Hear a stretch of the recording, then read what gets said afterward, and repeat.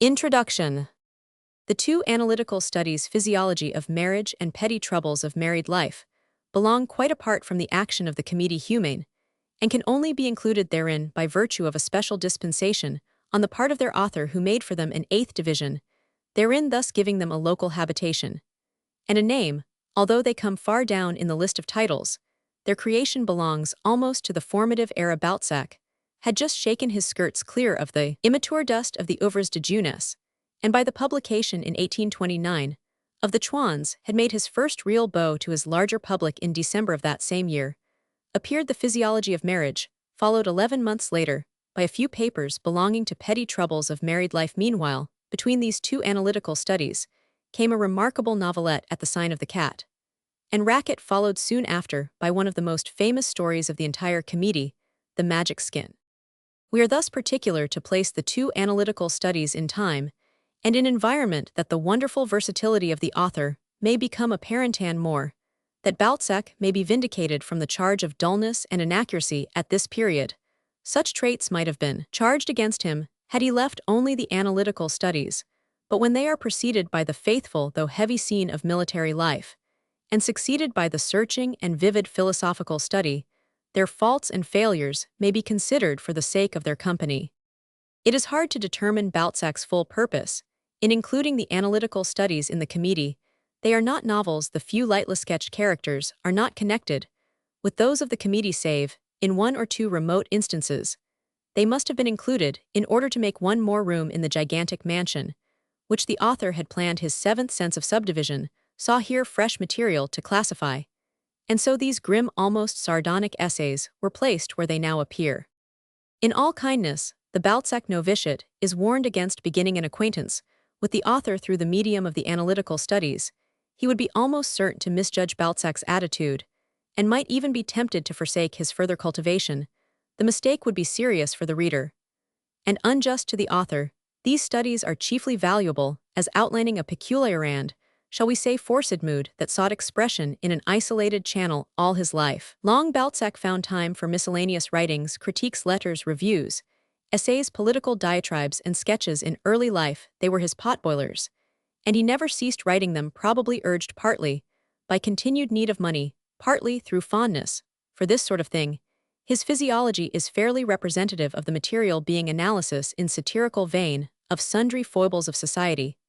This class of composition was very popular in the time of Louis Philippe.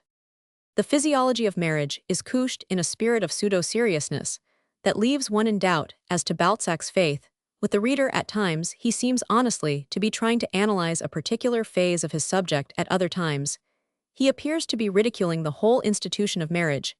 If this be not the case, then he would seem unfitted for his task. Through the ignorance of a bachelor, and adds to error the element of slander. He is at fault through lack of intimate experience, and yet the flashes of keen penetration preclude such a charge as this. A few bold touches of his pen, and a picture is drawn which glows with convincing reality, while here and there occur paragraphs of powerful description or searching philosophy, which proclaim Balzac, the mature Balzac, the observant. On the publication of Petty Troubles of Married Life in La Presse, the publishers of that periodical had this to say: Roman 1000 de Balzac has already produced, as you know, the Physiology of Marriage, a book full of diabolical ingenuity and an analysis of society that would drive to despair Leeuwenhoek and Swammerdam, who beheld the entire universe in a drop of water. This inexhaustible subject has again inspired an entertaining book full of Gallic malice and English humor, where Rabelais and Sterne meet and greet him at the same moment. In Petty Troubles, we have the sardonic vein fully developed. The whole edifice of romance seems but a card house, and all virtue merely a question of utility. We must not err, however, in taking sentiments at their apparent value, for the real Balzac lies deeper, and here and there a glimpse of his true spirit, and greater power becomes apparent. The bitter satire yields place to a vein of feeling true and fine, and gleaming like rich gold amid baser metal. Note another glimpse of Adolphus, with its splendid vein of reverie and quiet inspiration to higher living. It is touches like this which save the book and reveal the author. Petty Troubles of Married Life is a pendant or sequel to Physiology of Marriage. It is, as Balzac says, to the physiology what fact is to theory or history to philosophy, and has its logic as life viewed as a whole has its logic also, we must then say with the author that if literature is the reflection of manners, we must admit that our manners recognize the defects pointed out by the physiology of marriage in this fundamental institution, and we must concede for petty troubles one of those terrible blows dealt this social basis. The Physiologie du Marriage, aux Méditations de Philosophie éclectique sur le bonheur et le malheur conjugal, is dated at Paris 180-2429. It first appeared anonymously December 1829, dated 1830, from the press of Charles Gosselin and Urbain Canel, in 2 octavo volumes with its present introduction, and a note of correction now omitted. Its next appearance was signed in 1834, in a 2-volume edition of Olivier, in 1846. It was entered with its dedication to the reader, in the first edition of Etudes Analytical Studies, first edition also of the Comédie Humaine volume, Roman 16. All the subsequent editions have retained the original small division heads called Meditations. Petites Misères de la Vie Conjugale is not dated. Its composition was achieved piecemeal, beginning shortly after its predecessor appeared, but it was not till long after in 184,546 that its present 2-part form was published in a single octavo volume by Klendowski. A break had ensued between the first and second parts, the latter having appeared practically in full in La Presse of December 1840. 5. The subheadings have remained unchanged since the original printing. J. Walker McSpadden. The Physiology of Marriage, or The Musings of an Eclectic Philosopher on the Happiness and Unhappiness of Married Life. Introduction. Marriage is not an institution of nature. The family in the East is entirely different from the family in the West. Man is the servant of nature, and the institutions of society are grafts, not spontaneous growths of nature. Laws are made to suit manners, and manners vary. Marriage must therefore undergo the gradual development towards perfection to which all human affairs submit. These words, pronounced in the presence of the Conseil d'État by Napoleon during the discussion of the Civil Code, produced a profound impression upon the author of this book, and perhaps unconsciously, he received the suggestion of this work, which he now presents to the public. And indeed, at the period during which, while still in his youth, he studied French law, the word adultery made a singular impression upon him, taking, as it did, a prominent place in the code. This word never occurred to his mind without conjuring up its mournful train of consequences: tears, shame, hatred, terror, secret crime, bloody wars, families without a head, and social misery rose like a sudden line of phantoms before him when he read the solemn word adultery. Later on, when he became acquainted with the most cultivated circles of society, the author perceived that the rigor of marriage laws was very generally modified by adultery. He found that the number of unhappy homes was larger than that of happy marriages. In fact, he was the first to notice that of all human sciences that which relates to marriage was the least progressive. But this was the observation of a young man, and with him, as with so many others, this thought, like a pebble flung into the bosom of a lake, was lost in the abyss of his tumultuous thoughts. Nevertheless, in spite of himself, the author was compelled to investigate, and eventually there was gathered within his mind, little by little, a swarm of conclusions, more or less, just on the subject of married life. Works like the present one are formed in the mind of the author with as much mystery as that with which truffles grow on the scented plains of Perigord, out of the primitive and holy horror which adultery caused him, and the investigation which he had thoughtlessly made. There was born one morning a trifling thought, in which his ideas were formulated. This thought was really a satire upon marriage. It was as follows: a husband and wife found themselves in love with each other for the first time after 27 years of marriage. He amused himself with this little axiom, and passed a whole week in delight grouping around this harmless epigram the crowd of ideas which came to him unconsciously, and which he was astonished to find that he possessed. His humorous mood yielded at last to the claims of serious investigation. Willing as he was to take a hint, the author returned to his habitual idleness.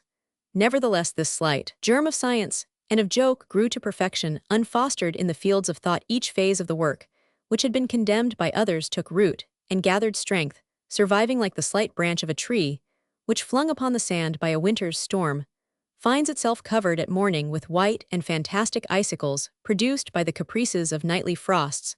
So the sketch lived on, and became the starting point of myriad branching moralizations, It was like a polypus, which multiplies itself by generation. The feelings of youth, the observations which a favorable opportunity led him to make, were verified in the most trifling events of his afterlife.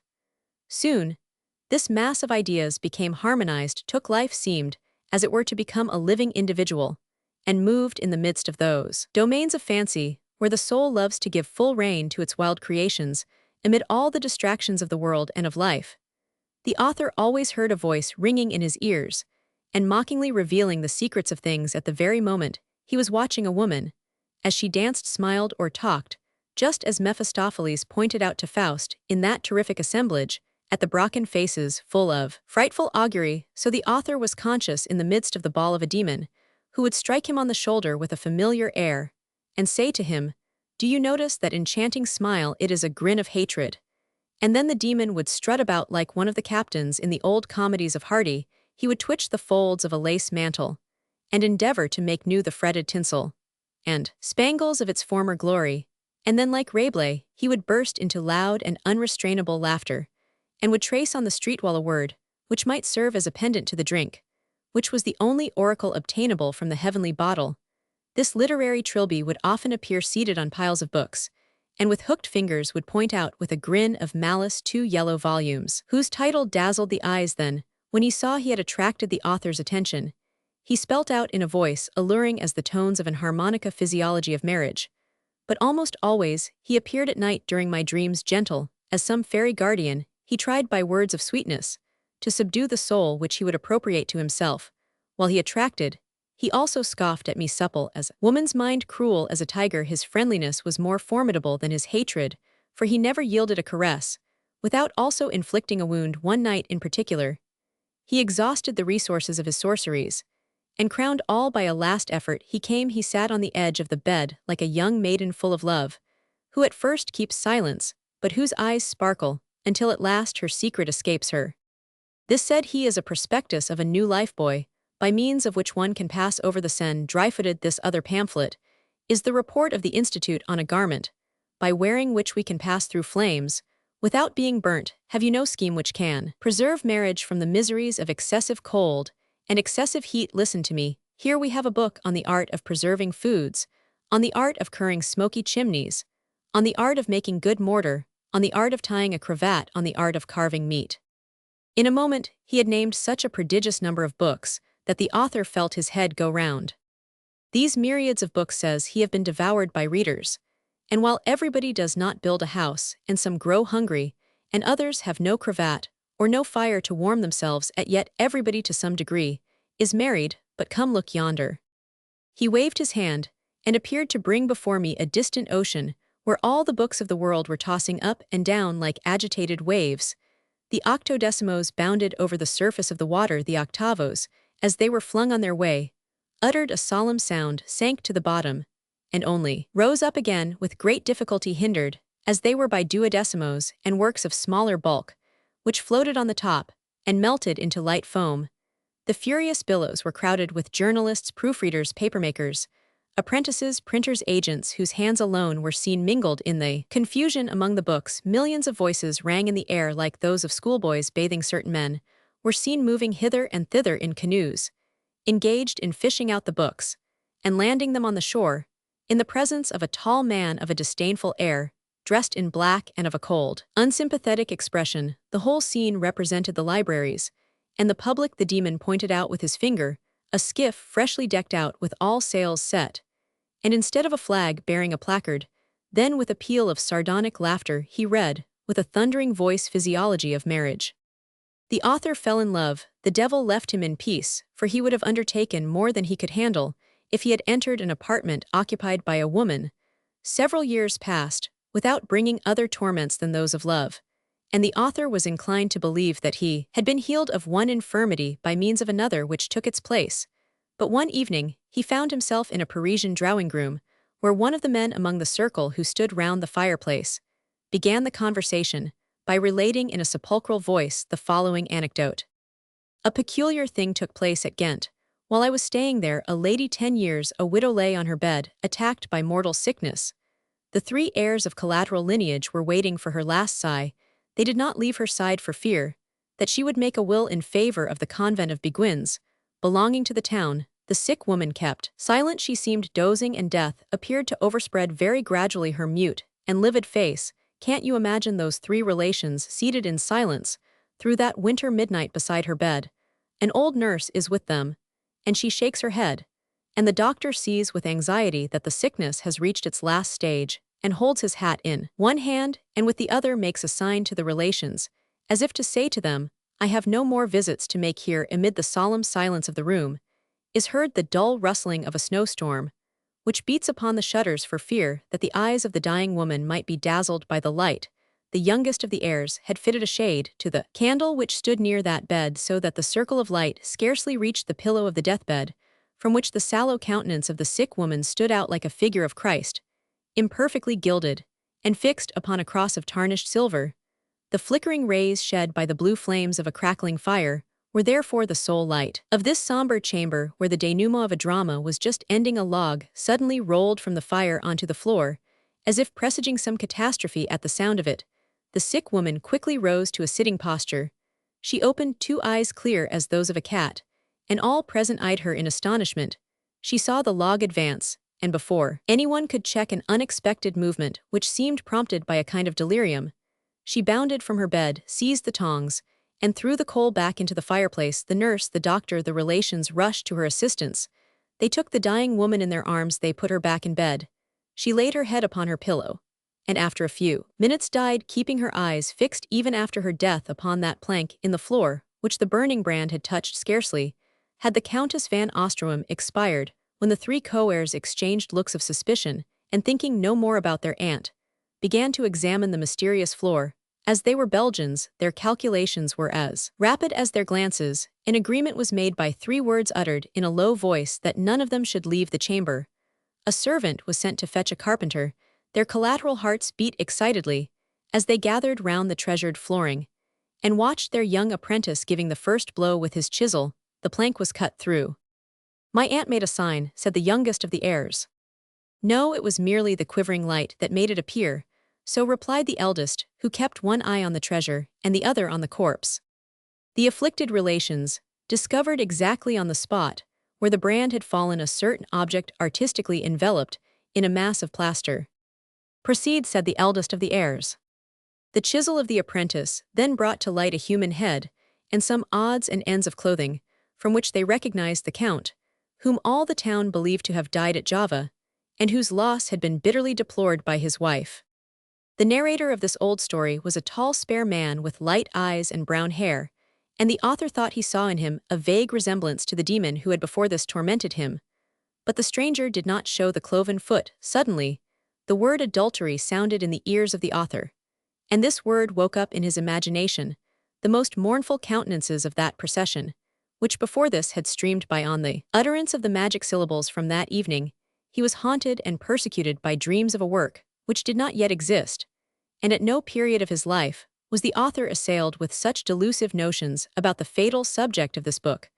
But he bravely resisted the fiend, although the latter referred the most unimportant incidents of life to this unknown work, and like a custom-house officer, set his stamp of mockery upon every occurrence. Some days afterwards, the author found himself in the company of two ladies. The first of them had been one of the most refined and the most intellectual women of Napoleon's court in his day. She occupied a lofty position, but the sudden appearance of the Restoration caused her downfall. She became a recluse. The second, who was young and beautiful, was at that time living at Paris. The life of a fashionable woman. They were friends, because the one being 40 and the other 22 years old, they were seldom rivals on the same field. The author was considered quite insignificant by the first of the two ladies, and since the other soon discovered this, they carried on in his presence the conversation which they had begun in a frank discussion of a woman's lot. Have you noticed, dear, that women in general bestow their love only upon a fool? What do you mean by that, Duchess? And how can you make your remark fit in with the fact that they have an aversion for their husbands? These women are absolute tyrants, said the author to himself. Has the devil again turned up in a mob cap? No, dear, I am not joking, replied the Duchess, and I shudder with fear for myself when I coolly consider people whom I have known in other times. Wit always has a sparkle which wounds us, and the man who has much of it makes us fear him perhaps, and if he is a proud man, he will be capable of jealousy and is not therefore to our taste. In fact, we prefer to raise a man to our own height, rather than to have to climb up to his talent, has great successes for us to share in, but the fool affords enjoyment to us, and we would sooner hear said that is a very handsome man than to see our lover elected to the institute. That's enough, Duchess, you have absolutely startled me. And the young coquette began to describe the lovers, about whom all the women of her acquaintance raved. There was not a single man of intellect among them. But I swear by my virtue, she said, their husbands are worth more. But these are the sort of people they choose for husbands, the Duchess answered gravely.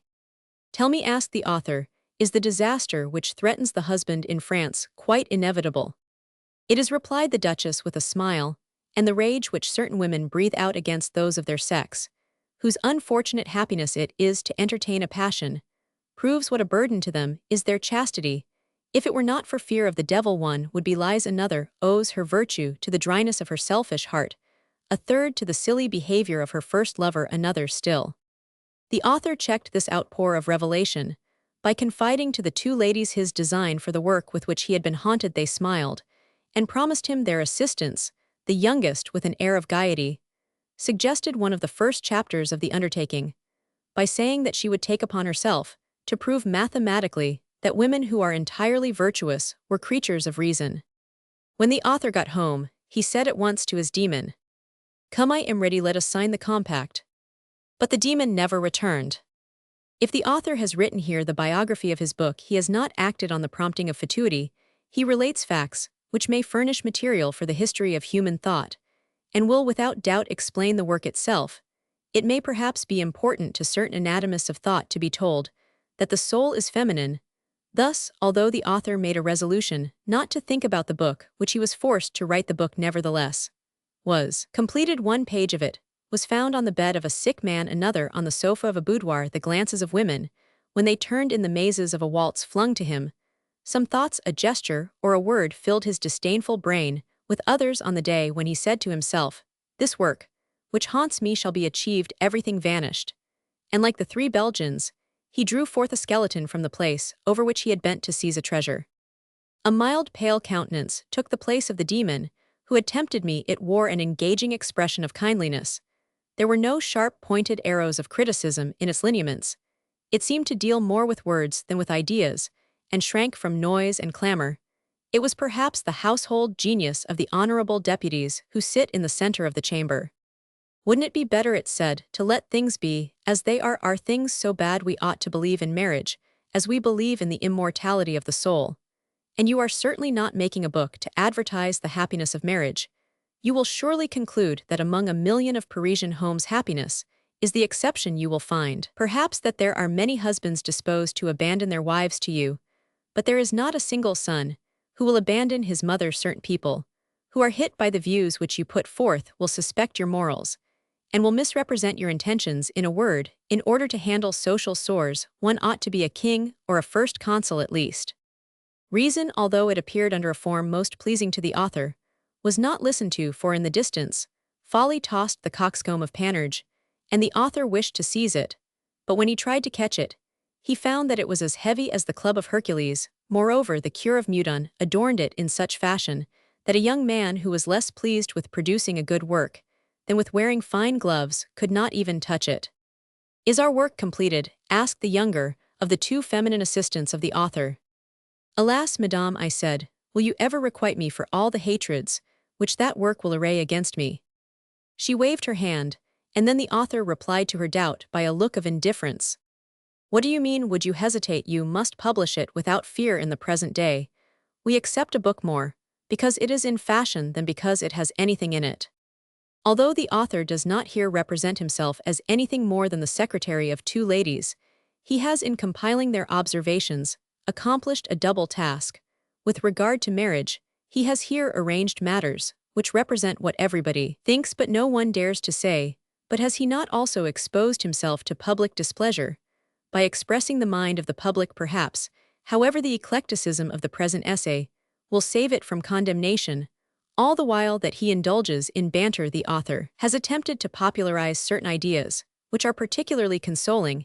He has almost always endeavored to lay bare the hidden springs which move the human soul, while undertaking to defend the most material interests of man, judging them or condemning them. He will perhaps bring to light many sources of intellectual delight, but the author does not foolishly claim always to put forth his pleasantries in the best of taste. He has merely counted upon the diversity of intellectual pursuits, in expectation of receiving as much blame as approbation. The subject of his work was so serious that he is constantly launched into anecdote, because at the present day anecdotes are the vehicle of all moral teaching and the antinarcotic of every work of literature. In literature, analysis and investigation prevail, and the wearying of the reader increases in proportion with the egotism of the writer. This is one of the greatest misfortunes that can befall a book, and the present author has been quite aware of it. He has therefore so arranged the topics of this long essay as to afford resting places for the reader. This method has been successfully adopted by a writer who produced on the subject of taste a work somewhat parallel to that which is here put forth on the subject of marriage. From the former, the present writer may be permitted to borrow a few words in order to express a thought which he shares with the author of them. This quotation will serve as an expression of homage to his predecessor, whose success has been so swiftly followed by his death. When I write and speak of myself in the singular, this implies a confidential talk with the reader. He can examine the statement, discuss it, doubt, and even ridicule it. But when I arm myself with the formidable we, I become the professor and demand submission. Brillat Savarin, Preface to the Physiology of Taste. December 5, 1829. First part. A general consideration. We will declaim against stupid laws until they are changed, and in the meantime blindly submit to them. Diderot's Supplement to the Voyage of Bougainville. Meditation, Roman 1. The subject. Physiology, what must I consider your meaning? Is not your object to prove that marriage unites for life two beings who do not know each other? That life consists in passion, and that no passion survives marriage? That marriage is an institution necessary for the preservation of society, but that it is contrary to the laws of nature? That divorce, this admirable release from the misfortunes of marriage, should with one voice be reinstated? That in spite of all its inconveniences, marriage is the foundation on which property is based? That it furnishes invaluable pledges for the security of government? That there is something touching in the association of two human beings for the purpose of supporting the pains of life? That there is something ridiculous in the wish that one and the same thoughts should control two wills? That the wife is treated as a slave? That there has never been a marriage entirely happy? That marriage is filled with crimes, and that the known murders are not the worst? That fidelity is impossible, at least to the man? That an investigation, if it could be undertaken, would prove that in the transmission of patrimonial property there was more risk than security? That adultery does more harm than marriage does good? That infidelity in a woman may be traced back to the earliest ages of society, and that marriage still survives this perpetuation of treachery? That the laws of love so strongly link together two human beings that no human law can put them asunder? That while there are marriages recorded on the public registers, there are others over which nature herself has presided, and they have been dictated either by the mutual memory of thought, or by an utter difference of mental disposition, or by corporeal affinity in the parties, named. That it is thus that heaven and earth are constantly at variance? That there are many husbands fine in figure and of superior intellect, whose wives have lovers exceedingly ugly, insignificant in appearance, or stupid in mind? All these questions furnish material for books, but the books have been written, and the questions are constantly reappearing. Physiology, what must I take you to mean? Do you reveal new principles? Would you pretend that it is the right thing that woman should be made common Lycurgus, and certain Greek peoples, as well as Tartars and savages, have tried this? Can it possibly be right to confine women? The Ottomans once did so, and nowadays they give them their liberty. Would it be right to marry young women without providing a dowry, and yet exclude them from the right of succeeding to property? Some English authors and some moralists have proved that this, with the admission of divorce, is the surest method of rendering marriage happy. Should there be a little Hagar in each marriage establishment, there is no need to pass a law for that the provision of the code which makes an unfaithful wife liable to a penalty, in whatever place the crime be committed, and that other article which does not punish the erring husband unless his concubine dwells beneath the conjugal roof, implicitly admits the existence of mistresses in the city. Sanchez has written a dissertation on the penal cases incident to marriage.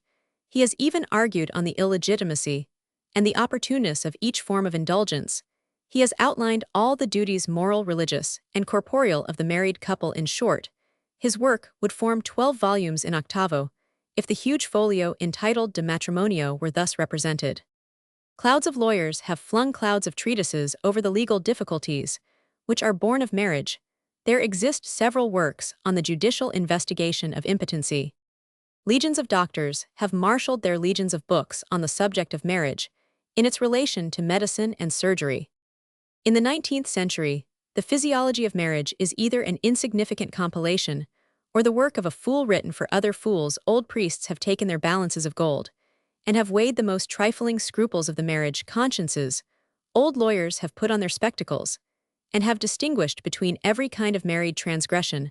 Old doctors have seized the scalpel and drawn it over all the wounds of the subject. Old judges have mounted to the bench and have decided all the cases of marriage dissolution. Whole generations have passed unuttered cries of joy or of grief on the subject. Each age has cast its vote into the urn. The Holy Spirit poets and writers have recounted everything from the days of Eve to the Trojan War, from Helen to Madame de Maintenon, from the mistress of Louis Roman XIV to the woman of their own. Physiology, what must I consider your meaning? Shall I say that you intend to publish pictures, more or less skillfully drawn, for the purpose of convincing us that a man marries from ambition? That is well known. From kindness, in order to deliver a girl from the tyranny of her mother. From rage, in order to disinherit his relations. From scorn of a faithless mistress. From weariness of a pleasant bachelor life. From folly, for each man always commits one. In consequence of a wager, which was the case with Lord Byron. From interest, which is almost always the case. From youthfulness, on leaving college like a blockhead. From ugliness, fear of some day failing to secure a wife. Through Machiavellism, in order to be the heir of some old woman at an early date. From necessity, in order to secure the standing to our son. From obligation, the damsel having shown herself weak. From passion, in order to become more surely cured of it. On account of a quarrel, in order to put an end to a lawsuit. From gratitude, by which he gives more than he has received. From goodness, which is the fate of doctrinaires. From the condition of a will, when a dead uncle attaches his legacy to some girl marriage, with whom is the condition of succession. From custom, in imitation of his ancestors. From old age, in order to make an end of life. From yatidi, that is the hour of going to bed, and signifies amongst the Turks all bodily needs. From religious zeal, like the Duke of St. Anan, who did not wish to commit sin. The foregoing queries came in untranslatable alphabetic order in the original editor. But these incidents of marriage have furnished matter for 30,000 comedies and 100,000 romances. Physiology, for the third and last time, I ask you, what is your meaning? So far everything is commonplace as the pavement of the street, familiar as a crossway. Marriage is better known than the Barabbas of the Passion. All the ancient ideas, which it calls to light, permeate literature, since the world is the world. And there is not a single opinion which might serve to the advantage of the world, nor a ridiculous project which could not find an author to write it up, a printer to print it, a bookseller to sell it, and a reader to read it. Allow me to say to you, like Rabelais, who is in every sense our master. Gentlemen, God save and guard you. Where are you? I cannot see you. Wait until I put on my spectacles. Ah, I see you now, you, your wives, your children. Are you in good health? I am glad to hear it. But it is not for you that I am writing, since you have grown-up children, that ends the matter.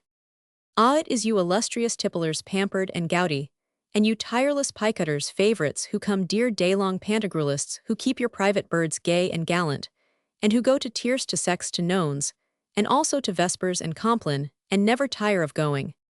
It is not for you that the physiology of marriage is addressed, for you are not married, and may you never be married, you herd of bigots, snails, hypocrites, dotards, lechers, booted for pilgrimage to Rome, disguised and marked, as it were to deceive the world. Go back, you scoundrels, out of my sight, gallows birds. Are ye all now in the devil's name? Will you not be gone? There are none left now, but the good souls who love to laugh, not the snivellers who burst into tears in prose or verse, whatever their subject be, who make people sick with their odes, their sonnets, their meditation. None of these dreamers, but certain old-fashioned pantagruelists who don't think twice about it when they are invited to join a banquet, or provoked to make a repartee who can take pleasure in a book like Peas, and the Lard with Commentary of Rabelais, or in the one entitled The Dignity of Breeches, and who esteem highly the fair books of high degree a quarry hard to run down and redoubtable to wrestle with.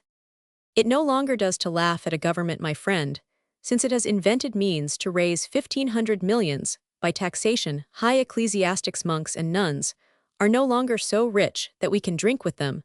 But let St. Michael come, he who chased the devil from heaven, and we shall perhaps see the good time come back again. There is only one thing in France at the present moment which remains a laughing matter, and that is marriage. Disciples of Panurge, ye are the only readers I desire. You know how seasonably to take up and lay down a book, how to get the most pleasure out of it, to understand the hint, in a half-word, how to suck nourishment from a marrow bone.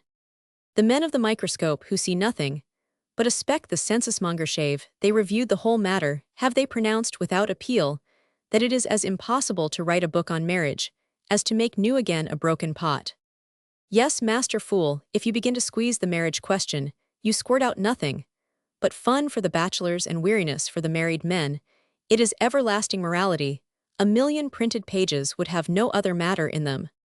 In spite of this, here is my first proposition. Marriage is a fight to the death before which the wedded couple ask a blessing from heaven, because it is the rashest of all undertakings to swear eternal love. The fight at once commences, and victory, that is to say, liberty, remains in the hands of the clever of the two. Undoubtedly, but do you see in this a fresh idea?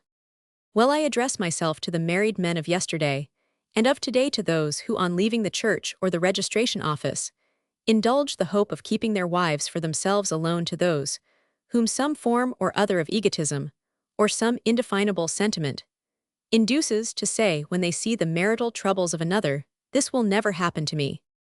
I address myself to those sailors who, after witnessing the foundering of other ships, still put to sea, to those bachelors who, after witnessing the shipwreck of virtue in a marriage of another, venture upon wedlock, and this is my subject, eternally now yet eternally old.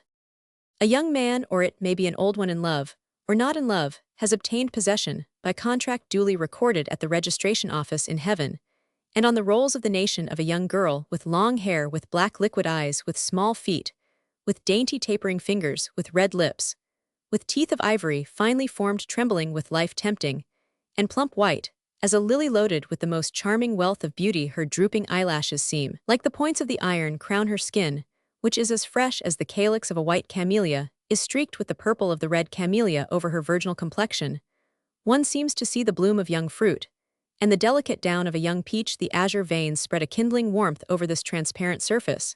She asks for life, and she gives it. She is all joy, and love, all tenderness, and candor. She loves her husband, or at least believes she loves him. The husband who is in love says in the bottom of his heart, "Those eyes will see no one but me, that mouth will tremble with love for me alone, that gentle hand will lavish the caressing treasures of delight on me alone, that bosom will heave at no voice but mine, that slumbering soul will awake at my will alone. I only will entangle my fingers in those shining tresses. I alone will indulge myself in dreamily caressing that sensitive head. I will make death the guardian of my pillow, if only I may ward off from the nuptial couch the stranger who would violate it. That throne of love shall swim in the blood of the rash, or of my own tranquility, honor, happiness, the ties of home, the fortune of my children, all are at stake there. I would defend them, as a lioness defends her cubs. Woe unto him who shall set foot in my lair." Well, now, courageous athlete, we applaud your intention. Up to the present moment, no geographer has ventured to trace the lines of longitude and latitude in the ocean of marriage. Old husbands have been ashamed to point out the sandbanks, the reefs, the shallows, the breakers, the monsoons, the coasts and currents, which have wrecked their ships, for their shipwrecks brought them shame. There was no pilot, no compass for those pilgrims of marriage. This work is intended to supply the desideratum. Without mentioning grocers and drapers, there are so many people occupied in discovering the secret motives of women that it is really a work of charity to classify for them, by chapter and verse, all the secret situations of marriage. A good table of contents will enable them to put their finger on each movement of their wife's heart, as a table of logarithms tells them the product of a given multiplication. And now, what do you think about that? Is not this a novel undertaking, and one which no philosopher has as yet approached. I mean, this attempt to show how a woman may be prevented from deceiving her husband. Is not this the comedy of comedies? Is it not a second speculum vitae humani? We are not now dealing with the abstract questions, which we have done justice to already in this meditation at the present day in ethics. As in exact science, the world asks for facts for the results of observation. These we shall furnish. Let us begin, then, by examining the true condition of things, by analyzing the forces which exist on either side before arming our imaginary champion. Let us reckon up the number of his enemies. Let us count the Cossacks who intend to invade his little domain. All who wish may embark with us on this voyage. All who can may laugh, weigh anchor, hoist sail. You know exactly the point from which you start. You have this advantage over a great many books that are written. As for our fancy of laughing while we weep, and of weeping while we laugh, as the divine Rabelais drank while he ate and ate, while he drank, as for our humor to put Heraclitus and Democritus on the same page, and to discard style or premeditated phrasaphe, any of the crew mutiny overboard with the doting cranks, the infamous classicists, the dead and buried romanticists, and steer for the blue water. Everybody perhaps will jeeringly remark that we are like those who say with smiling faces, I am going to tell you a story that will make you laugh. But it is the proper thing to joke when speaking of marriage. In short, can you not understand that we consider marriage as a trifling ailment to which all of us are subject, and upon which this volume is a monograph? But your bark or your work starts off like those postilions who crack their whips. Because their passengers are English, you will not have galloped at full speed for half a league before you dismount to mend a trace, or to breathe your horses. What is the good of blowing the trumpet before victory?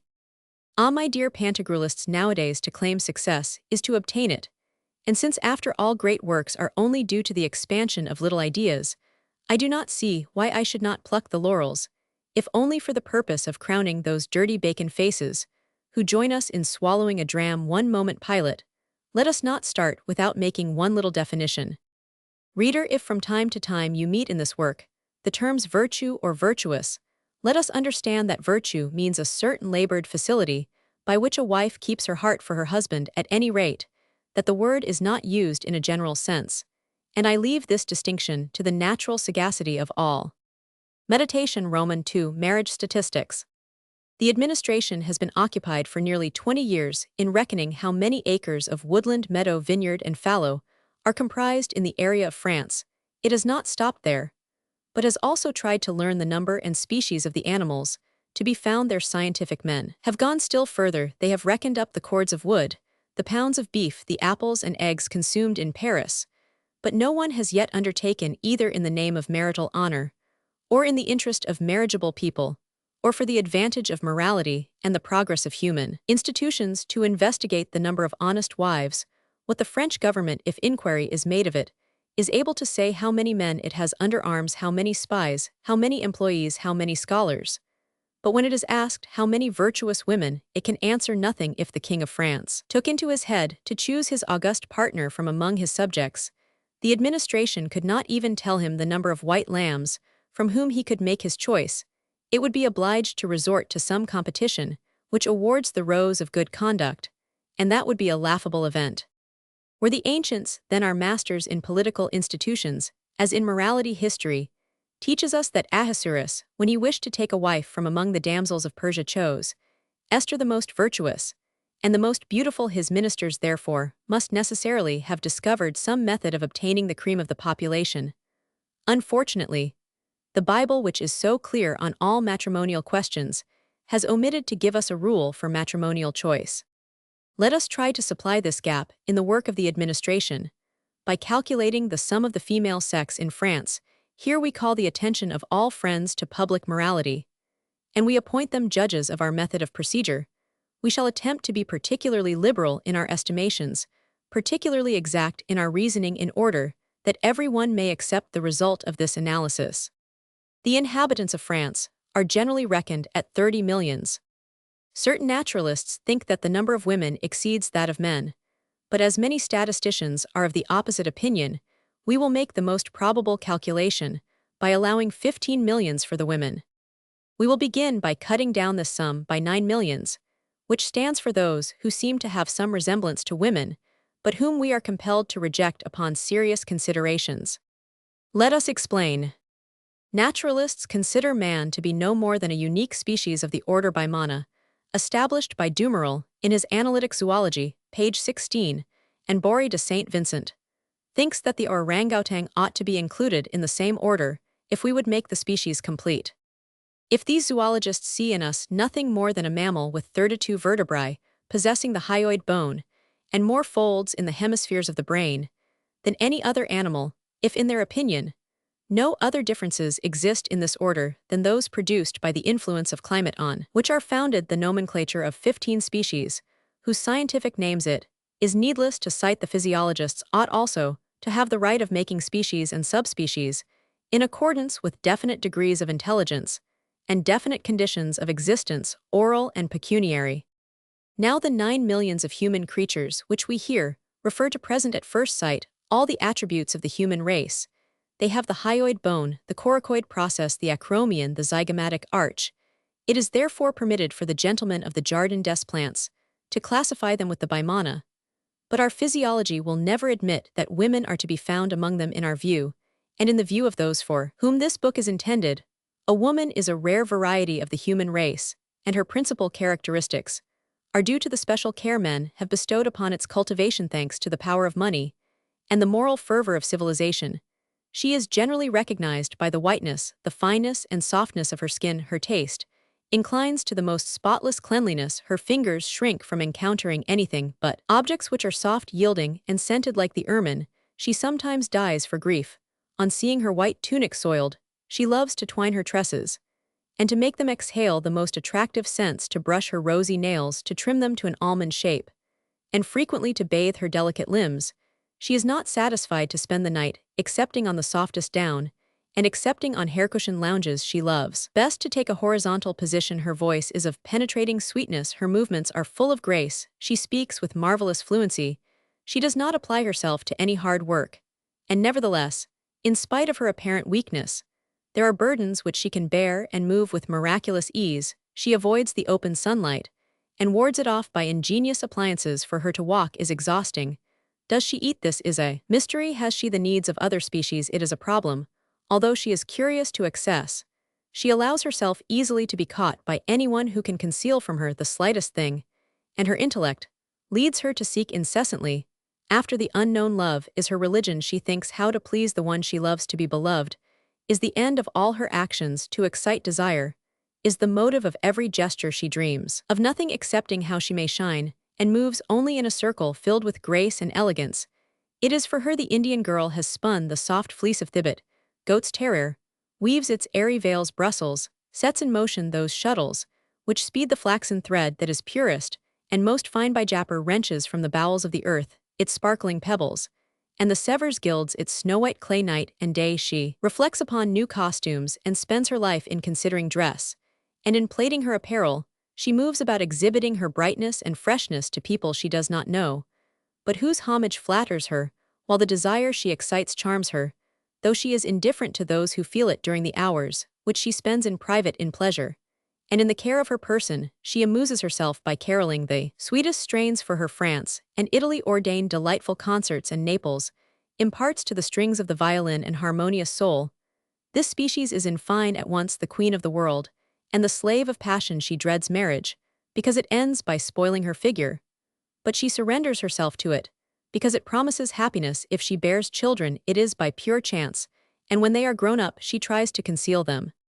These characteristics, taken at random from among 1,000 others, are not found amongst those beings whose hands are as black as those of apes, and their skin tanned like the ancient parchments of an alim, whose complexion is burnt brown by the sun, and whose neck is wrinkled like that of a turkey, who are covered with rags, whose voice is hoarse, whose intelligence is nil, who think of nothing but the bread box, and who are incessantly bowed in toil towards the ground, who dig, who harrow, who make hay, glean, gather in the harvest, knead the bread and strip hemp, who huddled among domestic beasts, infants and men, dwell in holes and dens, scarcely covered with thatch, to whom it is of little importance from what source children rain down into their homes.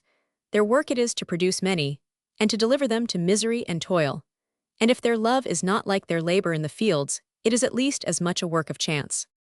Alas, if there are throughout the world multitudes of tradeswomen who sit all day long between the cradle and the sugar cask farmers' wives and daughters, who milk the cows' unfortunate women, who are employed like beasts of burden in the manufactories, who all day long carry the loaded basket the hoe, and the fish crate if unfortunately there exist these common human beings to whom the life of the soul, the benefits of education, the delicious tempests of the heart, are an unattainable heaven, and, if nature has decreed that they should have coracoid processes, and hyoid bones and 32 vertebrae, let them remain for the physiologist classed with the orangutan. And here, we make no stipulations for the leisure class, for those who have the time, and the sense to fall in love for the rich, who have purchased the right of indulging their passions, for the intellectual, who have conquered a monopoly of fads anathema on all those who do not live by thought we say raka, and fool to all. Those who are not ardent, young, beautiful, and passionate. This is the public expression of that secret sentiment, entertained by philanthropists who have learned to read, and can keep their own carriage among the 9 millions of the proscribed, the tax-gatherer, the magistrate, the lawmaker, and the priest doubtless see living souls, who are to be ruled and made subject to the administration of justice. But the man of sentiment, the philosopher of the boudoir, while he eats his fine bread made of corn sown and harvested by these creatures, will reject them, and relegate them, as we do, to a place outside the genus woman. For them, there are no women excepting those who can inspire love, and there is no living being, but the creature invested with the priesthood of thought by means of a privileged education, and with whom leisure has developed the power of imagination. In other words, that only is a human being whose soul dreams in love, either of intellectual enjoyments or of physical delights.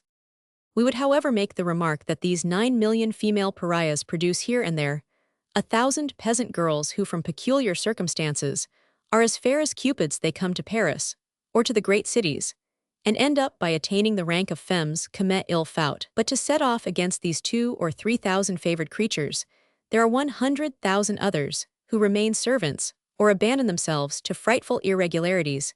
Nevertheless, we are obliged to count these pompadours of the village among the feminine population. Our first calculation is based upon the statistical discovery that in France there are 18 millions of the poor, 10 millions of people in easy circumstances, and 2 millions of the rich. There exist therefore in France only 6 millions of women, in whom men of sentiment are now interested, have been interested, or will be interested. Let us subject this social elite to a philosophical examination. We think without fear of being deceived that married people who have lived 20 years together may sleep in peace, without fear of having their love trespassed upon, or of incurring the scandal of a lawsuit for criminal conversation.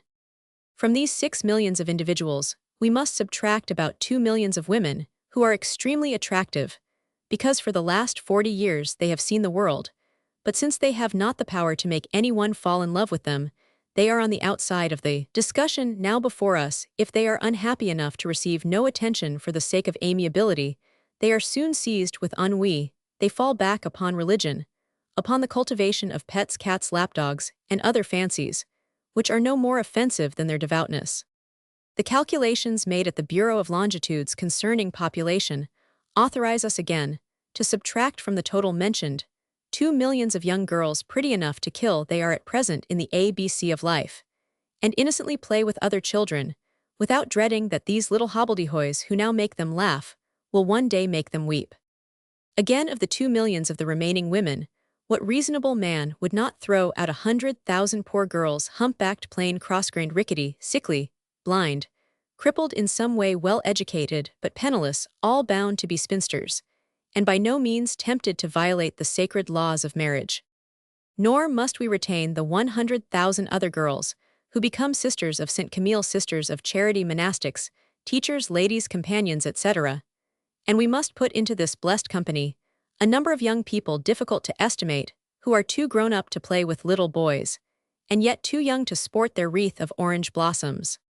Finally, of the 15 million subjects which remain at the bottom of our crucible, we must eliminate 500,000 other individuals, to be reckoned as daughters of Baal, who subserve the appetites of the base. We must even comprise among those without fear that they will be corrupted by their company the kept women, the milliners, the shop girls, saleswomen, actresses, singers, the girls of the opera, the ballet dancers, upper servants, chambermaids, etc. Most of these creatures excite the passions of many people, but they would consider it immodest to inform a lawyer, a mayor, an ecclesiastic, or a laughing world of the day.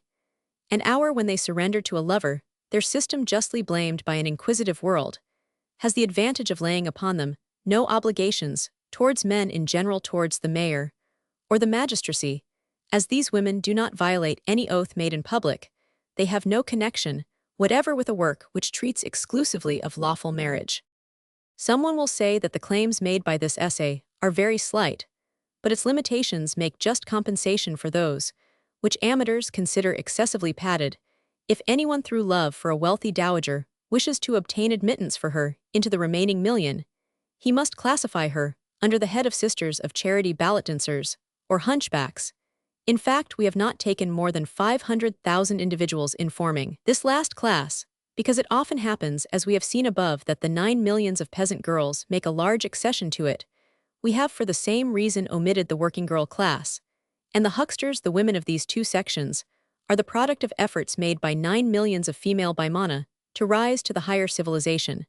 But for its scrupulous exactitude, many persons might regard this statistical meditation as a mere joke.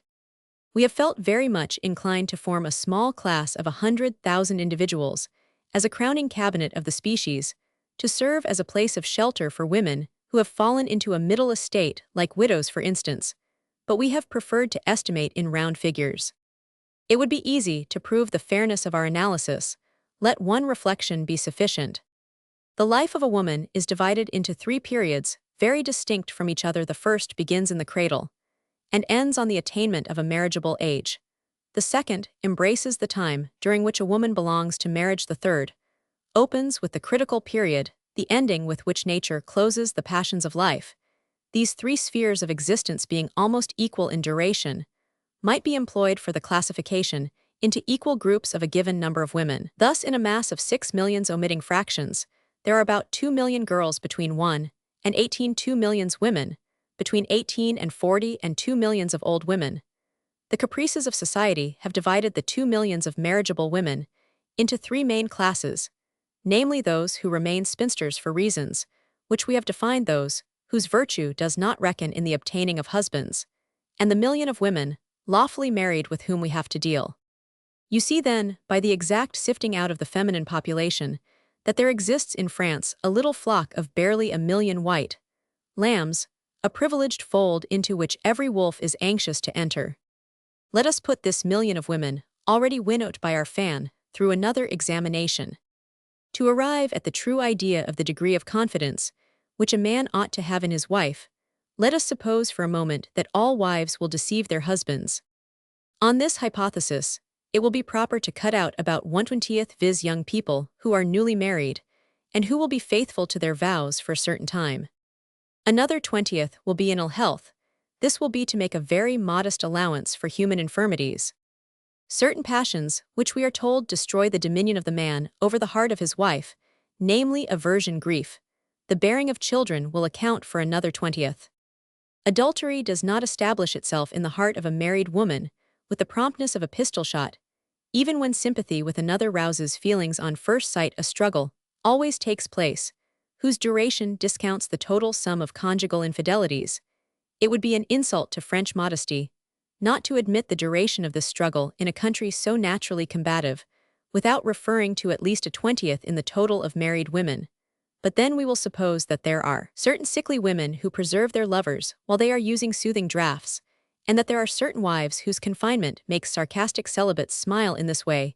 We shall vindicate the modesty of those who enter upon the struggle from motives of virtue. For the same reason, we should not venture to believe that a woman forsaken by her lover will find a new one on the spot. But this discount being much more uncertain than the preceding one, we will estimate it at 1/40.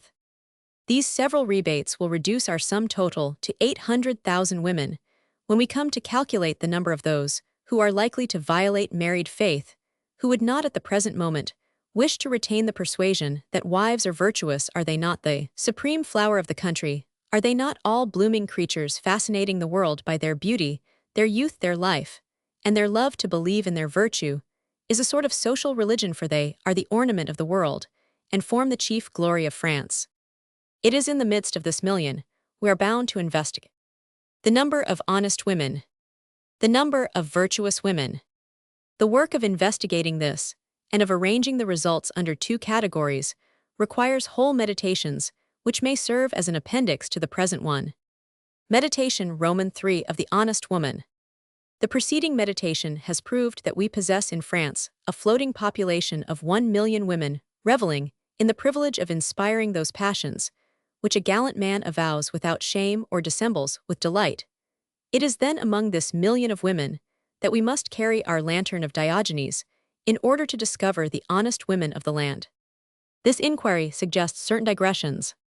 Two young people well dressed whose slender figures and rounded arms suggest a paver's tool, and whose boots are elegantly made meet one morning on the boulevard, at the end of the passage des Panoramas. What is this you? Yes, dear boy, it looks like me, doesn't it? Then they laugh with more or less intelligence, according to the nature of the joke, which opens the conversation. When they have examined each other with the sly curiosity of a police officer on the lookout for a clue, when they are quite convinced of the newness of each other's gloves, of each other's waistcoat, and of the taste with which their cravats are tied, when they are pretty certain that neither of them is down in the world, they link arms. And if they start from the Theatre des Variétés, they have not reached Frascati's before they have asked each other a roundabout question, whose free translation may be this: "Whom are you living with now?"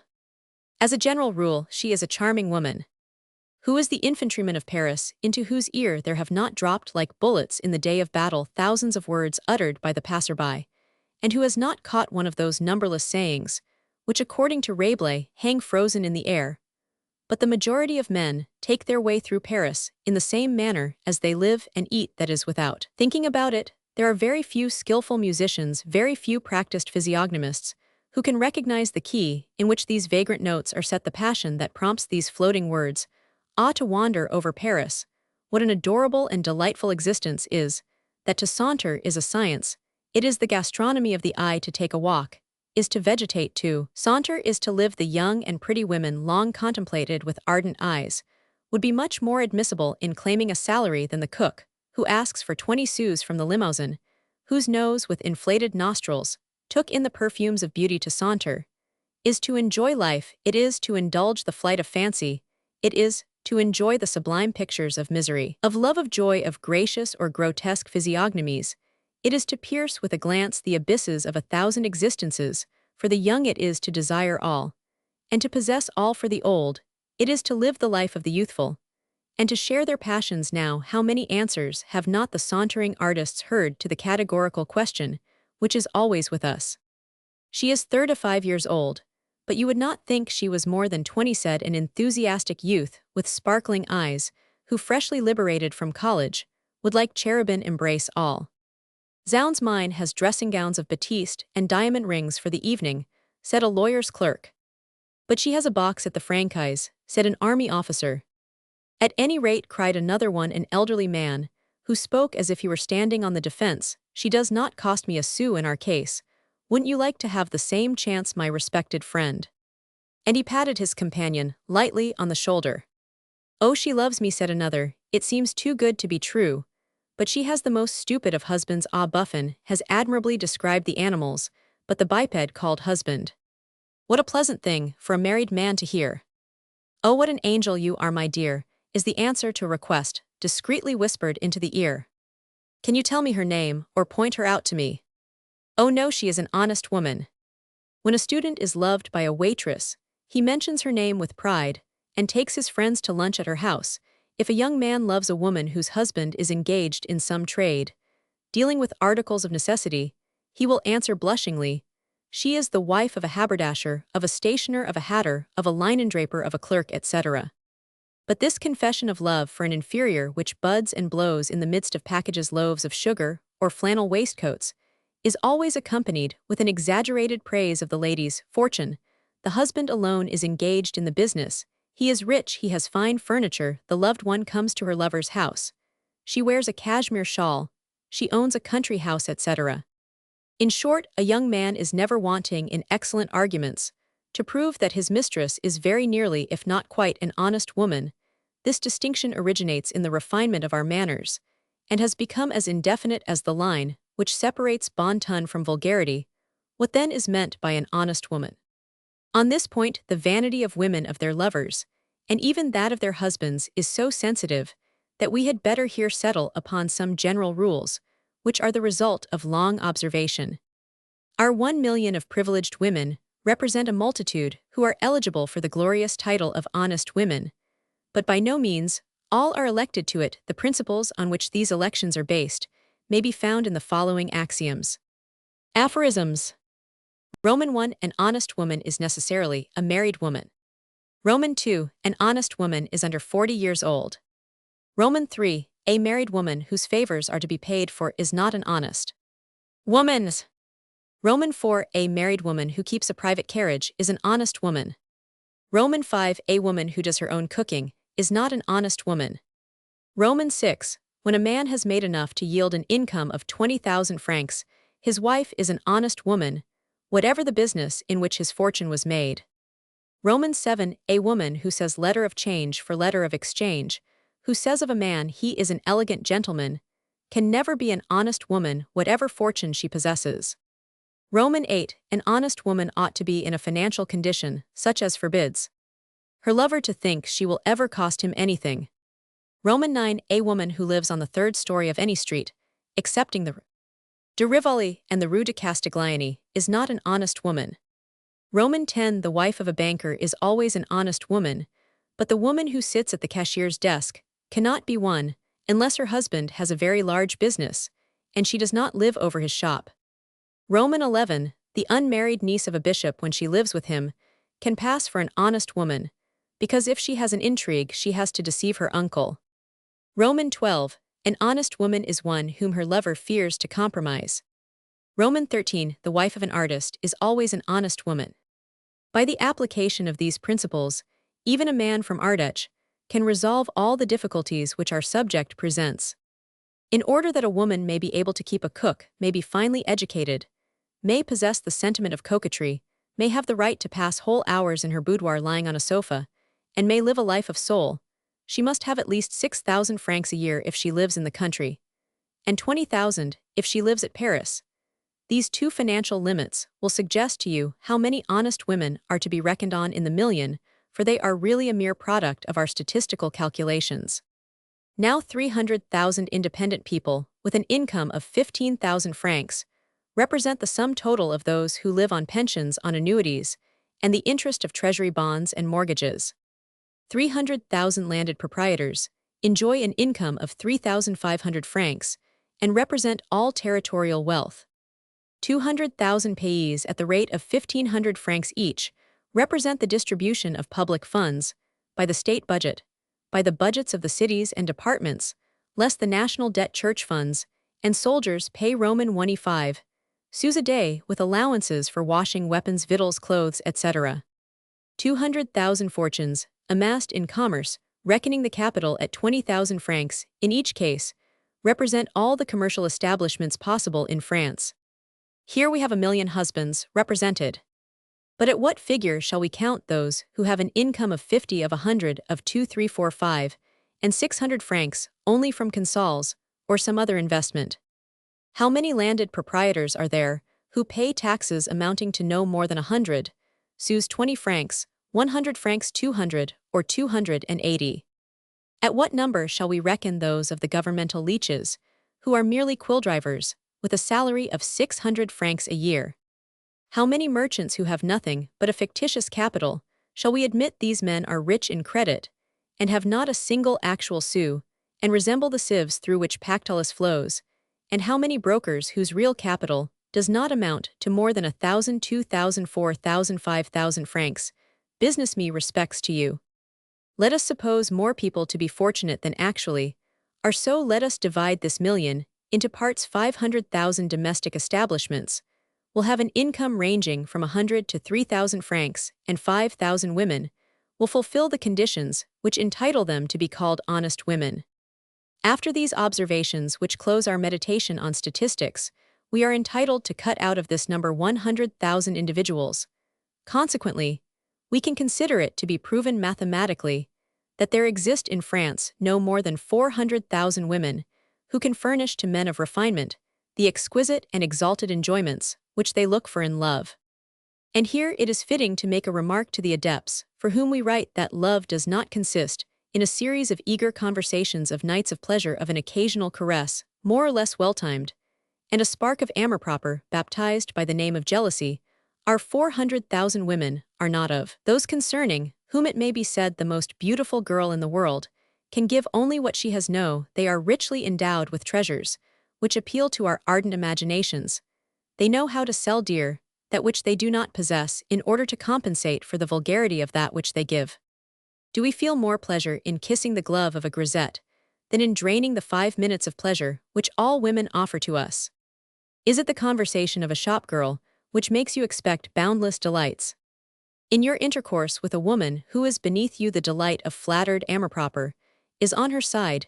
You are not in the secret of the happiness which you give.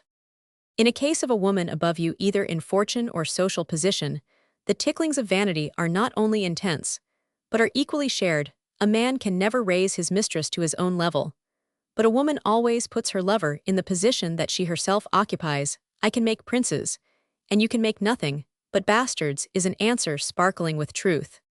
If love is the first of passions, it is, because it flatters all the rest of them at the same time. We love with more or less intensity, in proportion to the number of chords which are touched by the fingers of a beautiful mistress.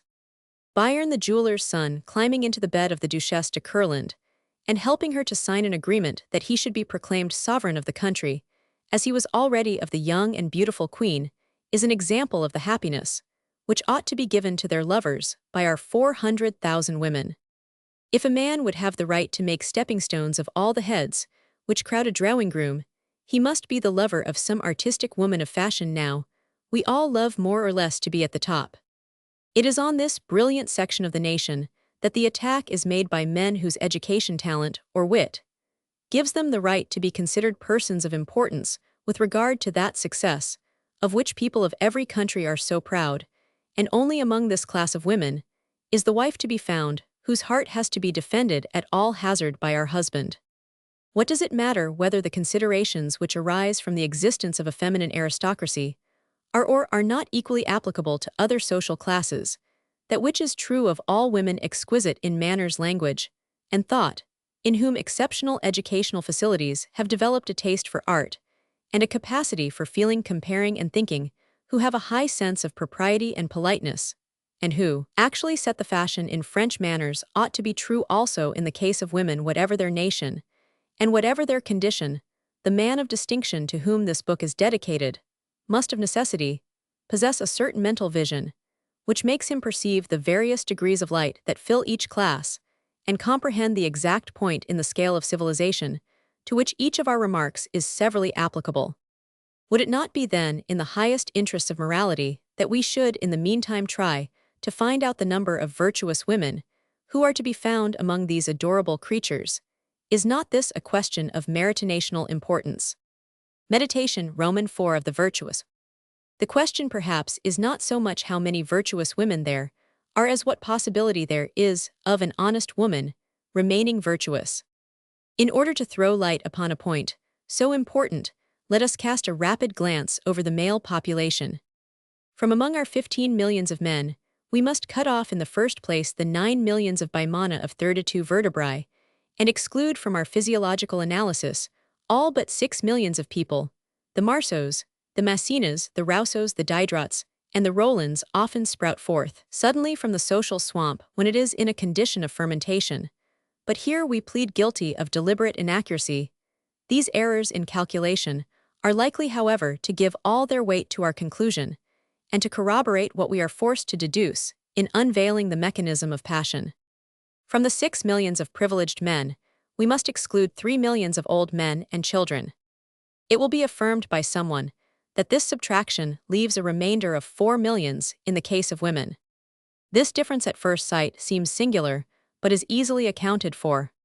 The average age at which women are married is 20 years, and at 40 they cease to belong to the world of love. Now a young bachelor of 17 is apt to make deep cuts with his penknife in the parchment of contracts, as the chronicles of scandal will tell you. On the other hand, a man at 52 is more formidable than at any other age. It is at this fair epoch of life that he enjoys an experience dearly bought, and probably all the fortune that he will ever require. The passions, by which his course is directed, being the last under whose scourge he will move. He is unpitying and determined, like the man carried away by a current, who snatches at a green and pliant branch of willow, the young nursling of the year. Roman 14. Physically, a man is a man much longer than a woman is a woman. With regard to marriage, the difference in duration of the life of love with a man and with a woman is 15 years. This period is equal to 3/4 of the time, during which the infidelities of the woman can bring unhappiness to her husband. Nevertheless, the remainder in our subtraction from the sum of men only differs by a sixth or so from that which results in our subtraction from the sum of women. Great is the modest caution of our estimates. As to our arguments, they are founded on evidence so widely known that we have only expounded them for the sake of being exact, and in order to anticipate all criticism. It has therefore been proved to the mind of every philosopher, however little disposed he may be to forming numerical estimates, that there exists in France a floating mass of 3,000,000 men, between 17 and 52, all perfectly alive, well provided with teeth, quite resolved on biting, in fact biting, and asking nothing better than the opportunity of walking strong and upright along the way to paradise. The above observations entitle us to separate from this mass of men 1,000,000 husbands. Suppose, for an instant, that these being satisfied, and always happy like our model husband, confine themselves to conjugal love. Our remainder of 2,000,000s do not require 5 sous to make love. It is quite sufficient for a man to have a fine foot and a clear eye in order to dismantle the portrait of a husband. It is not necessary that he should have a handsome face, nor even a good figure. Provided that a man appears to be intellectual and has a distinguished expression of face, women never look where he comes from, but where he is going to.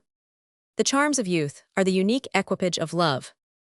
A coat made by Brisson, a pair of gloves bought from Boivin, elegant shoes, for whose payment the dealer trembles, a welted cravat, are sufficient to make a man king of the drawing-room. And soldiers, although the passion for gold lace and aiguillettes has died away, though not soldiers form of themselves, a redoubtable legion of celibates, not to mention Eginhard, for he was a private secretary. Has not a newspaper recently recorded how a German princess bequeathed her fortune to a simple lieutenant of cuirassiers in the imperial guard? But the notary of the village, who in the wilds of Gascony does not draw more than 36 deeds a year, sends his son to study law at Paris. The hatter wishes his son to be a notary. The lawyer destines his to be a judge. The judge wishes to become a minister, in order that his sons may be peers. At no epoch in the world's history has there been so eager a thirst for education. Today, it is not intellect, but cleverness that promenades the streets. From every crevice in the rocky surface of society brilliant flowers burst forth, as the spring brings them on the walls of a ruin. Even in the caverns there droop from the vaulted roof faintly colored tufts of green vegetation. The sun of education permeates all. Since this vast development of thought, this even and fruitful diffusion of light, we have scarcely any men of superiority, because every single man represents the whole education of his age. We are surrounded by living encyclopedias, who walk about, think, act, and wish to be immortalized. Hence the frightful catastrophes of climbing ambitions and insensate passions. We feel the want of other worlds. There are more hives needed to receive the swarms, and especially are we in need of more pretty women. But the maladies by which a man is afflicted do not nullify the sum total of human passion. To our shame, be it spoken, a woman is never so much attached to us as when we are sick. With this thought, all the epigrams written against the little sex, for it is antiquated nowadays to say the fair sex, ought to be disarmed of their point and changed into madrigals of eulogy. All men ought to consider that the sole virtue of a woman is to love, and that all women are prodigiously virtuous, and at that point to close the book and end their meditation. Do you not remember that black and gloomy hour when, lonely and suffering, making accusations against men, and especially against your friends, weak, discouraged, and filled with thoughts of death, your head supported by a fevered pillow, and stretched upon a sheet, whose white trellis work of linen was stamped upon your skin, you traced with your eyes the green paper which covered the walls of your silent chamber? Do you recollect, I say, seeing someone noiselessly open your door, exhibiting her fair young face, framed with rolls of gold, and a bonnet which you had never seen before? She seemed like a star in a stormy night, smiling and stealing towards you with an expression in which distress and happiness were blended, and flinging herself into your arms. How did you manage it? What did you tell your husband, you ask? Your husband, ah, this brings us back again into the depths of our subject. Roman 15, morally, the man is more often and longer a man than the woman is a woman. On the other hand, we ought to consider that among these 2 millions of celibates, there are many unhappy men, in whom a profound sense of their misery and persistent toil have quenched the instinct of love. That they have not all passed through college, that there are many artisans among them, many footmen. Duke of Gevers, an extremely plain and short man, as he walked through the park of Versailles, saw several lackeys of fine appearance, and said to his friends, "Look how these fellows are made by us, and how they imitate us. That there are many contractors, many tradespeople who think of nothing but money, many drudges of the shop. That there are men more stupid, and actually more ugly than God would have made them. That there are those whose character is like a chestnut without a kernel. That the clergy are generally chaste. That there are men so situated in life that they can never enter the brilliant sphere in which honest women move, whether for want of a coat, or from their bashfulness, or from the failure of a mahout to introduce them.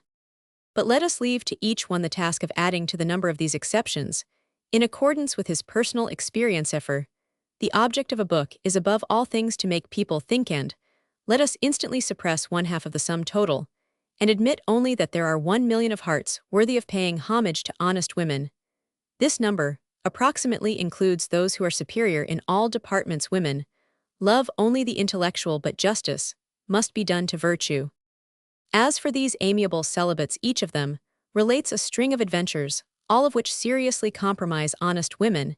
It would be a very moderate and reserved computation to attribute no more than 3 adventures to each celibate, but if some of them count their adventures by the dozen, there are many more who confine themselves to 2 or 3 incidents of passion, and some to a single one in their whole life, so that we have, in accordance with the statistical method, taken the average. Now, if the number of celibates be multiplied by the number of their excesses in love, the result will be 3 millions of adventures. To set against this, we have only 400,000 honest women. If the God of goodness and indulgence, who hovers over the worlds, does not make a second washing of the human race, it is doubtless because so little success attended the first. Here then we have a people, a society which has been sifted, and you see the result. Roman 16, manners are the hypocrisy of nations, and hypocrisy is more or less perfect. Roman 17, virtue perhaps is nothing more than politeness of soul. Physical love is a craving like hunger, excepting that man eats all the time, and in love his appetite is neither so persistent nor so regular as at the table. A piece of bread and a carafe of water will satisfy the hunger of any man, but our civilization has brought to light the science of gastronomy. Love has its piece of bread, but it has also its science of loving. That science, which we call coquetry, a delightful word, which the French alone possess, for that science originated in this country. Well, after all, isn't it enough to enrage all husbands when they think that man is so endowed with an innate desire to change from one food to another that in some savage countries where travelers have landed, they have found alcoholic drinks and ragouts. Hunger is not so violent as love, but the caprices of the soul are more numerous, more bewitching, more exquisite in their intensity than the caprices of gastronomy. But all that the poets and the experiences of our own life have revealed to us on the subject of love arms us celibates with a terrible power. We are the lion of the gospel, seeking whom we may devour. Then let every one question his conscience on this point, and search his memory if he has ever met a man who confined himself to the love of one woman only.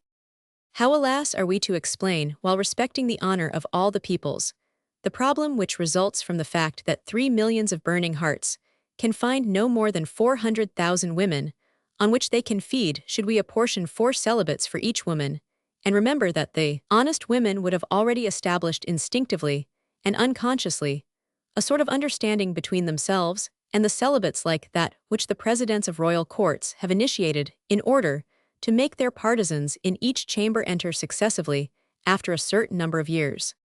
That would be a mournful way of solving the difficulty.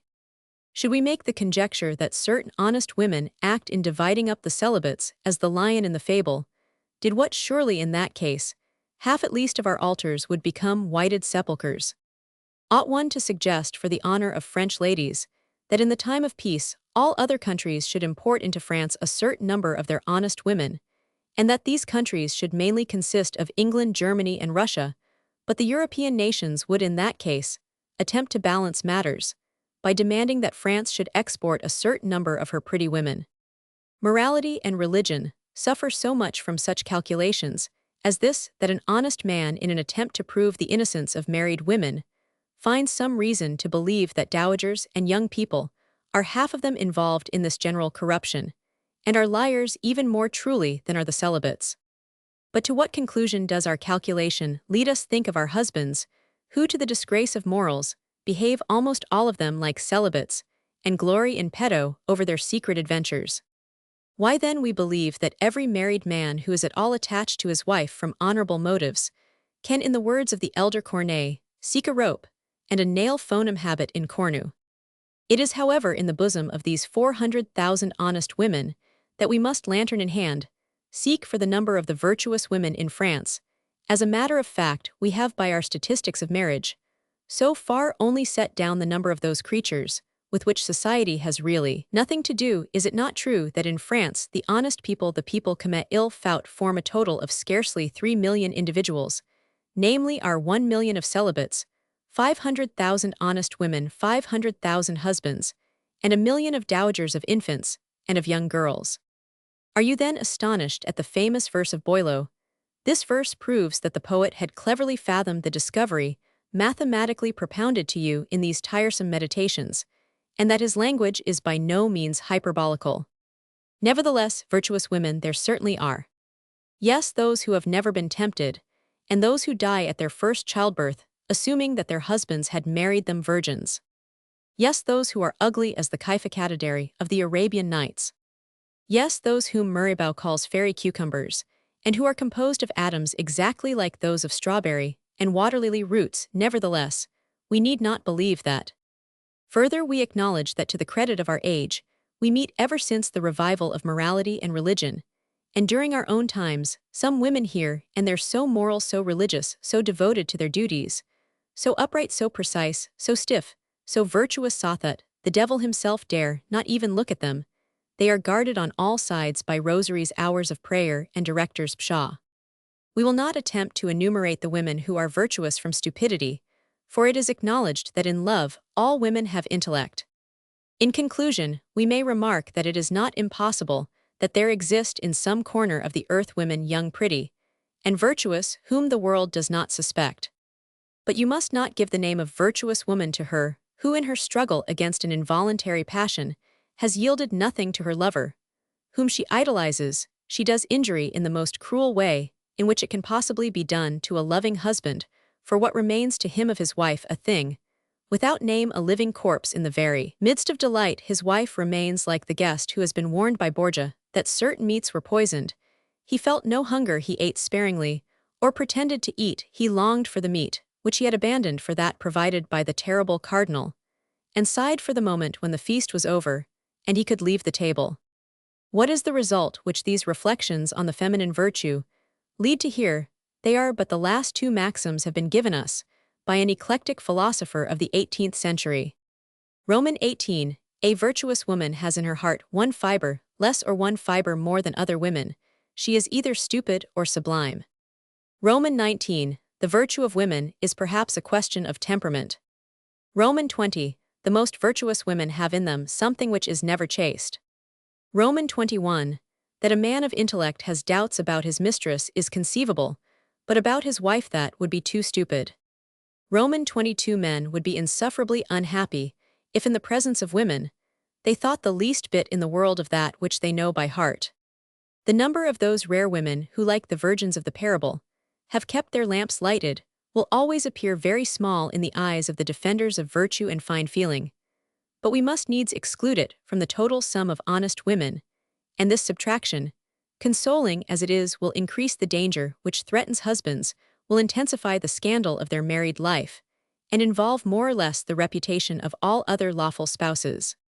What husband will be able to sleep peacefully beside his young and beautiful wife, while he knows that 3 celibates at least are on the watch, that if they have not already encroached upon his little property, they regard the bride as their destined prey, for sooner or later she will fall into their hands, either by stratagem compulsive conquest or free choice, and it is impossible that they should fail some day or other to obtain victory.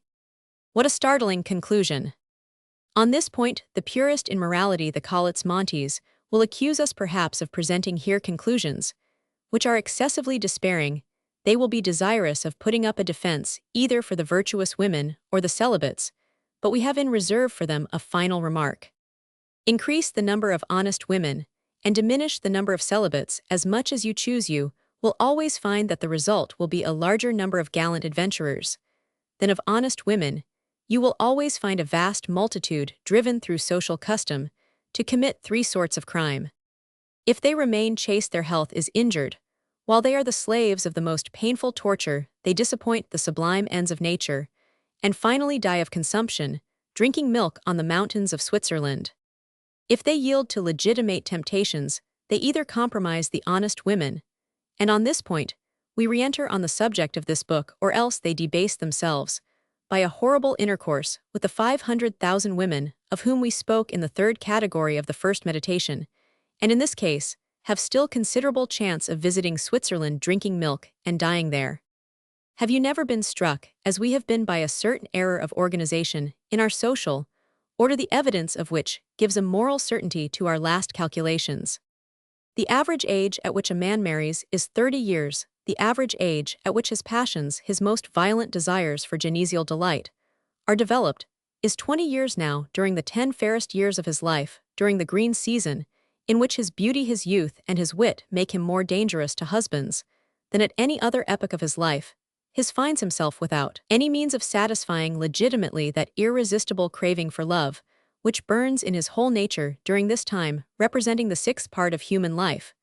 We are obliged to admit that the sixth part or less of our total male population, and the sixth part which is the most vigorous, is placed in a position which is perpetually exhausting for them and dangerous for society. "Why don't they get married?" cries a religious woman. But what father of good sense would wish his son to be married at 20 years of age? Is not the danger of these precocious unions apparent at all? It would seem as if marriage was a state very much at variance with natural habitude, seeing that it requires a special ripeness of judgment in those who conform to it. All the world knows what Rousseau said: there must always be a period of libertinage in life. Either in one state or another, it is an evil leaven which sooner or later ferments. Now what mother of a family is there who would expose her daughter to the risk of this fermentation when it has not yet taken place? On the other hand, what need is there to justify a fact under whose domination all societies exist? Are there not in every country, as we have demonstrated, a vast number of men who live as honestly as possible, without being either celibates or married men?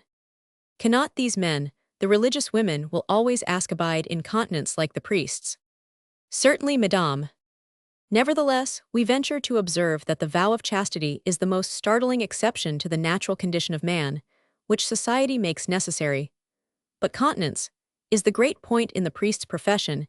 He must be chaste, as the doctor must be insensible to physical sufferings, as the notary and the advocate insensible to the misery whose wounds are laid bare to their eyes, as the soldier to the sight of death which he meets on the field of battle. From the fact that the requirements of civilization ossify certain fibers of the heart and render callous certain membranes, we must not necessarily conclude that all men are bound to undergo this partial and exceptional death of the soul. This would be to reduce the human race to a condition of atrocious moral suicide.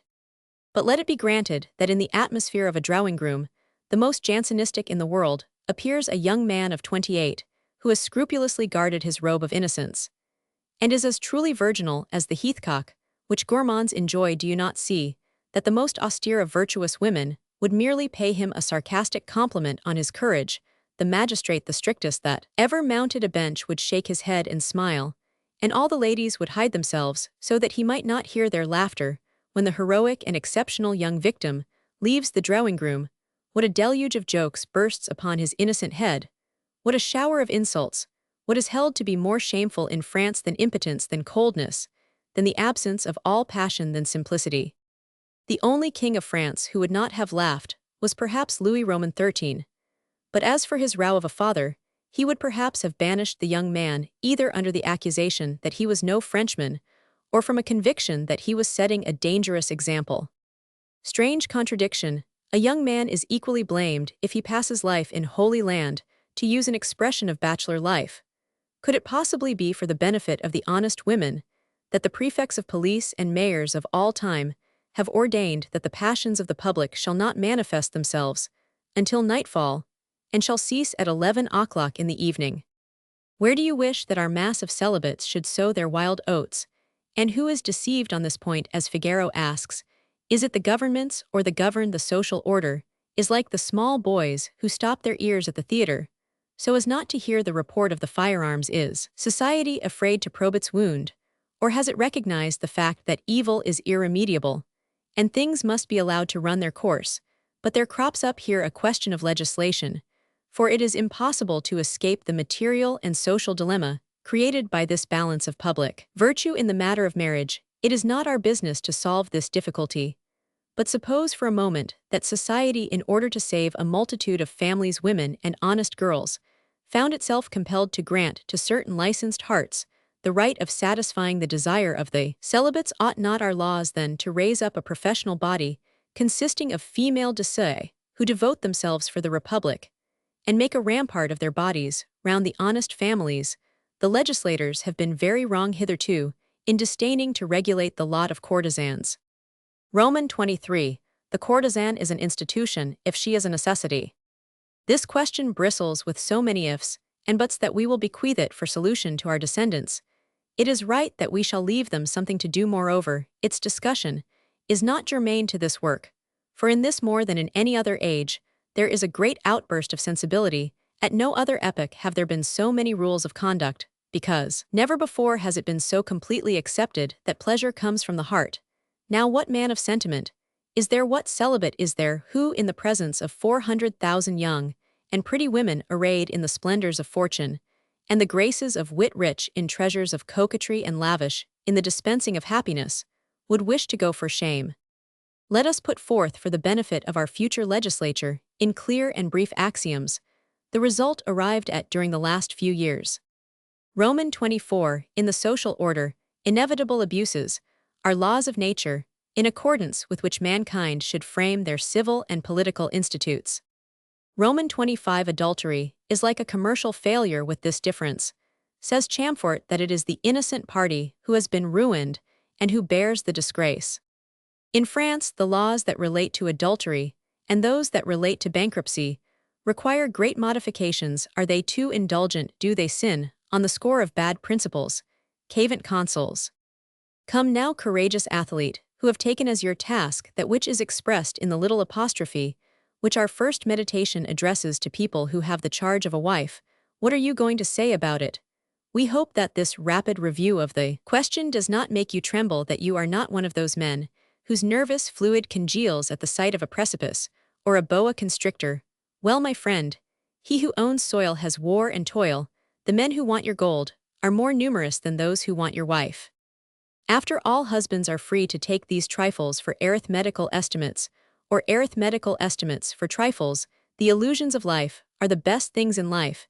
That which is most respectable in life is our futile credulity. Do there not exist many people whose principles are merely prejudices, and who, not having the force of character to form their own ideas of happiness and virtue, accept what is ready-made for them by the hand of legislators? Nor do we address those Manfreds who, having taken off too many garments, wish to raise all the curtains. That is in moments when they are tortured by a sort of moral spleen by them. However, the question is boldly stated, and we know the extent of the evil. It remains that we should examine the chances and changes which each man is likely to meet in marriage, and which may weaken him in that struggle from which our champion should issue victorious. Meditation. Roman 5. Of the predestined. Predestined means destined in advance for happiness or unhappiness. Theology has seized upon this word, and employs it in relation to the happy we give to the term, a meaning which is unfortunate to our elect, of which one can say in opposition to the gospel, many are called, many are chosen. Experience has demonstrated that there are certain classes of men more subject than others to certain infirmities. The Gascons are given to exaggeration and Parisians to vanity, as we see that apoplexy attacks people with short necks, or butchers are liable to carbuncle as gout attacks the rich. Health the poor deafness king's paralysis administrators. So it has been remarked that certain classes of husbands and their wives are more given to illegitimate passions, thus they forestall the celibates they form another sort of aristocracy. If any reader should be enrolled in one of these aristocratic classes, he will, we hope, have sufficient presence of mind, he or at least his wife, instantly, to call to mind the favorite axiom of Laman's Latin grammar: no rule, without exception a friend of the house, may even recite the verse, present company, always accepted. And then everyone will have the right to believe in petto that he forms the exception, but our duty the interest which we take in husbands, and the keen desire which we have to preserve young and pretty women from the caprices and catastrophes which a lover brings in his train, force us to give notice to husbands that they ought to be especially on their guard. In this recapitulation, first are to be reckoned the husbands whom business position or public office calls from their houses and detains for a definite time. It is these who are the standard-bearers of the brotherhood. Among them, we would reckon magistrates holding office during pleasure or for life, and obliged to remain at the palace for the greater portion of the day. Other functionaries sometimes find means to leave their office at business hours, but a judge or a public prosecutor seated on his cushion of lilies is bound even to die during the progress of the hearing. There is his field of battle. It is the same with the deputies and peers, who discuss the laws of ministers, who share the toils of the king of secretaries, who work with the ministers of soldiers on campaign, and indeed with the corporal of the police patrol, as the letter of Lafleur in the Sentimental Journey plainly shows. Next to the men who are obliged to be absent from home at certain fixed hours, come the men whom vast and serious undertakings leave not 1 minute for love-making. Their foreheads are always wrinkled with anxiety, their conversation is generally void of merriment. At the head of these unfortunates, we must place the bankers who toil in the acquisition of millions, whose heads are so full of calculations that the figures burst through their skulls and range themselves in columns of addition on their foreheads. These millionaires, forgetting most of the time the sacred laws of marriage and the attention due to the tender flower which they have undertaken to cultivate, never think of watering it, or of defending it from the heat and cold. They scarcely recognize the fact that the happiness of their spouses is in their keeping. If they ever do remember this, it is at table, when they see seated before them a woman in rich array, or when a coquette, fearing their brutal repulse, comes gracious as Venus to ask them for cash. Oh, it is then that they recall sometimes very vividly the rights specified in the 213th article of the Civil Code, and their wives are grateful to them, but like the heavy tariff which the law lays upon foreign merchandise, their wives suffer and pay the tribute in virtue of the axiom which says there is no pleasure without pain. The men of science who spend whole months in gnawing at the bone of an antediluvian monster, in calculating the laws of nature, when there is an opportunity to peer into her secrets, the Grecians and Latinists, who dine on a thought of Tacitus, sup on a phrase of Thucydides, spend their life in brushing the dust from library shelves, in keeping guard over a commonplace book or a papyrus, are all predestined. So great is their abstraction or their ecstasy that nothing that goes on around them strikes their attention. Their unhappiness is consummated in full light of noon. They scarcely even perceive it. O happy men! 1,000 times happy example. Bosie, returning home after session at the academy, surprises his wife with a German. "Did not I tell you, madame, that it was necessary that I shall go?" cried the stranger. "My dear sir," interrupted the academician, "you ought to say that I should go." Then there come lyre in hand certain poets, whose whole animal strength has left the ground floor, and mounted to the upper story. They know better how to mount Pegasus than the beast of old Peter. They rarely marry, although they are accustomed to lavish the fury of their passions on some wandering or imaginary chloris. But the men whose noses are stained with snuff, but those who to their misfortune have a perpetual cold in their head, but the sailors who smoke or chew, but those men whose dry and bilious temperament makes them always look as if they had eaten a sour apple, but the men who in private life have certain cynical habits, ridiculous fads, and who always in spite of everything look unwashed, but the husbands who have obtained the degrading name of henpecked. Finally, the old men who marry young girls. All these people are par excellence among the predestined. There is a final class of the predestined whose ill fortune is almost certain.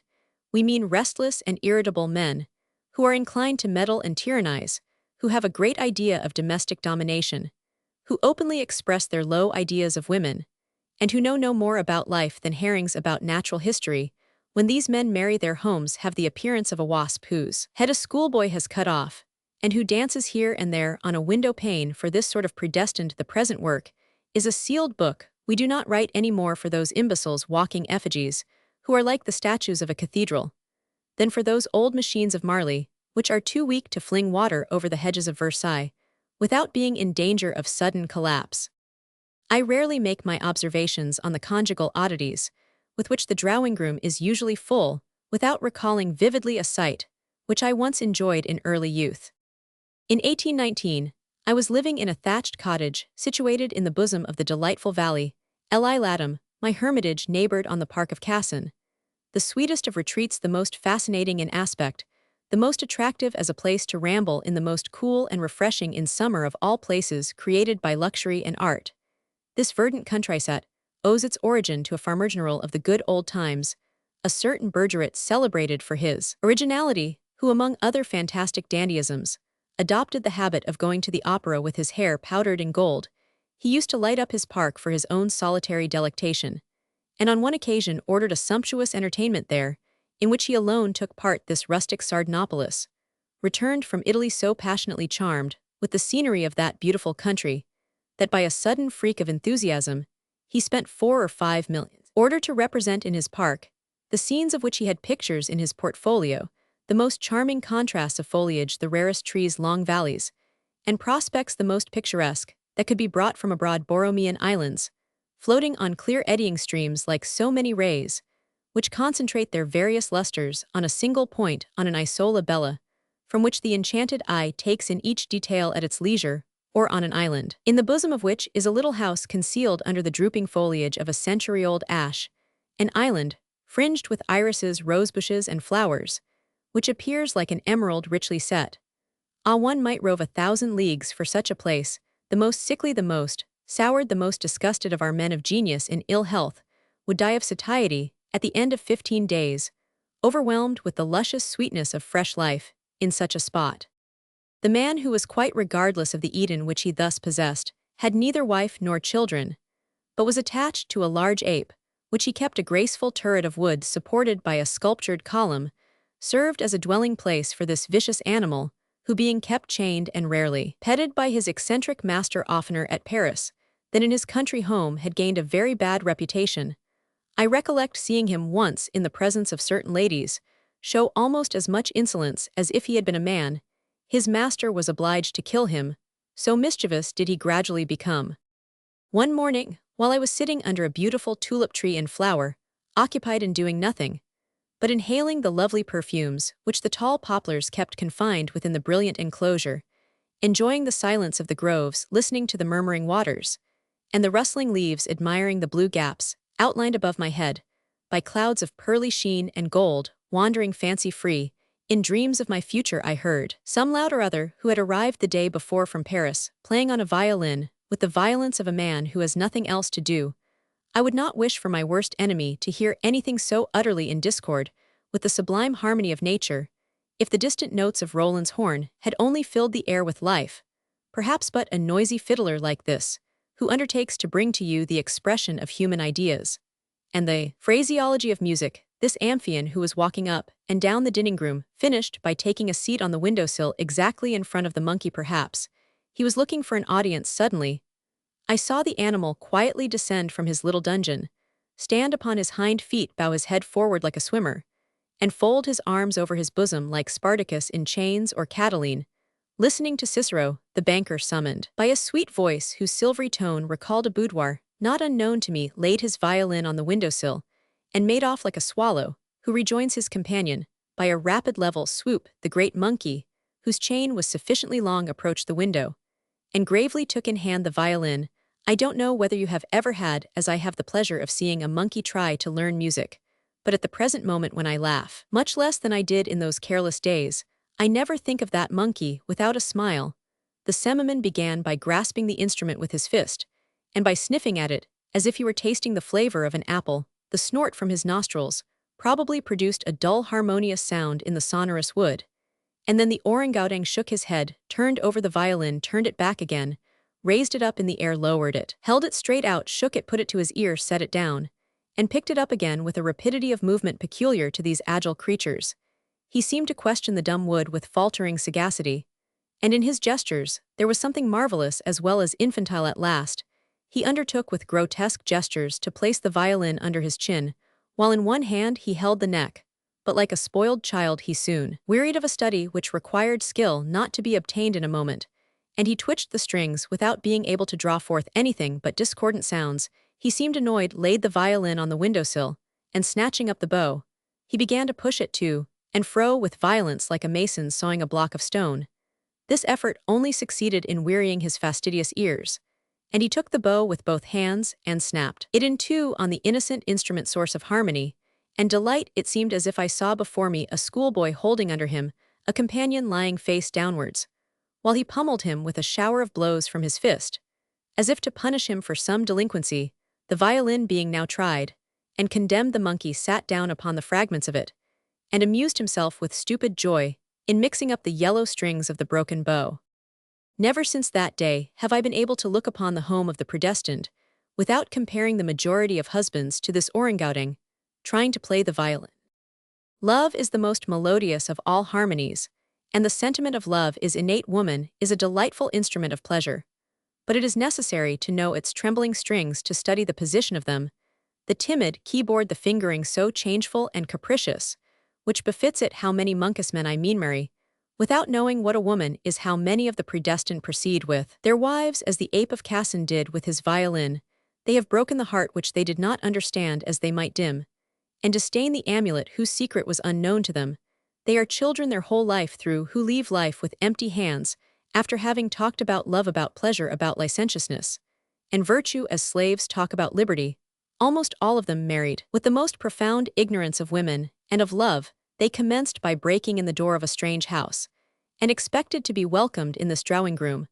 But the rudest artist knows that between him and his instrument of wood or of ivory, there exists a mysterious sort of friendship. He knows by experience that it takes years to establish this understanding between an inert matter and himself. He did not discover at the first touch the resources, the caprices, the deficiencies, the excellencies of his instrument. It did not become a living soul for him, a source of incomparable melody, until he had studied for a long time. Man and instrument did not come to understand each other like two friends, until both of them had been skillfully questioned and tested by frequent intercourse. Can a man ever learn woman and know how to decipher this wondrous strain of music by remaining through life like a seminarian in his cell? Is it possible that a man who makes it his business to think for others, to judge others, to rule others, to steal money from others, to feed, to heal, to wound others, that, in fact, any of our predestined can spare time to study a woman? They sell their time for money. How can they give it away for happiness? Money is their God. No one can serve two masters at the same time. Is not the world, moreover, full of young women who drag along pale and weak, sickly and suffering? Some of them are the prey of feverish inflammations, more or less serious. Others lie under the cruel tyranny of nervous attacks, more or less violent. All the husbands of these women belong to the class of the ignorant and the predestined. They have caused their own misfortune and expended as much pains in producing it as the husband artist would have bestowed in bringing to flower the late and delightful blooms of pleasure. The time which an ignorant man passes to consummate his own ruin is precisely that which a man of knowledge employs in the education of his happiness. Roman 26. Do not begin marriage by a violation of law. In the preceding meditations, we have indicated the extent of the evil with the reckless audacity of those surgeons who boldly induce the formation of false tissues under which a shameful wound is concealed. Public virtue, transferred to the table of our amphitheater, has lost even its carcass under the strokes of the scalpel. Lover or husband, have you smiled, or have you trembled at this evil? Well, it is with malicious delight that we lay this huge social burden on the conscience of the predestined harlequin. When he tried to find out whether his horse could be accustomed to go without food, was not more ridiculous than the men who wish to find happiness in their home, and yet refuse to cultivate it with all the pains which it demands. The errors of women are so many indictments of egotism, neglect, and worthlessness in husbands.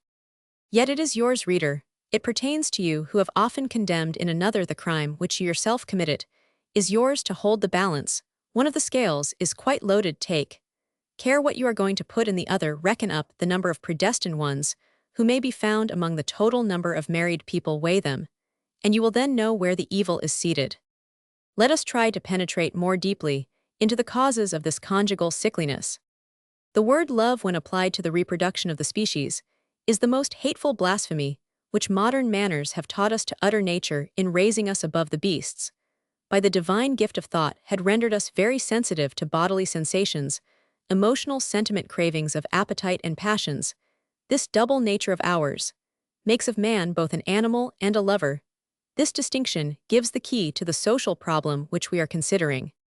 Marriage may be considered in three ways: politically, as well as from a civil and moral point of view, as a law, as a contract, and as an institution, as a law. Its object is a reproduction of the species. As a contract, it relates to the transmission of property. As an institution, it is a guarantee which all men give, and by which all are bound. They have father and mother, and they will have children. Marriage, therefore, ought to be the object of universal respect. Society can only take into consideration those cardinal points which, from a social point of view, dominate the conjugal question. Most men have no other views in marrying than reproduction, property, or children, but neither reproduction, nor property, nor children constitutes happiness. The command increase and multiply does not imply love. To ask of a young girl, whom we have seen 14 times in 15 days, to give you love in the name of law, the king, and justice, is an absurdity worthy of the majority of the predestined. Love is the union between natural craving and sentiment. Happiness in marriage results in perfect union of soul between a married pair. Hence, it follows that in order to be happy, a man must feel himself bound by certain rules of honor and delicacy. After having enjoyed the benefit of the social law which consecrates the natural craving, he must obey also the secret laws of nature by which sentiments unfold themselves. If he stakes his happiness on being himself loved, he must himself love sincerely. Nothing can resist a genuine passion. But to feel this passion is always to feel desire. Can a man always desire his wife? Yes. It is as absurd to deny that it is possible for a man always to love the same woman as it would be to affirm that some famous musician needed several violins in order to execute a piece of music or compose a charming melody. Love is the poetry of the senses. It has the destiny of all that which is great in man, and of all that which proceeds from his thought. Either it is sublime, or it is not. When once it exists forever, and goes on always increasing. This is the love which the ancients made the child of heaven and earth. Literature revolves round 7 situations. Music expresses everything with 7 notes. Painting employs but 7 colors. Like these 3 arts, love perhaps founds itself on 7 principles, but we leave this investigation for the next century to carry out. If poetry, music, and painting have found infinite forms of expression, pleasure should be even more diversified. For in the 3 arts, which aid us in seeking, often with little success, truth, by means of analogy, the man stands alone with his imagination, while love is the union of 2 bodies and of 2 souls. If the 3 principal methods upon which we rely for the expression of thought require preliminary study in those whom nature has made poets, musicians, or painters, is it not obvious that in order to be happy it is necessary to be initiated into the secrets of pleasure? All men experience the craving for reproduction, as all feel hunger and thirst, but all are not called to be lovers and gastronomists. Our present civilization has proved that taste is a science, and it is only certain privileged beings who have learned how to eat and drink. Pleasure, considered as an art, is still waiting for its physiologists. As for ourselves, we are contented with pointing out that ignorance of the principles upon which happiness is founded is the sole cause of that misfortune which is the lot of all the predestined. It is with the greatest timidity that we venture upon the publication of a few aphorisms which may give birth to this new art, as castes have created the science of geology, and we offer them for the meditation of philosophers, of young marrying people, and of the predestined. Catechism of Marriage. Roman 27. Marriage is a science. Roman 28. A man ought not to marry without having studied anatomy and dissected at least one woman. Roman 29. The fate of the home depends on the first night. Roman 30. A woman deprived of her free will can never have the credit of making a sacrifice. Roman 31. In love, putting aside all consideration of the soul, the heart of a woman is like a lyre, which does not reveal its secret excepting to him, who is a skillful player.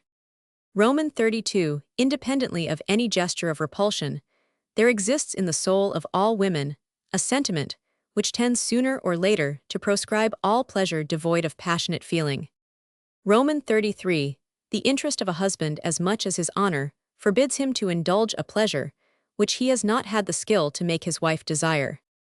Roman 34, pleasure being caused by the union of sensation and sentiment, we can say without fear of contradiction that pleasures are a sort of material ideas.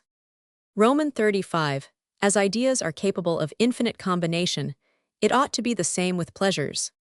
Roman 36, in the life of man, there are no two moments of pleasure exactly alike any more than there are two leaves of identical shape upon the same tree. Roman 37, if there are differences between one moment of pleasure and another, a man can always be happy with the same woman. Roman 38, to seize adroitly upon the varieties of pleasure, to develop them, to impart to them a new style, an original expression, constitutes the genius of a husband. Roman 39, between two beings who do not love each other, this genius is licentiousness, but the caresses over which love presides are always pure. Roman 40, the married woman who is the most chaste may be also the most voluptuous. Roman 41, the most virtuous woman can be forward without knowing it. Roman 42, when two human beings are united by pleasure, all social conventionalities are put aside. This situation conceals a reef on which many vessels are wrecked. A husband is lost if he once forgets there is a modesty which is quite independent of coverings. Conjugal love ought never either to put on or to take away the bandage of its eyes, excepting at the due season. Roman 43, power does not consist in striking with force or with frequency, but in striking true.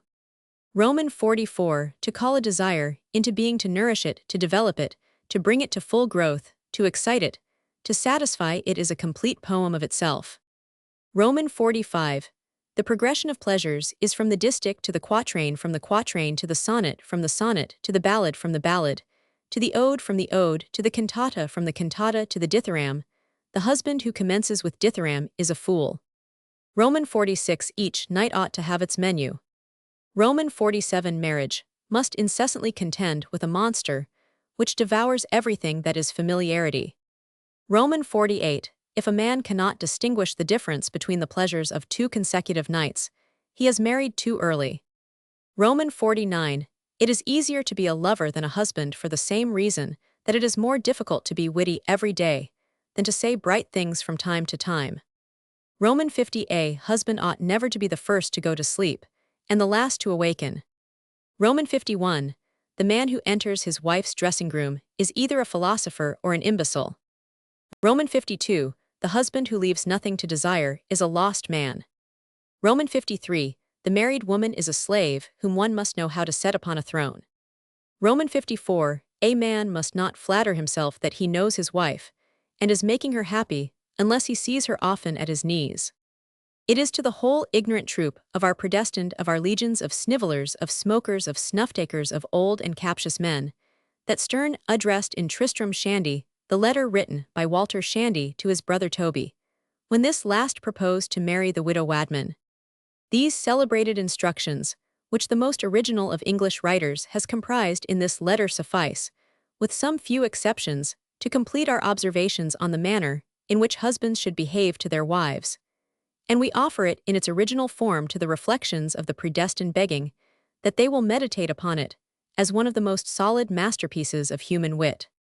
My dear brother Toby, what I am going to say to thee is upon the nature of women, and of love-making to them, and perhaps it is as well for Thetho, not so well for Method, thou hast occasion for a letter of instructions upon that head, and that I am able to write it to thee.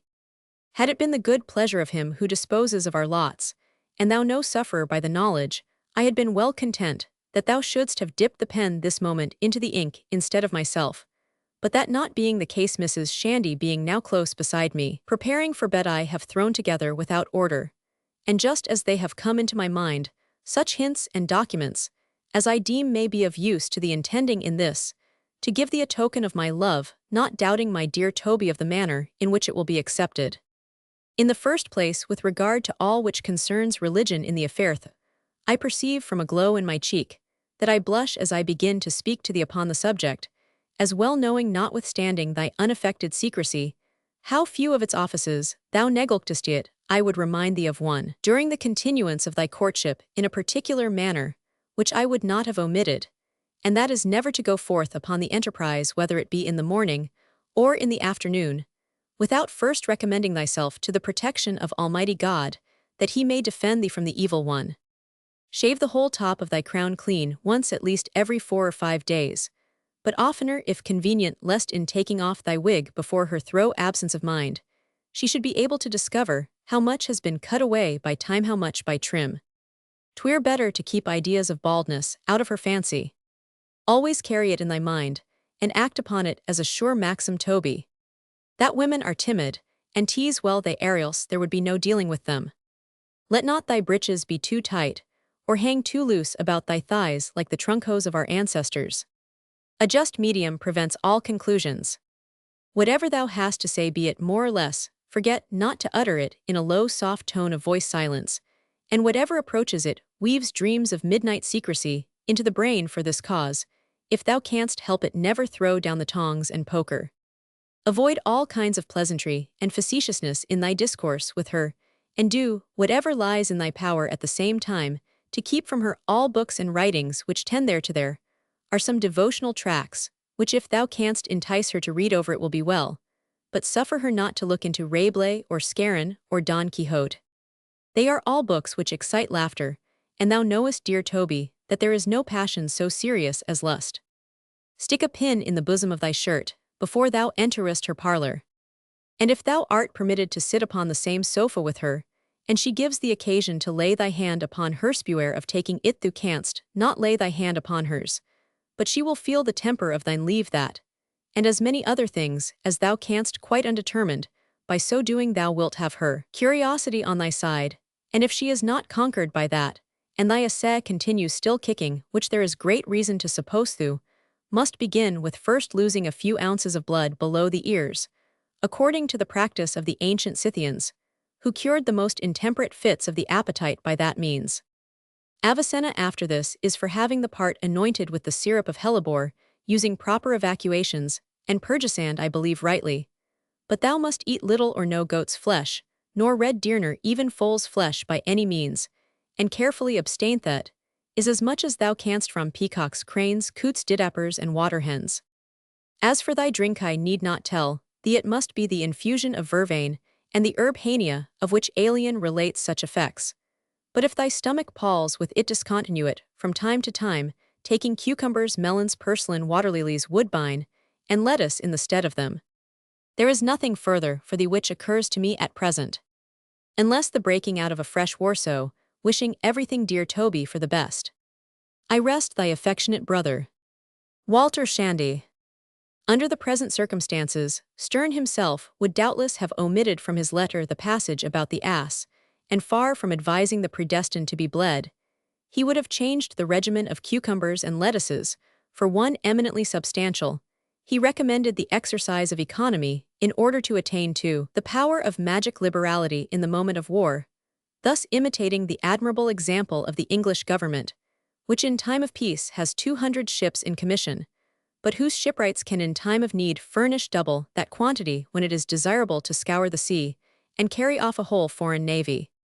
When a man belongs to the small class of those who by a liberal education have been made masters of the domain of thought, he ought always, before marrying, to examine his physical and moral resources, to contend advantageously with the tempest, which so many attractions tend to raise in the heart of his wife. Husband ought to possess, besides the science of pleasure, and a fortune which saves him from sinking into any class of the predestined, robust health, exquisite tact, considerable intellect, too much good sense, to make his superiority felt, excepting on fit occasions, and finally great acuteness of hearing and sight.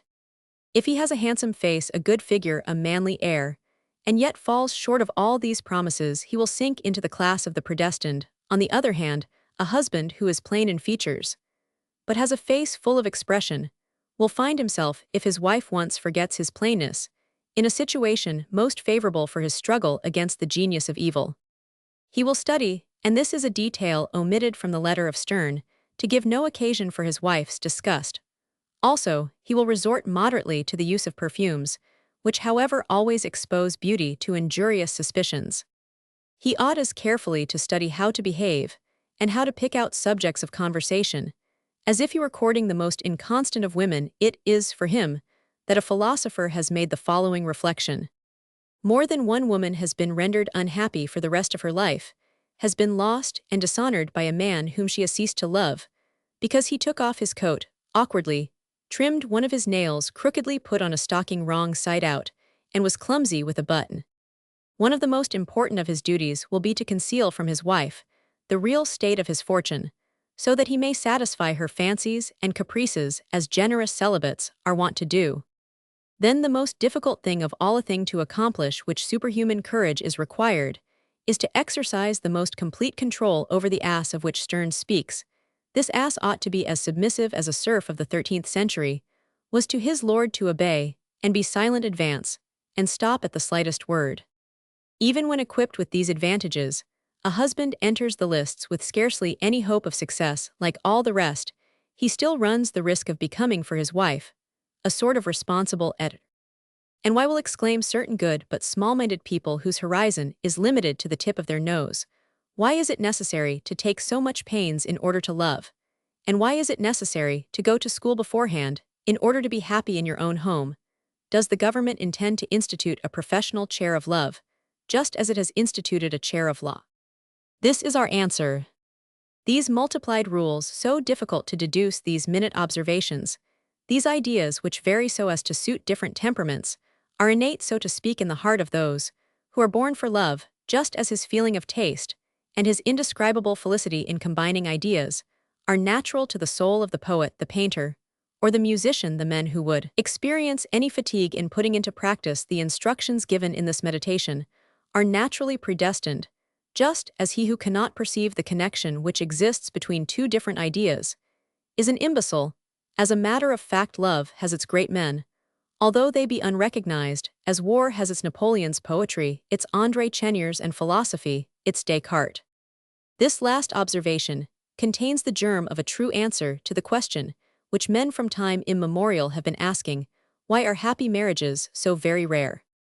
This phenomenon of the moral world is rarely met with, for the reason that people of genius are rarely met with. A passion which lasts is a sublime drama, acted by two performers of equal talent, a drama in which sentiments form the catastrophe, where desires are incidents, and the lightest thought brings a change of scene. Now how is it possible in this herd of Bimana, which we call a nation, to meet on any but rare occasions a man and a woman who possess in the same degree the genius of love, when men of talent are so thinly sown, and so rare in all other sciences, in the pursuit of which the artist needs only to understand himself in order to attain success?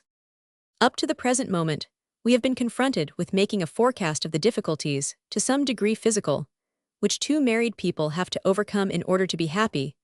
But what a task would be ours if it were necessary to unfold the startling array of moral obligations which spring from their differences in character. Let us cry halt. The man who is skillful enough to guide the temperament will certainly show himself master of the soul of another. We will suppose that our model husband fulfills the primary conditions necessary in order that he may dispute or maintain possession of his wife in spite of all assailants. We will admit that he is not to be reckoned in any of the numerous classes of the predestined, which we have passed in review. Let us admit that he has become imbued with the spirit of all our maxims, that he has mastered the admirable science, some of whose precepts we have made known, that he has married wisely, that he knows his wife, that he is loved by her. And let us continue the enumeration of all those general causes which might aggravate the critical situation, which we shall represent him as occupying for the instruction of the human race. Meditation, Romans 6 of boarding schools.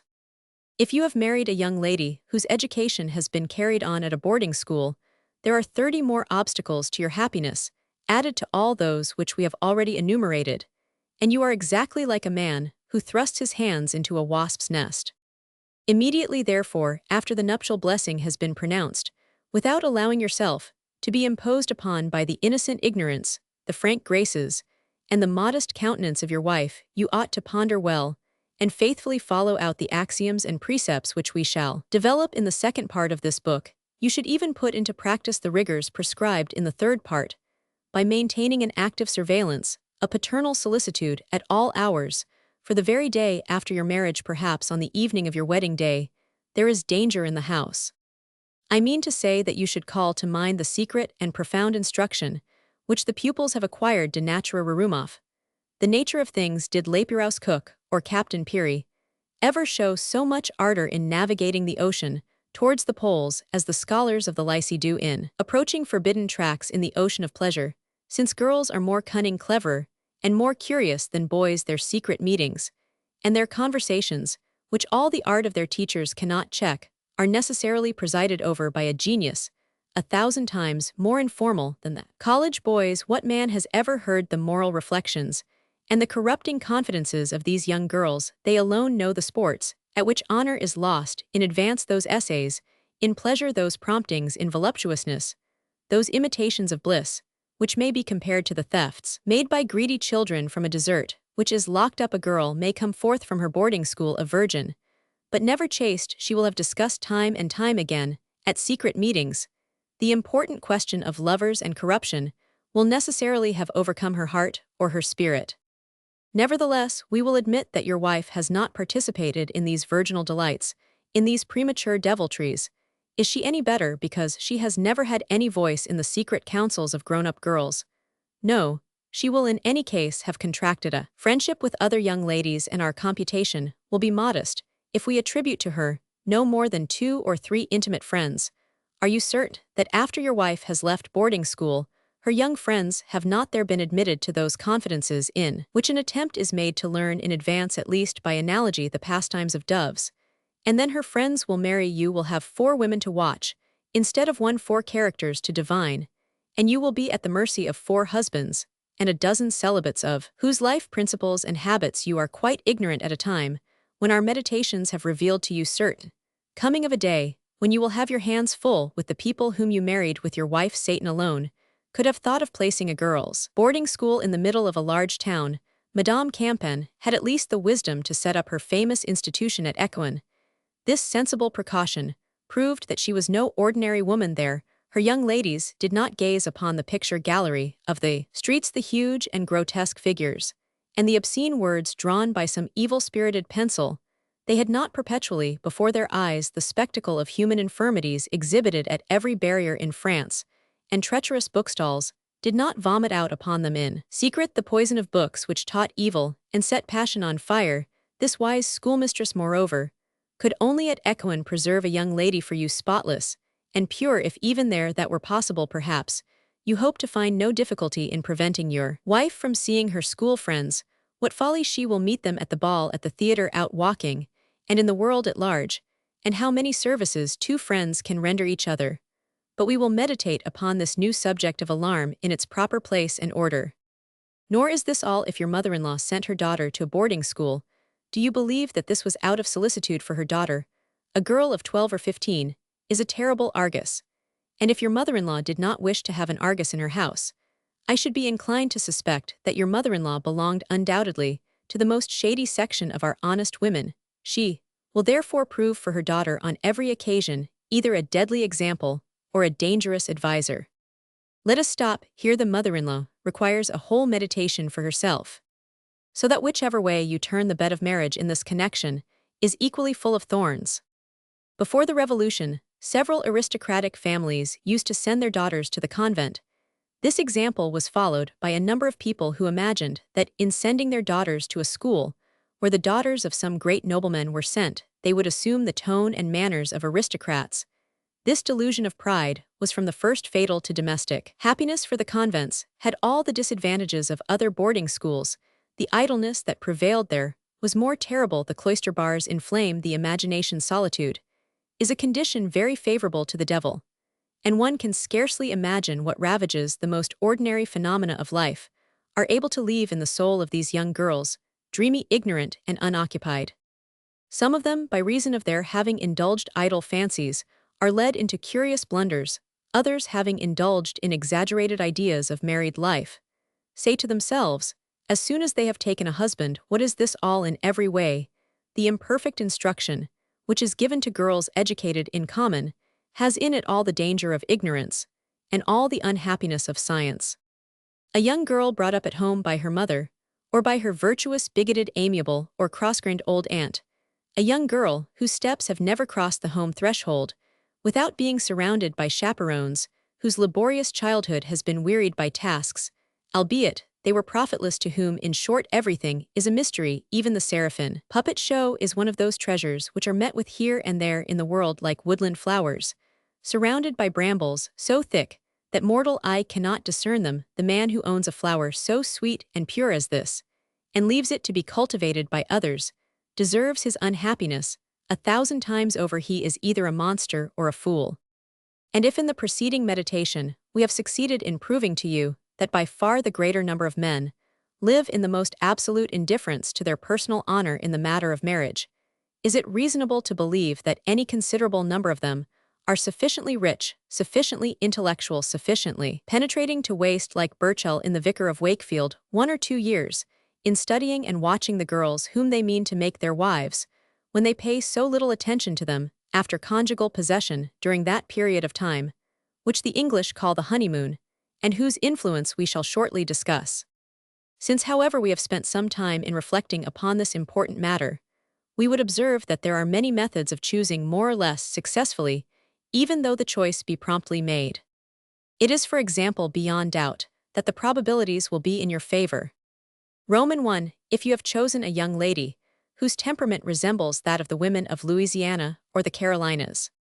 To obtain reliable information concerning the temperament of a young person, it is necessary to put into vigorous operation the system which Gil Blas prescribes in dealing with chambermaids, a system employed by statesmen to discover conspiracies, and to learn how the ministers have passed the night. Roman 2. If you choose a young lady who, without being plain, does not belong to the class of pretty women, we regard it as an infallible principle that great sweetness of disposition, united in a woman with plainness, that is not repulsive, form 2 indubitable elements of success in securing the greatest possible happiness to the home. But would you learn the truth, open your Rousseau, for there is not a single question of public morals whose trend he has not pointed out in advance. Read. Among people of fixed principles, the girls are careless, the women severe. The contrary is the case among people of no principle. To admit the truth enshrined in this profound and truthful remark is to conclude that there would be fewer unhappy marriages if men wedded their mistresses. The education of girls requires therefore important modifications in France up to this time. French laws and French manners, instituted to distinguish between a misdemeanor and a crime, have encouraged crime. In reality, the fault committed by a young girl is scarcely ever a misdemeanor if you compare it with that committed by the married woman. Is there any comparison between the danger of giving liberty to girls and that of allowing it to wives? The idea of taking a young girl on trial makes more serious men think than fools laugh. The manners of Germany, of Switzerland, of England, and of the United States give to young ladies such rights as in France would be considered the subversion of all morality. And yet it is certain that in these countries there are fewer unhappy marriages than in France. Roman 55. Before a woman gives herself entirely up to her lover, she ought to consider well what his love has to offer her. The gift of her esteem and confidence should necessarily precede that of her heart.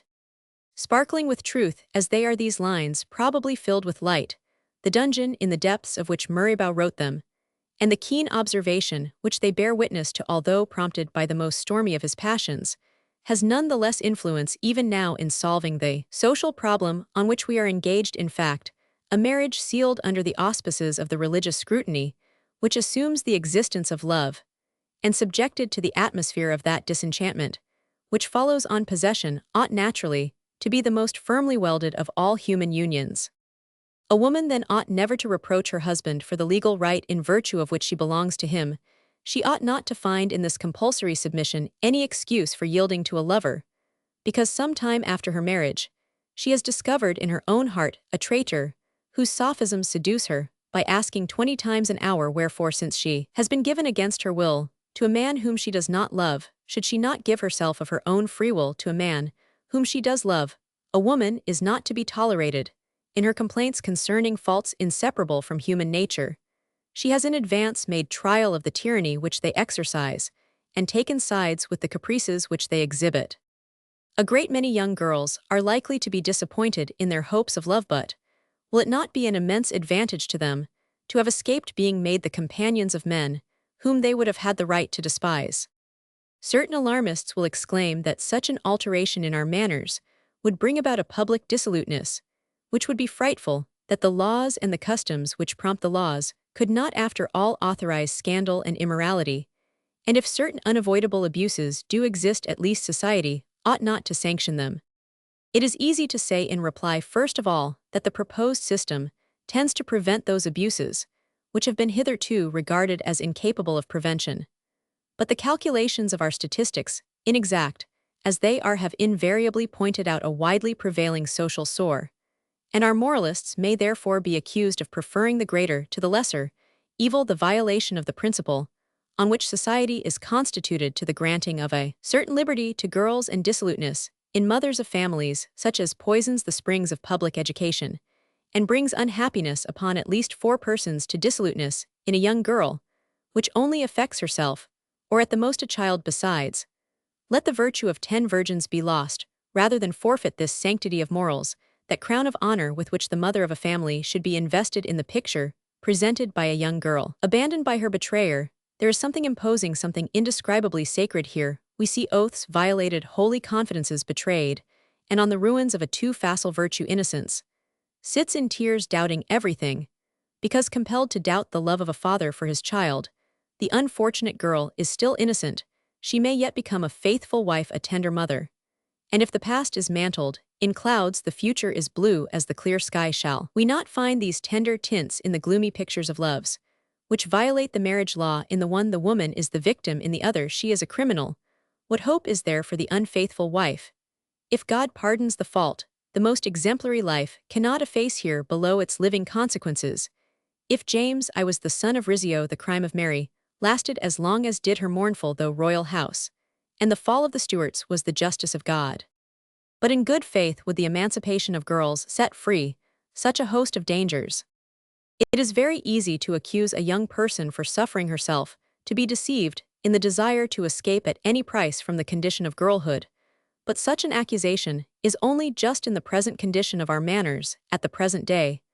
A young person knows nothing about seduction, and its snares she relies altogether upon her weakness, and mingling with this reliance, the convenient maxims of the fashionable world she takes as her guide, while under the control of those desires, which everything conspires to excite her own deluding fancies, which prove a guide all the more treacherous because a young girl rarely ever confides to another the secret thoughts of her first love. If she were free in education, free from prejudices, would arm her against the love of the first comer, she would like anyone else be very much better able to meet dangers of which she knew than perils whose extent had been concealed from her. And moreover, is it necessary for a girl to be any the less under the watchful eye of her mother, because she is mistress of her own actions? Are we to count as nothing the modesty and the fears which nature has made so powerful in the soul of a young girl, for the very purpose of preserving her from the misfortune of submitting to a man who does not love her again? What girl is there so thoughtless as not to discern that the most immoral man wishes his wife to be a woman of principle, as masters desire their servants to be perfect, and that therefore her virtue is the richest and the most advantageous of all possessions? After all, what is the question before us? For what do you think we are stipulating? We are making a claim for 500,000 or 600,000 maidens, protected by their instinctive timidity, and by the high price at which they rate themselves. They understand how to defend themselves just as well as they know how to sell themselves. The 18 millions of human beings whom we have accepted from this consideration almost invariably contract marriages in accordance with the system which we are trying to make paramount in our system of manners.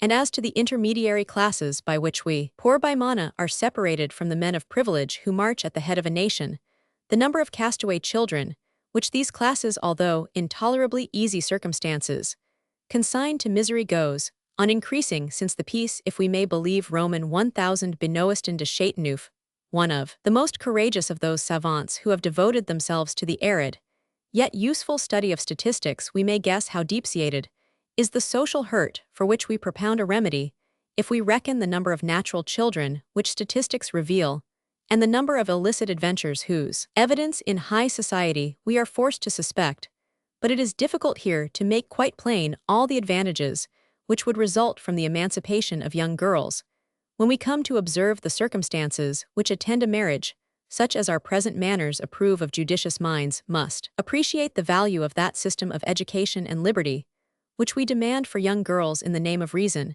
and nature. The prejudice which we in France entertain in favor of the virginity of brides is the most silly of all those which still survive among us. The Orientals take their brides without distressing themselves about the past, and lock them up in order to be more certain about the future.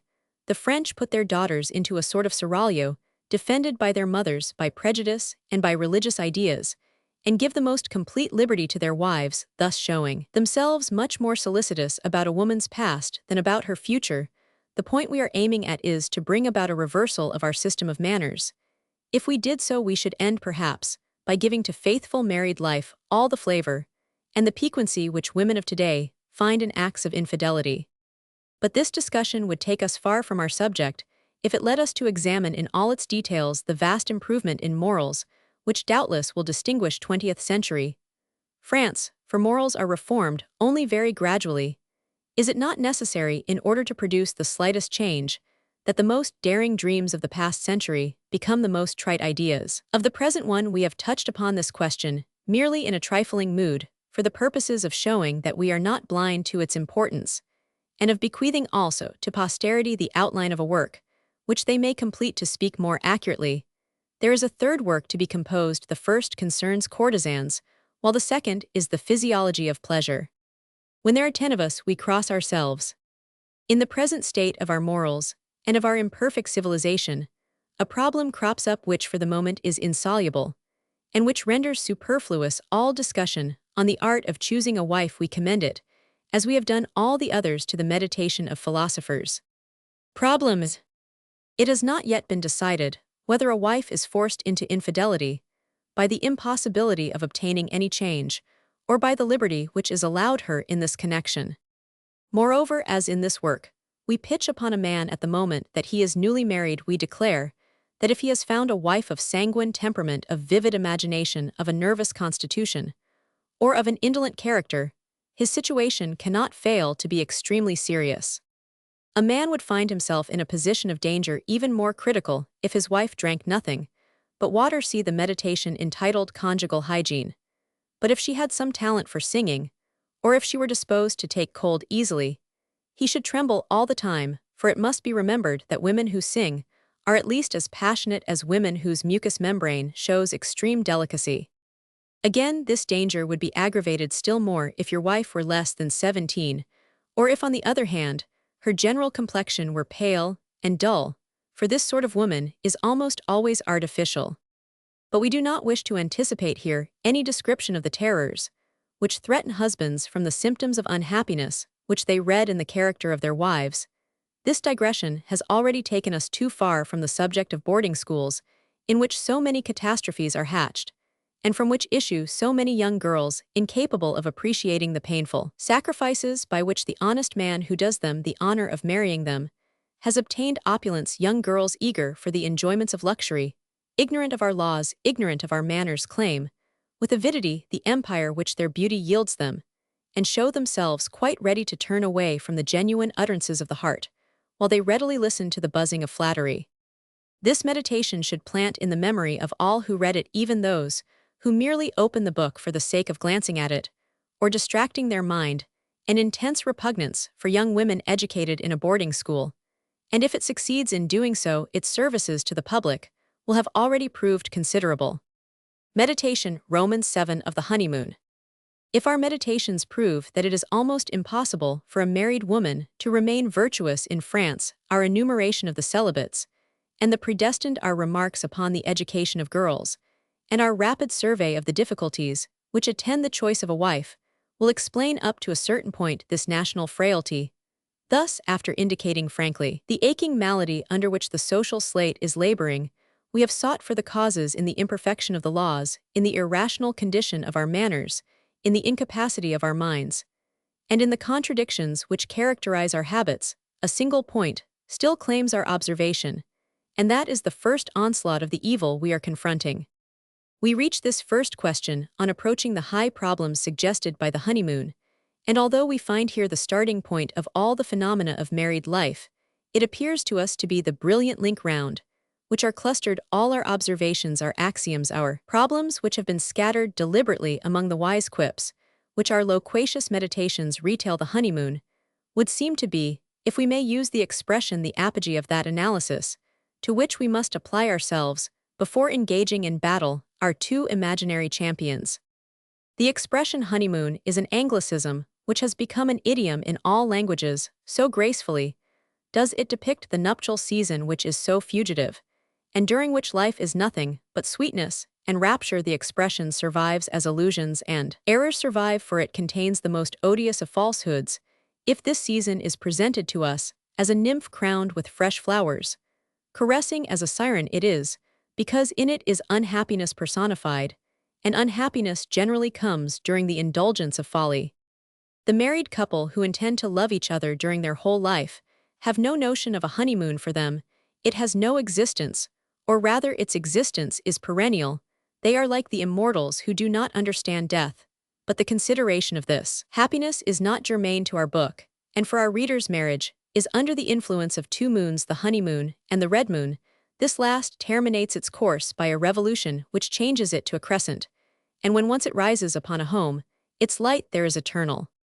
How can the honeymoon rise upon two beings who cannot possibly love each other? How can it set when once it has risen? Have all marriages their honeymoon? Let us proceed to answer these questions in order. It is in this connection that the admirable education which we give to girls, and the wise provisions made by the law under which men marry, bear all their fruit. Let us examine the circumstances which precede and attend those marriages which are least disastrous. The tone of our morals develops in the young girl whom you make your wife a curiosity which is naturally excessive, but as mothers in France pique themselves on exposing their girls every day to the fire which they do not allow to scorch them, this curiosity has no limit. Her profound ignorance of the mysteries of marriage conceals from this creature, who is as innocent as she is crafty, a clear view of the dangers by which marriage is followed.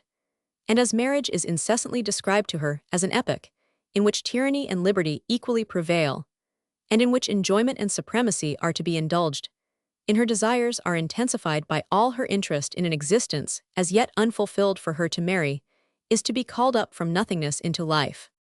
If she has a disposition for happiness, for religion, for morality, the voices of the law and of her mother have repeated to her that this happiness can only come to her from you. Obedience, if it is not virtue, is at least a necessary thing with her, for she expects everything from you. In the first place, society sanctions the slavery of a wife, but she does not conceive even the wish to be free, for she feels herself weak, timid, and ignorant. Of course she tries to please you unless a chance error is committed, or she is seized by a repugnance which it would be unpardonable in you not to divine. She tries to please because she does not know you. In a word, in order to complete your triumph, you take her at a moment when nature demands, often with some violence, the pleasure of which you are the dispenser. Like St. Peter, you hold the keys of paradise. I would ask if any reasonable creature would a demon marshal round the angel, whose ruin he had vowed all the elements of disaster, with more solicitude than that with which good morals conspire against the happiness of a husband. Are you not a king surrounded by flatterers? This young girl, with all her ignorance, and all her desires committed to the mercy of a man, who even though he be in love cannot know her shrinking and secret emotions, will submit to him with a certain sense of shame, and will be obedient and complacent so long as her young imagination persuades her to expect the pleasure or the happiness of that morrow which never dawns. In this unnatural situation, social laws and the laws of nature are in conflict, but the young girl obediently abandons herself to it, and from motives of self-interest suffers. In silence her obedience is a speculation, her complacence is a hope, her devotion to you is a sort of vocation of which you reap the advantage, and her silence is generosity. She will remain the victim of your caprices so long as she does not understand them. She will suffer from the limitations of your character. Until she has studied it, she will sacrifice herself without love. Because she believed in the show of passion you made at the first moment of possession, she will no longer be silent. when once she has learned the uselessness of her sacrifices. And then the morning arrives when the inconsistencies which have prevailed in this union rise up like branches of a tree, bent down for a moment under a weight which has been gradually lightened.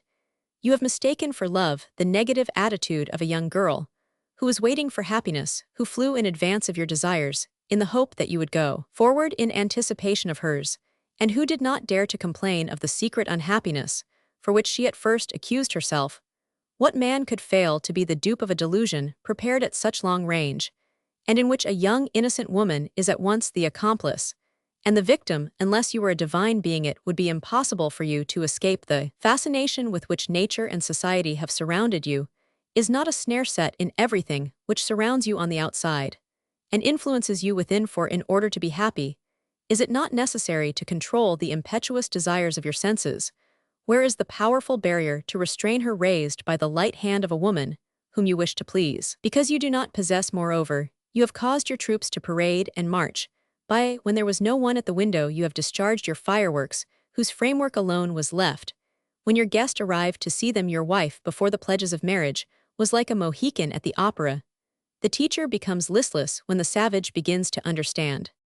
Roman 56. In married life, the moment when two hearts come to understand each other is sudden as a flash of lightning, and never returns when once it is past.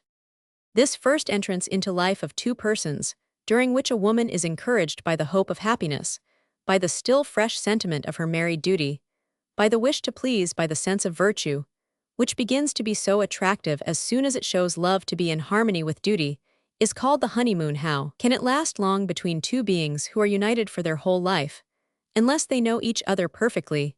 If there is one thing which ought to cause astonishment, it is this, that the deplorable absurdities which our manners heap up around the nuptial couch give birth to so few hatreds, but that the life of the wise man is a calm current, and that of the prodigal a cataract, that the child whose thoughtless hands have stripped the leaves from every rose upon his pathway finds nothing but thorns on his return, that the man who in his wild youth has squandered 1,000,000 will never enjoy during his life the income of 40,000 francs, which this million would have provided. Trite commonplaces, if one thinks of the moral theory of life, but new discoveries.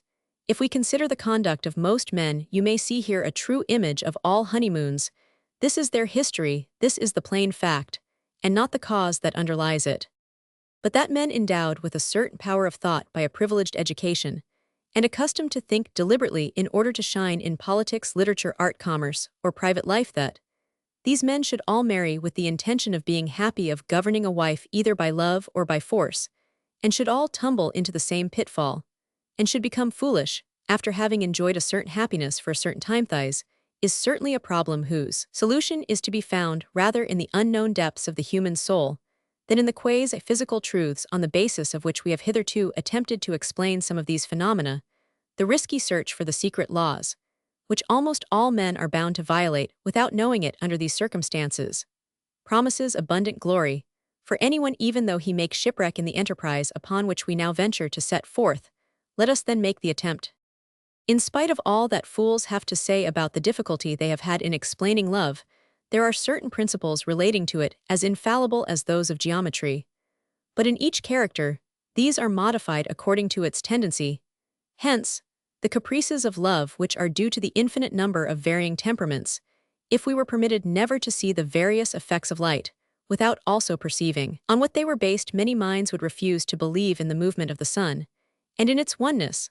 Let the blind men cry out as they like. I boast with Socrates, although I am not as wise as he was, that I know of naught save love, and I intend to attempt the formulation of some of its precepts, in order to spare married people the trouble of cudgeling their brains.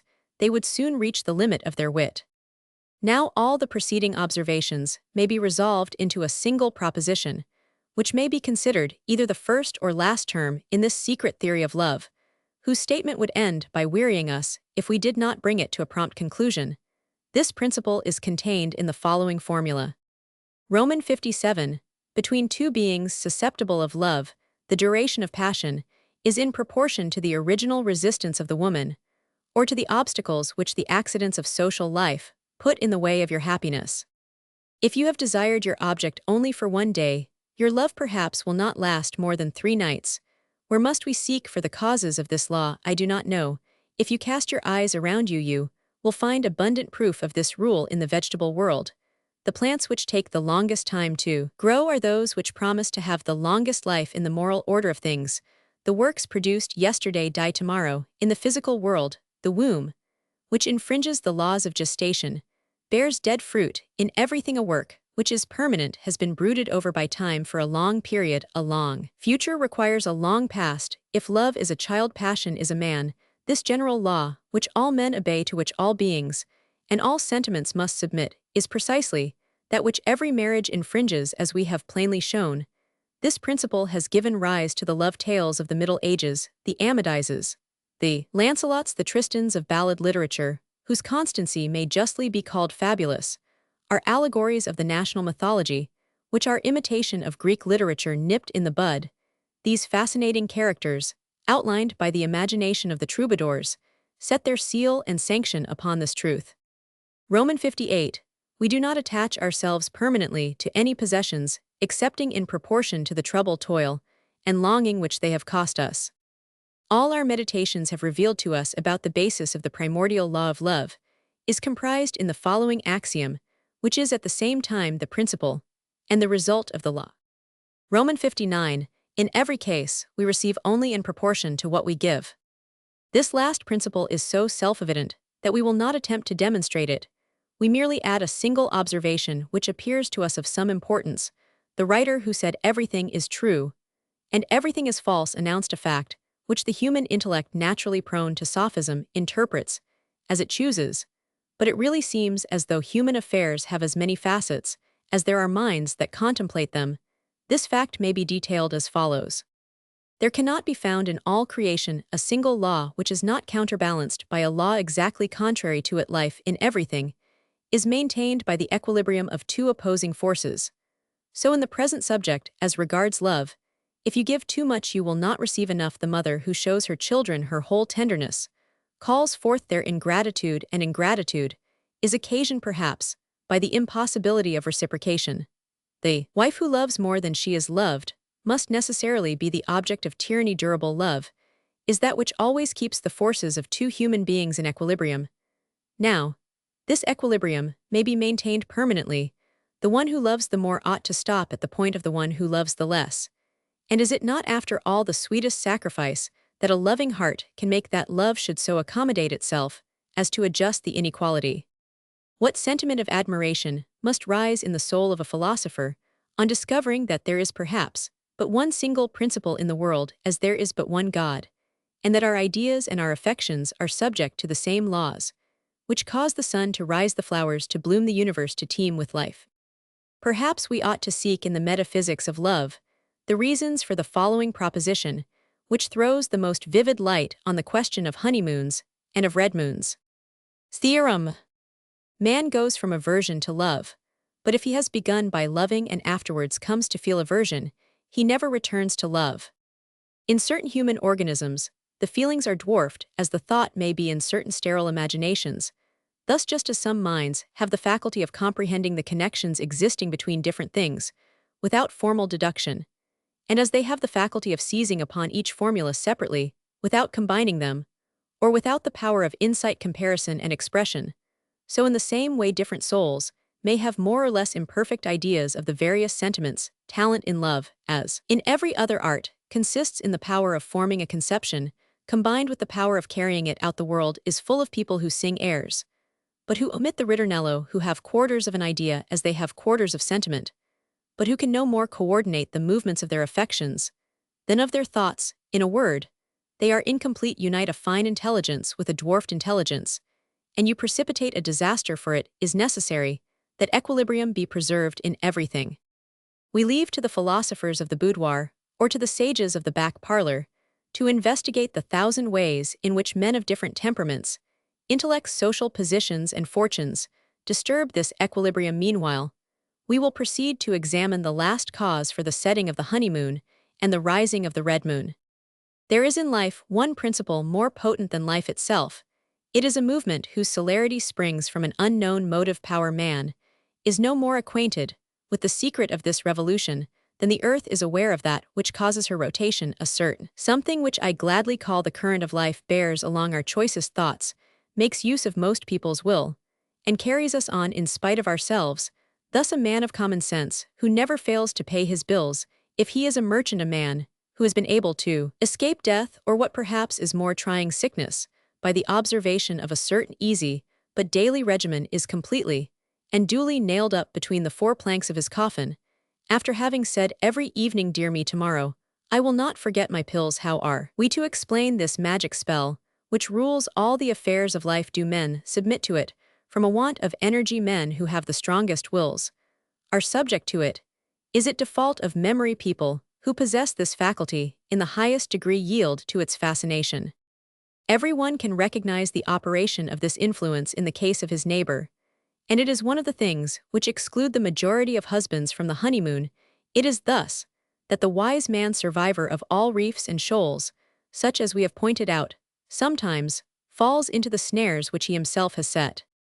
I have myself noticed that man deals with marriage and its dangers in very much the same way that he deals with wigs, and perhaps the following phases of thought concerning wigs may furnish a formula for human life in general. First epoch: is it possible that I shall ever have white hair? Second epoch: in any case, if I have white hair, I shall never wear a wig. Good Lord, what is more ugly than a wig? One morning, you hear a young voice which love much oftener makes to vibrate than lulls to silence, exclaiming, "Well, I declare you have a white hair."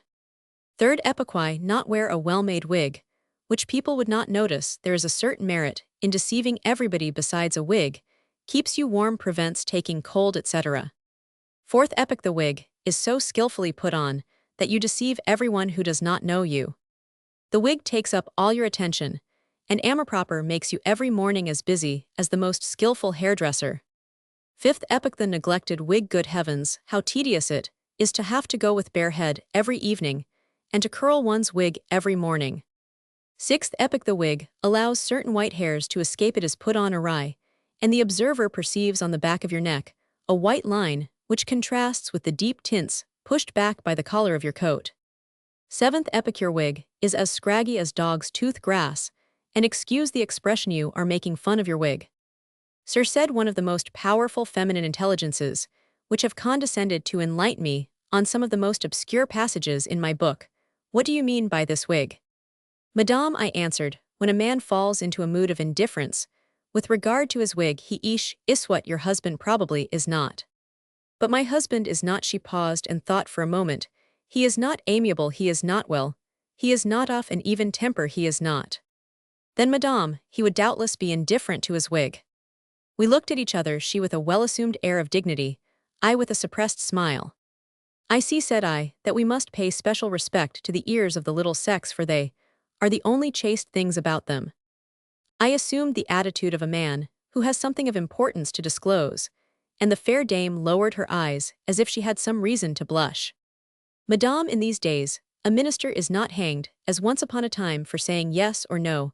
A Chateaubriand would scarcely torture Francos de Foix, and we wear no longer at our side a long sword ready to avenge an insult now, in a century when civilization has made such rapid progress, when we can learn a science in 24 lessons. Everything must follow this race after perfection. We can no longer speak the manly, rude, coarse language of our ancestors, the age in which are fabricated such fine, such brilliant stuffs, such elegant furniture, and when are made such rich porcelains, must needs be the age of periphrase and circumlocution. We must try therefore to coin a new word in place of the comic expression, which Molière used, since the language of this great man, as a contemporary author has said, is too free for ladies who find gauze too thick for their garments. But people of the world know as well as the learned how the Greeks had an innate taste for mysteries. That poetic nation knew well how to invest with the tints of fable the antique traditions of their history.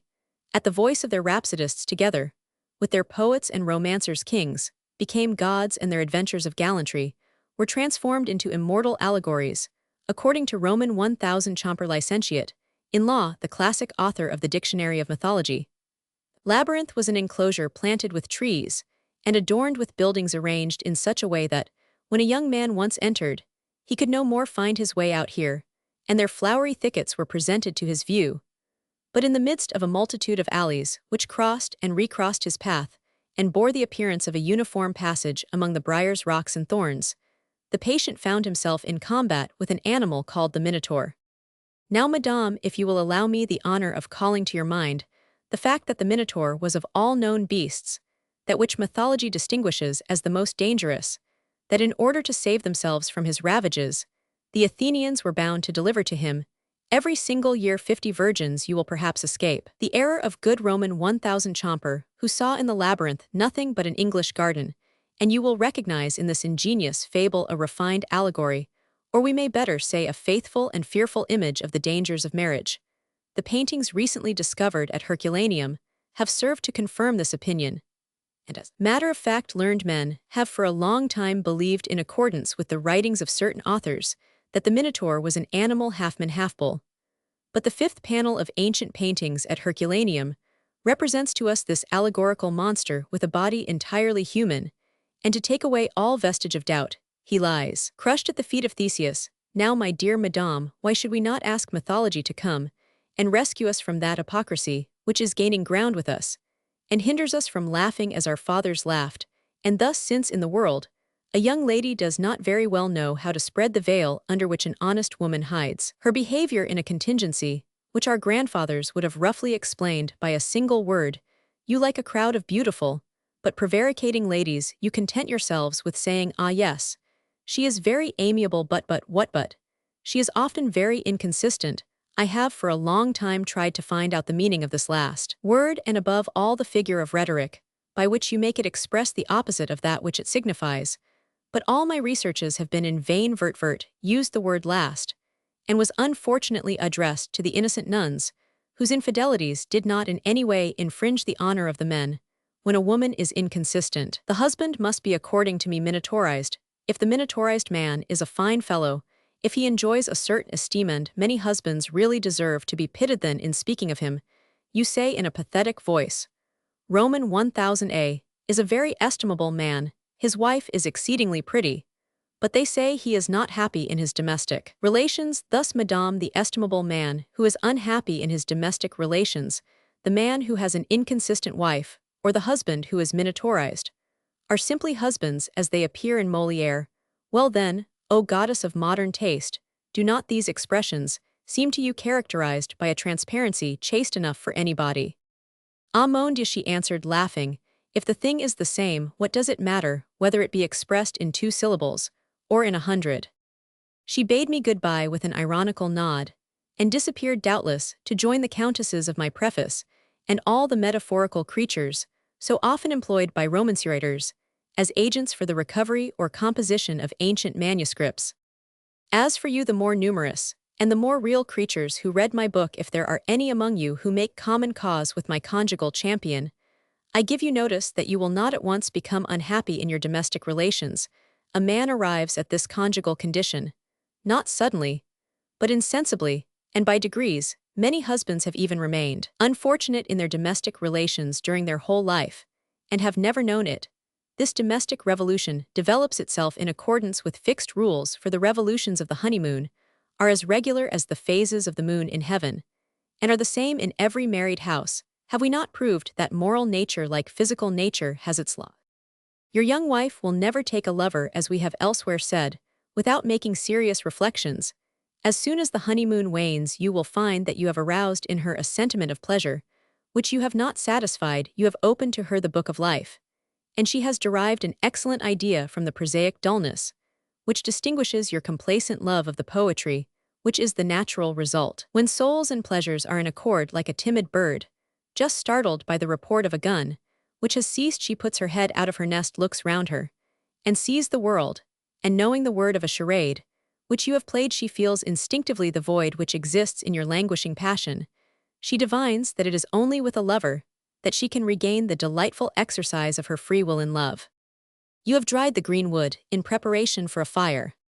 In the situation in which both of you find yourselves, there is no woman, even the most virtuous, who would not be found worthy of a grand passion, who has not dreamed of it, and who does not believe that it is easily kindled, for there is always found a certain amour-propre, ready to reinforce that conquered enemy, a jaded wife. If the role of an honest woman were nothing more than perilous, said an old lady to me, I would admit that it would serve, but it is tiresome, and I have never met a virtuous woman who did not think about deceiving somebody. And then before any lover presents himself, a wife discusses with herself the legality of the act. She enters into a conflict with her duties, with the law, with religion, and with the secret desires of a nature which knows no checkering excepting that which she places upon herself, and then commences for you a condition of affairs, totally new. Then, you receive the first intimation, which nature, that good and indulgent mother, always gives to the creatures who are exposed to any danger. Nature has put a bell on the neck of the minotaur, as on the tail of that frightful snake, which is the terror of travelers, and then appear in your wife what we will call the first symptoms. And woe to him who does not know how to contend with them. Those who in reading our book will remember that they saw those symptoms in their own domestic life, can pass to the conclusion of this work, where they will find how they may gain consolation. The situation referred to, in which a married couple bind themselves for a longer or a shorter time, is the point from which our work starts, as it is the end, at which our observations stop. A man of intelligence should know how to recognize the mysterious indications, the obscure signs, and the involuntary revelation, which a wife unwittingly exhibits for the next meditation, will doubtless indicate the more evident of the manifestations to neophytes in the sublime science of marriage. Meditation, Roman 8 of the first symptoms. When your wife reaches that crisis, in which we have left her, you yourself are wrapped in a pleasant and unsuspicious security. You have so often seen the sun that you begin to think it is shining over everybody. You therefore give no longer that attention to the least action of your wife, which was impelled by your first outburst of passion. This indolence prevents many husbands from perceiving the symptoms which in their wives herald the first storm, and this disposition of mind has resulted in the minotaurization of more husbands than have either opportunity carriages, sofas, and apartments in town. The feeling of indifference in the presence of danger is to some degree justified by the apparent tranquility which surrounds you. The conspiracy which is formed against you by our million of hungry celibates seems to be unanimous in its advance, although all are enemies of each other and know each other well. A sort of instinct forces them into cooperation. Two persons are married. The myrmidons of the minotaur, young and old, have usually the politeness to leave the bride and bridegroom entirely to themselves at first. They look upon the husband as an artisan whose business it is to trim, polish, cut into facets, and mount the diamond which is to pass from hand to hand in order to be admired all around. Moreover, the aspect of a young married couple much taken with each other always rejoices the heart of those among the celibates who are known as roused. They take good care not to disturb the excitement by which society is to be profited. They also know that heavy showers do not last long. They therefore keep quiet. They watch and wait with incredible vigilance for the moment when bride and groom begin to weary of the seventh heaven. The tact with which celibates discover the moment when the breeze begins to rise in a new home can only be compared to the indifference of those husbands for whom the red moon rises. There is even in intrigue a moment of ripeness, which must be waited for. The great man is he who anticipates the outcome of certain circumstances. Men of 52, whom we have represented as being so dangerous, know very well, for example, that any man who offers himself as lover to a woman and is haughtily rejected will be received with open arms 3 months afterwards. But it may be truly said that in general married people, in betraying their indifference towards each other, show the same naivete with which they first betrayed their love at the time when you are traversing with Madame the ravishing fields of the seventh heaven, where, according to their temperament, newly married people remain encamped for a longer or shorter time.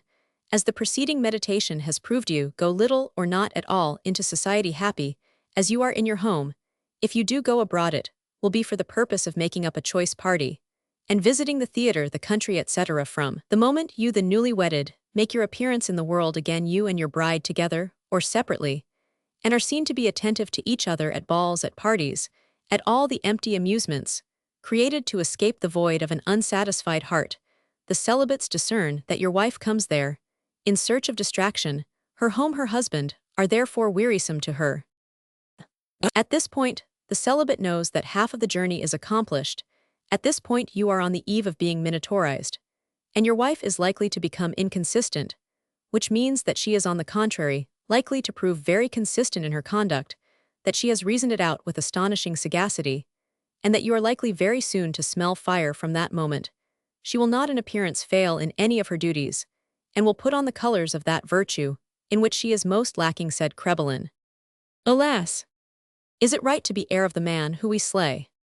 Never has she seemed more anxious to please you. She will seek as much as possible to allay the secret wounds, which she thinks about inflicting upon your married bliss. She will do so by those little attentions, which induce you to believe in the eternity of her love, hence the proverb happy as a fool. But in accordance with the character of women, they either despise their own husbands, from the very fact that they find no difficulty in deceiving them, or they hate them, when they find themselves circumvented by them, or they fall into a condition of indifference towards them, which is 1,000 times worse than hatred in this emergency. The first thing which may be diagnosed in a woman is a decided oddness of behavior. A woman loves to be saved from herself to escape her conscience, but without the eagerness shown in this connection by wives who are thoroughly unhappy. She dresses herself with especial care. In order, she will tell you to flatter your amour propre by drawing all eyes upon her in the midst of parties and public entertainments. When she returns to the bosom of her stupid home, you will see that at times she is gloomy and thoughtful, then suddenly laughing and gay as if beside herself, or assuming the serious expression of a German. When he advances to the fight, such varying moods always indicate the terrible doubt and hesitation to which we have already referred. There are women who read romances in order to feast upon the images of love cleverly depicted, and always varied of love crowned, yet triumphant, or in order to familiarize themselves in thought with the perils of an intrigue. She will profess the highest esteem for you. She will tell you that she loves you as a sister, and that such reasonable friendship is the only true, the only durable friendship, the only tie, which it is the aim of marriage to establish between man and wife. She will adroitly distinguish between the duties, which are all she has to perform, and the rights which she can demand to exercise. She views with indifference appreciated by you alone all the details of married happiness. This sort of happiness perhaps has never been very agreeable to her, and moreover it is always with her. She knows it well, she has analyzed it. And what slight but terrible evidence comes from these circumstances, to prove to an intelligent husband that this frail creature argues and reasons, instead of being carried away on the tempest of passion. Romans 60, the more a man judges the less he loves. And now will burst forth from her those pleasantries at which you will be the first to laugh, and those reflections which will startle you by their profundity. Now you will see sudden changes of mood, and the caprices of a mind which hesitates at times. She will exhibit extreme tenderness, as if she repented of her thoughts, and her projects. Sometimes she will be sullen, and at cross purposes with you. In a word, she will fulfill the varium et mutabile femina, which we hitherto have had the folly to attribute to the feminine temperament. Diderot, in his desire to explain the mutations almost atmospheric in the behavior of women, has even gone so far as to make them the offspring of what he calls la bête féroce. But we never see these whims in a woman who is happy. These symptoms, light as gossamer, resemble the clouds which scarcely break the azure surface of the sky, and which they call flowers of the storm. But soon their colors take a deeper intensity. In the midst of this solemn premeditation, which tends, as Madame de Staël says, to bring more poetry into life, some women, in whom virtuous mothers, either from considerations of worldly advantage of duty or sentiment, or through sheer hypocrisy, have inculcated steadfast principles, take the overwhelming fancies, by which they are assailed for suggestions of the devil, and you will see them, therefore, trotting regularly to mass, to midday offices, even to vespers. This false devotion exhibits itself first of all in the shape of pretty books of devotion, in a costly binding, by the aid of which these dear sinners attempt in vain to fulfill the duties imposed by religion and long neglected for the pleasures of marriage. Now here we will lay down a principle, and you must engrave it on your memory in letters of fire. When a young woman suddenly takes up religious practices, which she has before abandoned, this new order of life always conceals a motive highly significant in view of her husband's happiness. In the case of at least 7 to 9 women out of 100, this return to God proves that they have been inconsistent, or that they intend to become so. But a symptom more significant still, and more decisive, and one that every husband should recognize under pain of being considered a fool, is this. At the time when both of you are immersed in the elusive delights of the honeymoon, your wife, as one devoted to you, would constantly carry out your will. She was happy in the power of showing the ready will, which both of you mistook for love, and she would have liked for you to have asked her to walk on the edge of the roof, and immediately nimble as a squirrel, she would have run over the tiles in a word. She found an ineffable delight in sacrificing to you that ego which made her a being distinct from yours. She had identified herself with your nature, and was obedient to that vow of the heart unicaro. All this delightful promptness of an earlier day gradually faded away, wounded to find her will counted as nothing. Your wife will attempt nevertheless to reassert it, by means of a system developed gradually, and from day to day with increased energy. This system is founded upon what we may call the dignity of the married woman. The first effect of this system is to mingle with your pleasures a certain reserve, and a certain lukewarmness of which you are the sole judge. According to the greater or lesser violence of your sensual passion, you have perhaps discerned some of those 22 pleasures, which in other times created in Greece, 22 kinds of courtesans, devoted especially to these delicate branches, of the same art, ignorant, and simple, curious, and full of hope. Your young wife may have taken some degrees in this science, as rare as it is unknown, and which we especially commend to the attention of the future author of Physiology of Pleasure.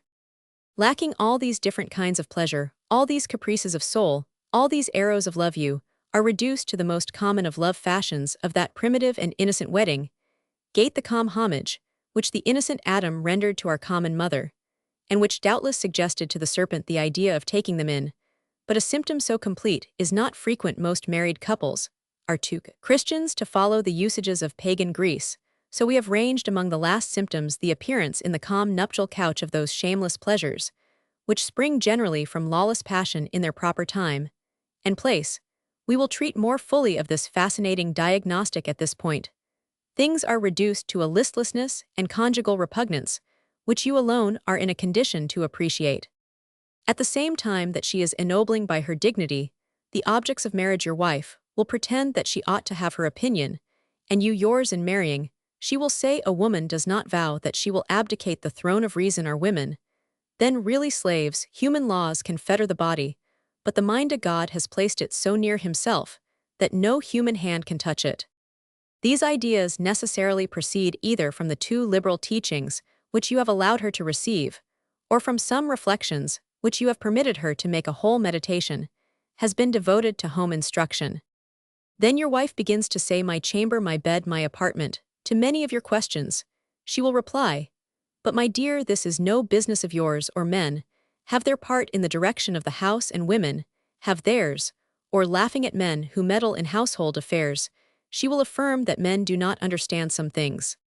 The number of things which you do not understand increases day by day.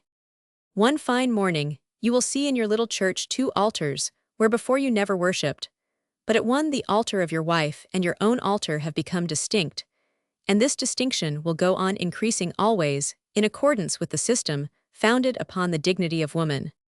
Then the following ideas will appear, and they will be inculcated in you, whether you like it or not, by means of a living force, very ancient in origin, and little known. Steam power, horsepower, manpower, and water power are good inventions, but nature has provided women with a moral power, in comparison with which all other powers are nothing. We may call it rattle power. This force consists in a continuance of the same sound, in an exact repetition of the same words, in a reversion over and over again to the same ideas, and this so unvaried that from hearing them over and over again, you will admit them in order to be delivered from the discussion.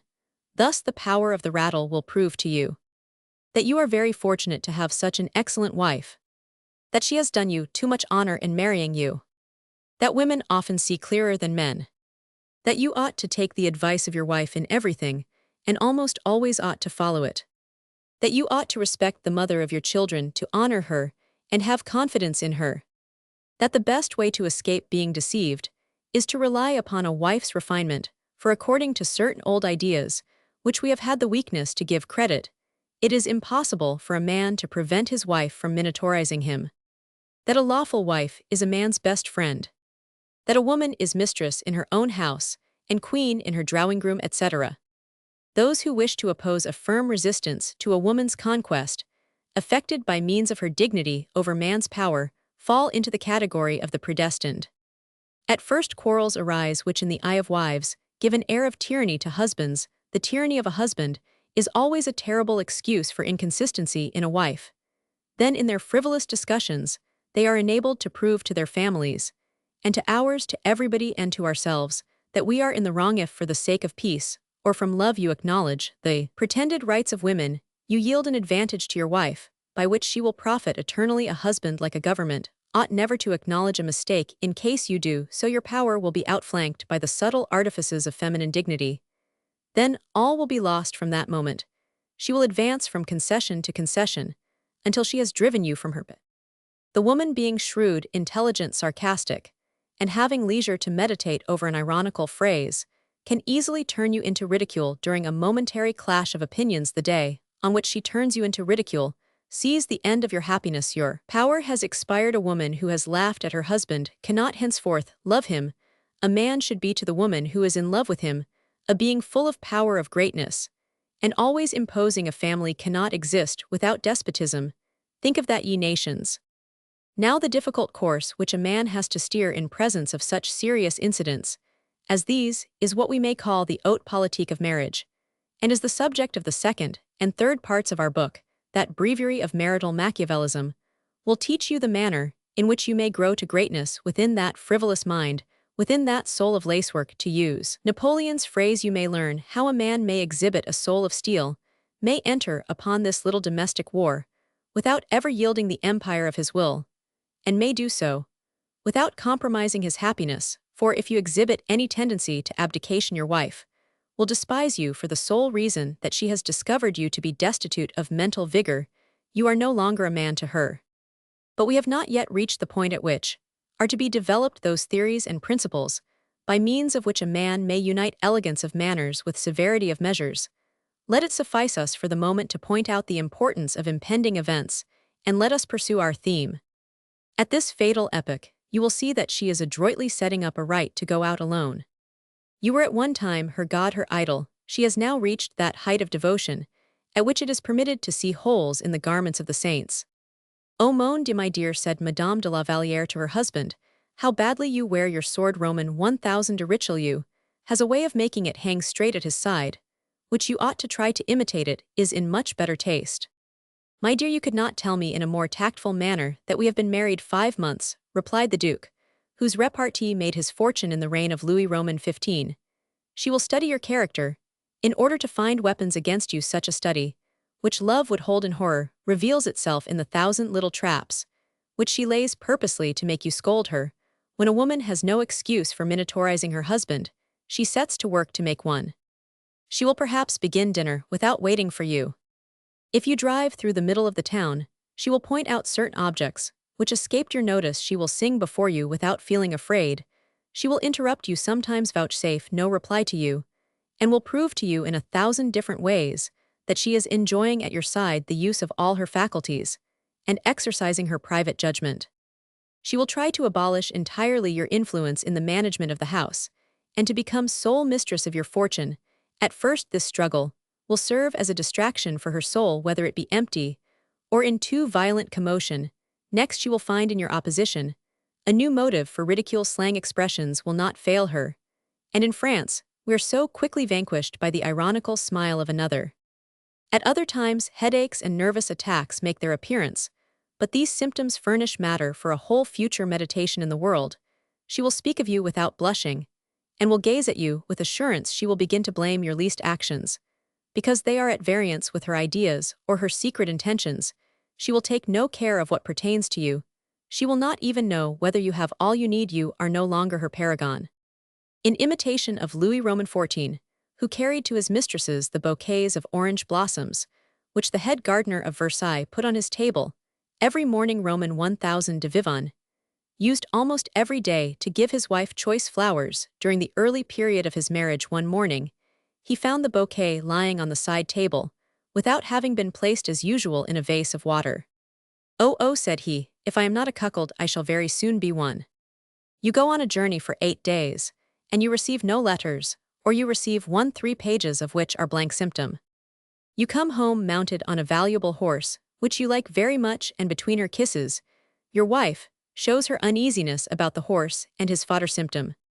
To these features of the case, you will be able to add others. We shall endeavor in the present volume always to paint things in bold fresco style, and leave the miniatures to you according to the characters. Concern the indications which we are describing veiled under the incidents of ordinary life, are of infinite variety. One man may discover a symptom in the way a shawl is put on, while another needs to receive a fillip to his intellect, in order to notice the indifference of his mate. Some fine spring morning, the day after a ball or the eve of a country party, this situation reaches its last phase. Your wife is listless, and the happiness within her reach has no more attractions for her. Her mind, her imagination, perhaps her natural caprices call for a lover. Nevertheless, she dare not yet embark upon an intrigue, whose consequences and details fill her with dread. You are still there for some purpose or other. You are a weight in the balance, although a very light one. On the other hand, the lover presents himself arrayed in all the graces of novelty, and all the charms of mystery. The conflict which has arisen in the heart of your wife becomes in presence of the enemy more real, and more full of peril, than before. Very soon the more dangers and risks there are to be run, the more she burns to plunge into that delicious gulf of fear, enjoyment, anguish, and delight. Her imagination kindles, and sparkles. Her future life rises before her eyes, colored with romantic and mysterious hues. Her soul discovers that existence has already taken its tone from this struggle which to a woman has so much solemnity in it. All is agitation, all is fire, all is commotion within her. She lives with 3 times as much intensity as before, and judges the future by the present. The little pleasure which you have lavished upon her bears witness against you, for she is not excited as much by the pleasures which she has received as by those which she is yet to enjoy. Does not imagination show her that her happiness will be keener with this lover, whom the laws deny her, than with you? And then she finds enjoyment even in her terror, and terror in her enjoyment. Then she falls in love with this imminent danger, this sword of Damocles, hung over her head by you yourself, thus preferring the delirious agonies of such a passion to that conjugal inanity, which is worse to her than death, to that indifference, which is less a sentiment than the absence of all sentiment.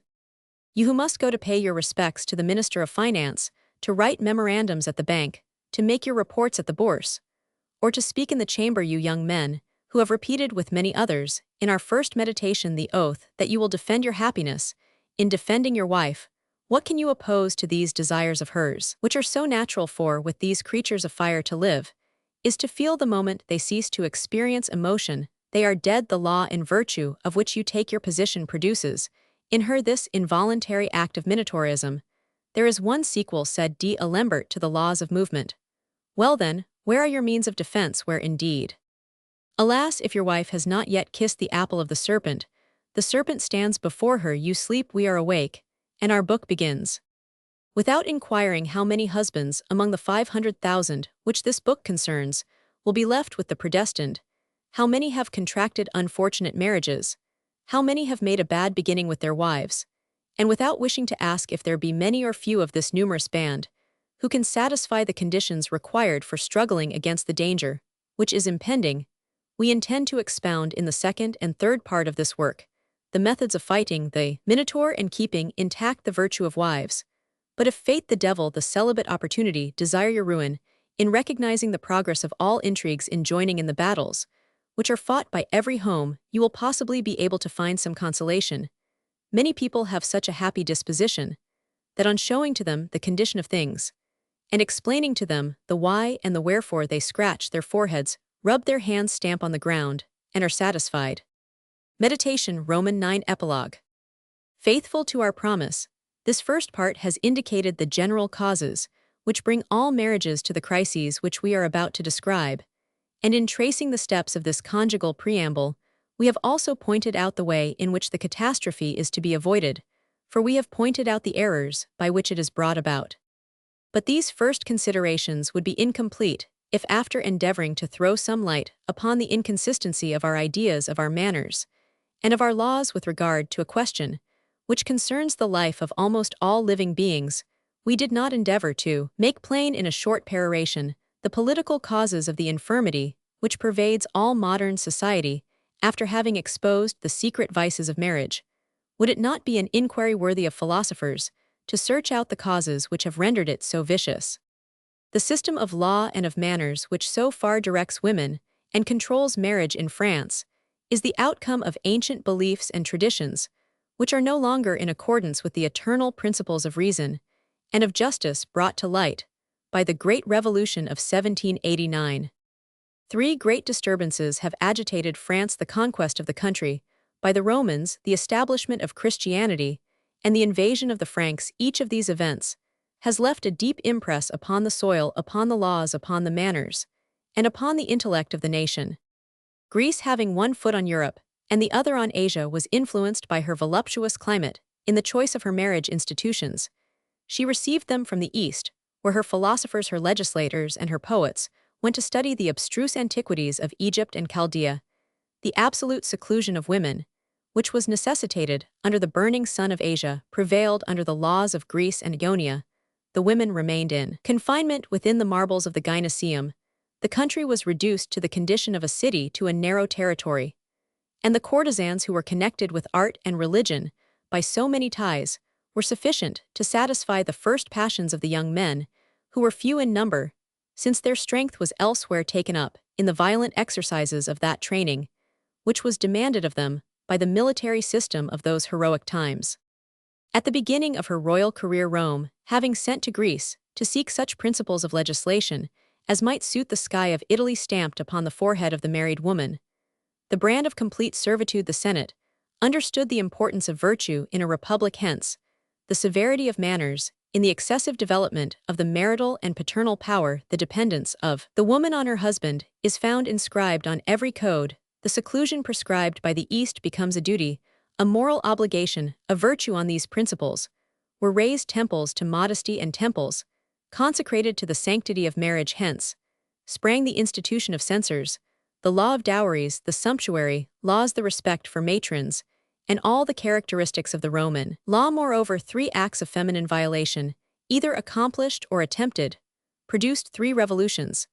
And was it not a grand event, sanctioned by the decrees of the country, that these illustrious women should make their appearances on the political arena? Those noble Roman women, who were obliged to be either brides or mothers, passed their life in retirement, engaged in educating the masters of the world. Rome had no courtesans, because the youth of the city were engaged in eternal war. If later on dissoluteness appeared, it merely resulted from the despotism of emperors, and still the prejudices founded upon ancient manners were so influential that Rome never saw a woman on a stage. These facts are not put forth idly in scanning the history of marriage in France.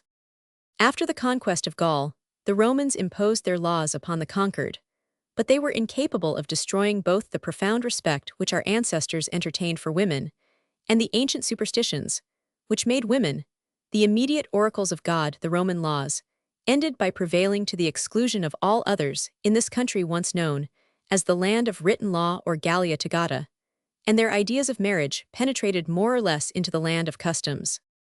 But during the conflict of laws with manners, the Franks invaded the Gauls and gave to the country the dear name of France. These warriors came from the north and brought the system of gallantry which had originated in their western regions, where the mingling of the sexes did not require in those icy climates the jealous precautions of the East. The women of that time elevated the privations of that kind of life by the exaltation of their sentiments.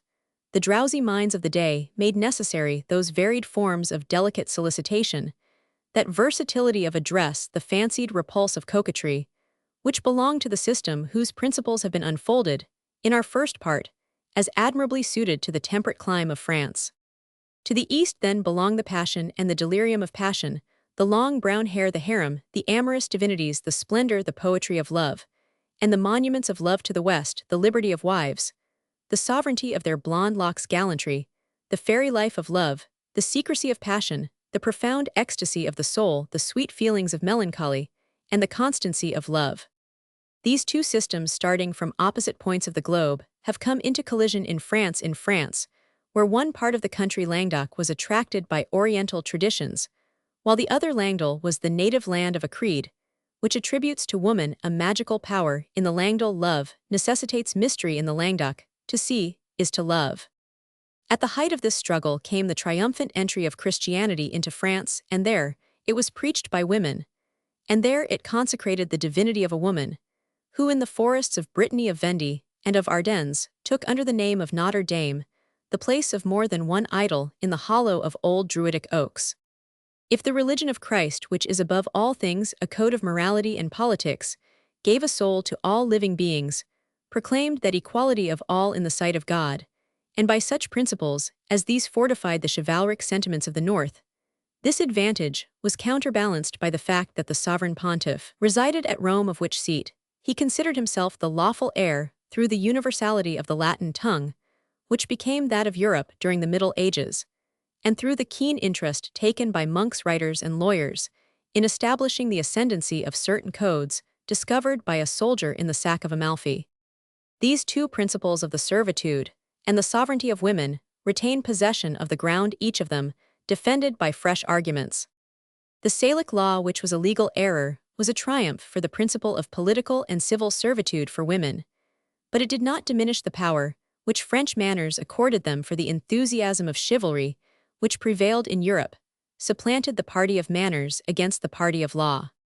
And in this way was created that strange phenomenon which since that time has characterized both our national despotism and our legislation for ever since those epochs, which seemed to presage the revolution when the spirit of philosophy rose and reflected upon the history of the past. France has been the prey of many convulsions: feudalism, the Crusades, the Reformation, the struggle between the monarchy and the aristocracy, despotism and priestcraft, have so closely held the country within their clutches that woman still remains the subject of strange counter-opinions, each springing from one of the three great movements to which we have referred. Was it possible that the woman question should be discussed, and woman's political education and marriage should be ventilated, when feudalism threatened the throne, when reform menaced both king and barons, and the people between the hierarchy and the empire were forgot? According to a saying of Madame Necker, women, amid these great movements, were like the cotton wool put into a case of porcelain. They were counted for nothing, but without them, everything would have been broken. A married woman then in France presents the spectacle of a queen out at service of a slave at once free and a prisoner. A collision between these two principles, which frequently occurred, produced odd situations by the thousand, and then woman was physically little understood, and what was actually sickness in her was considered a prodigy, witchcraft, or monstrous turpitude in those days.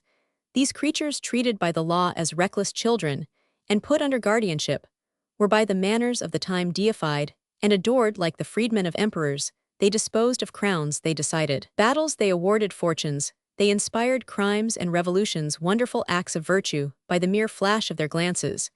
And yet they possessed nothing, and were not even possessors of themselves. They were equally fortunate and unfortunate, armed with their weakness and strong in instinct. They launched out far beyond the sphere which the law allotted them, showing themselves omnipotent for evil, but impotent for good, without merit in the virtues that were imposed upon them, without excuse in their vices, accused of ignorance, and yet denied an education, neither altogether mothers nor altogether wives, having all the time to conceal their passions. While they fostered them, they submitted to the coquetry of the Franks, while they were obliged, like Roman women, to stay within the ramparts of their castles and bring up those who were to be warriors. While no system was definitely decided upon by legislation as to the position of women, their minds were left to follow their inclinations, and there are found among them as many who resemble Marion Delorme as those who resemble Cornelia. There are vices among them, but there are as many virtues. These were creatures as incomplete as the laws which governed them. They were considered by some as a being midway between man and the lower animals, as a malignant beast, which the laws could not too closely fetter, and which nature had destined with so many other things to serve the pleasure of men, while others held woman to be an angel in exile, a source of happiness and love, the only creature who responded to the highest feelings of man, while her miseries were to be recompensed by the idolatry of every heart. How could the consistency, which was wanting in a political system, be expected in the general manners of the nation? And so woman became what circumstances and men made her, instead of being what the climate and native institutions should have made her. Sold, married against her taste, in accordance with the patria potestas of the Romans, at the same time that she fell under the marital despotism, which desired her seclusion. She found herself tempted to take the only reprisals which were within her power. Then she became a dissolute creature, as soon as men ceased to be intently occupied in intestine war, for the same reason that she was a virtuous woman in the midst of civil disturbances. Every educated man can fill in this outline, for we seek from movements like these the lessons, and not the poetic suggestion which they yield. The revolution was too entirely occupied in breaking down, and building up had too many enemies, or followed perhaps too closely on the deplorable times witnessed under the Regency, and under Louis Roman XV, to pay any attention to the position which women should occupy in the social order. The remarkable men who raised the immortal monument which our codes present were almost all old-fashioned students of law deeply imbued with a spirit of Roman jurisprudence, and moreover, they were not the founders of any political institution's sons of the Revolution. They believed in accordance with that movement that the law of divorce wisely restricted, and the bond of dutiful submission were sufficient ameliorations of the previous marriage law, when that former order of things was remembered. The change made by the new legislation seemed immense. At the present day, the question as to which of these two principles shall triumph rests entirely in the hands of our wise legislators. The past has teaching which should bear fruit in the future. Have we lost all sense of the eloquence of fact? The principles of the East resulted in the existence of eunuchs, and Seraglio's The Spurious Social Standing of France has brought in the plague of courtesans, and the more deadly plague of our marriage system. And thus, to use the language of a contemporary, the East sacrifices to paternity men, and the principle of justice France women and modesty. Neither the East nor France has attained the goal which their institutions point to, for that is happiness. The man is not more loved by the women of a harem than the husband, is sure of being in France as the father of his children, and marrying is not worth what it costs. It is time to offer no more sacrifice to this institution, and to amass a larger sum of happiness in the social state, by making our manners and our institution conformable to our climate. Constitutional government, a happy mixture of two extreme political systems, despotism and democracy, suggests by the necessity of blending also the two principles of marriage, which so far clash together in France. The liberty which we boldly claim for young people is the only remedy for the host of evils, whose source we have pointed out by exposing the inconsistencies resulting from the bondage in which girls are kept. Let us give back to youth the indulgence of those passions, those coquetries, love and its terrors, love and its delights, and that fascinating company which followed the coming of the Franks at this vernal season of life. No fault is irreparable, and Hymen will come forth from the bosom of experiences, armed with confidence, stripped of hatred and love. In marriage will be justified, because it will have had the privilege of comparison. In this change of manners, the disgraceful plague of public prostitution will perish of itself. It is especially at the time when the man possesses the frankness and timidity of adolescence, that in his pursuit of happiness, he is competent to meet and struggle with great and genuine passions of the heart. The soul is happy in making great efforts of whatever kind, provided that it can act, that it can stir and move. It makes little difference, even though it exercise its power against itself. In this observation, the truth of which everybody can see, there may be found one secret of successful legislation, of tranquility and happiness. And then the pursuit of learning has now become so highly developed that the most tempestuous of our coming Murrayboughs can consume his energy either in the indulgence of a passion or the study of a science. How many young people have been saved from debauchery by self-chosen labors, or the persistent obstacles put in the way of a first love, a love that was pure. And what young girl does not desire to prolong the delightful childhood of sentiment, is not proud to have her nature known, and has not felt the secret tremblings of timidity, the modesty of her secret communings with herself, and wished to oppose them to the young desires of a lover, inexperienced as herself, the gallantry of the Franks, and the pleasures which attend it should then be the portion of youth, and then would naturally result a union of soul, of mind, of character, of habits, of temperament, and of fortune such as would produce the happy equilibrium necessary for the felicity of the married couple.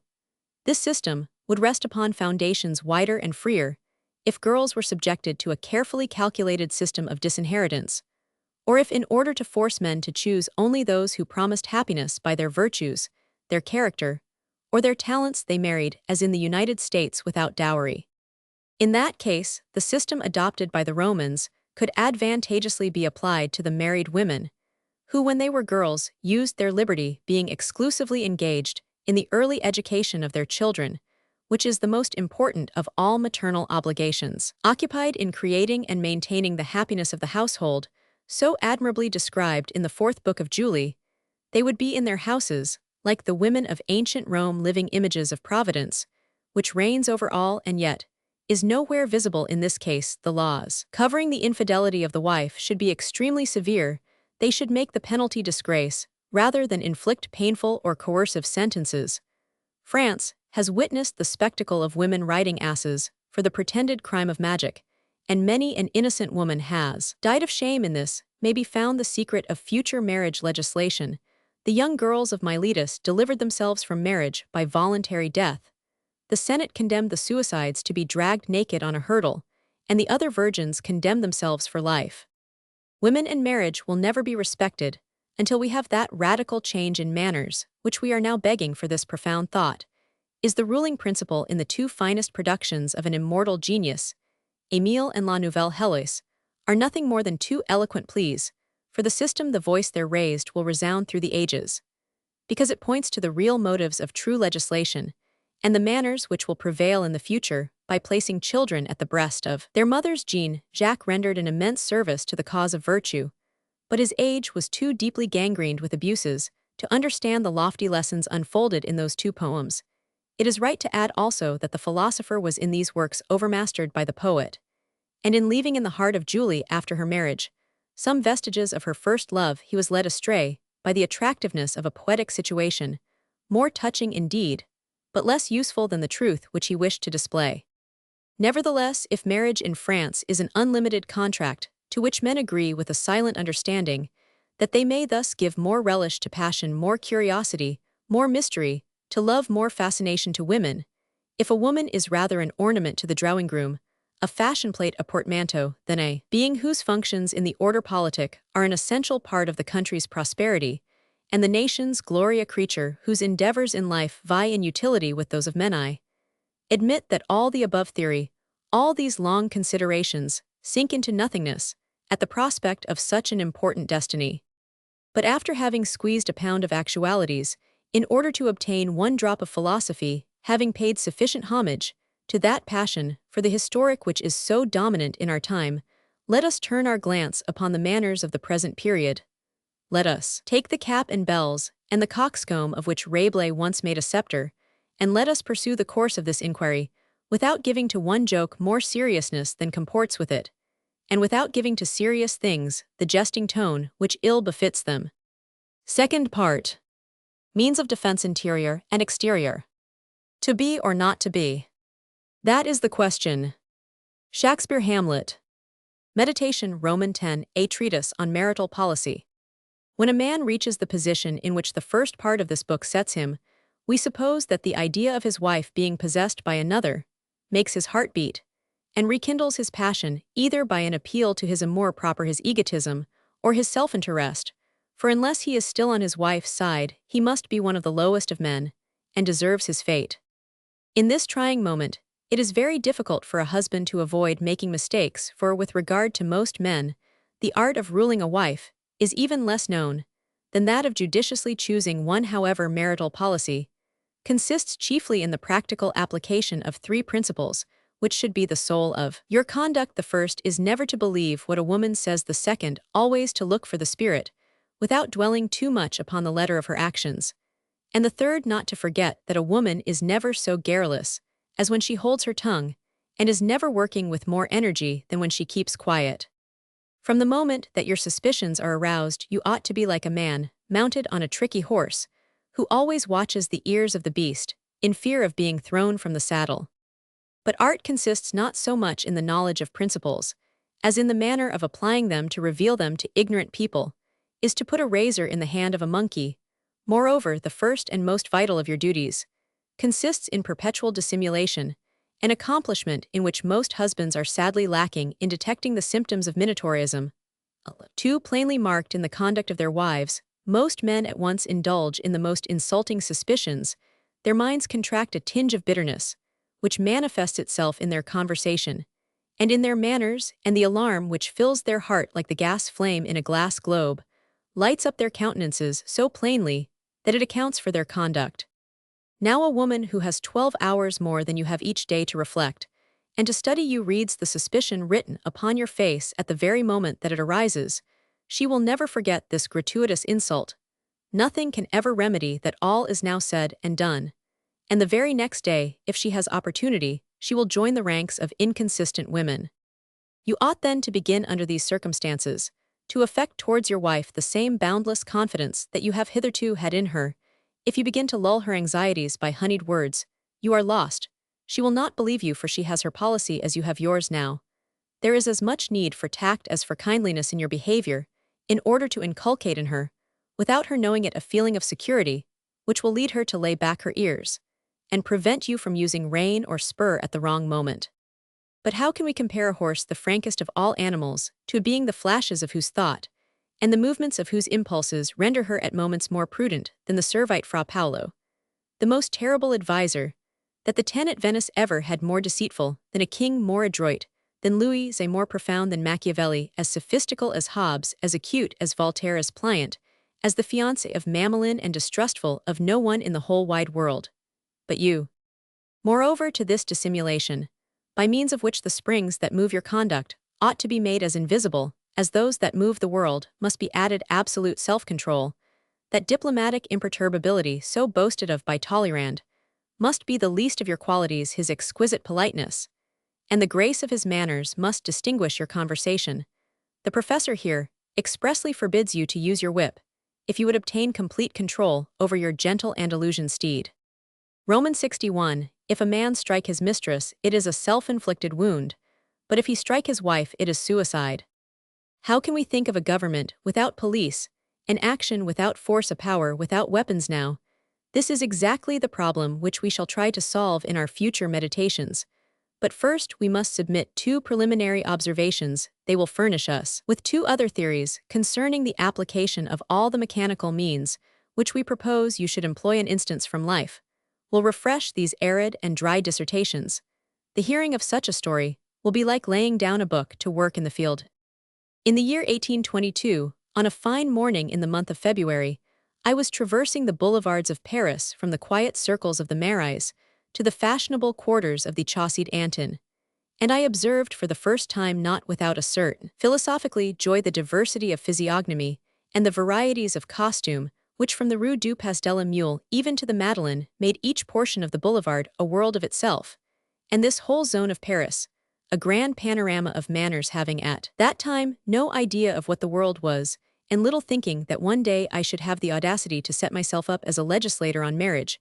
I was going to take lunch at the house of a college friend, who was perhaps too early in life, afflicted with a wife and 2 children. My former professor of mathematics lived at a short distance from the house of my college friend, and I promised myself the pleasure of a visit to this worthy mathematician before indulging my appetite for the dainties of friendship. I accordingly made my way to the heart of a study, where everything was covered with a dust which bore witness to the lofty abstraction of the scholar. But a surprise was in store for me. There, I perceived a pretty woman seated on the arm of an easy chair. As if mounted on an English horse, her face took on the look of conventional surprise, worn by mistresses of the house towards those they do not know, but she did not disguise the expression of annoyance which at my appearance clouded her countenance with the thought that I was aware how ill-timed was my presence. My master, doubtless absorbed in an equation, had not yet raised his head.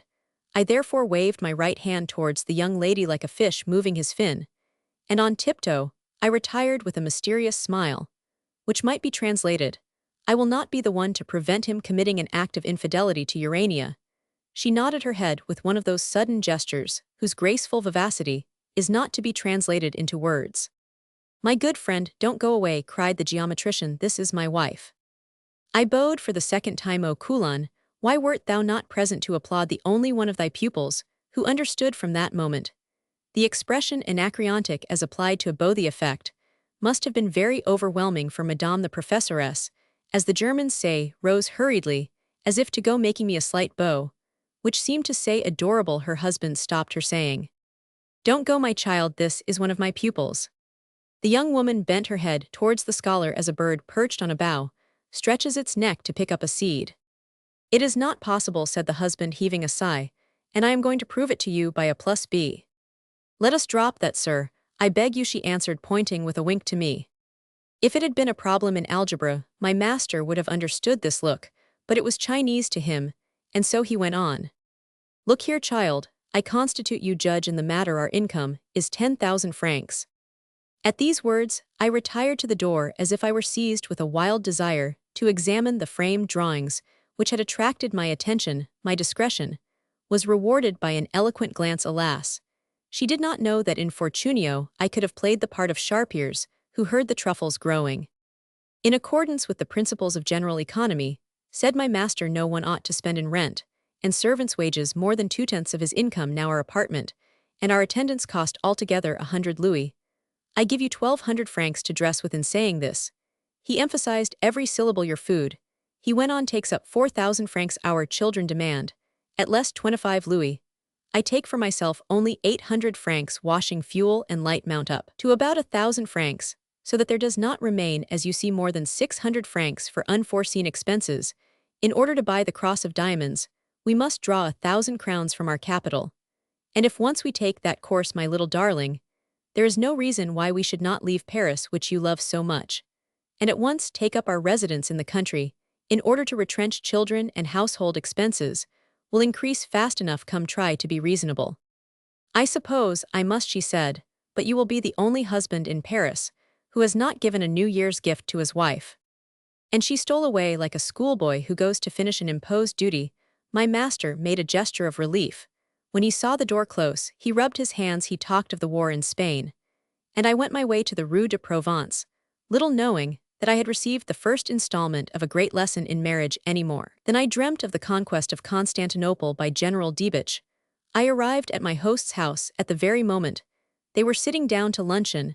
After having waited for me the half-hour demanded by usage, it was, I believe, as she opened a pate de foie gras, that my pretty hostess said to her husband with a determined air, "Alexander, if you were really nice, you would give me that pair of earrings that we saw at Fawson's." "You shall have them cheerfully," replied my friend, drawing from his pocketbook 3 notes of 1,000 francs, the sight of which made his wife's eyes sparkle.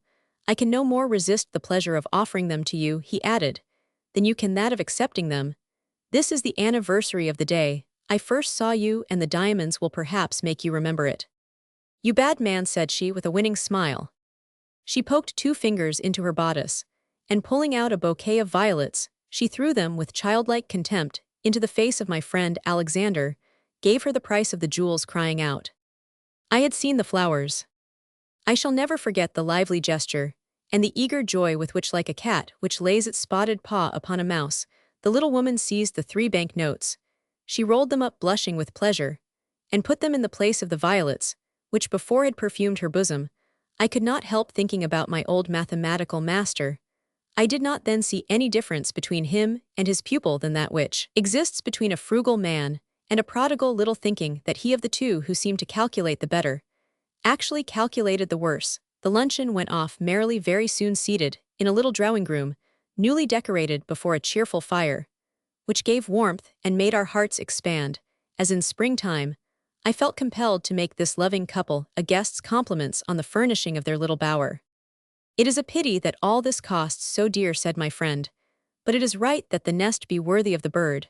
But why the devil do you compliment me upon curtains which are not paid, for you make me remember just at the time I am digesting lunch, that I still owe 2,000 francs to a Turk of an upholsterer."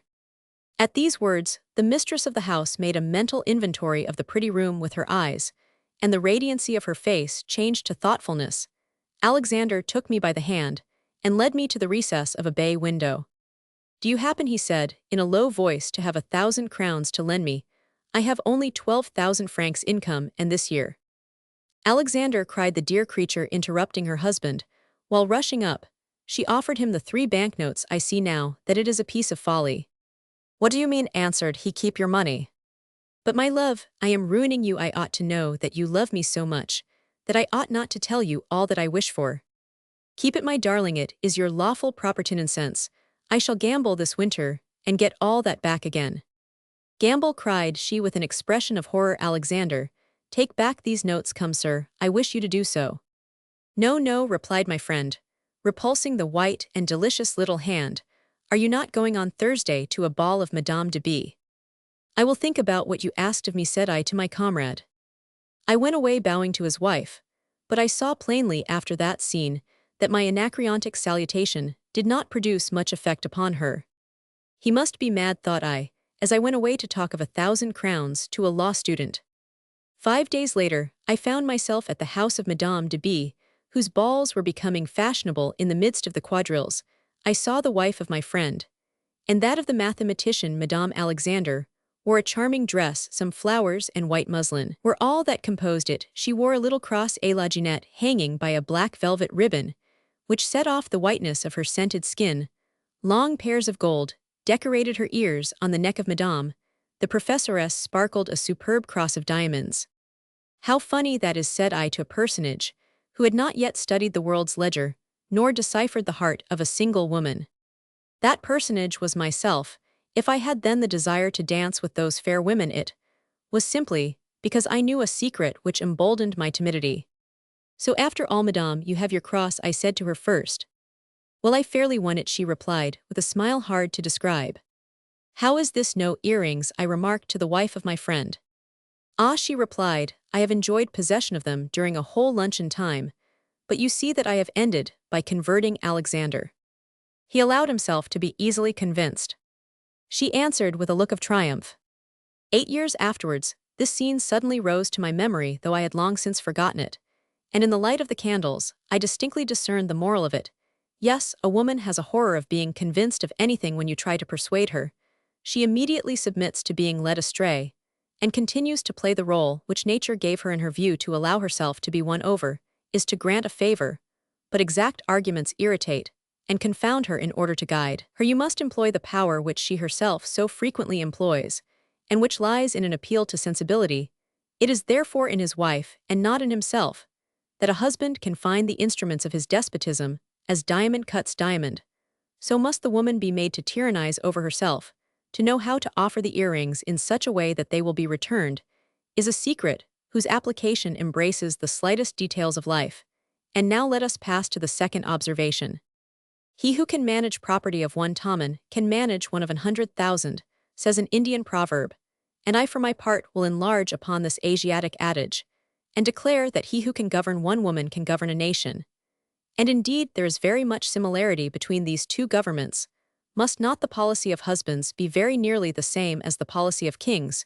Do not we see kings trying to amuse the people in order to deprive them of their liberty, throwing food at their heads for one day, in order to make them forget the misery of a whole year, preaching to them not to steal, and at the same time stripping them of everything, and saying to them, 'It seems to me that if I were the people I should be virtuous.' It is from England that we obtain the precedent which husbands should adopt in their houses. Those who have eyes ought to see that, when the government is running smoothly, the Whigs are rarely in power. A long Tory ministry has always succeeded an ephemeral Liberal cabinet. The orators of a national party resemble the rats which wear their teeth away in gnawing the rotten panel. They close up the hole as soon as they smell the nuts. And the lard locked up in the royal cupboard. The woman is the Whig of our government, occupying the situation in which we have left her. She might naturally aspire to the conquest of more than one privilege. Shut your eyes to the intrigues, allow her to waste her strength in mounting half the steps of your throne, and when she is on the point of touching your scepter, fling her back to the ground quite gently, and with infinite grace, saying to her bravo, and leaving her to expect success in the hereafter. The craftiness of this maneuver will prove a fine support to you in the employment of any means which it may please you to choose from your arsenal for the object of subduing your wife. Such are the general principles which a husband should put into practice if he wishes to escape mistakes in ruling his little kingdom. Nevertheless, in spite of what was decided by the minority at the Council of Macon, Montesquieu, who had perhaps foreseen the coming of constitutional government, has remarked, I forget in what part of his writings, that good sense in public assemblies is always found on the side of the minority. We discern in a woman a soul and a body, and we commence by investigating the means to gain control of her moral nature. The exercise of thought, whatever people may say, is more noble than the exercise of bodily organs, and we give precedence to science over cookery, and to intellectual training over hygiene. Meditation, Roman 11. Instruction in the home.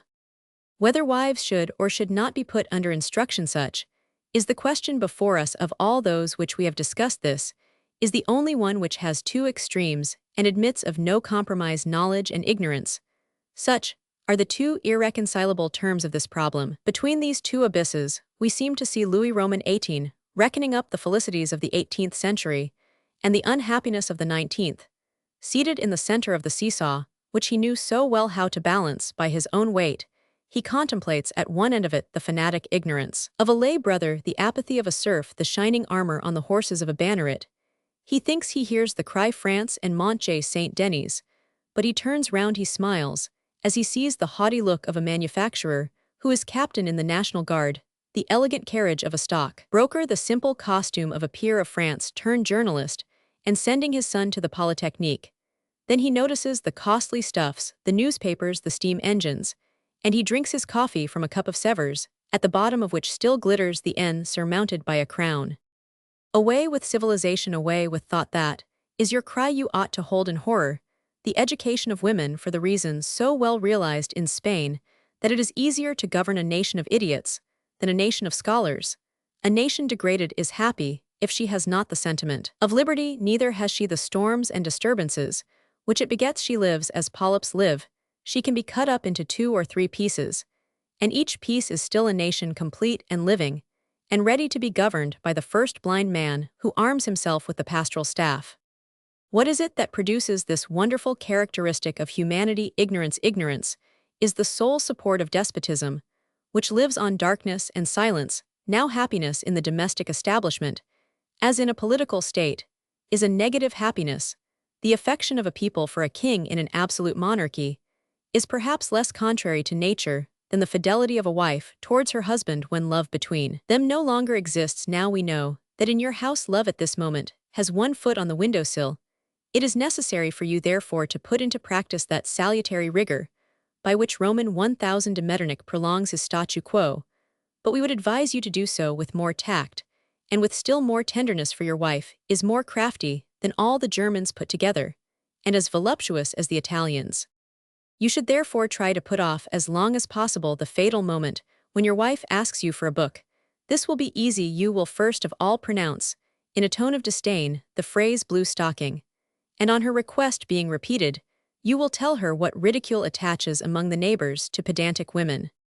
You will then repeat to her very frequently that the most lovable and the wittiest women in the world are found at Paris, where women never read. That women are like people of quality, who, according to Mascarillo, know everything without having learned anything, that a woman, while she is dancing, or while she is playing cards, without even having the appearance of listening, ought to know how to pick up from the conversation of talented men the ready-made phrases out of which fools manufacture their wit at Paris. That in this country decisive judgments on men and affairs are passed round from hand to hand, and that the little cutting phrase with which a woman criticizes an author, demolishes a work, or heaps contempt on a picture, has more power in the world than a court decision. That women are beautiful mirrors, which naturally reflect the most brilliant ideas. That natural wit is everything, and the best education is gained rather from what we learn in the world than by what we read in books. That above all reading ends in making the eyes dull, etc. To think of leaving a woman at liberty to read the books which her character of mind may prompt her to choose, this is to drop a spark in a powder magazine. It is worse than that. It is to teach your wife to separate herself from you, to live in an imaginary world in a paradise. For what do women read? Works of passion, the confessions of Rousseau, romances, and all those compositions which work most powerfully on their sensibility. They like neither argument nor the ripe fruits of knowledge. Now, have you ever considered the results which follow these poetical readings? Romances, and indeed all works of imagination, paint sentiments and events with colors of a very different brilliancy from those presented by nature. The fascination of such works springs less from the desire which each author feels to show his skill in putting forth choice and delicate ideas than from the mysterious working of the human intellect. It is characteristic of man to purify and refine everything that he lays up in the treasury of his thoughts. What human faces, what monuments of the dead are not made more beautiful than actual nature in the artistic representation? The soul of the reader assists in this conspiracy against the truth, either by means of the profound silence which it enjoys in reading, or by the fire of mental conception with which it is agitated, or by the clearness with which imagery is reflected in the mirror of the understanding. Who has not seen on reading the Confessions of Jean Jacques that Madame de Warens is described as much prettier than she ever was in actual life? It might almost be said that our souls dwell with delight upon the figures which they had met in a former existence under fairer skies, that they accept the creations of another soul only as wings on which they may soar into space, features the most delicate they bring to perfection, by making them their own, and the most poetic expression which appears in the imagery of an author brings forth still more ethereal imagery in the mind of a reader to read, is to join with the writer in a creative act. The mystery of the transubstantiation of ideas originates perhaps in the instinctive consciousness that we have of a vocation loftier than our present destiny. Or is it based on the lost tradition of a former life? What must that life have been if this slight residuum of memory offers us such volumes of delight? Moreover, in reading plays and romances, woman, a creature much more susceptible than we are to excitement, experiences the most violent transport. She creates for herself an ideal existence beside which all reality grows pale. She at once attempts to realize this voluptuous life, to take to herself the magic which she sees in it, and without knowing it, she passes from spirit to letter, and from soul to sense. And would you be simple enough to believe that the manners, the sentiments of a man like you, who usually dress and undress before your wife, can counterbalance the influence of these books, and outshine the glory of their fictitious lovers, in whose garments the fair reader sees neither hole nor stain? Poor fool, too late, alas, for her happiness. And for yours, your wife will find out that the heroes of poetry are as rare in real life as the Apollos of sculpture. Very many husbands will find themselves embarrassed in trying to prevent their wives from reading, yet there are certain people who allege that reading has this advantage, that men know what their wives are about when they have a book in hand. In the first place, you will see in the next meditation what a tendency the sedentary life has to make a woman quarrelsome. But have you never met those beings without poetry who succeed in petrifying their unhappy companions by reducing life to its most mechanical elements? Study great men in their conversation, and learn by heart the admirable arguments by which they condemn poetry and the pleasures of imagination. But if after all your efforts your wife persists in wishing to read, put at her disposal at once all possible books from the ABC of her little boy to René, a book more dangerous to you when in her hands than Therese philosophe, you might create in her an utter disgust for reading by giving her tedious books, and plunge her into utter idiocy with Marie Alacoque, the Brosse de Penitence, or with the chansons which were so fashionable in the time of Louis Roman XV. But later on you will find in the present volume the means of so thoroughly employing your wife's time that any kind of reading will be quite out of the question. And first of all, consider the immense resources which the education of women has prepared for you in your efforts to turn your wife from her fleeting taste for science. Just see with what admirable stupidity girls lend themselves to reap the benefit of the education which is imposed upon them in France. We give them in charge to nursery maids, to companions, to governesses, who teach them 20 tricks of coquetry and false modesty for every single noble and true idea which they impart to them. Girls are brought up as slaves, and are accustomed to the idea that they are sent into the world to imitate their grandmothers, to breed canary birds, to make herbals, to water little Bengal rosebushes, to fill in worsted work, or to put on collars. Moreover, if a little girl in her 10th year has more refinement than a boy of 20, she is timid and awkward, she is frightened at a spider, chatters nonsense, thinks of dress, talks about the fashions, and has not the courage to be either a watchful mother or a chaste wife. Notice what progress she had made. She has been shown how to paint roses, and to embroider ties in such a way as to earn 8 sous a day. She has learned the history of France in Ragois and chronology, in the tables du citoyen Chantreau, and her young imagination has been set free in the realm of geography, all without any aim, excepting that of keeping away all that might be dangerous to her heart. But at the same time, her mother and her teachers repeat with unwearied voice the lesson that the whole science of a woman lies in knowing how to arrange the fig leaf, which our mother Eve wore. She does not hear for 15 years, says Diderot, anything else. But my daughter, your fig leaf is on badly. My daughter, your fig leaf is on well. My daughter, would it not look better so? Keep your wife, then, within this fine and noble circle of knowledge. If by chance your wife wishes to have a library, buy for her Florian Malt Brun, the Cabinet des Fees, the Arabian Nights, Redouts, Roses, the Customs of China, the Pigeons by Madame Nip, the great work on Egypt, etc. Carry out, in short, the clever suggestion of that princess who, when she was told of a riot occasioned by the dearness of bread, said, "Why don't they eat cake?" Perhaps one evening your wife will reproach you for being sullen, and not speaking to her. Perhaps she will say that you are ridiculous when you have just made a pun. But this is one of the slight annoyances incident to our system, and moreover, What does it matter to you that the education of women in France is the most pleasant of absurdities, and that your marital obscurantism has brought a doll to your arms, as you have not sufficient courage to undertake a fairer task? Would it not be better to lead your wife along the beaten track of married life in safety, than to run the risk of making her scale the steep precipices of love? She is likely to be a mother you must not exactly expect to have Gracchi for sons, but to be really pater quem nuptiae demonstrant now. In order to aid you in reaching this consummation, we must make this book an arsenal from which each one in accordance with his wife's character and his own may choose weapons fit to employ against the terrible genius of evil, which is always ready to rise up in the soul of a wife. And since it may fairly be considered that the ignorant are the most cruel opponents of feminine education, this meditation will serve as a breviary for the majority of husbands. If a woman has received a man's education, she possesses in very truth the most brilliant and most fertile sources of happiness both to herself and to her husband, but this kind of woman is as rare as happiness itself, and if you do not possess her for your wife, your best course is to confine the one you do possess for the sake of your common felicity to the region of ideas she was born in, for you must not forget that one moment of pride in her might destroy you by setting on the throne a slave who would immediately be tempted to abuse her power. After all, by following the system prescribed in this meditation, a man of superiority will be relieved from the necessity of putting his thoughts into small change when he wishes to be understood by his wife.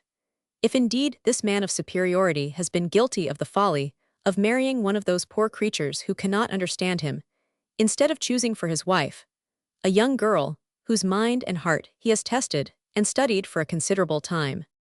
Our aim in this last matrimonial observation has not been to advise all men of superiority to seek for women of superiority, and we do not wish each one to expound our principles after the manner of Madame de Staël, who attempted in the most indelicate manner to effect a union between herself and Napoleon.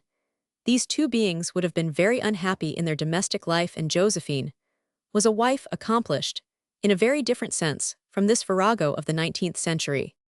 And indeed, when we praise those undiscoverable girls, so happily educated by chance, so well endowed by nature, whose delicate souls endure so well the rude contact of the great soul of him we call a man, we mean to speak of those rare and noble creatures of whom Goethe has given us a model in his Clare of Egmont.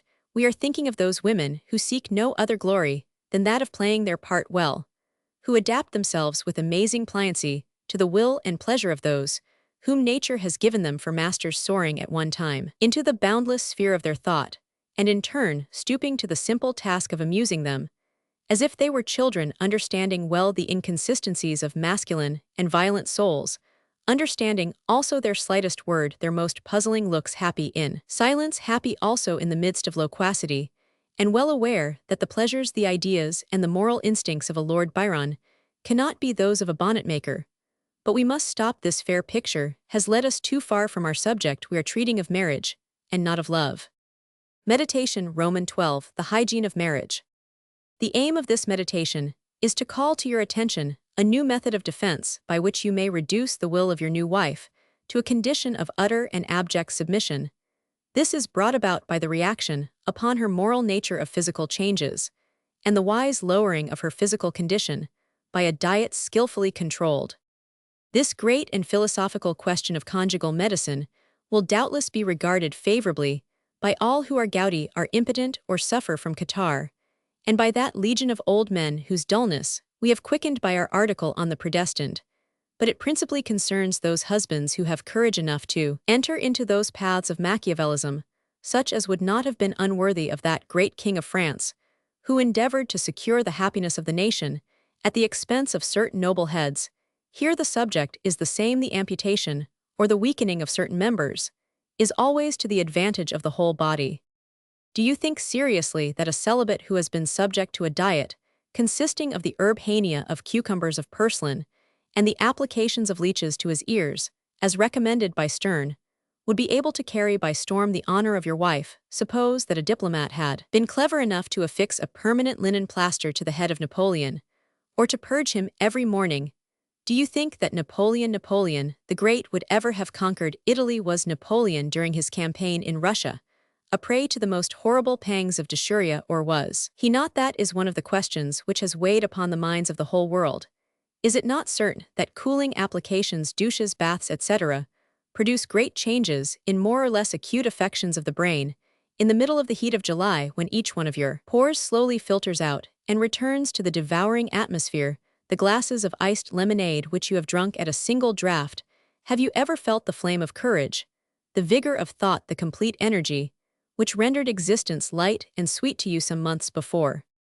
No, no, the iron most closely cemented into the hardest stone will raise and throw apart the most durable monument, by reason of the secret influence exercised by the slow and invisible variations of heat and cold, which vex the atmosphere in the first place. Let us be sure that if atmospheric mediums have an influence over man, there is still a stronger reason for believing that man in turn influences the imagination of his kind by the more or less vigor with which he projects his will, and thus produces a veritable atmosphere around him.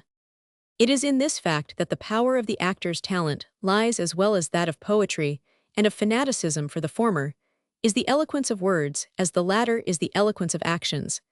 And in this lies the foundation of a science so far in its infancy. This will so potent in one man against another, this nervous and fluid force, eminently mobile and transmittable, is itself subject to the changing condition of our organization. And there are many circumstances which make this frail organism of ours to vary. At this point, our metaphysical observation shall stop, and we will enter into an analysis of the circumstances which develop the will of man, and impart to it a greater degree of strength or weakness. Do not believe, however, that it is our aim to induce you to put cataplasms on the honor of your wife, to lock her up in a sweating house, or to seal her up like a letter. No, we will not even attempt to teach you the magnetic theory, which would give you the power to make your will triumph in the soul of your wife. There is not a single husband who would accept the happiness of an eternal love at the price of this perpetual strain laid upon his animal forces. But we shall attempt to expound a powerful system of hygiene which will enable you to put out the flame when your chimney takes fire. The elegant women of Paris and the provinces, and these elegant women form a very distinguished class among the honest women, have plenty of means of attaining the object which we propose without rummaging in the arsenal of medicine for the 4 cold specifics, the water lily and the 1,000 inventions, worthy only of witches, we will leave to alien his herb hania, and to stern the purslane and cucumber, which indicate too plainly his antiphlogistic purpose. You should let your wife recline all day long on soft armchairs, in which she sinks into a veritable bath of eiderdown or feathers. You should encourage in every way that does no violence to your conscience the inclination which women have to breathe no other air but the scented atmosphere of a chamber seldom opened, where daylight can scarcely enter through the soft transparent curtains. You will obtain marvelous results from this system after having previously experienced the shock of her excitement. But if you are strong enough to support this momentary transport of your wife, you will soon see her artificial energy die away. In general, women love to live fast, but after their tempest of passion return to that condition of tranquility which ensures the happiness of a husband. Jean-Jacques, through the instrumentality of his enchanting Julie, must have proved to your wife that it was infinitely becoming to refrain from affronting her delicate stomach and her refined palate by making kyle out of coarse lumps of beef and enormous collops of mutton. Is there anything purer in the world than those interesting vegetables, always fresh and scentless, those tinted fruits, that coffee, that fragrant chocolate, those oranges, the golden apples of Atalanta, the dates of Arabia, and the biscuits of Brussels? A wholesome and elegant food, which produces satisfactory results at the same time that it imparts to a woman an air of mysterious originality.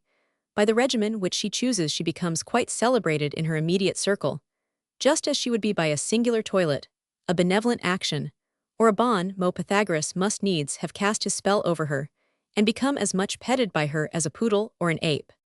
Never commit the imprudence of certain men, who, for the sake of putting on the appearance of wit, controvert the feminine dictum that the figure is preserved by meager diet. Women on such a diet never grow fat.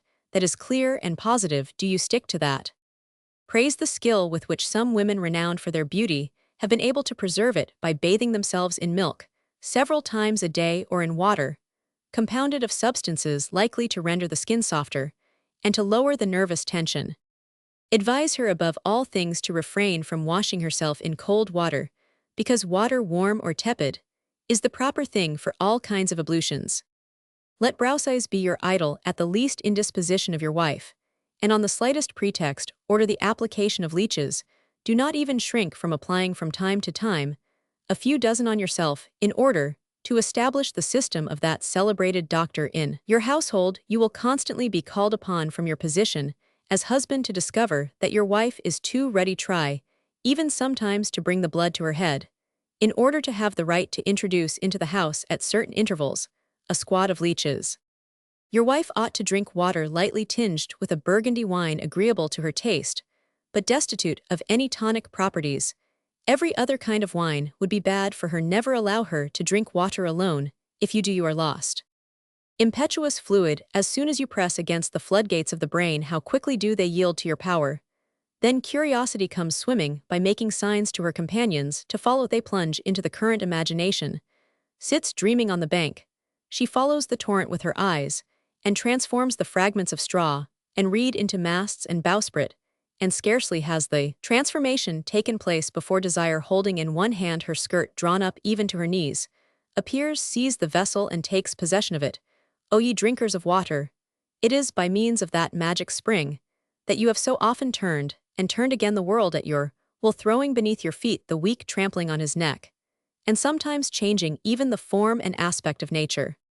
If by this system of inaction, in combination with our system of diet, you fail to obtain satisfactory results, throw yourself with might and main into another system, which we will explain to you. Man has a certain degree of energy given to him, and such a man or woman stands to another as 10 is to 30 as 1 to 5. And there is a certain degree of energy, which no one of us ever exceeds. The quantity of energy or willpower, which each of us possesses, diffuses itself. Like sound, it is sometimes weak, sometimes strong. It modifies itself according to the octaves to which it mounts. This force is unique, and although it may be dissipated in desire, in passion, in toils of intellect, or in bodily exertion, it turns towards the object to which man directs it. A boxer expends it in blows of the fist, the baker, in kneading his bread, the poet, in the enthusiasm, which consumes and demands an enormous quantity of it. It passes to the feet of the dancer. In fact, everyone diffuses it at will, and may I see the Minotaur tranquilly seated this very evening upon my bed, if you do not know as well as I do how he expends it. Almost all men spend in necessary toils, or in the anguish of direful passions, this fine sum of energy and of will with which nature has endowed them. But our honest women are all the prey to the caprices and the struggles of this power, which knows not what to do with itself. If in the case of your wife this energy has not been subdued by the prescribed dietary regimen, subject her to some form of activity, which will constantly increase in violence. Find some means by which her sum of force which inconveniences you may be carried off by some occupation, which shall entirely absorb her strength, without setting your wife to work the crank of a machine. There are 1,000 ways of tiring her out under the load of constant work. In leaving it to you to find means for carrying out our designand, these means vary with circumstances. We would point out that dancing is one of the very best abysses in which love may bury itself. This point having been very well treated by a contemporary, we will give him here an opportunity of speaking his mind. The poor victim, who is the admiration of an enchanted audience, pays dear for her success. What result can possibly follow on exertions so ill proportioned to the resources of the delicate sex? The muscles of the body, disproportionately wearied, are forced to their full power of exertion. The nervous forces intended to feed the fire of passions and the labor of the brain are diverted from their course. The failure of desire, the wish for rest, the exclusive craving for substantial food, all point to a nature impoverished, more anxious to recruit than to enjoy. Moreover, a denizen of the side scenes said to me one day, "Whoever has lived with dancers has lived with sheep, for in their exhaustion they can think of nothing but strong food." Believe me, then, the love which a ballet girl inspires is very delusive. In her we find, under an appearance of an artificial springtime, a soil which is cold as well as greedy, and senses which are utterly dulled. The Calabrian doctors prescribed the dance as a remedy for the hysteric affections which are common among the women of their country, and the Arabs use a somewhat similar recipe for the high-bred mares, whose too lively temperament hinders their fecundity. Dull as a dancer is a familiar proverb at the theater. In fact, the best brains of Europe are convinced that dancing brings with it a result eminently cooling. In support of this, it may be necessary to add other observations. The life of shepherds gives birth to irregular loves. The morals of weavers were horribly decried in Greece. The Italians have given birth to a proverb concerning the lubricity of lame women. The Spanish, in whose veins are found many mixtures of African incontinence, have expressed their sentiments in a maxim which is familiar with them, muger y. Gallina pierna quebrantata. It is good that a woman and a hen have one broken leg. The profound sagacity of the Orientals in the art of pleasure is altogether expressed by this ordinance of the Caliph Hakim, founder of the Druses, who forbade under pain of death the making in his kingdom of any shoes for women. It seems that over the whole globe, the tempests of the heart wait only to break out after the limbs are at rest. What an admirable maneuver it would be to make a wife dance, and to feed her on vegetables. Do not believe that these observations, which are as true as they are wittily stated, contradict in any way the system which we have previously prescribed by the latter. As by the former we succeed in producing in a woman that needed listlessness, which is the pledge of repose and tranquility, by the latter you leave a door open that the enemy may flee, by the former you slay him.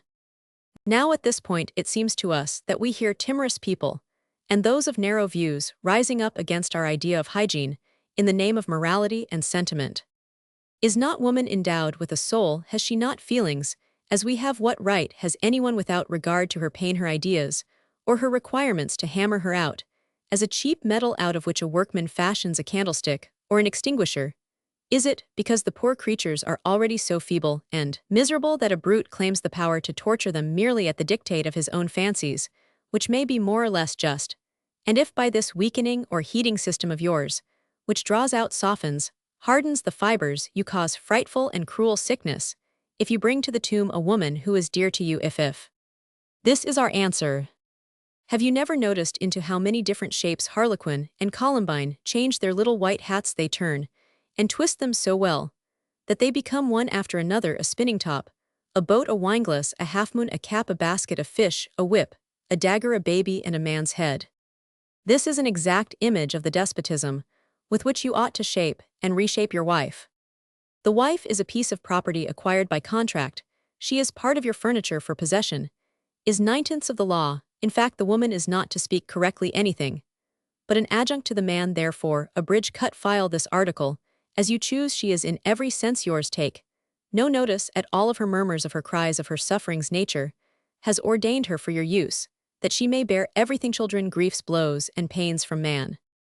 Don't accuse yourself of harshness. In the codes of all the nations, which are called civilized, man has written the laws which govern the destiny of women in these cruel terms: vi victis, woe to the conquered.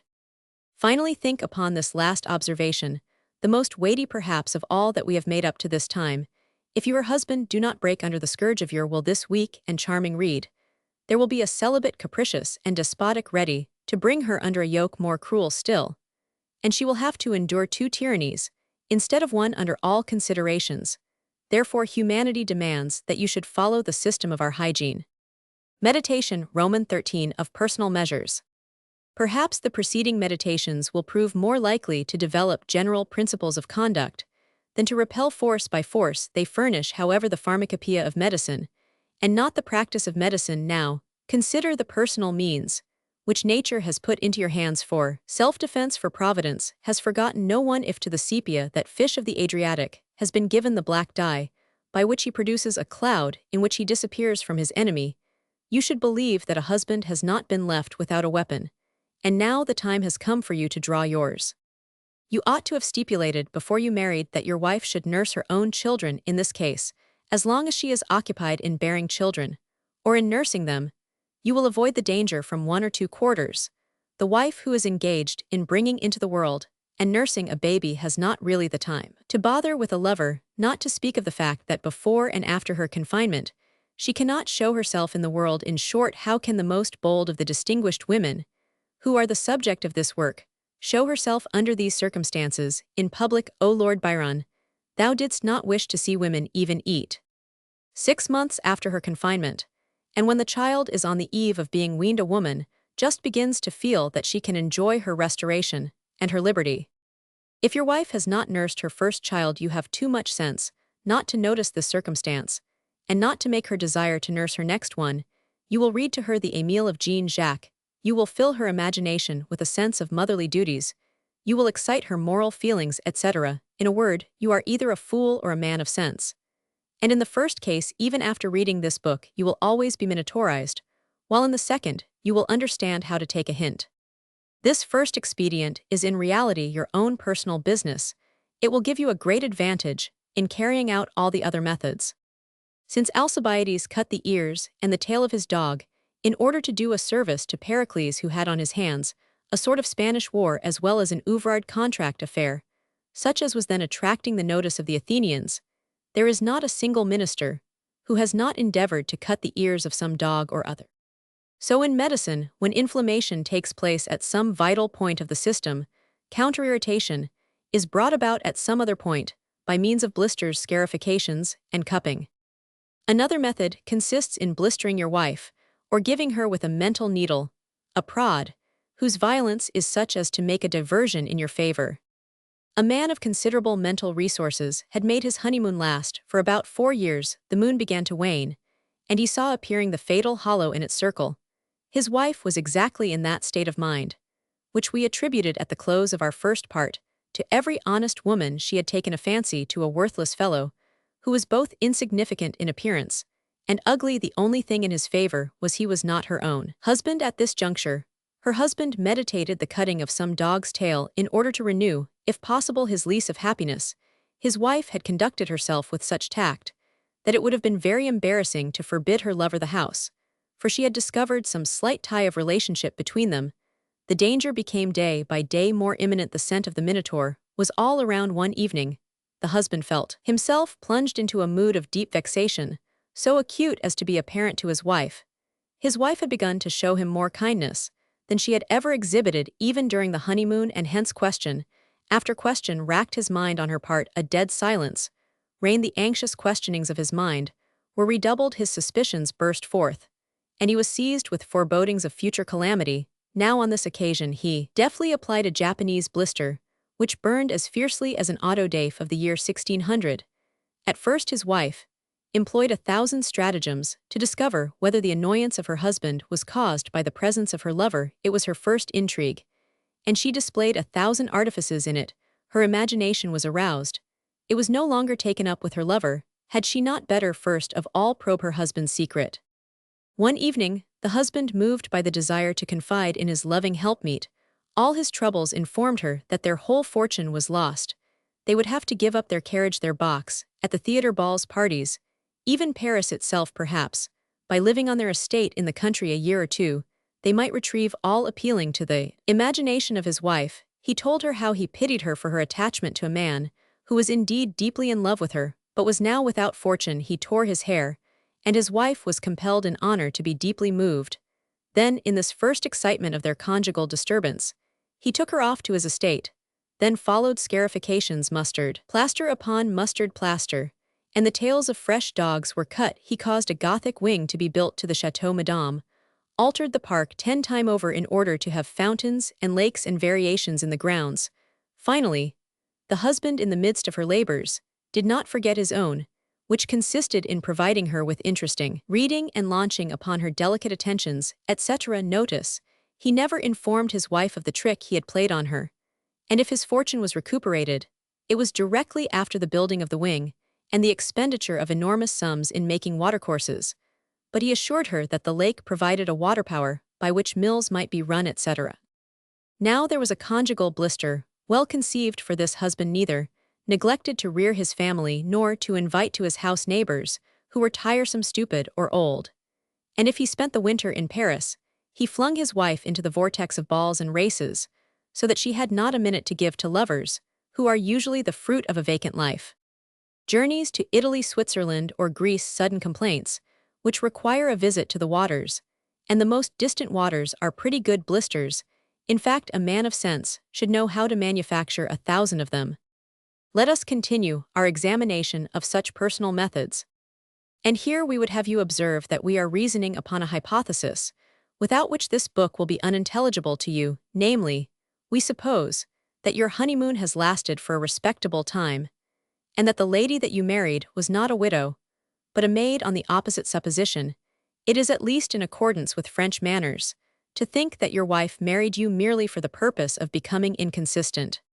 From the moment when the struggle between virtue and inconsistency begins in your home, the whole question rests upon the constant and involuntary comparison which your wife is instituting between you and her lover. And here you may find still another mode of defense entirely personal, seldom employed by husbands, but the men of superiority will not fear to attempt it. It is to belittle the lover, without letting your wife suspect your intention.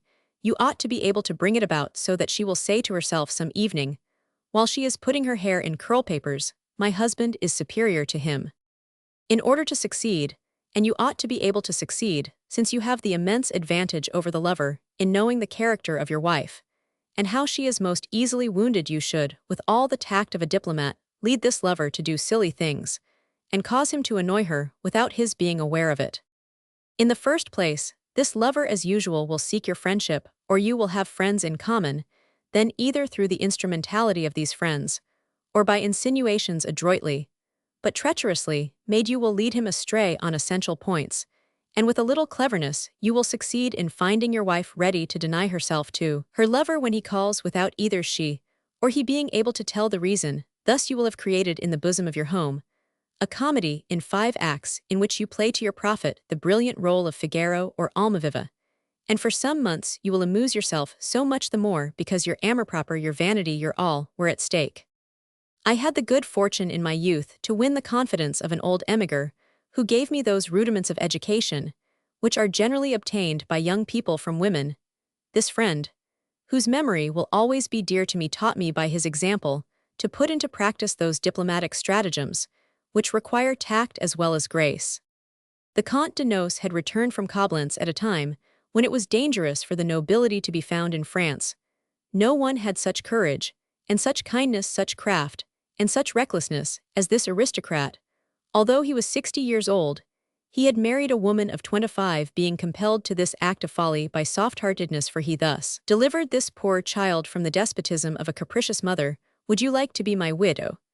this amiable old gentleman had said to Mademoiselle de Pontivy, but his heart was too affectionate not to become more attached to his wife than a sensible man ought to be, as in his youth he had been under the influence of several among the cleverest women in the court of Louis Roman 15.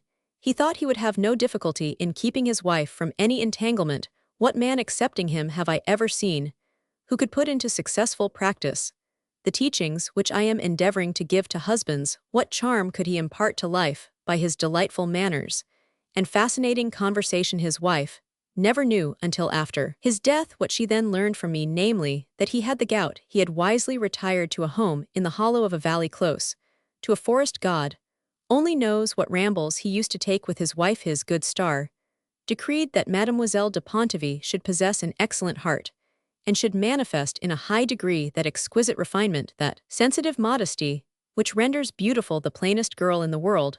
All of a sudden one of his nephews, a good-looking military man who had escaped from the disasters of Moscow, returned to his uncle's house, as much for the sake of learning how far he had to fear his cousins as heirs, as in the hope of laying siege to his aunt. His black hair, his mustache, the easy small talk of the staff officer, a certain freedom, which was elegant as well as trifling, his bright eyes, contrasted favorably with the faded graces of his uncle. I arrived at the precise moment when the young countess was teaching her newly found relation to play backgammon. The proverb says that women never learn this game excepting from their lovers, and vice versa. Now, during a certain game, Roman 1000 de Nos had surprised his wife and the Viscount in the act of exchanging one of those looks which are full of mingled innocence, fear, and desire. In the evening, he proposed to us a hunting party, and we agreed. I never saw him so gay and so eager as he appeared on the following morning.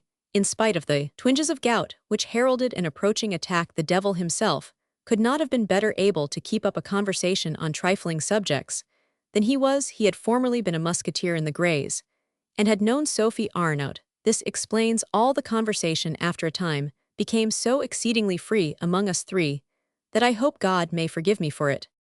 "I would never have believed that my uncle was such a dashing blade," said the nephew.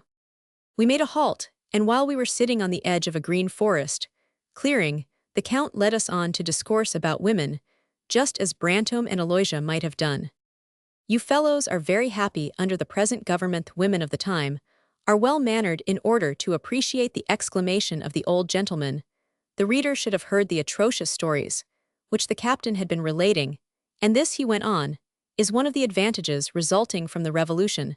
The present system gives very much more charm and mystery to passion. In former times, women were easy. Indeed, you would not believe what skill it required, what daring to wake up those worn-out hearts. We were always on the qui-vive. But yet in those days, a man became celebrated for a broad joke well put, or for a lucky piece of insolence. That is what women love, and it will always be the best method of succeeding with them. These last words were uttered in a tone of profound contempt. He stopped and began to play with the hammer of his gun, as if to disguise his deep feeling. But nonsense, he went on. My day is over. A man ought to have the body as well as the imagination young. Why did I marry? What is most treacherous in girls educated by mothers who lived in that brilliant era of gallantry is that they put on an air of frankness, of reserve. They look as if butter would not melt in their mouths, and those who know them well feel that they would swallow anything. He rose, lifted his gun with a gesture of rage, and dashing it to the ground, thrust it far up the butt in the moist sod. It would seem as if my dear aunt were fond of a little fun, said the officer to me in a low voice. Or of denouements that do not come off, I added. The nephew tightened his cravat, adjusted his collar, and gave a jump like a Calabrian goat. We returned to the chateau at about 2 in the afternoon. The count kept me with him until dinner time under the pretext of looking for some medals of which he had spoken during our return home. The dinner was dull. The countess treated her nephew with stiff and cold politeness. When we entered the drawing-room, the count said to his wife, "Are you going to play backgammon? We will leave you." The young countess made no reply. She gazed at the fire, as if she had not heard. Her husband took some steps towards the door, inviting me, by the wave of his hand, to follow him. At the sound of his footsteps, his wife quickly turned her head. "Why do you leave us?" said she. "You will have all tomorrow to show your friend the reverse of the medals." The count remained without paying any attention to the awkwardness, which had succeeded the former military aplomb of his nephew. The count exercised during the whole evening his full powers as a charming conversationalist. I had never before seen him so brilliant or so gracious. We spoke a great deal about women. The witticisms of our host were marked by the most exquisite refinement. He made me forget that his hair was white, for he showed the brilliancy which belonged to a youthful heart, a gaiety which effaces the wrinkles from the cheek and melts the snow of wintry age. The next day the nephew went away. Even after the death of Roman 1000 de Nos, I tried to profit by the intimacy of those familiar conversations in which women are sometimes caught off their guard to sound her. But I could never learn what impertinence the Viscount had exhibited towards his aunt. His insolence must have been excessive, for since that time, Madame de Nos has refused to see her nephew, and up to the present moment, never hears him named without a slight movement of her eyebrows. I did not at once guess the end at which the Comte de Nos aimed in inviting us to go shooting, but I discovered later that he had played a pretty bold game. Nevertheless, if you happen at last, like Roman 1000 de Nos, to carry off a decisive victory, do not forget to put into practice at once the system of blisters. And do not for a moment imagine that such tours de force are to be repeated with safety. If that is the way you use your talents, you will end by losing caste in your wife's estimation, for she will demand of you reasonably enough double what you would give her. And the time will come when you declare bankruptcy. The human soul in its desires follows a sort of arithmetical progression, the end and origin of which are equally unknown, just as the opium eater must constantly increase his doses in order to obtain the same result. So our mind, imperious as it is weak, desires that feeling, ideas, and objects should go on ever increasing in size and in intensity. Hence the necessity of cleverly distributing the interest in a dramatic work and of graduating doses in medicine. Thus you see, if you always resort to the employment of means like these, that you must accommodate such daring measures to many circumstances, and success will always depend upon the motives to which you appeal. And finally, have you influenced powerful friends in important posts? The last means, I shall suggest, cuts to the root of the evil. Would you have the power to send your wife's lover off by securing his promotion or his change of residence? By an exchange, if he is a military man, you cut off by this means all communication between them. Later on we will show you how to do it, for sublata causa tolliter effectus, Latin words, which may be freely translated, there is no effect without a cause. Nevertheless, you feel that your wife may easily choose another lover, but in addition to these preliminary expedients, you will always have a blister ready in order to gain time and calculate how you may bring the affair to an end by fresh devices. Study how to combine the system of blisters with the mimic wiles of Carlin, the immortal Carlin of the Comédie Italienne, who always held and amused an audience for whole hours, by uttering the same words varied only by the art of pantomime, and pronounced with 1,000 inflections of different tone. The queen said to the king, imitate Carlin, discover some method of always keeping your wife in check, so as not to be checkmated yourself. Take a degree among constitutional ministers, a degree in the art of making promises, habituate yourself to show at seasonable times the punchinello which makes children run after you without knowing the distance. They run. We are all children, and women are all inclined through their curiosity to spend their time in pursuit of a will-o'-the-wisp. The flame is brilliant and quickly vanishes, but is not the imagination at hand to act as your ally? Finally, study the happy art of being near her, and yet not being near her, of seizing the opportunity which will yield you preeminence in her mind, without ever crushing her, with a sense of your superiority, or even of her own happiness. If the ignorance in which you have kept her does not altogether destroy her intellect, you must remain in such relations with her that each of you will still desire the company of the other. Meditation, Roman 14 of apartments. The preceding methods and systems are in a way purely moral. They share the nobility of the soul. There is nothing repulsive in them. But now we must proceed to consider precautions. A la Bartholo, do not give way to timidity. There is a marital courage, as there is a civil and military courage, as there is the courage of the National Guard. What is the first course of a young girl, after having purchased a parrot? Is it not to fasten it up in a pretty cage, from which it cannot get out without permission? You may learn your duty from this child. Everything that pertains to the arrangement of your house and of your apartments should be planned so as not to give your wife any advantage, in case she has decided to deliver you to the minotaur. Half of all actual mischances are brought about by the deplorable facilities which the apartments furnish. Before everything else, determine to have for your porter a single man entirely devoted to your person.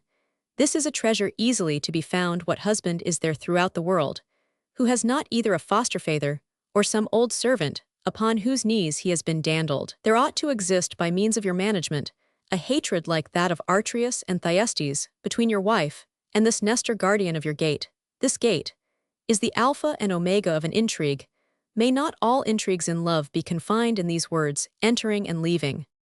Your house will be of no use to you if it does not stand between a court and a garden, and so constructed as to be detached from all other buildings. You must abolish all recesses in your apartments. A cupboard, if it contain but 6 pots of preserves, should be walled in. You are preparing yourself for war, and the first thought of a general is to cut his enemy off from supplies. Moreover, all the walls must be smooth in order to present to the eye lines which may be taken in at a glance, and permit the immediate recognition of the least strange object. If you consult the remains of antique monuments, you will see that the beauty of Greek and Roman apartments sprang principally from the purity of their lines, the clear sweep of their walls, and scantiness of furniture. The Greeks would have smiled in pity if they had seen the gaps which our closets make in our drawing rooms. This magnificent system of defense should above all be put in active operation in the apartment of your wife. Never let her curtain her bed in such a way that one can walk round it amid a maze of hangings. Be inexorable in the matter of connecting passages, and let her chamber be at the bottom of your reception rooms, so as to show at a glance those who come and go. The marriage of Figaro will no doubt have taught you to put your wife's chamber at a great height from the ground. All celibates are cherubins. Your means doubtless will permit your wife to have a dressing-room, a bathroom, and a room for her chambermaid. Think then on Suzanne, and never commit the fault of arranging this little room below that of Madame's, but place it always above, and do not shrink from disfiguring your mansion by hideous divisions in the windows. If by ill luck you see that this dangerous apartment communicates with that of your wife by a back staircase, earnestly consult your architect. Let his genius exhaust itself in rendering this dangerous staircase as innocent as the primitive garret ladder. We conjure you, let not this staircase have appended to it any treacherous lurking place. Its stiff and angular steps must not be arranged with that tempting curve which Fables and Justine found so useful when they waited for the exit of the Marquis de B. Architects nowadays make such staircases as are absolutely preferable to Ottoman's restore, rather the virtuous garret steps of our ancestors. Concerning the chimneys in the apartment of Madame, you must take care to place in the flue 5 feet from the ground an iron grill, even though it be necessary to put up a fresh one every time the chimney is swept. If your wife laughs at this precaution, suggest to her the number of murders that have been committed by means of chimneys. Almost all women are afraid of robbers. The bed is one of those important pieces of furniture whose structure will demand long consideration. Everything concerning it is of vital importance. The following is the result of long experience in the construction of beds. Give to this piece of furniture a form so original that it may be looked upon without disgust in the midst of changes of fashion, which succeed so rapidly in rendering antiquated the creations of former decorators. For it is essential that your wife be unable to change at pleasure this theater of married happiness. The base should be plain and massive, and admit of no treacherous interval between it and the floor, and bear in mind always that the Donna Julia of Byron hid Don Juan under her pillow, but it would be ridiculous to treat lightly so delicate a subject. Romans 62. The bed is the whole of marriage. Moreover, we must not delay to direct your attention to this wonderful creation of human genius, an invention which claims our recognition much more than ships, firearms, matches, wheeled carriages, steam engines of all kinds, more than even barrels and bottles. In the first place, a little thought will convince us that this is all true of the bed. But when we begin to think that it is our second father, that the most tranquil and most agitated half of our existence is spent under its protecting canopy, words fail in eulogizing it. See meditation, Romans 17, entitled Theory of the Bed. When the war of which we shall speak in our third part breaks out between you and Madame, you will always have plenty of ingenious excuses for rummaging in the drawers and escritoires. For if your wife is trying to hide from you some statue of her adoration, it is your interest to know where she has hidden it. A gynoecium constructed on the method described will enable you to calculate at a glance whether there is present in it 2 pounds of silk more than usual. Should a single closet be constructed there, you are a lost man. Above all, accustom your wife during the honeymoon to bestow especial pains in the neatness of her apartment.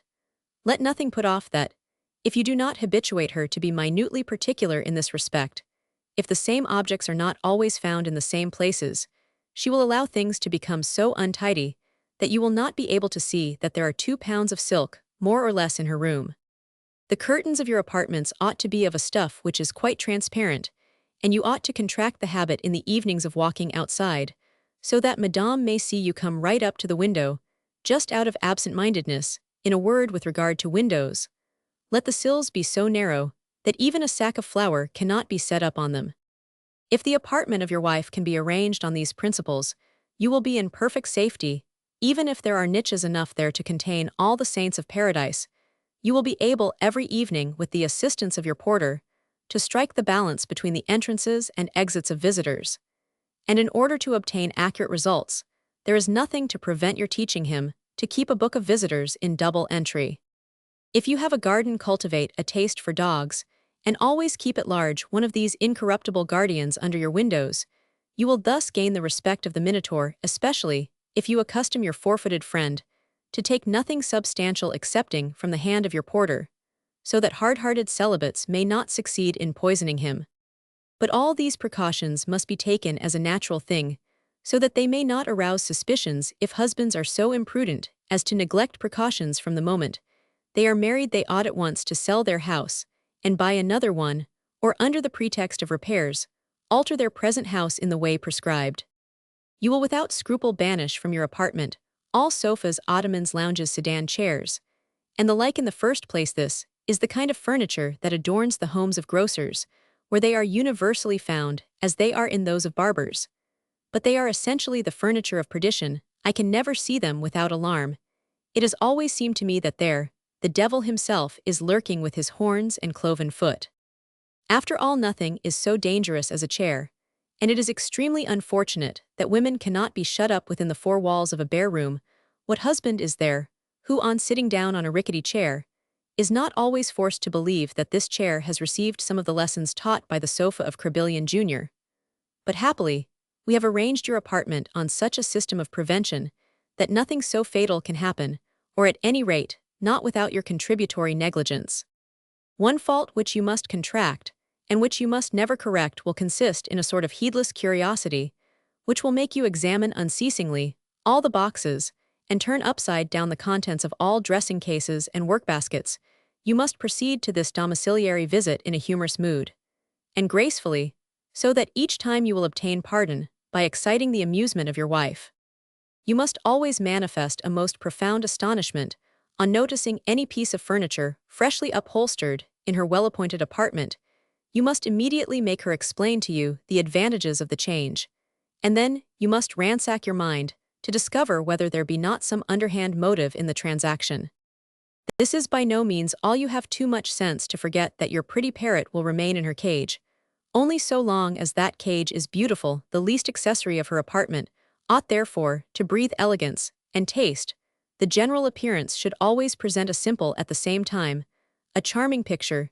You must constantly renew the hangings and muslin curtains. The freshness of the decorations is too essential to permit of economy on this point.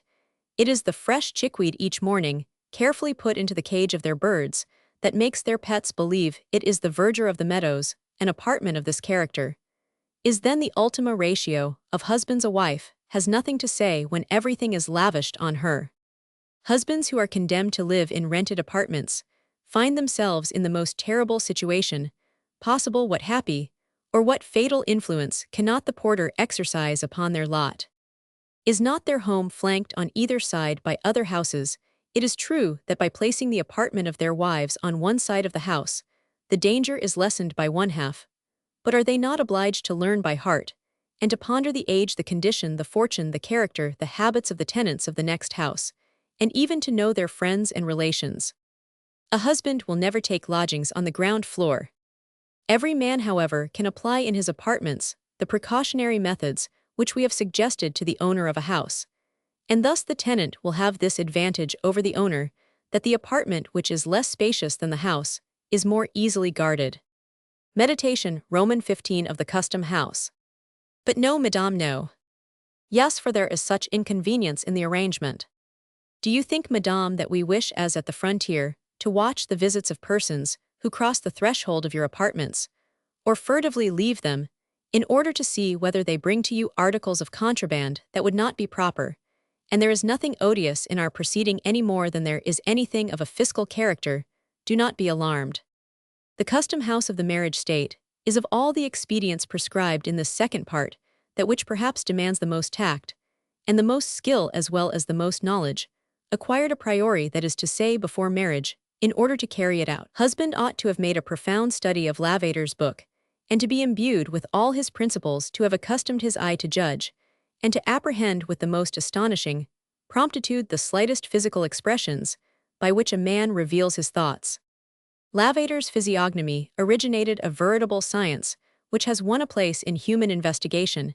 If at first some doubts, some jokes greeted the appearance of this book, since then the celebrated Dr. Gall is come with his noble theory of the skull, and has completed the system of the Swiss savant, and given stability to his fine and luminous observations.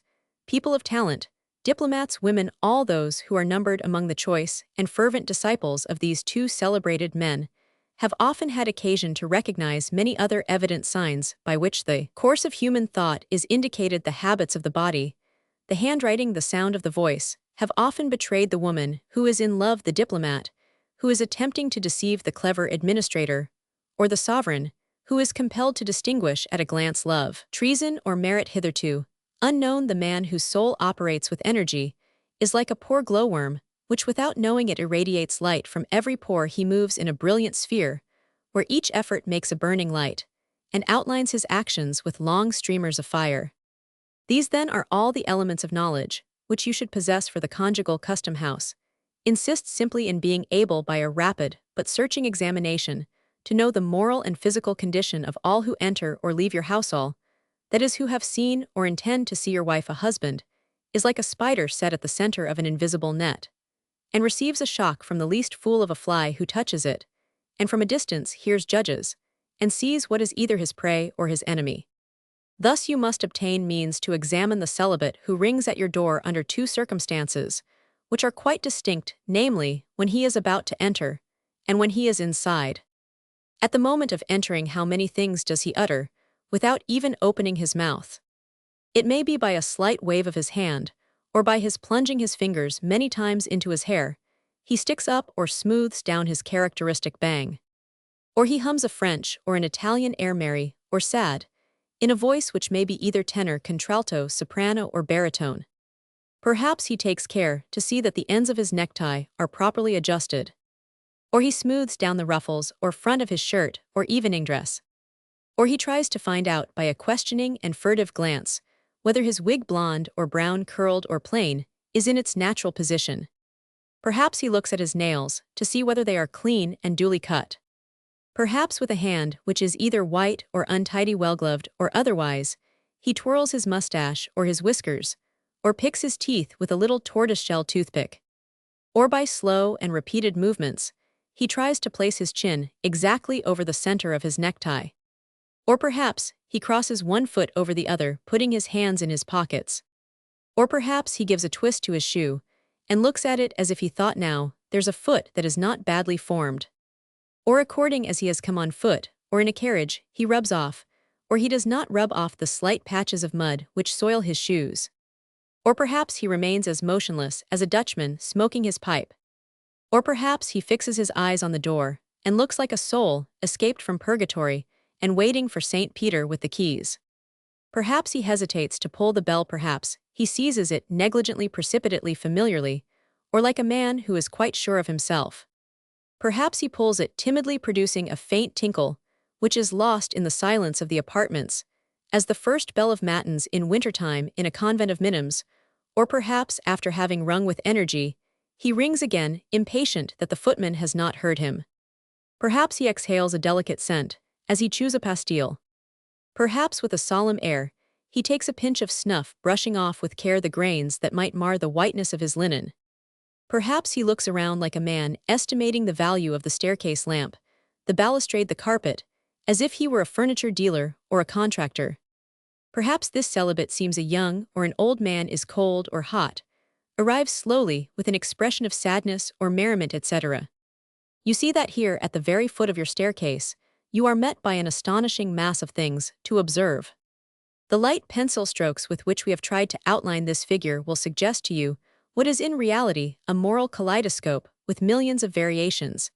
And yet we have not even attempted to bring any woman onto the threshold, which reveals so much, for in that case, our remarks, already considerable in number, would have been countless and light as the grains of sand on the seashore.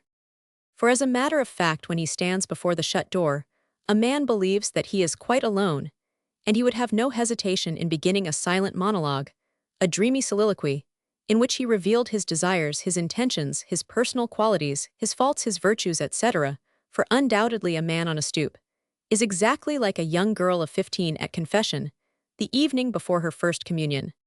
Do you want any proof of this? Notice the sudden change of face and manner in this celibate from the very moment he steps within the house. No machinist in the opera, no change in the temperature in the clouds, or in the sun, can more suddenly transform the appearance of a theater, the effect of the atmosphere, or the scenery of the heavens. On reaching the first plank of your antechamber, instead of betraying with so much innocence the myriad thoughts which were suggested to you on the steps, the celibate has not a single glance to which you could attach any significance. The mask of social convention wraps with its thick veil his whole bearing. But a clever husband must already have divined at a single look the object of his visit, and he reads the soul of the new arrival as if it were a printed book. The manner in which he approaches your wife, in which he addresses her, looks at her, greets her, and retires there, are volumes of observations more or less trifling to be made on these subjects. The tone of his voice, his bearing, his awkwardness, it may be his smile, even his gloom, his avoidance of your eye, all are significant, all ought to be studied. But without apparent attention, you ought to conceal the most disagreeable discovery you may make by an easy manner, and remarks such as are ready at hand to a man of society, as we are unable to detail the minutiae of this subject. We leave them entirely to the sagacity of the reader, who must by this time have perceived the drift of our investigation, as well as the extent of this science, which begins at the analysis of glances and ends in the direction of such movements as contempt may inspire in a great toe hidden under the satin of a lady's slipper, or the leather of a man's boot. But the exit for we must allow for occasions where you have omitted your rigid scrutiny at the threshold of the doorway. And in that case, the exit becomes of vital importance, and all the more so because this fresh study of the celibate ought to be made on the same lines, but from an opposite point of view from that which we have already outlined. In the exit, the situation assumes a special gravity, for then is the moment in which the enemy has crossed all the entrenchments within which he was subject to our examination, and has escaped into the street. At this point, a man of understanding, when he sees a visitor passing under the porticature, should be able to divine the import of the whole visit. The indications are indeed fewer in number, but how distinct is their character! The denouement has arrived, and the man instantly betrays the importance of it by the frankest expression of happiness, pain, or joy. These revelations are therefore easy to apprehend. They appear in the glance cast either at the building or at the windows of the apartment, in a slow or loitering gait, in the rubbing of hands on the part of a fool, in the bounding gait of a coxcomb, or the involuntary arrest of his footsteps, which marks the man who is deeply moved. In a word, you see upon the stoop certain questions as clearly proposed to you as if a provincial academy had offered 100 crowns for an essay, but in the exit, you behold the solution of these questions, clearly and precisely given to you. Our task would be far above the power of human intelligence if it consisted in enumerating the different ways by which men betray their feelings. The discernment of such things is purely a matter of tact and sentiment. If strangers are the subject of these principles of observation, you have a still stronger reason for submitting your wife to the formal safeguards which we have outlined. A married man should make a profound study of his wife's countenance. Such a study is easy, it is even involuntary and continuous for him. The pretty face of his wife must needs contain no mysteries. He knows how her feelings are depicted there, and with what expression she shuns the fire of his glance. The slightest movement of the lips, the faintest contraction of the nostrils, scarcely perceptible changes in the expression of the eye, an altered voice, and those indescribable shades of feeling which pass over her features, or the light which sometimes bursts forth from them, are intelligible language to you. The whole woman nature stands before you. All look at her, but none can interpret her thoughts. But for you the eye is more or less dimmed, witty opened, or closed the lid, twitches the eyebrow, moves a wrinkle which vanishes as quickly as a ripple on the ocean, furrows her brow for one moment, the lip tightens, it is slightly curved, or it is wreathed with animation. For you the woman has spoken. If in those puzzling moments in which a woman tries dissimulation, in presence of her husband you have the spirit of a sphinx, in seeing through her, you will plainly observe that your custom-house restrictions are mere child's play to her. When she comes home or goes out, when in a word she believes she is alone, your wife will exhibit all the imprudence of a jackdaw, and will tell her secret aloud to herself. Moreover, by her sudden change of expression, the moment she notices you, and despite the rapidity of this change you will not fail to have observed the expression she wore behind your back, you may read her soul as if you were reading a book of plain song. Moreover, your wife will often find herself just on the point of indulging in soliloquies, and on such occasions, her husband may recognize the secret feelings of his wife. Is there a man as heedless of love's mysteries as not to have admired over and over again the light, mincing, even bewitching gait of a woman who flies on her way to keep an assignation? She glides through the crowd like a snake through the grass. The costumes and stuffs of the latest fashion spread out their dazzling attractions in the shop windows, without claiming her attention. On she goes like the faithful animal who follows the invisible tracks of his master. She is deaf to all compliments, blind to all glances, insensible even to the light touch of the crowd, which is inevitable amid the circulation of Parisian humanity. Oh, how deeply she feels the value of a minute! Her gait, her toilet, the expression of her face involve her in 1,000 indiscretions. But oh, what a ravishing picture she presents to the idler, and what an ominous page for the eye of a husband to read, is the face of this woman when she returns from the secret place of rendezvous, in which her heart ever dwells. Her happiness is impressed even on the unmistakable disarray of her hair, the mass of whose wavy tresses has not received from the broken comb of the celibate that radiant luster, that elegant and well-proportioned adjustment, which only the practiced hand of her maid can give. And what charming ease appears in her gait! How is it possible to describe the emotion which adds such rich tints to her complexion, which robs her eyes of all their assurance, and gives to them an expression of mingled melancholy and delight, of shame, which is yet blended with pride? These observations stolen from our meditation of the last symptoms, and which are really suggested by the situation of a woman who tries to conceal everything, may enable you to divine by analogy the rich crop of observation, which is left for you to harvest when your wife arrives home, or when without having committed the great crime, she innocently lets out the secrets of her thoughts. For our own part, we never see a landing without wishing to set up there a mariner's card and a weathercock. As the means to be employed for constructing a sort of domestic observatory depend altogether on places and circumstances, we must leave to the address of a jealous husband the execution of the methods suggested in this meditation. Meditation Romans 16, the Charter of Marriage.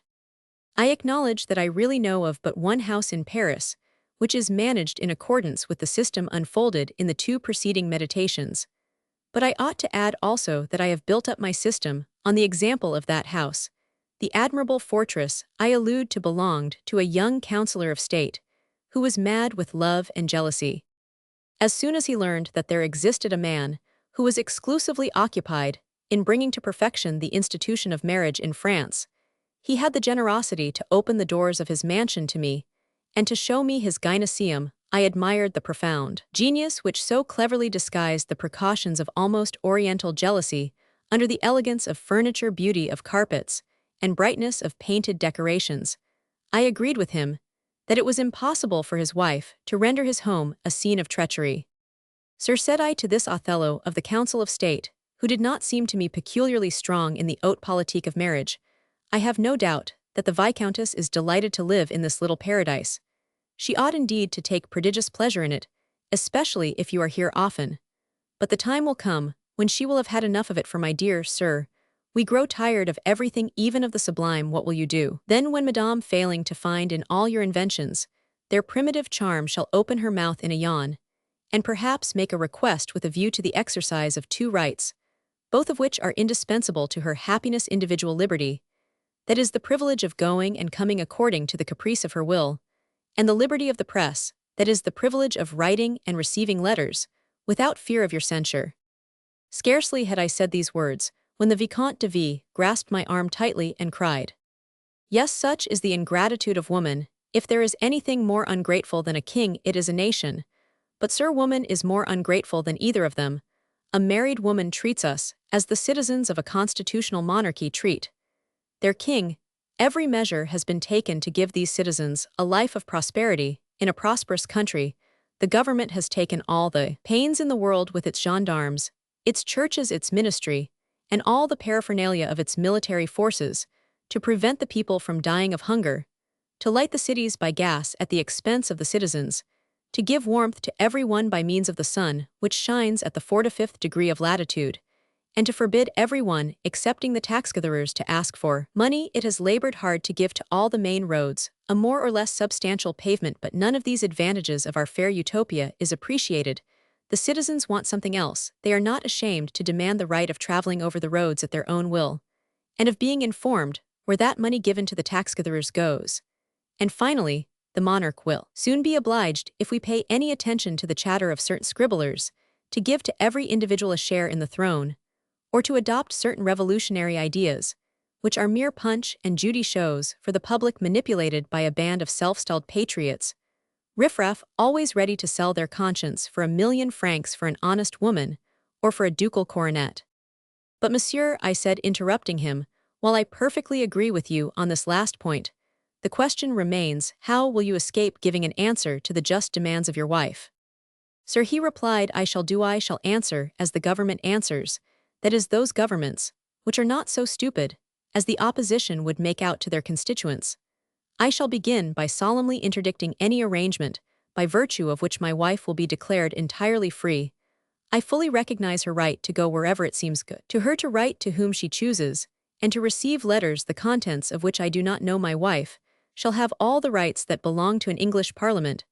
I shall let her talk as much as she likes, discuss and propose strong and energetic measures, but without the power to put them into execution. And then after that, well, we shall see. By St. Joseph, said I to myself, here is a man who understands the science of marriage as well as I myself do. And then you will see, sir, I answered aloud, in order to obtain from him the fullest revelation of his experience, you will see some fine morning that you are as big a fool as the next man. Sir, he gravely replied, allow me to finish. What I was saying here is what the great politicians call a theory, but in practice, they can make that theory vanish in smoke, and ministers possess in a greater degree than even the lawyers of Normandy the art of making fact yield to fancy. Roman 1000 de Metternich and Roman 1000 de Pilat, men of the highest authority, have been for a long time asking each other whether Europe is in its right senses, whether it is dreaming, whether it knows whither it is going, whether it has ever exercised its reason, a thing impossible on the part of the masses of nations, and of women. Roman 1000 de Metternich and Roman 1000 de Pilat are terrified to see this age carried away by a passion for constitutions, as the preceding age was by the passion for philosophy, as that of Luther was for a reform of abuses in the Roman religion. For it truly seems as if different generations of men were like those conspirators, whose actions are directed to the same end, as soon as the watchword has been given them. But their alarm is a mistake, and it is on this point alone that I condemn them, for they are right in their wish to enjoy power, without permitting the class to come on a fixed day from the depth of each of their 6 kingdoms, to torment them. How could men of such remarkable talent fail to divine that the constitutional comedy has in it a moral of profound meaning, and to see that it is the very best policy to give the age a bone to exercise its teeth upon? I think exactly as they do on the subject of sovereignty. A power is a moral being as much interested as a man is in self-preservation. This sentiment of self-preservation is under the control of an essential principle, which may be expressed in 3 words: to lose nothing. But in order to lose nothing, a power must grow or remain indefinite, for a power which remains stationary is nullified if it retrogrades. It is under the control of something else, and loses its independent existence. Am quite as well aware, as are those gentlemen, in what a false position an unlimited power puts itself by making concessions it allows to another power whose essence is to expand a place within its own sphere of activity. One of them will necessarily nullify the other, for every existing thing aims at the greatest possible development of its own forces. A power, therefore, never makes concessions, which it does not afterwards seek to retract. This struggle between 2 powers is the basis on which stands the balance of government, whose elasticity so mistakenly alarmed the patriarch of Austrian diplomacy. For comparing comedy with comedy, the least perilous and the most advantageous administration is found in the seesaw system of the English and of the French politics. These 2 countries have said to the people, you are free, and the people have been satisfied. They enter the government like the zeros, which give value to the unit. But if the people wish to take an active part in the government, immediately they are treated like Sancho Panza on that occasion, when the squire, having become sovereign over an island on terra firma, made an attempt at dinner to eat the viands set before him. Now we ought to parody this admirable scene in the management of our homes. Thus my wife has a perfect right to go out, provided she tell me where she is going, how she is going, what is the business she is engaged in when she is out, and at what hour she will return, instead of demanding this information with the brutality of the police, who will doubtless some day become perfect. I take pains to speak to her in the most gracious terms. On my lips, in my eyes, in my whole countenance, an expression plays which indicates both curiosity and indifferent seriousness, and pleasantry, harshness and tenderness. These little conjugal scenes are so full of vivacity of tact and address that it is a pleasure to take part in them. The very day on which I took from the head of my wife the wreath of orange blossoms, which she wore, I understood that we were playing at a royal coronation. First scene, in a comic pantomime. I have my gendarmes, I have my garde royale, I have my attorney general. That I do, he continued enthusiastically. Do you think that I would allow Madame to go anywhere on foot unaccompanied by a lackey in livery? Is not that the best style? Not to count the pleasure she takes in saying to everybody, I have my people here. It has always been a conservative principle of mine that my times of exercise should coincide with those of my wife, and for 2 years I have proved to her that I take an ever fresh pleasure in giving her my arm. If the weather is not suitable for walking, I try to teach her how to drive with success a frisky horse. But I swear to you that I undertake this in such a manner that she does not learn very quickly if, either by chance or prompted by a deliberate wish, she takes measures to escape without a passport, that is to say, alone in the carriage. Have I not a driver, a footman, a groom? My wife, therefore, go where she will, takes with her a complete Santa Hermandad, and I am perfectly easy in mind. But, my dear sir, there is abundance of means by which to annul the charter of marriage, by our manner of fulfilling it. I have remarked that the manners of high society induce a habit of idleness, which absorbs half of the life of a woman, without permitting her to feel that she is alive. For my part, I have formed the project of dexterously leading my wife along up to her 40th year, without letting her think of adultery, just as poor Musson used to amuse himself in leading some simple fellow from the Rue Saint-Denis to Pierrefitte without letting him think that he had left the shadows of St. Lou's Tower.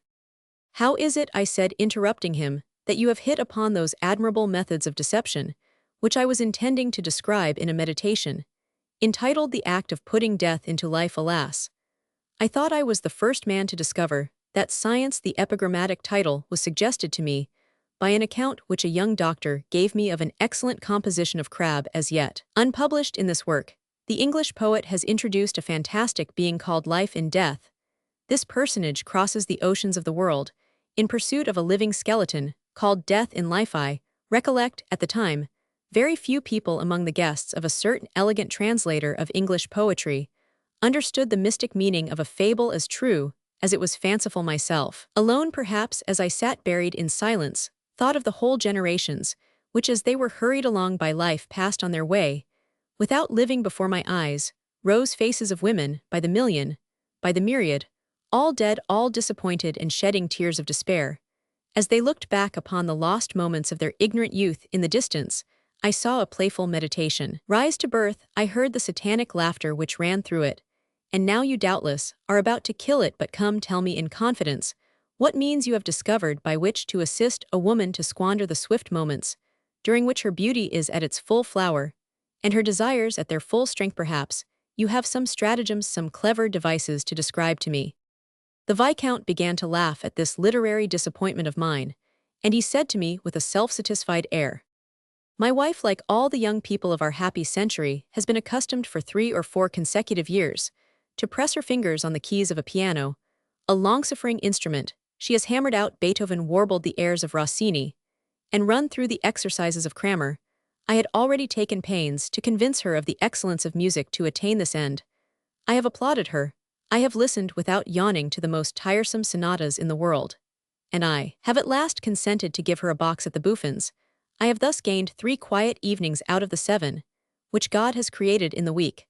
I am the mainstay of the music shops at Paris.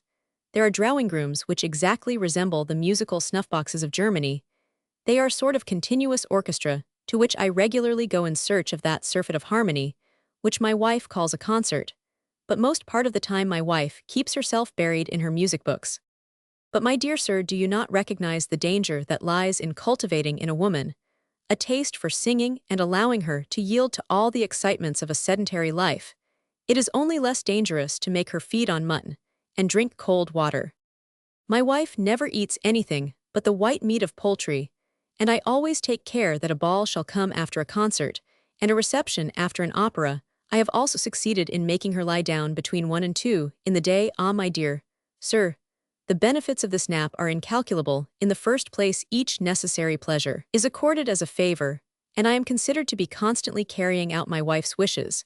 And then I lead her to imagine, without saying a single word, that she is being constantly amused every day from 6 o'clock in the evening, the time of our dinner, and of her toilet, until 11 o'clock in the morning, the time when we get up. Ah, sir, how grateful you ought to be for a life which is so completely filled up. I have scarcely more than 3 dangerous hours a day to pass, but she has of course sonatas to practice and airs to go over, and there are always rides in the Bois de Boulogne carriages to try visits to pay, etc. But this is not all. The fairest ornament of a woman is the most exquisite cleanliness. A woman cannot be too particular in this respect, and no pains she takes can be laughed at. Now, her toilet has also suggested to me a method of thus consuming the best hours of the day in bathing. How lucky I am in finding a listener like you, I cried. Truly, sir, you could waste for her 4 hours a day, if only you were willing to teach her an art quite unknown to the most fastidious of our modern fine ladies. Why don't you enumerate to the Viscountess the astonishing precautions manifest in the oriental luxury of the Roman dames?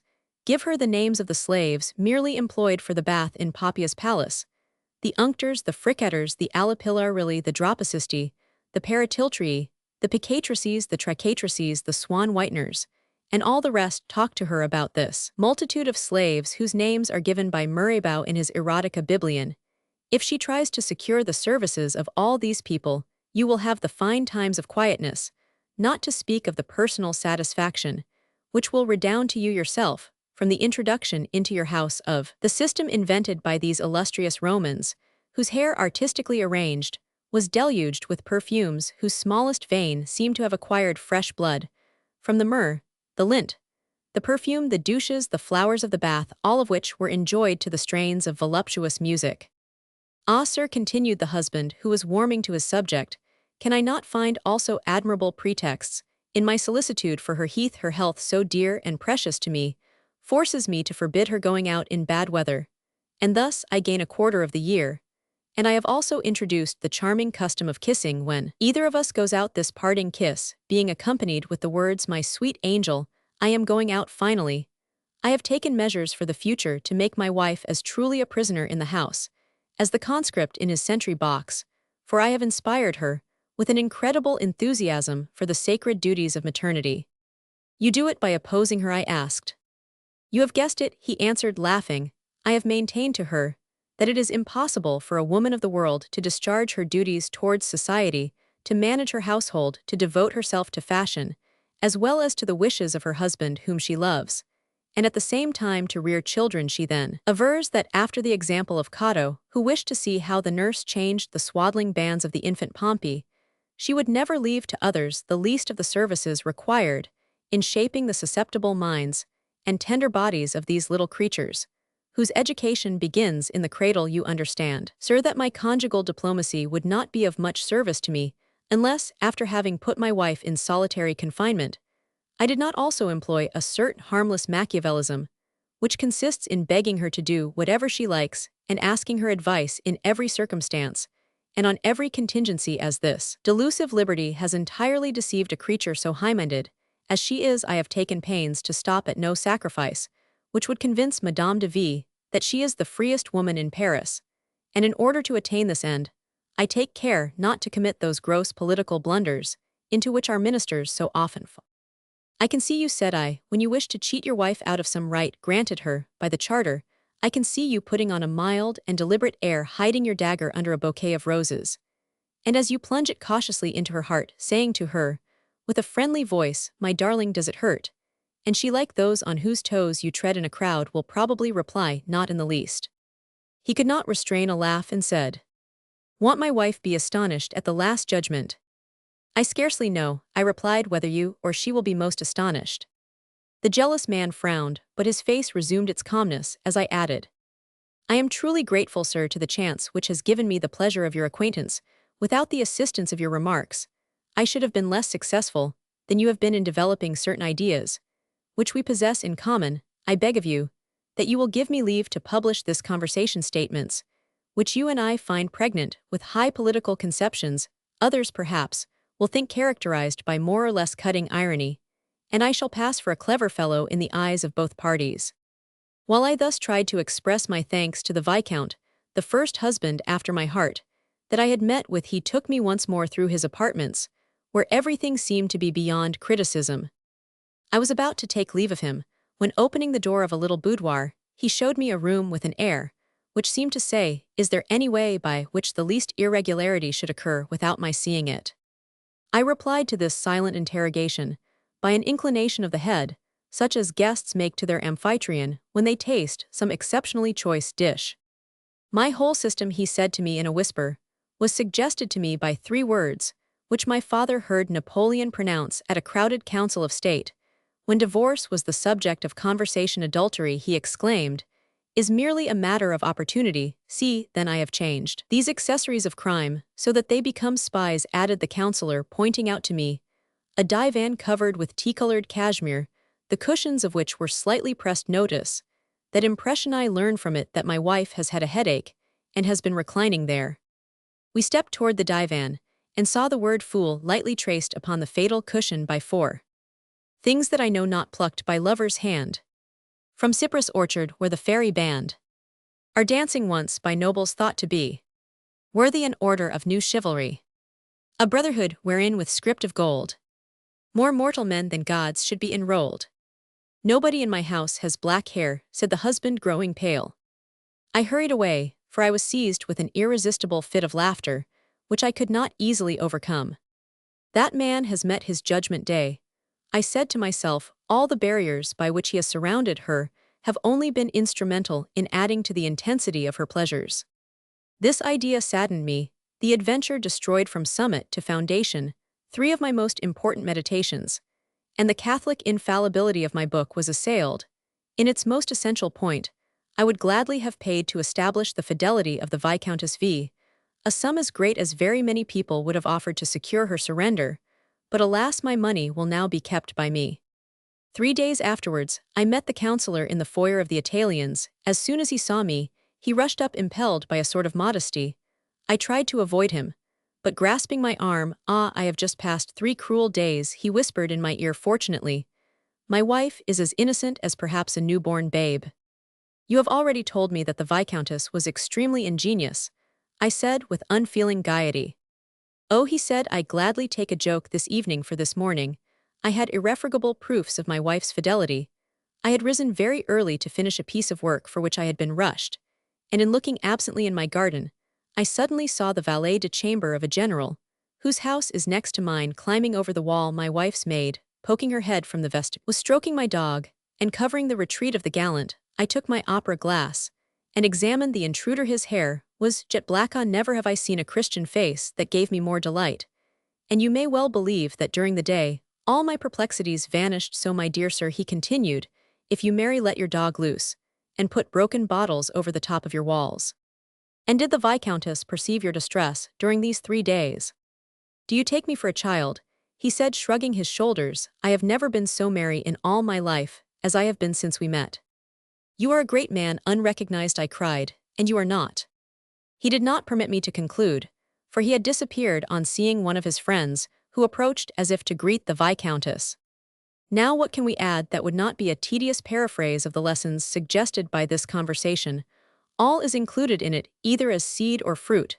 Nevertheless, you see, O husband, that your happiness hangs on a hair. Meditation. Romans 17, the theory of the bed. It was about 7 o'clock in the evening. They were seated upon the academic armchairs, which made a semicircle round a huge hearth, on which a coal fire was burning, fitful symbol of the burning subject of their important deliberations.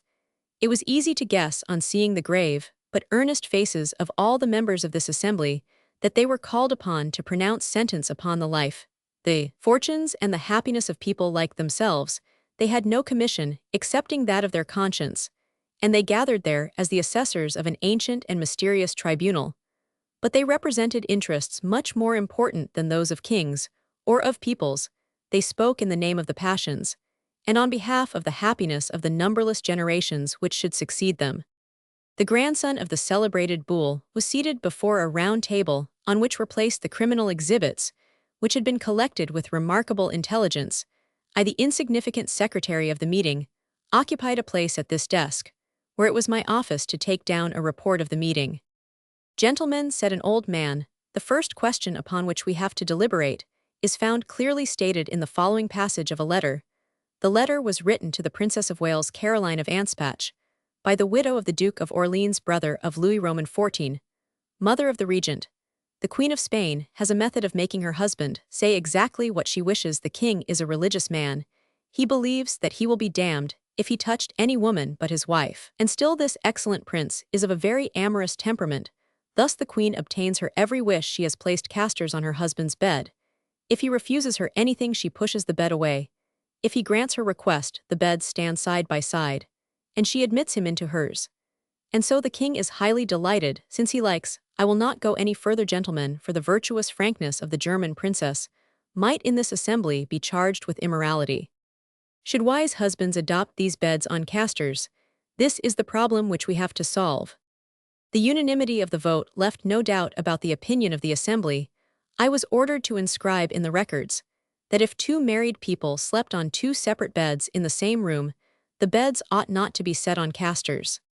With this proviso put in one of the members, that the present decision should have no bearing on any subsequent ruling upon the best arrangement of the beds of married people. The president passed to me a choicely bound volume, in which was contained the original edition, published in 1788 of the letters of Charlotte Elizabeth de Bavière, widow of the Duke of Orleans, the only brother of Louis Roman XIV, and while I was transcribing the passage already quoted, he said, "But gentlemen, you must all have received at your houses the notification in which the second question is stated."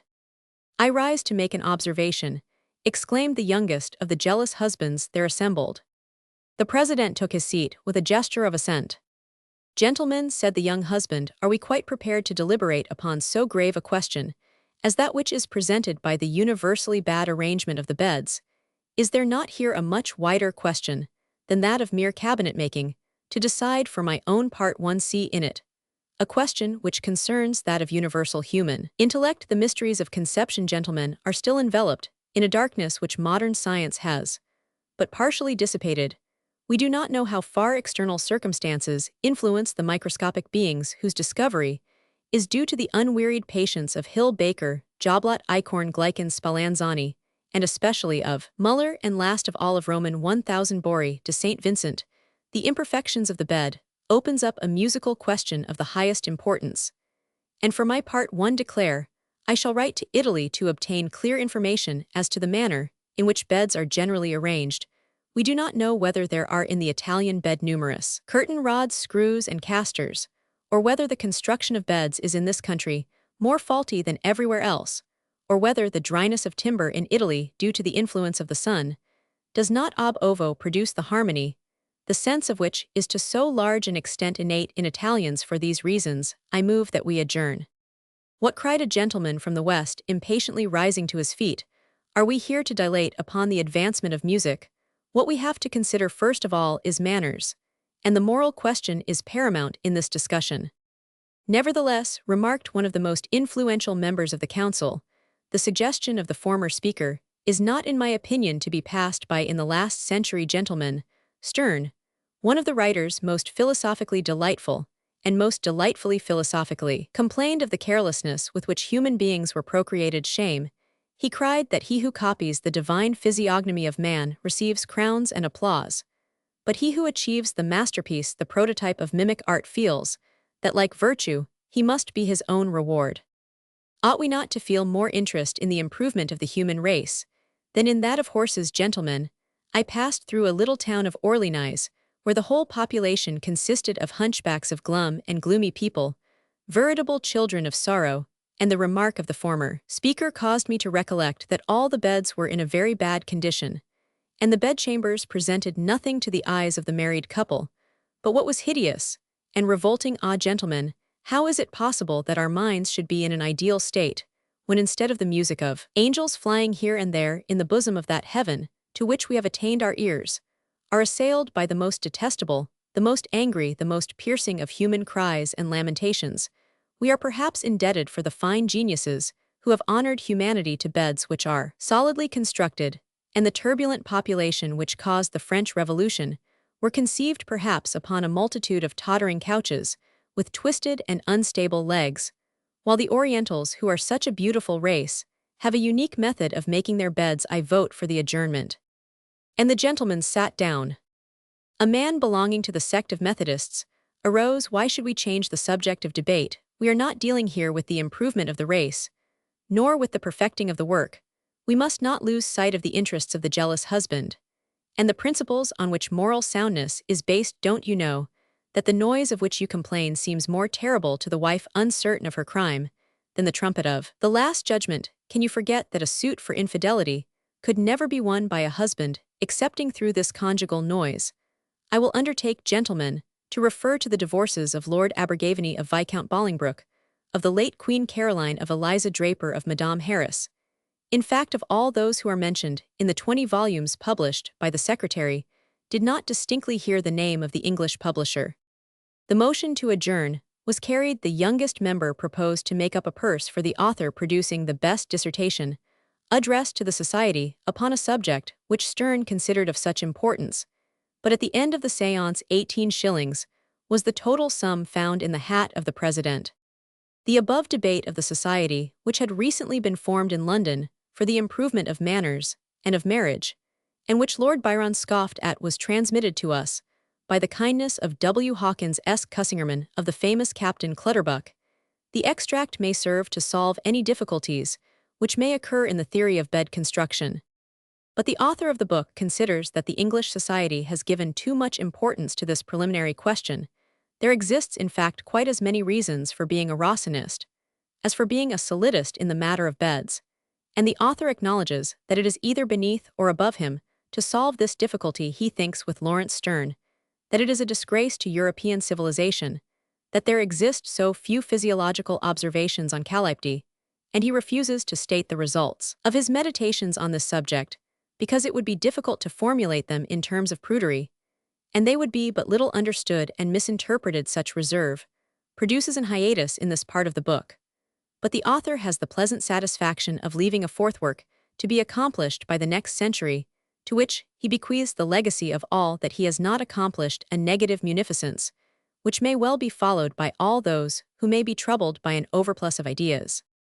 The theory of the bed presents questions much more important than those put forth by our neighbors with regard to castors and the murmurs of criminal conversation. We know only 3 ways in which a bed in the general sense of this term may be arranged among civilized nations, and particularly among the privileged classes to whom this book is addressed. These 3 ways are as follows. Twin beds, 2 separate rooms, 3 one bed for both. Before applying ourselves to the examination of these 3 methods of living together, which must necessarily have different influences upon the happiness of husbands and wives, we must take a rapid survey of the practical object served by the bed and the part it plays in the political economy of human existence. The most incontrovertible principle which can be laid down in this matter is that the bed was made to sleep upon. It would be easy to prove that the practice of sleeping together was established between married people, but recently, in comparison with the antiquity of marriage. By what reasonings has man arrived at that point in which he brought in vogue a practice so fatal to happiness, to health, even to amour-propre? Here we have a subject which it would be curious to investigate. If you knew one of your rivals who had discovered a method of placing you in a position of extreme absurdity before the eyes of those who were dearest to you, for instance, while you had your mouth crooked like that of a theatrical mask, or while your eloquent lips like the copper faucet of a scanty fountain dripped pure water, you would probably stab him. This rival is sleep. Is there a man in the world who knows how he appears to others, and what he does when he is asleep? In sleep we are living corpses. We are the prey of an unknown power which seizes us in spite of ourselves, and shows itself in the oddest shapes. Some have a sleep which is intellectual, while the sleep of others is mere stupor. There are some people who slumber with their mouths open in the silliest fashion. There are others who snore loud enough to make the timbers shake. Most people look like the impish devils that Michelangelo sculptured, putting out their tongues in silent mockery of the passers-by. The only person I know of in the world who sleeps with a noble air is Agamemnon, whom Guerin has represented lying on his bed at the moment when Clytemnestra, urged by Aegisthus, advances to slay him. Moreover, I have always had an ambition to hold myself on my pillow, as the King of Kings Agamemnon holds himself, from the day that I was seized with dread of being seen during sleep by any other eyes than those of Providence. In the same way, too, from the day I heard my old nurse snorting in her sleep like a whale, to use a slang expression, I have added a petition to the special litany, which I addressed to Saint Honore, my patron saint, to the effect that he would save me from indulging in this sort of eloquence. When a man wakes up in the morning, his drowsy face grotesquely surmounted by the folds of a silk handkerchief, which falls over his left temple like a police cap, he is certainly a laughable object, and it is difficult to recognize in him the glorious spouse celebrated in the strophes of Rousseau. But nevertheless, there is a certain gleam of life to illume the stupidity of a countenance half dead-end. If you artists wish to make fine sketches, you should travel on the stagecoach, and when the postilion wakes up the postmaster, just examine the physiognomies of the departmental clerks. But were you 100 times as pleasant to look upon as are these bureaucratic physiognomies? At least, while you have your mouth shut, your eyes are open, and you have some expression in your countenance. Do you know how you looked an hour before you awoke, or during the first hour of your sleep, when you were neither a man nor an animal, but merely a thing subject to the dominion of those dreams which issue from the gate of Horn? But this is a secret between your wife and God. Is it for the purpose of insinuating the imbecility of slumber that the Romans decorated the heads of their beds With the head of an ass, we leave to the gentlemen, who form the Academy of Inscriptions, the elucidation of this point. Assuredly, the first man who took it into his head, at the inspiration of the devil, not to leave his wife, even while she was asleep, should know how to sleep in the very best style. But do not forget to reckon among the sciences necessary to a man on setting up an establishment the art of sleeping with elegance. Moreover, we will place here as a corollary to axiom Roman 25 of our marriage catechism the two following aphorisms. A husband should sleep as lightly as a watchdog, so as never to be caught with his eyes shut. A man should accustom himself from childhood to go to bed bareheaded. Certain poets discern in modesty in the alleged mysteries of love some reason why the married couple should share the same bed, but the fact must be recognized that if primitive men sought the shade of caverns, the mossy couch of deep ravines, the flinty roof of grottos to protect his pleasure, it was because the delight of love left him without defense against his enemies. Know it is not more natural to lay two heads upon the same pillow than it is reasonable to tie a strip of muslin round the neck. Civilization is come. It has shut up 1,000,000 of men within an area of 4 square leagues. It has stalled them in streets, houses, apartments, rooms, and chambers 8 feet square. After a time, it will make them shut up one upon another like the tubes of a telescope. From this cause, and from many others such as thrift, fear, and ill-concealed jealousy, has sprung the custom of the sleeping together of the married couple.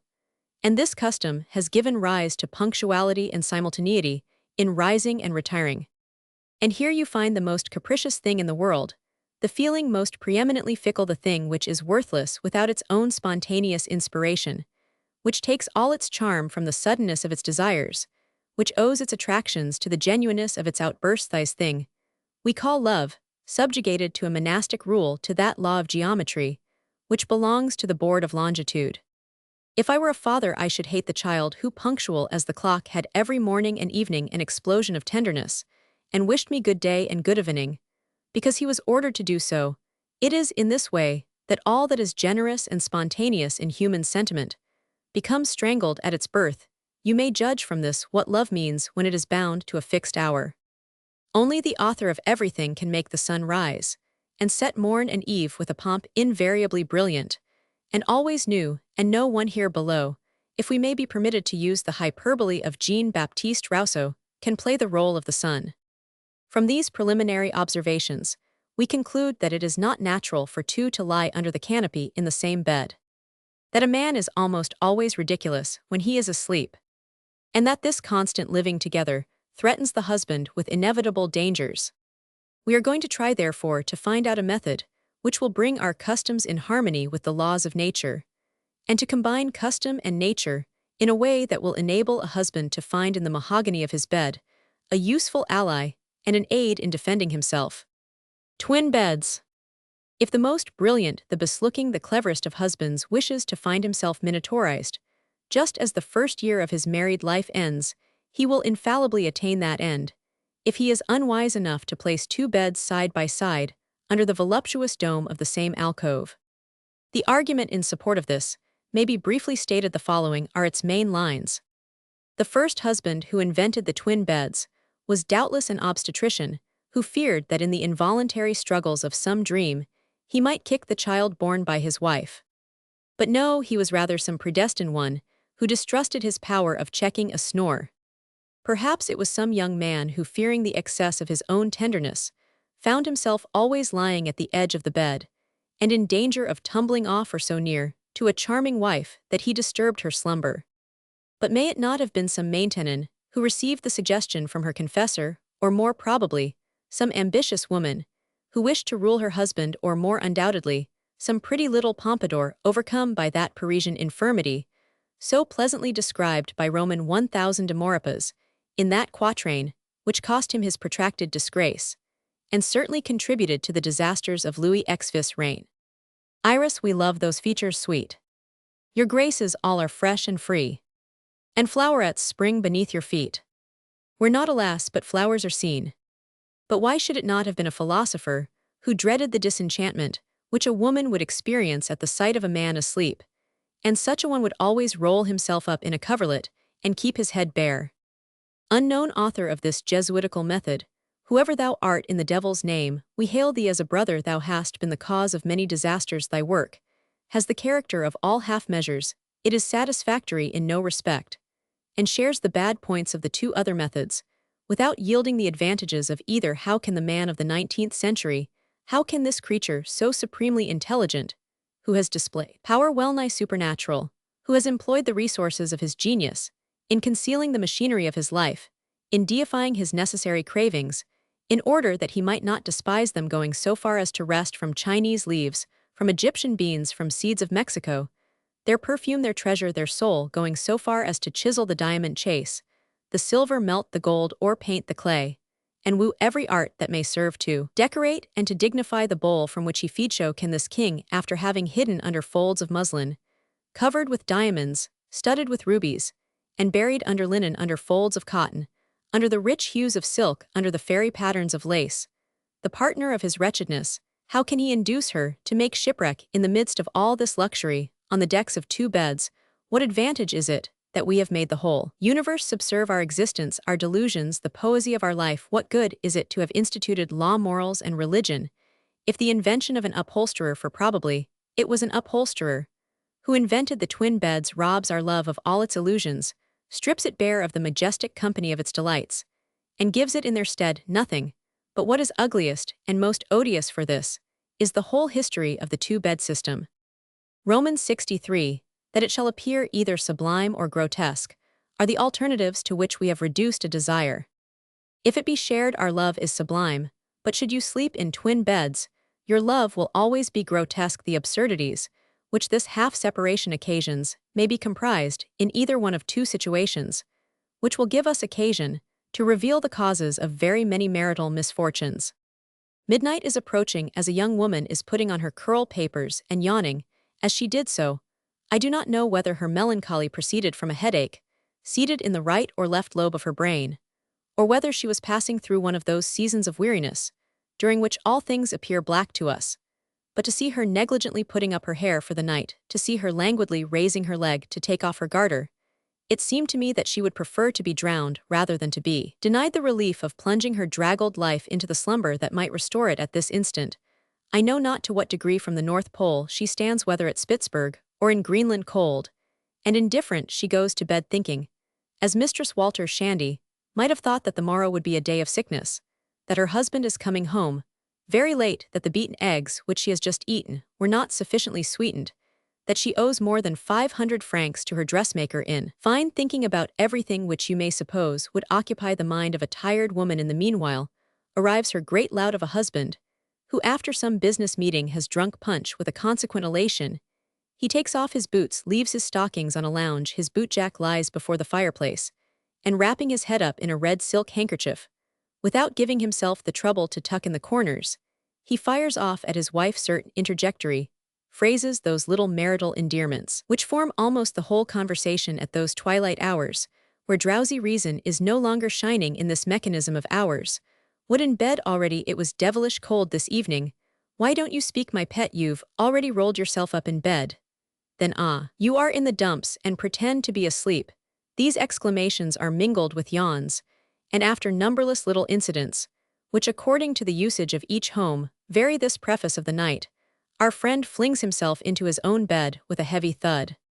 Alas, before a woman who is cold, how mad a man must appear when desire renders him alternately angry and tender, insolent and abject, biting as an epigram, and soothing as a madrigal, when he enacts with more or less sprightliness the scene wherein Venice preserved the genius of Orway, has represented the Senator Antonio repeating 100 times over at the feet of Aquilina, Aquilina, Quilina, Lina, Acqui, Naki, without winning from her aught save the stroke of her whip, inasmuch as he has undertaken to fawn upon her like a dog in the eyes of every woman, even of a lawful wife. The more a man shows eager passion under these circumstances, the more silly he appears. He is odious when he commands, he is minatorized.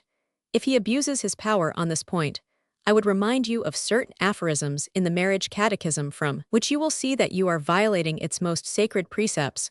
Whether a woman yields or does not yield, this institution of twin beds gives to marriage such an element of roughness and nakedness that the most chaste wife and the most intelligent husband are led to immodesty. This scene, which is enacted in 1,000 ways, and which may originate in 1,000 different incidents, has a sequel in that other situation, which, while it is less pleasant, is far more terrible. One evening, when I was talking about these serious matters, with the late Comte de Nos, of whom I have already had occasion to speak, a tall white-haired old man, his intimate friend, whose name I will not give, because he is still alive, looked at us, with a somewhat melancholy air. We guessed that he was about to relate some tale of scandal, and we accordingly watched him somewhat as the stenographer of the Moniteur might watch, as he mounted the tribune, a minister, whose speech had already been written out for the reporter. The storyteller on this occasion was an old marquis, whose fortune, together with his wife and children, had perished in the disasters of the Revolution. The Marchioness had been one of the most inconsistent women of the past generation. The Marquis, accordingly, was not wanting in observations on feminine human nature, having reached an age in which he saw nothing before him but the gulf of the grave. He spoke about himself, as if the subject of his talk were Mark Antony or Cleopatra. My young friend did me the honor to address me, for it was I who made the last remark in this discussioneer. Reflections make me think of a certain evening, in the course of which one of my friends conducted himself in such a manner as to lose forever the respect of his wife. Now, in those days, a woman could take vengeance with marvelous facility, for it was always a word and a blow. The married couple I speak of were particular in sleeping on separate beds, with their head under the arch of the same alcove. They came home one night from a brilliant ball given by the Comte de Mercy, ambassador of the Emperor. The husband had lost a considerable sum at play, so he was completely absorbed in thought he had to pay a debt the next day of 6,000 crowns, and you will recollect, Nos, that 100 crowns couldn't be made up from scraping together the resources of 10 such musketeers. The young woman, as generally happens under such circumstances, was in a gale of high spirits. Give to the Marquis, she said to a valet de chamber, all that he requires for his toilet. In those days people dressed for the night. These extraordinary words did not rouse the husband from his mood of abstraction, and then Madame, assisted by her maid, began to indulge in 1,000 coquetries. Was my appearance to your taste this evening?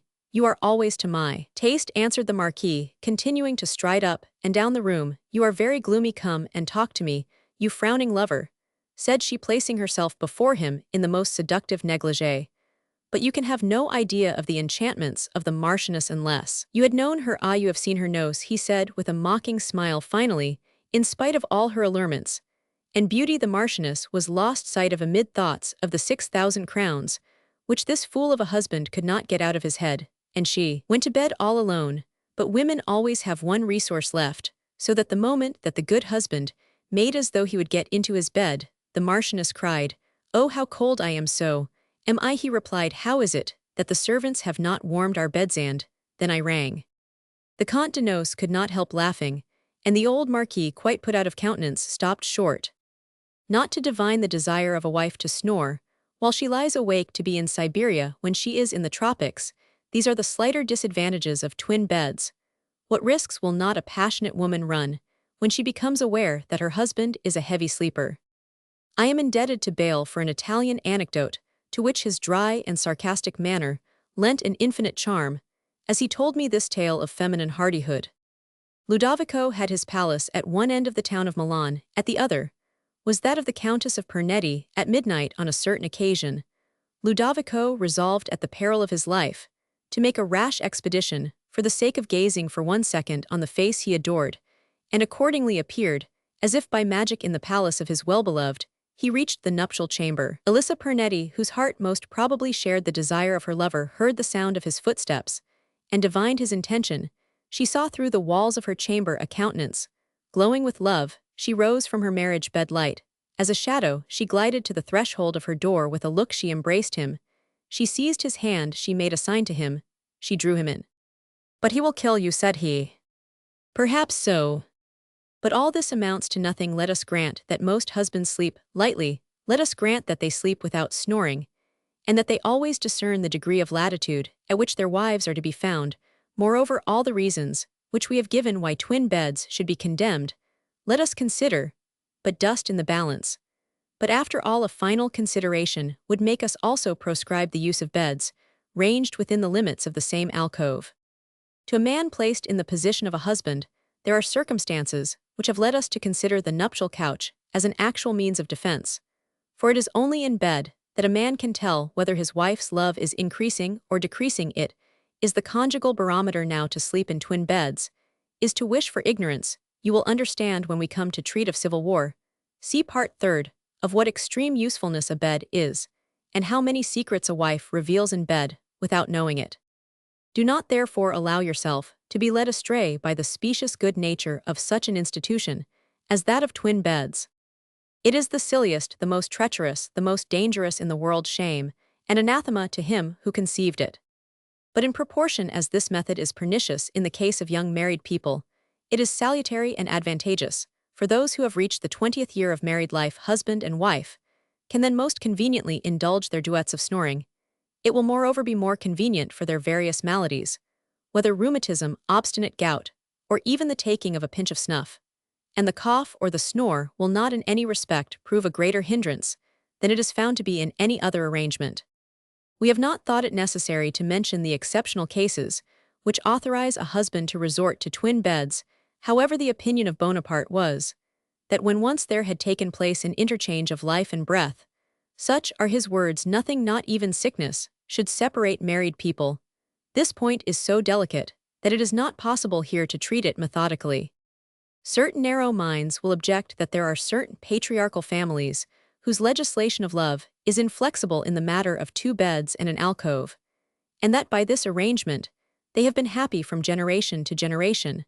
But the only answer that the author vouchsafes to this is that he knows a great many respectable people who pass their lives in watching games of billiards. Separate rooms.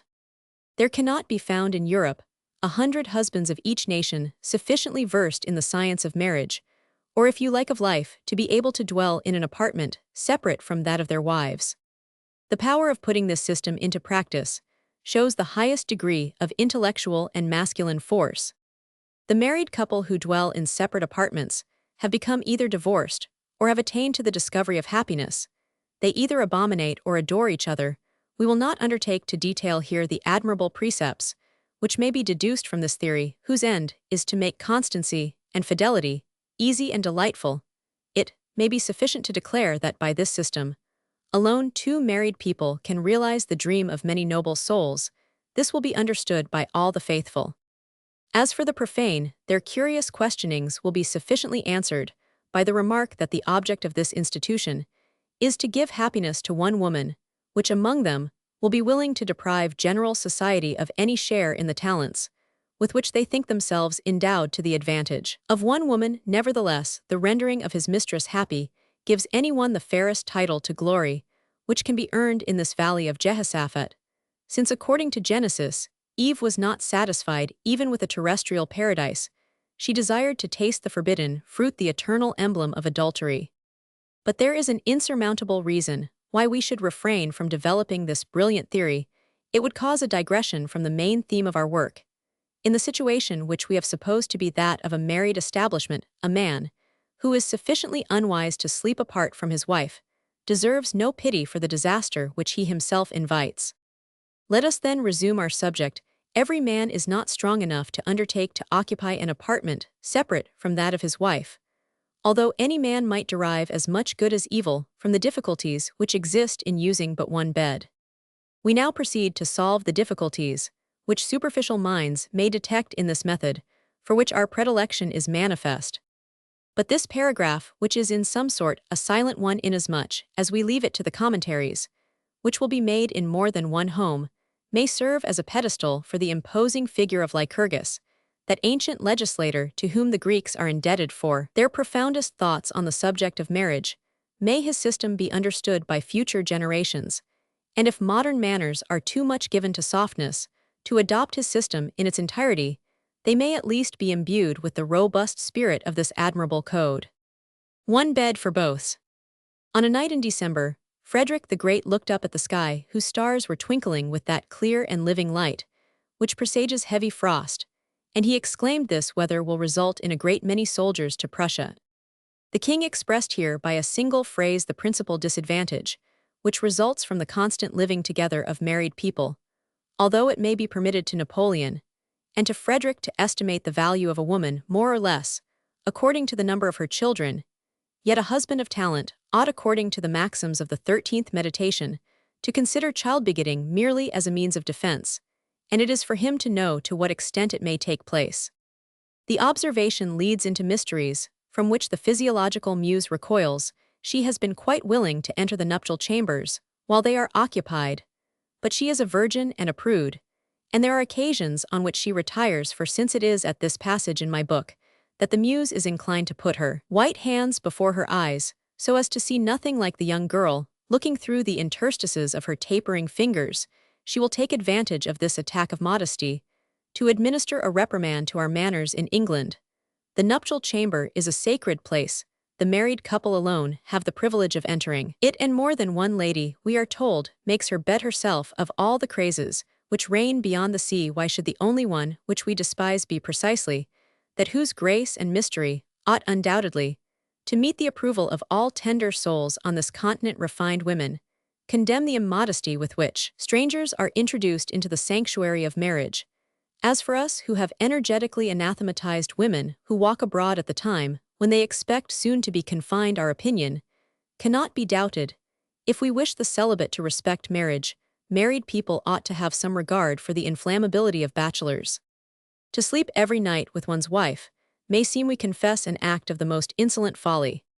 Many husbands are inclined to ask how a man who desires to bring marriage to perfection dare prescribe to a husband a rule of conduct which would be fatal in a lover. Nevertheless, such is the decision of a doctor of arts and sciences, conjugal. In the first place, without making a resolution never to sleep by himself, this is the only course left to a husband. Since we have demonstrated the dangers of the preceding systems, we must now try to prove that this last method yields more advantage and less disadvantage than the two preceding methods, that is, so far as relates to the critical position in which a conjugal establishment stands. Our observations on the twin beds ought to have taught husbands that they should always be strung into the same degree of fervor as that which prevails in the harmonious organization of their wives. Now, it seems to us that this perfect equality in feelings would naturally be created under the white aegis which spreads over both of them. Its protecting sheet, this at the outset, is an immense advantage, and really nothing is easier to verify at any moment than the degree of love and expansion which a woman reaches when the same pillow receives the heads of both spouses. Man, we speak now of the species, walks about with a memorandum always totalized, which shows distinctly and without error the amount of passion which he carries within him. This mysterious gynometer is traced in the hollow of the hand, for the hand is really that one of our members which bears the impress most plainly of our character's chirology, is a fifth work, which I bequeath to my successors, for I am contented here to make known but the elements of this interesting science. The hand is the essential organ of touch. Touch is the sense which very nearly takes the place of all the others, and which alone is indispensable, since the hand alone can carry out all that a man desires. It is to an extent action itself. The sum total of our vitality passes through it, and men of powerful intellects are usually remarkable for their shapely hands' perfection, in that respect being a distinguishing trait of their high calling. Jesus Christ performed all his miracles by the imposition of hands. The hand is the channel through which life passes. It reveals to the physician all the mysteries of our organism. It exhales more than any other part of our bodies the nervous fluid, or that unknown substance which, for want of another term, we style, well, the eye can discover the mood of our soul. But the hand betrays at the same time the secrets of the body and those of the soul. We can acquire the faculty of imposing silence on our eyes, on our lips, on our brows, and on our forehead, but the hand never dissembles, and nothing in our features can be compared to the richness of its expression. The heat and cold which it feels in such delicate degrees often escape the notice of other senses in thoughtless people, but a man knows how to distinguish them, however little time he may have bestowed in studying the anatomy of sentiments and the affairs of human life. Thus the hand has 1,000 ways of becoming dry, moist, hot, cold, soft, rough, unctuous. The hand palpitates, becomes supple, grows hard, and again is softened and fine. It presents a phenomenon which is inexplicable, so that one is tempted to call it the incarnation of thought. It causes the despair of the sculptor and the painter when they wish to express the changing labyrinth of its mysterious lineaments. To stretch out your hand to a man is to save him. It serves as a ratification of the sentiments we express. The sorcerers of every age have tried to read our future destins in those lines which have nothing fanciful in them, but absolutely correspond with the principles of each one's life and character. When she charges a man with want of tact, which is merely touch, a woman condemns him without hope. We use the expressions the hand of justice, the hand of God, and a coup de main means a bold undertaking. To understand and recognize the hidden feelings by the atmospheric variations of the hand, which a woman almost always yields without distrust, is a study less unfruitful and surer than that of physiognomy. In this way, you will be able, if you acquire this science, to wield vast power, and to find a clue which will guide you through the labyrinth of the most impenetrable heart. This will render your living together free from very many mistakes, and at the same time, rich in the acquisition of many a treasure. Buffon and certain physiologists affirm that our members are more completely exhausted by desire than by the most keen enjoyments, and really does not desire constitute of itself a sort of intuitive possession. Does it not stand in the same relation to visible action as those incidents in our mental life, in which we take part in a dream, stand to the incidents of our actual life? This energetic apprehension of things, does it not call into being an internal emotion, more powerful than that of the external action? If our gestures are only the accomplishment of things already enacted by our thought, you may easily calculate how desire frequently entertained must necessarily consume the vital fluids.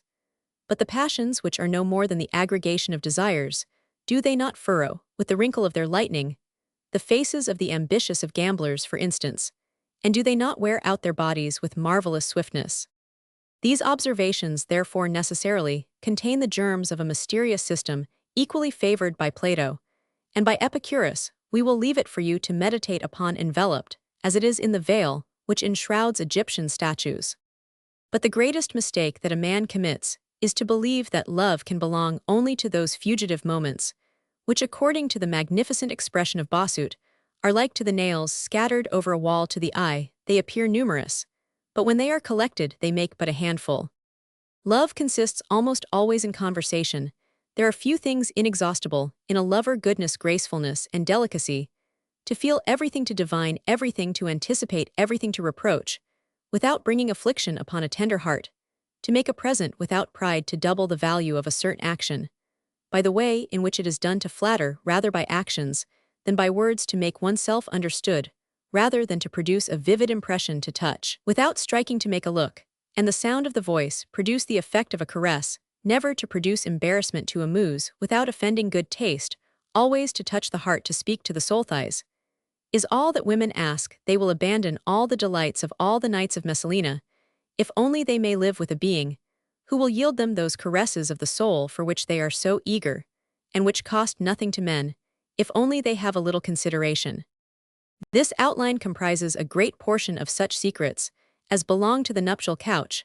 There are perhaps some witty people who may take this long definition of politeness for a description of love, while in any case, it is no more than a recommendation to treat your wife as you would treat the minister, on whose goodwill depends your promotion to the post you covet.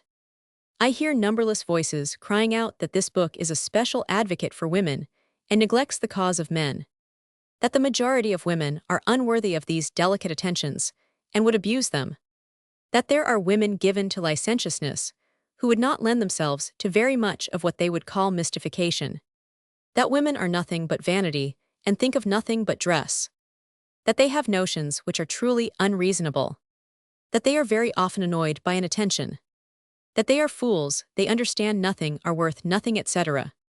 In answer to all these clamors, we will write here the following phrases, which, placed between two spaces, will perhaps have the air of a thought. To quote an expression of Beaumarchais, Romans 64, a wife is to her husband just what her husband has made her. The reasons why the single bed must triumph over the other two methods of organizing the nuptial couch are as follows. In the single couch, we have a faithful interpreter to translate with profound truthfulness the sentiments of a woman, to render her a spy over herself, to keep her at the height of her amorous temperature, never to leave her, to have the power of hearing her breathe in slumber, and thus to avoid all the nonsense which is the ruin of so many marriages. As it is impossible to receive benefits without paying for them, you are bound to learn how to sleep gracefully, to preserve your dignity under the silk handkerchief that wraps your head, to be polite, to see that your slumber is light, not to cough too much, and to imitate those modern authors who write more prefaces than books. Meditation, Roman 18 of marital revolutions. The time always comes in which nations and women, even the most stupid, perceive that their innocence is being abused. The cleverest policy may for a long time proceed in a course of deceit, but it would be very happy for men if they could carry on their deceit to an infinite period. A vast amount of bloodshed would then be avoided both in nations and in families. Nevertheless, we hope that the means of defense put forth in the preceding meditations will be sufficient to deliver a certain number of husbands from the clutches of the Minotaur.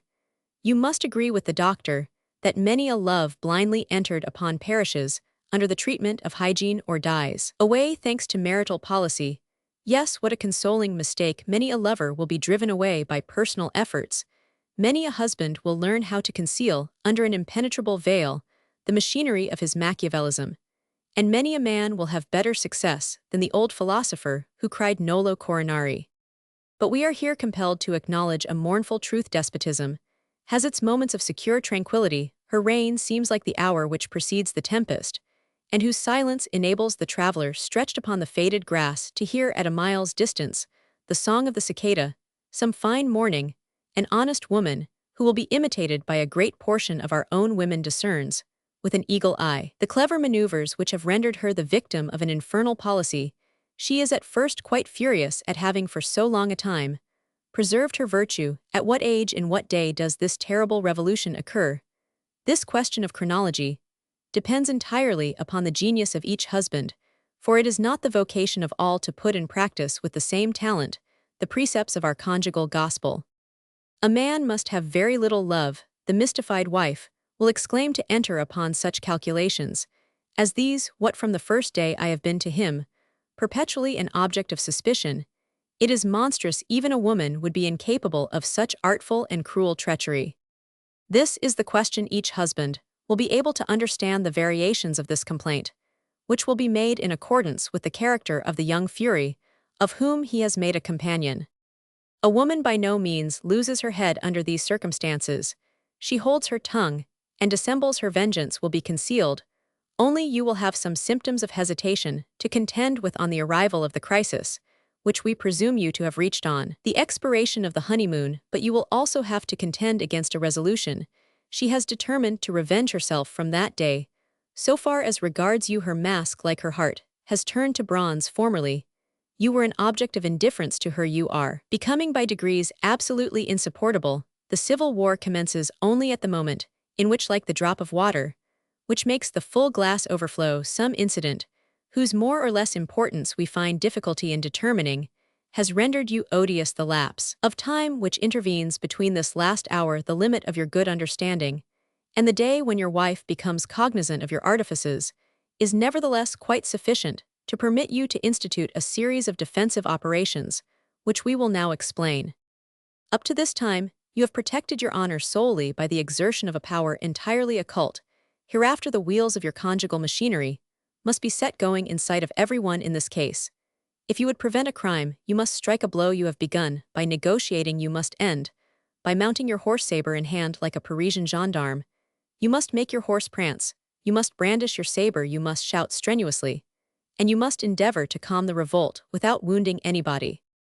Just as the author has found a means of passing from occult methods to methods that are patent, so it is necessary for the husband to justify the sudden change in his tactics, for in marriage, as in literature, art consists entirely in the gracefulness of the transitions. This is of the highest importance for you. What a frightful position you will occupy if your wife has reason to complain of your conduct at the moment, which is perhaps the most critical of your whole married life. You must therefore find some means or other to justify the secret tyranny of your initial policy, some means which still prepare the mind of your wife for the severe measures which you are about to take, some means which, so far from forfeiting her esteem, will conciliate her, some means which will gain her pardon, which will restore some little of that charm of yours by which you won her love before your marriage. But what policy is it that demands this course of action? Is there such a policy? Certainly there is.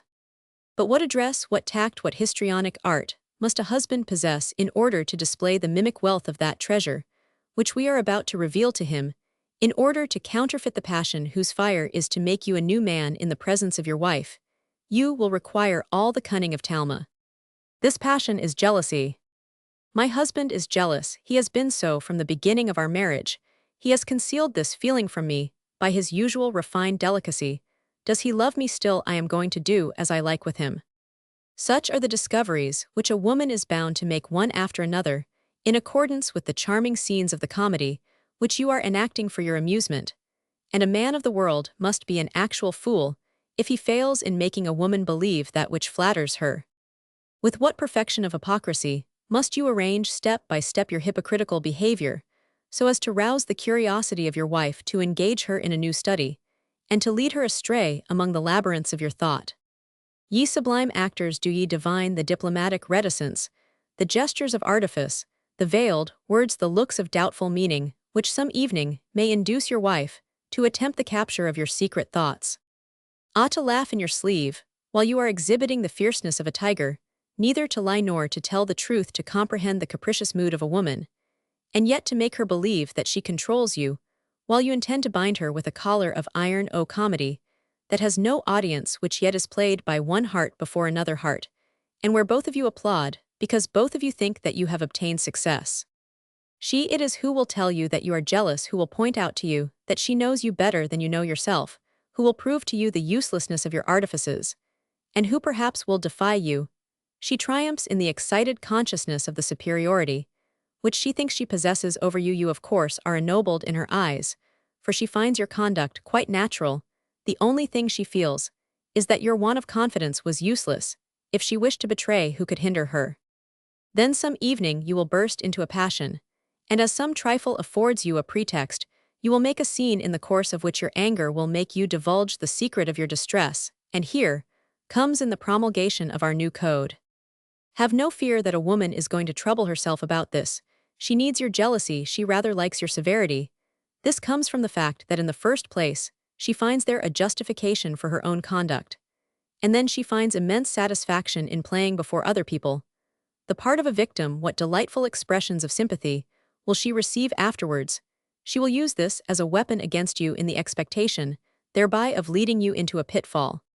She sees in your conduct the source of 1,000 more pleasures in her future treachery, and her imagination smiles at all the barricades with which you surround her, for will she not have the delight of surmounting them all?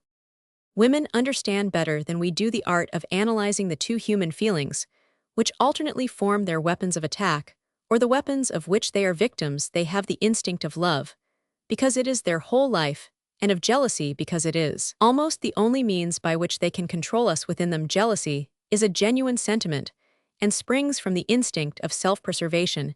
It is vital to their life or death.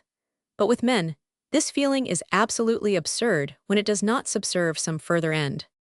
To entertain feelings of jealousy towards the woman you love is to start from a position founded on vicious reasoning. We are loved, or we are not loved. If a man entertains jealousy under either of these circumstances, it is a feeling absolutely unprofitable to him. Jealousy may be explained as fear in love, but to doubt one's wife is to doubt one's self. To be jealous is to exhibit at once the height of egotism, the error of amour-propre, the vexation of morbid vanity. Women rather encourage this ridiculous feeling, because by means of it, they can obtain cashmere shawls, silver toilet sets, diamonds, which for them mark the high thermometer mark of their power. Moreover, unless you appear blinded by jealousy, your wife will not keep on her guard, for there is no pitfall which she does not distrust excepting that which she makes for herself. Thus the wife becomes the easy dupe of a husband who is clever enough to give to the inevitable revolution, which comes sooner or later, the advantageous results we have indicated. You must import into your establishment that remarkable phenomenon whose existence is demonstrated in the asymptotes of geometry. Your wife will always try to miniaturize you, without being successful. Like those knots, which are never so tight as when one tries to loosen them, she will struggle to the advantage of your power over her, while she believes that she is struggling for her independence. The highest degree of good play on the part of a prince lies in persuading his people that he goes to war for them, while all the time he is causing them to be killed for his throne. But many husbands will find a preliminary difficulty in executing this plan of campaign. If your wife is a woman of profound dissimulation, the question is what signs will indicate to her the motives of your long mystification. It will be seen that our meditation on the custom house, as well as that on the bed, has already revealed certain means of discerning the thought of a woman, but we make no pretense in this book of exhaustively stating the resources of human wit, which are immeasurable. Now here is a proof of this. On the day of the Saturnalia, the Romans discovered more features in the character of their slaves in 10 minutes than they would have found out during the rest of the year. You ought therefore to ordain Saturnalia in your establishment, and to imitate Gessler who, when he saw William Tell shoot the apple off his son's head, was forced to remark, "Here is a man whom I must get rid of, for he could not miss his aim if he wished to kill me." You understand, then, that if your wife wishes to drink Roussillon wine, to eat mutton chops, to go out at all hours, and to read the encyclopedia, you are bound to take her very seriously. In the first place, she will begin to distrust you against her own wish. On seeing that your behavior towards her is quite contrary to your previous proceedings, she will suppose that you have some ulterior motive in this change of policy, and therefore all the liberty that you give her will make her so anxious that she cannot enjoy it. As regards the misfortunes that this change may bring, the future will provide for them. In a revolution, the primary principle is to exercise a control over the evil which cannot be prevented, and to attract the lightning by rods, which shall lead it to the earth. And now the last act of the comedy is in preparation. The lover who, from the day when the feeblest of all first symptoms shows itself in your wife, until the moment when the marital revolution takes place, has jumped upon the stage, either as a material creature, or as a being of the imagination. The lover, summoned by a sign from her, now declares, "Here I am." Meditation, Roman 19 of the lover. We offer the following maxims for your consideration. We should despair of the human race if these maxims had been made before 1830, but they set forth in so clear a manner the agreements and difficulties which distinguish you, your wife, and a lover. They so brilliantly describe what your policy should be and demonstrate to you so accurately the strength of the enemy that the teacher has put his amour-propre aside. And if by chance you find here a single new thought, send it to the devil who suggested this work. Romans 65. To speak of love is to make love. Romans 66. In a lover, the coarsest desire always shows itself as a burst of honest admiration. Romans 67. A lover has all the good points, and all the bad points which are lacking in a husband. Romans 68. A lover not only gives life to everything, he makes one forget life. The husband does not give life to anything.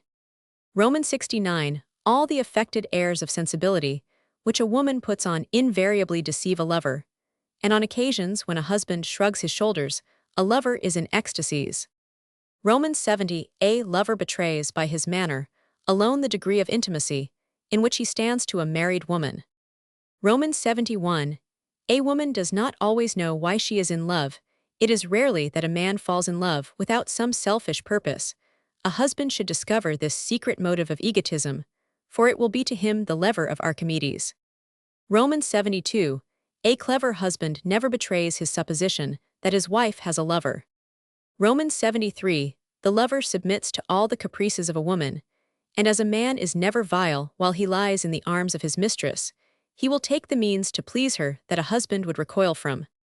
Romans 74. A lover teaches a wife all that her husband has concealed from her. Romans 75. All the sensations which a woman yields to her lover, she gives in exchange, they return to her, always intensified. They are as rich in what they give as in what they receive. This is the kind of commerce in which almost all husbands end by being bankrupt. Romans 76. A lover speaks of nothing to a woman but that which exalts her, while a husband, although he may be a loving one, can never refrain from giving advice, which always has the appearance of reprimand. Romans 77. A lover always starts from his mistress to himself. With a husband the contrary is the case. Romans 78. A lover always has a desire to appear amiable. There is in this sentiment an element of exaggeration, which leads to ridicule. Study how to take advantage of this. Romans 79. When a crime has been committed, the magistrate who investigates the case knows, excepting in the case of a released convict who commits murder in jail, that there are not more than 5 persons to whom he can attribute the act. He starts from this premise a series of conjectures. The husband should reason like the judge. There are only 3 people in society whom he can suspect when seeking the lover of his wife. Roman 80. A lover is never in the wrong. Roman 81, the lover of a married woman says to her Madame, "You have need of rest, you have to give an example of virtue to your children, you have sworn to make your husband happy. And although he has some faults, has fewer than I have, is worthy of your esteem nevertheless. You have sacrificed everything for me, do not let a single murmur escape you for regret, is an offense which I think worthy of a severe penalty than the law decrees against infidelity. As a reward for these sacrifices, I will bring you as much pleasure as pain." And the incredible part about it is that the lover triumphs the form which his speech takes carries it, he says, but one phrase, "I love you," a lover, is a herald who proclaims either the merit, the beauty, or the wit of a woman. What does a husband proclaim? To sum up, all the love which a married woman inspires, or that which she gives back, is the least creditable sentiment in the world. In her it is boundless vanity, in her lover it is selfish egotism. The lover of a married woman contracts so many obligations that scarcely 3 men in a century are met with who are capable of discharging them. He ought to dedicate his whole life to his mistress, but he always ends by deserting her. Both parties are aware of this, and from the beginning of social life, the one has always been sublime in self-sacrifice, the other an ingrate. The infatuation of love always rouses the pity of the judges who pass sentence on it. But where do you find such love genuine and constant? What power must a husband possess to struggle successfully against a man who casts over a woman a spell strong enough to make her submit to such misfortunes?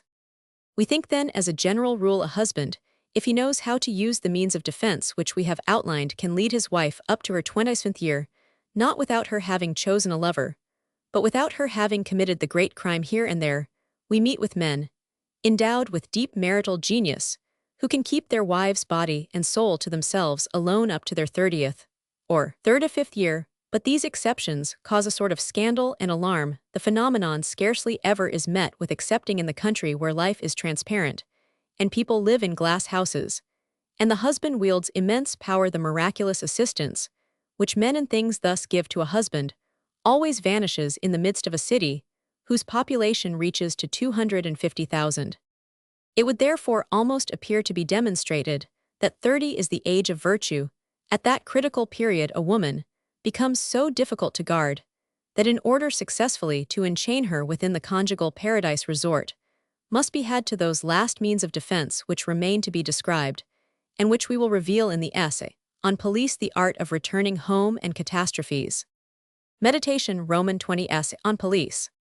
The police of marriage consist of all those means which are given you by law, manners, force, and stratagem for preventing your wife in her attempt to accomplish those 3 acts, which in some sort make up the life of love, writing, seeing, and speaking. The police combine in greater or less proportion the means of defense put forth in the preceding meditations. Instinct alone can teach in what proportions, and on what occasions these compounded elements are to be employed. The whole system is elastic. A clever husband will easily discern how it must be bent, stretched, or retrenched by the aid of the police. A man can guide his wife to her 40th year pure from any fault. We will divide this treatise on police into 5 captions. Of mousetraps, 2 of correspondence, 3 of spies, 4 the index, 5 of the budget. Of mousetraps. In spite of the grave crisis which the husband has reached, we do not suppose that the lover has completely acquired the freedom of the city in the marital establishment. Many husbands often suspect that their wives have a lover, and yet they do not know upon which of the 5 or 6 chosen ones of whom we have spoken their suspicions ought to fall. This hesitation doubtless springs from some moral infirmity to whose assistance the professor must come. Fouche had in Paris 3 or 4 houses resorted to by people of the highest distinction. The mistresses of these dwellings were devoted to him. This devotion cost a great deal of money to the state. The minister used to call these gatherings, of which nobody at the time had any suspicion, his mousetraps. More than one arrest was made at the end of the ball, at which the most brilliant people of Paris had been made accomplices of this oratorian. The act of offering some fragments of roasted nuts, in order to see your wife put her white hand in the trap, is certainly exceedingly delicate, for a woman is certain to be on her guard. Nevertheless, we reckon upon at least 3 kinds of mousetraps: the irresistible, the fallacious, and that which is touch and go. The irresistible. Suppose 2 husbands, we will call them A and B, wish to discover who are the lovers of their wives. We will put the husband A at the center of a table, loaded with the finest pyramids of fruit, of crystals, of candies, and of liqueurs, and the husband B shall be at whatever point of this brilliant circle.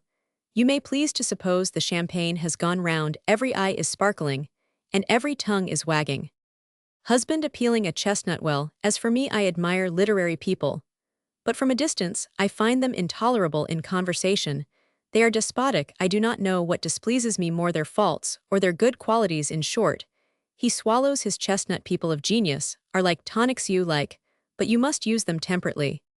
Wife B, who has listened attentively, but Roman 1000a, you are very exacting, with an arch smile. It seems to me that dull people have as many faults as people of talent, with this difference, perhaps, that the former have nothing to atone for them. Husband A, irritably, you will agree at least, madame, that they are not very amiable to you. Wife B, with vivacity, who told you so? Husband A, smiling, don't they overwhelm you all the time with their superiority? Vanity so dominates their souls that between you and them, the effort is reciprocal. The mistress of the house, aside to wife A, you well deserved it, my dear. Wife A shrugs her shoulders. Husband A, still continuing, then, the habit they have of combining ideas which reveal to them the mechanism of feeling for them. Love is purely physical, and every one knows that they do not shine. Wife B, biting her lips, interrupting him, it seems to me, sir, that we are the sole judges in this matter. I can well understand why men of the world do not like men of letters, but it is easier to criticize than to imitate them. Husband A, disdainfully, oh, madame, men of the world can assail the authors of the present time without being accused of envy. There is many a gentleman of the drawing-room who, if he undertook to write. Wife B, with warmth, unfortunately for you, sir, certain friends of yours in the chamber have written romances. Have you been able to read them? But really, in these days, in order to attain the least originality, you must undertake historic research, you must. Husband B, making no answer to the lady next him, and speaking aside, oh, can it be that it is Roman 1000 de L, author of the dreams of a young girl, whom my wife is in love with? That is singular. I thought that it was Dr. M. But stay aloud. Do you know, my dear, that you are right in what you say? All laugh. Really, I should prefer to have always artists and men of letters in my drawing-room aside when we begin to receive, rather than to see their other professional men. In any case, artists speak of things about which everyone is enthusiastic, for who is there who does not believe in good taste? But judges, lawyers, and above all doctors. Heavens, I confess that to hear them constantly speaking about lawsuits and diseases, those two human ills. Wife A, sitting next to husband B, speaking at the same time, what is that you are saying, my friend? You are quite mistaken. In these days, nobody wishes to wear a professional manner. Doctors, since you have mentioned doctors, try to avoid speaking of professional matters. They talk politics, discuss the fashions, and the theaters. They tell anecdotes, they write books better than professional authors do. There is a vast difference between the doctors of today and those of Molière. Husband A, aside, you, is it possible my wife is in love with Dr. M? That would be odd. Aloud, that is quite possible, my dear, but I would not give a sick dog in charge of a physician who writes. Wife A, interrupting her husband, I know people who have 5 or 6 offices, yet the government has the greatest confidence in them. Anyway, it is odd that you should speak in this way, you, who were one of Dr. M.'s great cases. Husband A, aside, there can be no doubt of it. The fallacious. A husband, as he reaches home, my dear, we are invited by Madame de Fichteminel to a concert which she is giving next Tuesday. I reckoned on going there, as I wanted to speak with a young cousin of the minister, who was among the singers, but he has gone to Fruval to see his aunt. What do you propose doing? His wife, these concerts tire me to death. You have to sit nailed to your chair whole hours, without saying a word. Besides, you know quite well that we dine with my mother on that day, and it is impossible to miss paying her a visit. Her husband, carelessly, ah, that is true. 3 days afterwards. The husband, as he goes to bed, what do you think, my darling? Tomorrow I will leave you at your mother's, for the Count has returned from Fruval, and will be at Madame de Fichtemino's concert. His wife, vivaciously, but why should you go alone? You know how I adore music. The Touch and Go Mousetrap. The wife, why did you go away so early this evening? The husband, mysteriously, it is a sad business, and all the more so because I don't know how I can settle it. The wife, what is it all about? Adolphe, you are a wretch if you do not tell me what you are going to do. The husband, my dear, that ass of a Prosper Magnan is fighting a duel with Roman 1000 de Fontaines, on account of an opera singer. But what is the matter with you? The wife nothing it is very warm in this room, and I don't know what ails me for the whole day. I have been suffering from sudden flushing of the face. The husband aside she is in love with Roman 1000 de Fontaines, aloud Celestine. He shouts out still louder Celestine come quick madame is ill. You will understand that a clever husband will discover 1,000 ways of setting these 3 kinds of traps. Of correspondence. To write a letter, and to have it posted to get an answer to read it and burn it there, we have correspondence stated in the simplest terms. Yet consider what immense resources are given by civilization by our manners, and by our love to the women who wish to conceal these material actions from the scrutiny of a husband. The inexorable box which keeps its mouth open to all comers receives its epistolary provender from all hands. There is also the fatal invention of the general delivery. A lover finds in the world 100 charitable persons male and female, who for a slight consideration will slip the billets due into the amorous and intelligent hand of his fair mistress. A correspondence is a variable as Proteus, there are sympathetic inks. A young celibate has told us in confidence that he has written a letter on the flyleaf of a new book, which when the husband asked for it of the bookseller, reached the hands of his mistress, who had been prepared the evening before for this charming article. A woman in love who fears her husband's jealousy will write and read billets due during the time consecrated to those mysterious occupations, during which the most tyrannical husband must leave her alone.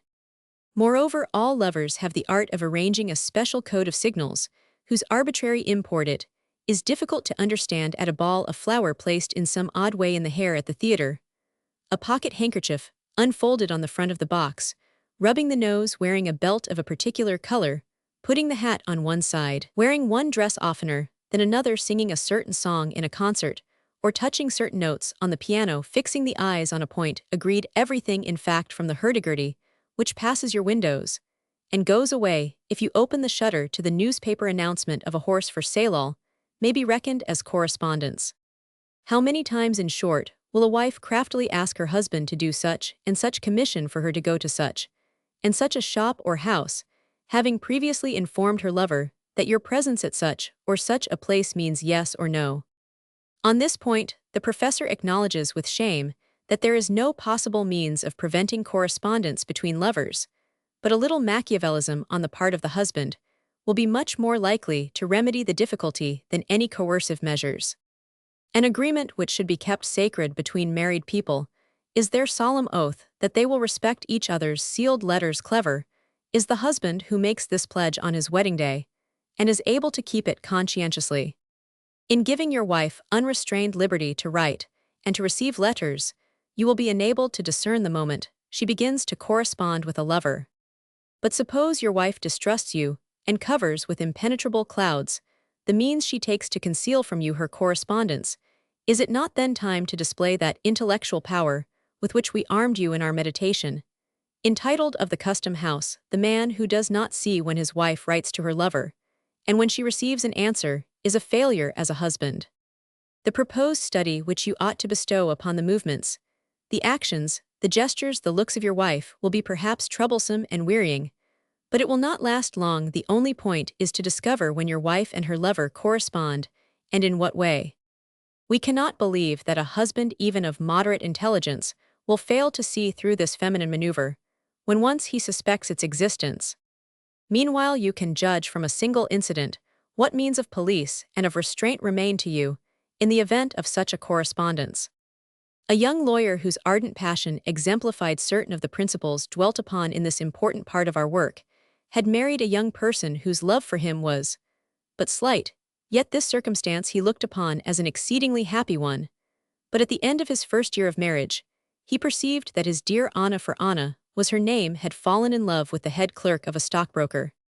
Adolph was a young man of about 25, handsome in face, and as fond of amusement as any other celibate. He was frugal, discreet, possessed of an excellent heart, rode well, talked well, had fine black hair, always curled and dressed with taste. In short, he would have done honor and credit to a duchess. The advocate was ugly, short, stumpy, square-shouldered, mean-looking, and moreover a husband. Anna, tall and pretty, had almond eyes, white skin, and refined features. She was all love, and passion lighted up her glance with a bewitching expression, While her family was poor, Maître Lebrun had an income of 12,000 francs. That explains all. One evening, Lebrun got home looking extremely chopfallen. He went into his study to work, but he soon came back shivering to his wife, for he had caught a fever, and hurriedly went to bed there. He lay groaning and lamenting for his clients, and especially for a poor widow whose fortune he was to save the very next day. By effecting a compromise, an appointment had been made with certain businessmen, and he was quite incapable of keeping it. After having slept for a quarter of an hour, he begged his wife in a feeble voice to write to one of his intimate friends, asking him to take his Lebrun's place. Next day at the conference, he dictated a long letter, and followed with his eye the space taken up on the paper by his phrases. When he came to begin the second page of the last sheet, the advocate set out to describe to his conferor the joy which his client would feel on the signing of the compromise, and the fatal page began with these words: "My good friend, go for heaven's sake to Madame Vernon's. At once you are expected with impatience there. She lives at No. 7 Rue de Sentier. Pardon my brevity, but I count on your admirable good sense to guess what I am unable to explain. Tout à vous." "Give me the letter," said the lawyer, "that I may see whether it is correct before signing it." The unfortunate wife, who had been taken off her guard by this letter, which bristled with the most barbarous terms of legal science, gave up the letter. As soon as Lebrun got possession of the wily script, he began to complain, to twist himself about as if in pain, and to demand one little attention after another of his wife. Madame left the room for 2 minutes, during which the advocate leaped from his bed, folded a piece of paper in the form of a letter, and hid the missive written by his wife. When Anna returned, the clever husband seized the blank paper, made her address it to the friend of his to whom the letter which he had taken out was written, and the poor creature handed the blank letter to his servant. Lebrun seemed to grow gradually calmer. He slept, or pretended to do so, and the next morning he still affected to feel strange pains. 2 days afterwards he tore off the first leaf of the letter, and put an E to the word tout in the phrase tout à vous. He folded mysteriously the paper which contained the innocent forgery, sealed it, left his bedroom, and called the maid, saying to her, thus giving a feminine ending to the signature, and lending the impression that the note emanated from the wife personally: J.W. Roman 1000. Madame begs that you will take this to the house of Roman 1000 Adolphe. Now be quick about it. He saw the chambermaid leave the house, and soon afterwards, he on a plea of business went out, hurried to Rue de Sentier to the address indicated, and awaited the arrival of his rival at the house of a friend who was in the secret of his stratagem. The lover, intoxicated with happiness, rushed to the place, and inquired for Madame de Vernon. He was admitted, and found himself face to face with Maître Lebrun, who showed a countenance pale but chill, and gazed at him with tranquil but implacable glance. "Sir," he said in a tone of emotion to the young clerk, whose heart palpitated with terror, "you are in love with my wife, and you are trying to please her. I scarcely know how to treat you in return for this, because in your place, and at your age, I should have done exactly the same. But Anna is in despair. You have disturbed her happiness, and her heart is filled with the torments of hell. Moreover, she has told me all." A quarrel soon followed by a reconciliation forced her to write the letter which you have received, and she has sent me here in her place. I will not tell you, sir, that by persisting in your plan of seduction, you will cause the misery of her you love, that you will forfeit her my esteem, and eventually your own, that your crime will be stamped on the future, by causing perhaps sorrow to my children.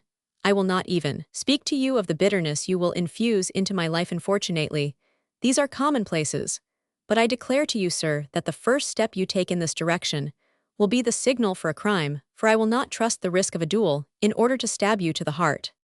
And the eyes of the lawyer flashed ominously. "Now, sir," he went on in a gentler voice, "you are young, you have a generous heart. Make a sacrifice for the future happiness of her you love. Leave her, and never see her again. And if you must needs be a member of my family, I have a young aunt who is yet unsettled in life. She is charming, clever, and rich. Make her acquaintance, and leave a virtuous woman undisturbed." This mixture of raillery and intimidation, together with the unwavering glance and deep voice of the husband, produced a remarkable impression on the lover. He remained for a moment, utterly confused, like people overcome with passion, and deprived of all presence of mind by a sudden shock. If Anna has since then had any lovers, which is a pure hypothesis, Adolphe certainly is not one of them. This occurrence may help you to understand that correspondence is a double-edged weapon, which is of as much advantage for the defense of the husband as for the inconsistency of the wife. You should therefore encourage correspondence, for the same reason that the prefect of police takes special care that the street lamps of Paris are kept lighted. Of spies. To come so low as to beg servants to reveal secrets to you, and to fall lower still by paying for a revelation, is not a crime. It is perhaps not even a dastardly act. But it is certainly a piece of folly, for nothing will ever guarantee to you the honesty of a servant who betrays her mistress, and you can never feel certain whether she is operating in your interest or in that of your wife. This point, therefore, may be looked upon as beyond controversy. Nature, that good and tender parent, has set round about the mother of a family, the most reliable and the most sagacious of spies, the most truthful, and at the same time, the most discreet in the world. They are silent, and yet they speak, they see everything and appear to see nothing. One day I met a friend of mine on the boulevard. He invited me to dinner, and we went to his house. Dinner had been already served, and the mistress of the house was helping her 2 daughters to plates of soup.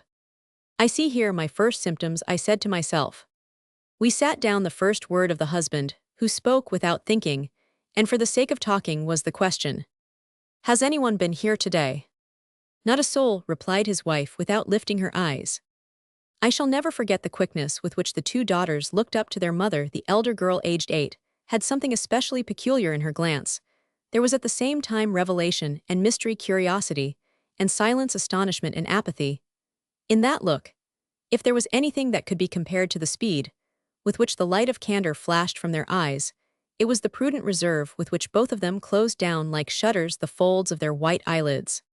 Ye sweet and charming creatures, who from the age of 9 even to the age of marriage too often are the torment of a mother, even when she is not a coquette, is it by the privilege of your years, or the instinct of your nature, that your young ears catch the faint sound of a man's voice through walls and doors, that your eyes are awake to everything, and that your young spirit busies itself in divining all, even the meaning of a word spoken in the air, even the meaning of your mother's slightest gesture? There is something of gratitude, something in fact instinctive, in the predilection of fathers for their daughters and mothers for their sons. But the act of setting spies which are in some way inanimate is mere dotage, and nothing is easier than to find a better plan than that of the beetle who took it into his head to put eggshells in his bed, and who obtained no other sympathy from his confederate than the words, "You are not very successful in breaking them." The Marshal de Saxe did not give much consolation to his Popliniere when they discovered in company that famous revolving chimney invented by the Duc de Richelieu. "That is the finest piece of hornwork that I have ever seen," cried the victor of Fontenoy. "Let us hope that your espionage will not give you so troublesome a lesson. Such misfortunes are the fruits of the Civil War, and we do not live in that age." The Index. The Pope puts books only on the Index. You will mark with a stigma of reprobation men and things. It is forbidden to Madame to go into a bath, except in her own house. It is forbidden to Madame to receive into her house him whom you suspect of being her lover, and all those who are the accomplices of their love. It is forbidden to Madame to take a walk without you. But the peculiarities which in each household originate from the diversity of characters, the numberless incidents of passion, and the habits of the married people give to this black book so many variations. The lines in it are multiplied or erased with such rapidity that a friend of the author has called this index the history of changes in the marital church. There are only 2 things which can be controlled or prescribed in accordance with definite rules. The first is the country, the second is the promenade. A husband ought never to take his wife to the country, nor permit her to go there. Have a country home. If you like, live there, entertain there nobody excepting ladies or old men, but never leave your wife alone there. But to take her for even half a day to the house of another man is to show yourself as stupid as an ostrich. To keep guard over a wife in the country is a task most difficult of accomplishment. Do you think that you will be able to be in the thickets, to climb the trees, to follow the tracks of a lover over the grass trodden down at night, but straightened by the dew in the morning, and refreshed by the rays of the sun? Can you keep your eye on every opening in the fence of the park, the country, and the spring? These are the 2 right arms of the celibate. When a woman reaches the crisis at which we suppose her to be, a husband ought to remain in town till the declaration of war, or to resolve on devoting himself to all the delights of a cruel espionage.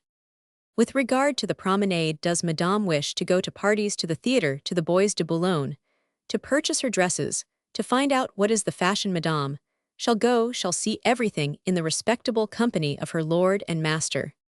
If she take advantage of the moment when a business appointment, which you cannot fail to keep, detains you in order to obtain your tacit permission to some meditated expedition, if in order to obtain that permission, she displays all the witcheries of those cajoleries in which women excel, and whose powerful influence you ought already to have known well, the professor implores you to allow her to win you over while at the same time you sell dear the boon she asks, and above all convince this creature, whose soul is at once as changeable as water, and as firm as steel, that it is impossible for you, from the importance of your work, to leave your study. But as soon as your wife has set foot upon the street, if she goes on foot, don't give her time to make 50 steps follow, and track her in such a way that you will not be noticed. It is possible that there exist certain worthers, whose refined and delicate souls recoil from this inquisition, but this is not more blamable than that of a landed proprietor who rises at night, and looks through the windows for the purpose of keeping watch over the peaches on his espaliers. You will, probably by this course of action, obtain before the crime is committed exact information with regard to the apartments, which so many lovers rent in the city under fictitious names, if it happens, which God forbid, that your wife enters a house, suspected by you, try to find out if the place has several exits. Should your wife take a hack, what have you to fear? Is there not a prefect of police to whom all husbands ought to decree a crown of solid gold? And has he not set up a little shed or bench, where there is a register and incorruptible guardian of public morality? And does he not know all the comings and goings of these Parisian gondolas? One of the vital principles of our police will consist in always following your wife to the furnishers of your house. If she is accustomed to visit them, you will carefully find out whether there is any intimacy between her and her draper, her dressmaker, or her milliner, etc. In this case, you will apply the rules of the conjugal custom house, and draw your own conclusions. If in your absence your wife, having gone out against your will, tells you that she had been to such a place, to such a shop, go there yourself the next day, and try to find out whether she has spoken the truth. But passion will dictate to you, even better than the meditation, the various resources of conjugal tyranny, and we will here cut short these tiresome instructions. Of the budget.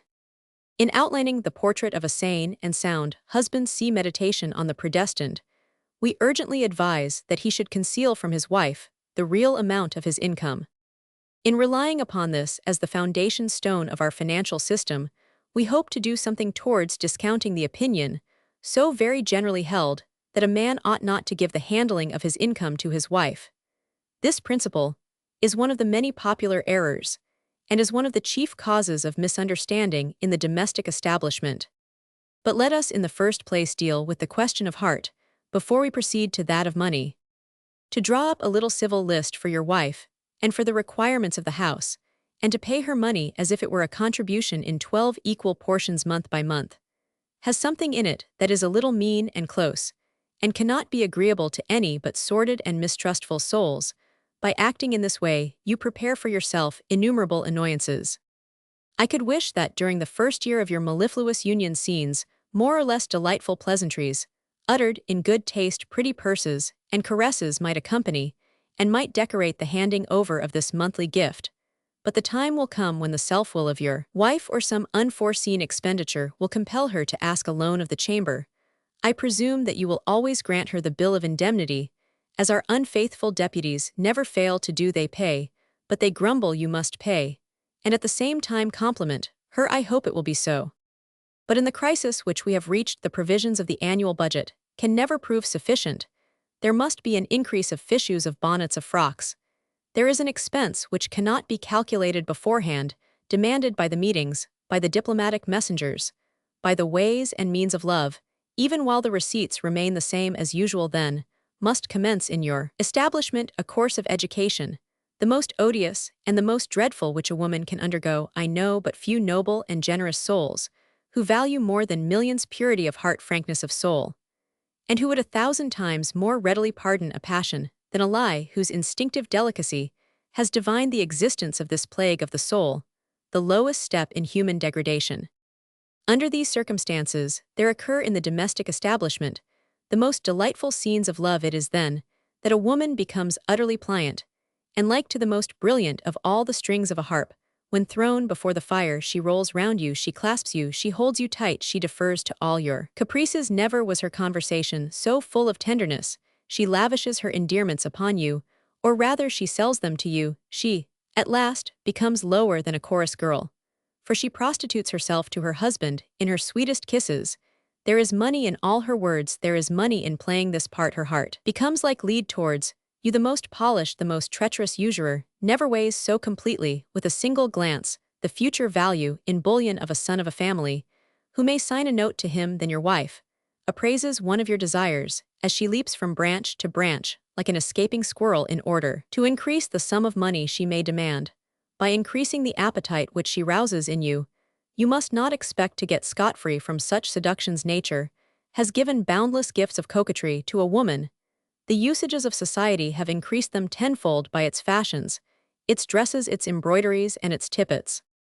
If I ever marry, one of the most honorable generals of our ancient army used to say, I won't put a sou among the wedding presents. What will you put there then, General? Asked a young girl. The key of my safe. The young girl made a curtsy of approbation. She moved her little head with a quiver like that of the magnetic needle, raised her chin slightly as if she would have said, I would gladly marry the general, in spite of his 4 to 5 years. But with regard to money, what interest can you expect your wife to take in a machine in which she is looked upon as a mere bookkeeper? Now look at the other system.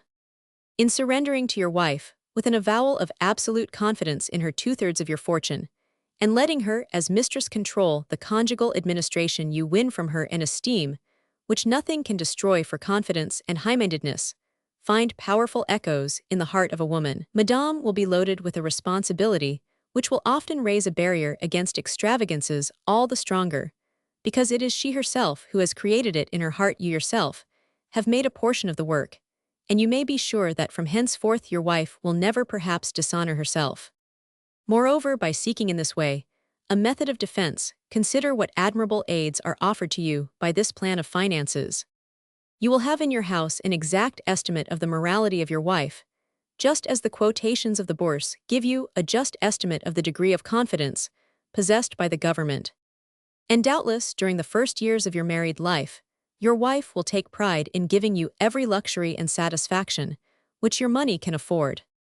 She will keep a good table, she will renew the furniture, and the carriages she will always keep in her drawer, a sum of money sacred to her well-beloved and ready for his needs.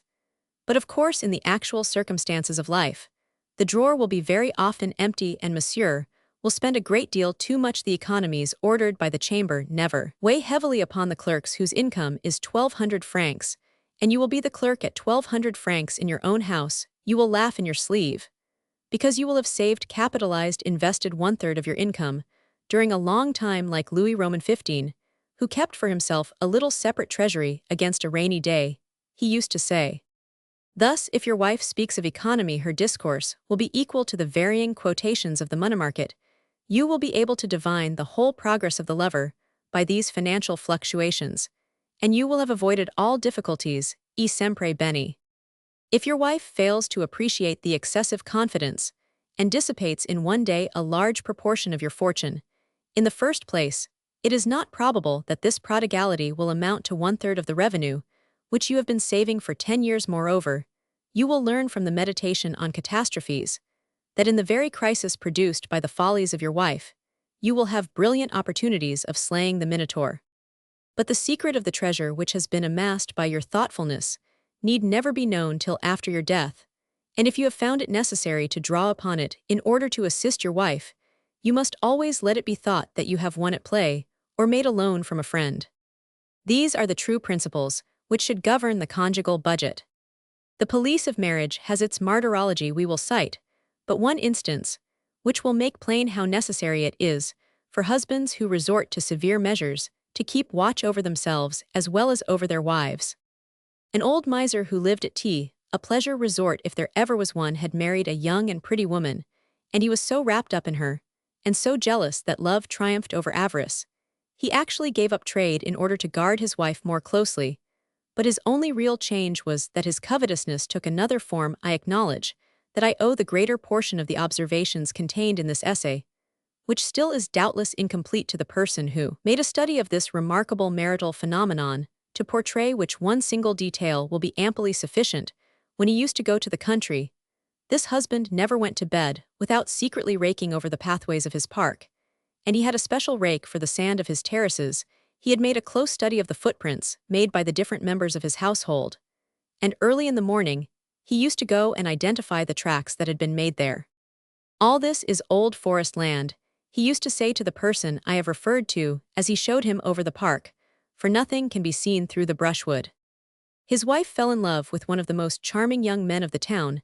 This passion had continued for 9 years, bright and fresh, in the hearts of the two lovers, whose sole avowal had been a look exchanged in a crowded ballroom.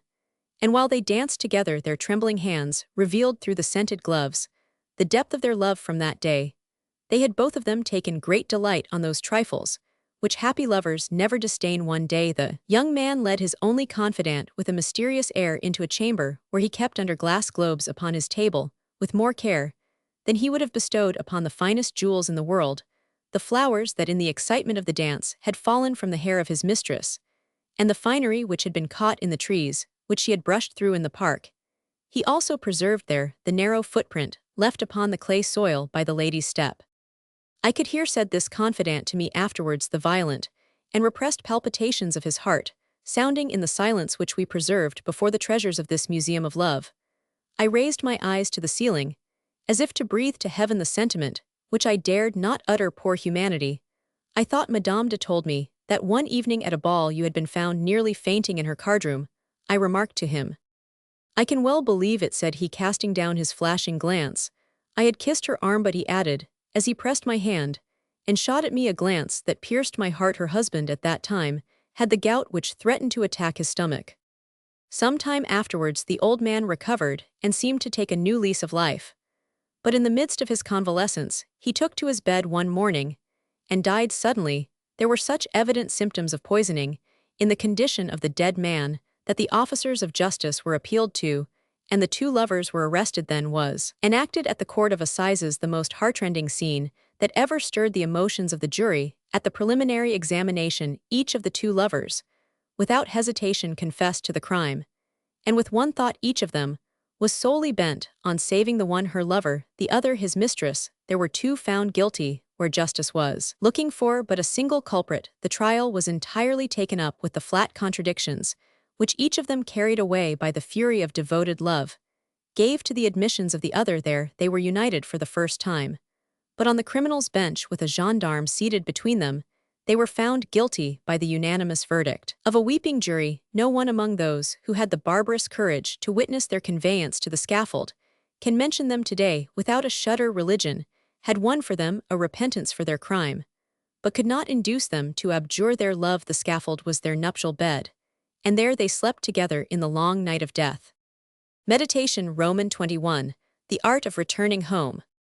Finding himself incapable of controlling the boiling transports of his anxiety, many a husband makes the mistake of coming home and rushing into the presence of his wife, with the object of triumphing over her weakness, like those bulls of Spain, which, stung by the red banderillo, disembowel, with furious horns, horses, matadors, picadors, toreadors, and their attendants. But oh, to enter with a tender, gentle mien like Mascarillo, who expects a beating, and becomes merry as a lark, when he finds his master in a good humor. Well, that is the mark of a wise man. Yes, my darling, I know that in my absence you could have behaved badly. Another in your place would have turned the house topsy-turvy, but you have only broken a pane of glass. God bless you for your considerateness. Go on in the same way, and you will earn my eternal gratitude. Such are the ideas which ought to be expressed by your face and bearing, but perhaps all the while you say to yourself, probably he has been here. Always to bring home a pleasant face is a rule which admits of no exception. But the art of never leaving your house without returning when the police have revealed to you a conspiracito, know how to return at the right time, is the lesson which is hard to learn in this matter. Everything depends upon tact and penetration. The actual events of life always transcend anything that is imaginable. The manner of coming home is to be regulated in accordance with a number of circumstances. For example, Lord Catesby was a man of remarkable strength. It happened one day that he was returning from a fox hunt to which he had doubtless promised to go with some ulterior view, for he rode towards the fence of his park at a point where he said he saw an extremely fine horse. As he had a passion for horses, he drew near to examine this one close at hand. There he caught sight of Lady Catesby, to whose rescue it was certainly time to go if he were in the slightest degree jealous for his own honor. He rushed upon the gentleman he saw there, and seizing him by the belt, he hurled him over the fence on to the roadside. "Remember, sir," he said calmly, "it rests with me to decide whether it will be necessary to address you hereafter, and ask for satisfaction on the spot." "Very well, my lord, but would you have the goodness to throw over my horse also?" But the phlegmatic nobleman had already taken the arm of his wife, as he gravely said, "I blame you very much, my dear creature, for not having told me that I was to love you for two hereafter. Every other day I shall love you for the gentleman yonder, and all other days for myself." This adventure is regarded in England as one of the best returns home that were ever known. It is true it consisted in uniting with singular felicity eloquence of deed to that of word. But the art of re-entering your home, principles of which are nothing else but natural deductions from the system of politeness and dissimulation which have been commended in preceding meditations, is after all merely to be studied in preparation for the conjugal catastrophes which we will now consider. Meditation Roman 22 of catastrophes. The word catastrophe is a term of literature which signifies the final climax of a play. To bring about a catastrophe in the drama which you are playing is a method of defense, which is as easy to undertake as it is certain to succeed. In advising to employ it, we would not conceal from you its perils. The conjugal catastrophe may be compared to one of those high fevers which either carry off a predisposed subject or completely restore his health. Thus, when the catastrophe succeeds, it keeps a woman for years in the prudent realms of virtue. Moreover, this method is the last of all those which science has been able to discover up to this present moment. The massacre of St. Bartholomew, the Sicilian Vespers, the death of Lucretia, the two embarkations of Napoleon at Frejus, are examples of political catastrophe. It will not be in your power to act on such a large scale. Nevertheless, within their own area, your dramatic climaxes in conjugal life will not be less effective than these. But since the art of creating a situation and of transforming it by the introduction of natural incidents constitutes genius, since the return to virtue of a woman whose foot has already left some tracks upon the sweet and gilded sand, which mark the pathway of vice, is the most difficult to bring about of all denouements, and since genius neither knows it nor teaches it, the practitioner in conjugal laws feels compelled to confess at the outset that he is incapable of reducing to definite principles a science which is as changeable as circumstances, as delusive as opportunity, and as indefinable as instinct.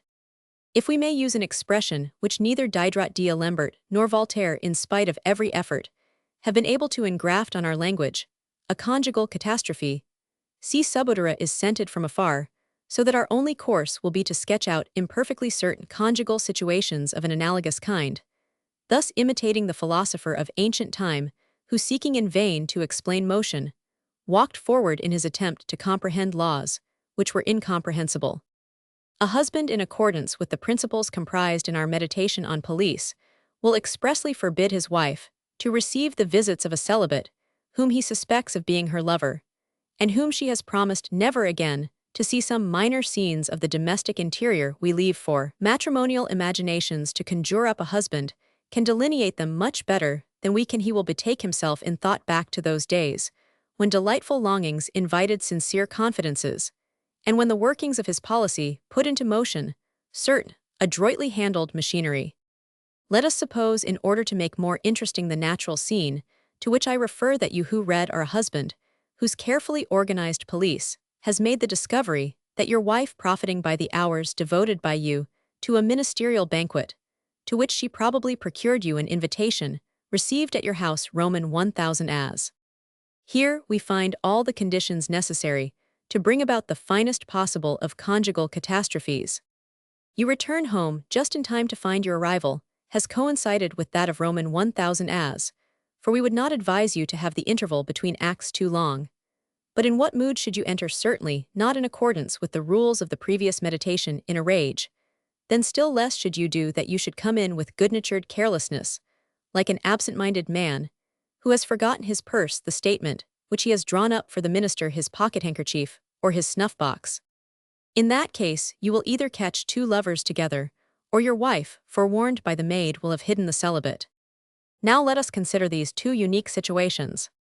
But first of all, we will observe that husbands ought always to be in a position to strike terror in their homes, and ought long before to make preparations for the matrimonial 2nd of September.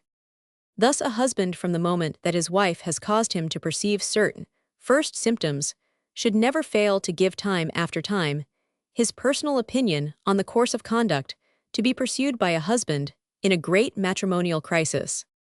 As for me, you should say, I should have no hesitation in killing the man I caught at my wife's feet. With regard to the discussion that you will thus give rise to, you will be led on to aver that the law ought to have given to the husband, as it did in ancient Rome, the right of life and death over his children, so that he could slay those who were spurious. These ferocious opinions, which really do not bind you to anything, will impress your wife with salutary terror. You will enumerate them lightly, even laughingly, and say to her, "Certainly, my dear, I would kill you right gladly. Would you like to be murdered by me?" A woman cannot help fearing that this pleasantry may some day become a very serious matter, for in these crimes of impulse, there is a certain proof of love, and then women, who know better than anyone else how to say true things laughingly at times, suspect their husbands of this feminine trick. When a husband surprises his wife, engaged in even innocent conversation with her lover, his face, still calm, should produce the effect mythologically attributed to the celebrated Gorgon. In order to produce a favorable catastrophe at this juncture, you must act in accordance with the character of your wife. Either play a pathetic scene à la Diderot, or resort to irony like Cicero, or rush to your pistols, loaded with a blank charge, or even fire them off if you think that a serious row is indispensable. A skillful husband may often gain a great advantage from a scene of unexaggerated sentimentality. He enters, he sees the lover, and transfixes him with a glance. As soon as the celibate retires, he falls at the feet of his wife. He declaims a long speech in which, among other phrases, there occurs this: "Why, my dear Caroline, I have never been able to love you as I should." He weeps and she weeps, and this tearful catastrophe leaves nothing to be desired. We would explain apropos of the second method, by which the catastrophe may be brought about, what should be the motives which lead a husband to vary this scene, in accordance with the greater or less degree of strength which his wife's character possesses. Let us pursue this subject. If by good luck it happens that your wife has put her lover in a place of concealment, the catastrophe will be very much more successful. Even if the apartment is not arranged according to the principles prescribed in the meditation, you will easily discern the place into which the celibate has vanished, although he be not like Lord Byron's Don Juan, bundled up under the cushion of a divan. If by chance your apartment is in disorder, you ought to have sufficient discernment to know that there is only one place in which a man could bestow himself finally, if by some devilish inspiration he has made himself so small that he has squeezed into some unimaginable lurking place. For we may expect anything from a celibate. Well, either your wife cannot help casting a glance towards this mysterious spot, or she will pretend to look in an exactly opposite direction, and then nothing is easier for a husband than to set a mousetrap for his wife. The hiding place being discovered, you must walk straight up to the lover. You must meet him face to face. And now you must endeavor to produce a fine effect, with your face turned 3/4 towards him. You must raise your head with an air of superiority. This attitude will enhance immensely the effect which you aim at producing. The most essential thing to do at this moment is to overwhelm the celibate by some crushing phrase, which you have been manufacturing all the time. When you have thus floored him, you will coldly show him the door. You will be very polite, but as relentless as the executioner's axe, and as impassive as the law. This freezing contempt will already probably have produced a revolution in the mind of your wife. There must be no shouts, no gesticulations, no excitement. Men of high social rank, says a young English author, never behave like their inferiors, who cannot lose a fork without sounding the alarm throughout the whole neighborhood. When the celibate has gone, you will find yourself alone with your wife, and then is the time when you must subjugate her forever. You should therefore stand before her, putting on an air whose affected calmness betrays the profoundest emotion. Then you must choose from among the following topics, which we have rhetorically amplified, and which are most congenial to your feelings. Madame, You must say, I will speak to you neither of your vows, nor of mine. For you have too much sense, and I have too much pride to make it possible that I should overwhelm you with those execrations, which all husbands have a right to utter under these circumstances. For the least of the mistakes that I should make if I did so, is that I would be fully justified. I will not now, even if I could indulge, either in wrath or resentment. It is not I who have been outraged, for I have too much heart to be frightened by that public opinion, which almost always treats with ridicule and condemnation.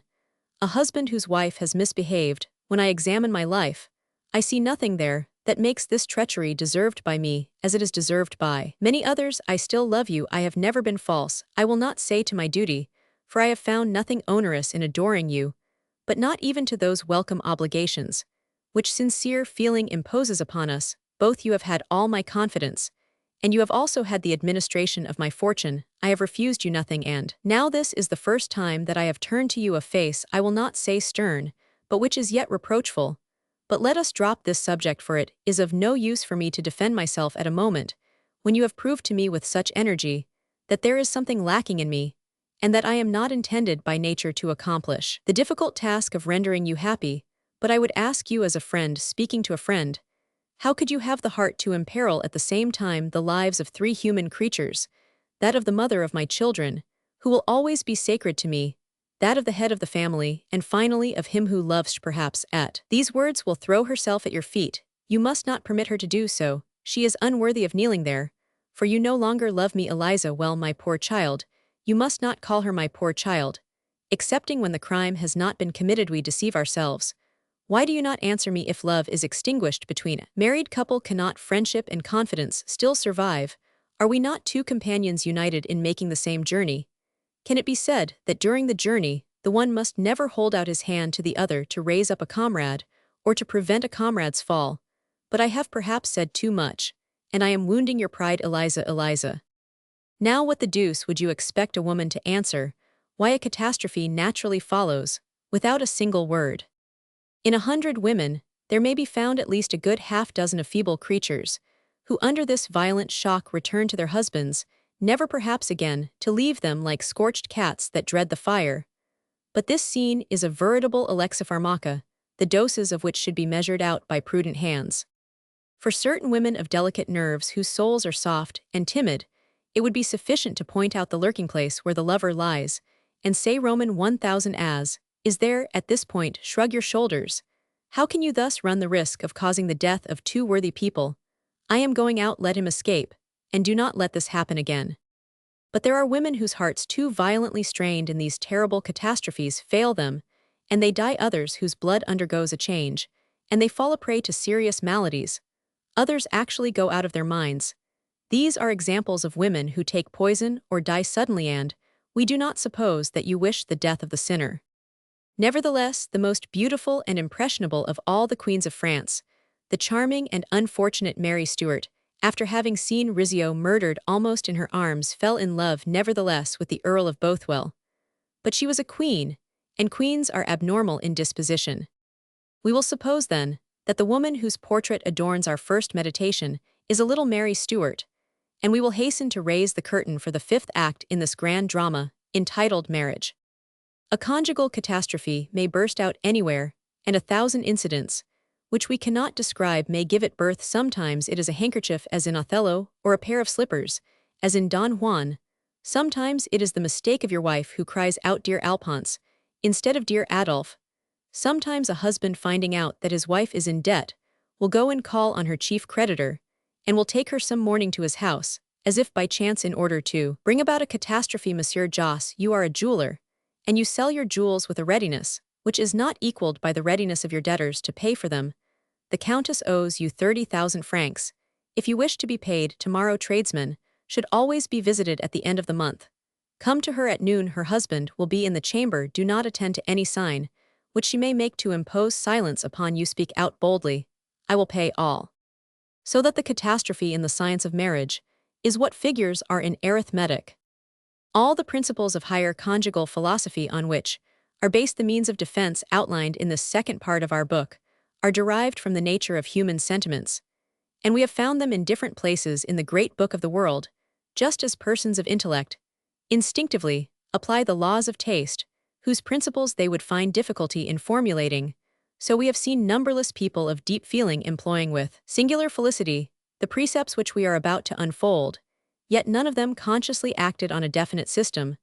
The sentiments which this situation inspired only revealed to them incomplete fragments of a vast system, just as the scientific men of the 16th century found that their imperfect microscopes did not enable them to see all the living organisms whose existence had yet been proved to them by the logic of their patient genius. We hope that the observations already made in this book, and in those which follow, will be of a nature to destroy the opinion which frivolous men maintain, namely, that marriage is a sinecure.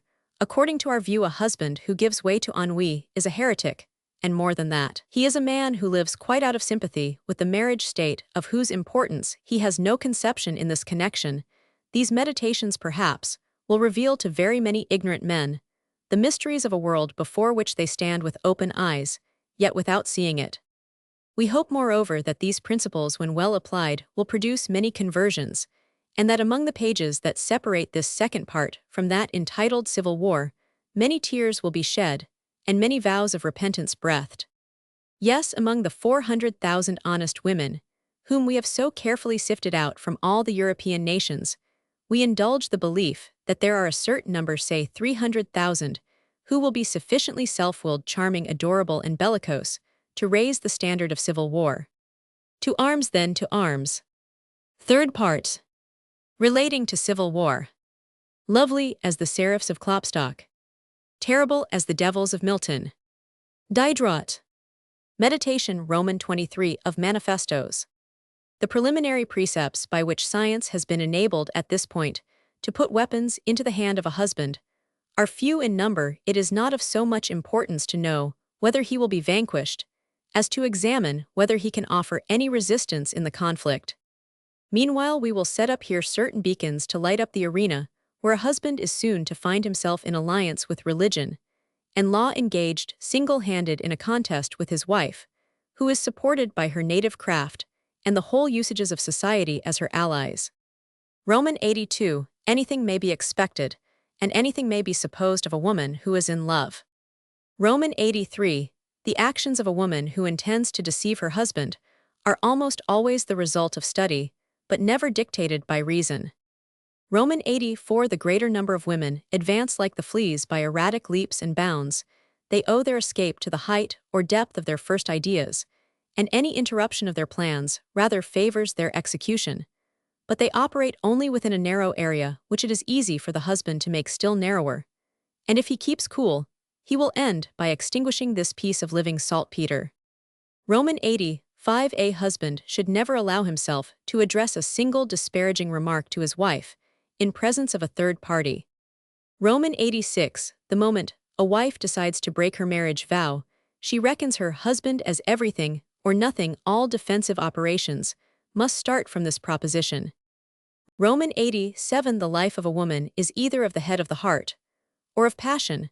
When a woman reaches the age to form an estimate of life, her husband ought to find out whether the primary cause of her intended infidelity proceeds from vanity, from sentiment, or from temperament. Temperament may be remedied like disease. Sentiment is something in which the husband may find great opportunities of success, but vanity is incurable. A woman whose life is of the head may be a terrible scourge. She combines the faults of a passionate woman with those of the tender-hearted woman. Without having their palliations, she is destitute alike of pity, love, virtue, or sex. Roman 88. A woman whose life is of the head will strive to inspire her husband with indifference. The woman whose life is of the heart with hatred, the passionate woman with disgust. Roman 89. A husband never loses anything by appearing to believe in the fidelity of his wife, by preserving an air of patience, and by keeping silence. Silence especially troubles a woman amazingly. Roman 90. To show himself aware of the passion of his wife is the mark of a fool, but to affect ignorance of all proves that a man has sense. And this is in fact the only attitude to take. We are taught, moreover, that everybody in France is sensible. Roman 91. The rock most to be avoided is ridicule. At least let us be affectionate in public ought to be the maxim of a married establishment, for both the married couple to lose honor, esteem, consideration, respect, and all that is worth living for in society, is to become a nonentity. These axioms relate to the contest alone. As for the catastrophe, others will be needed for that.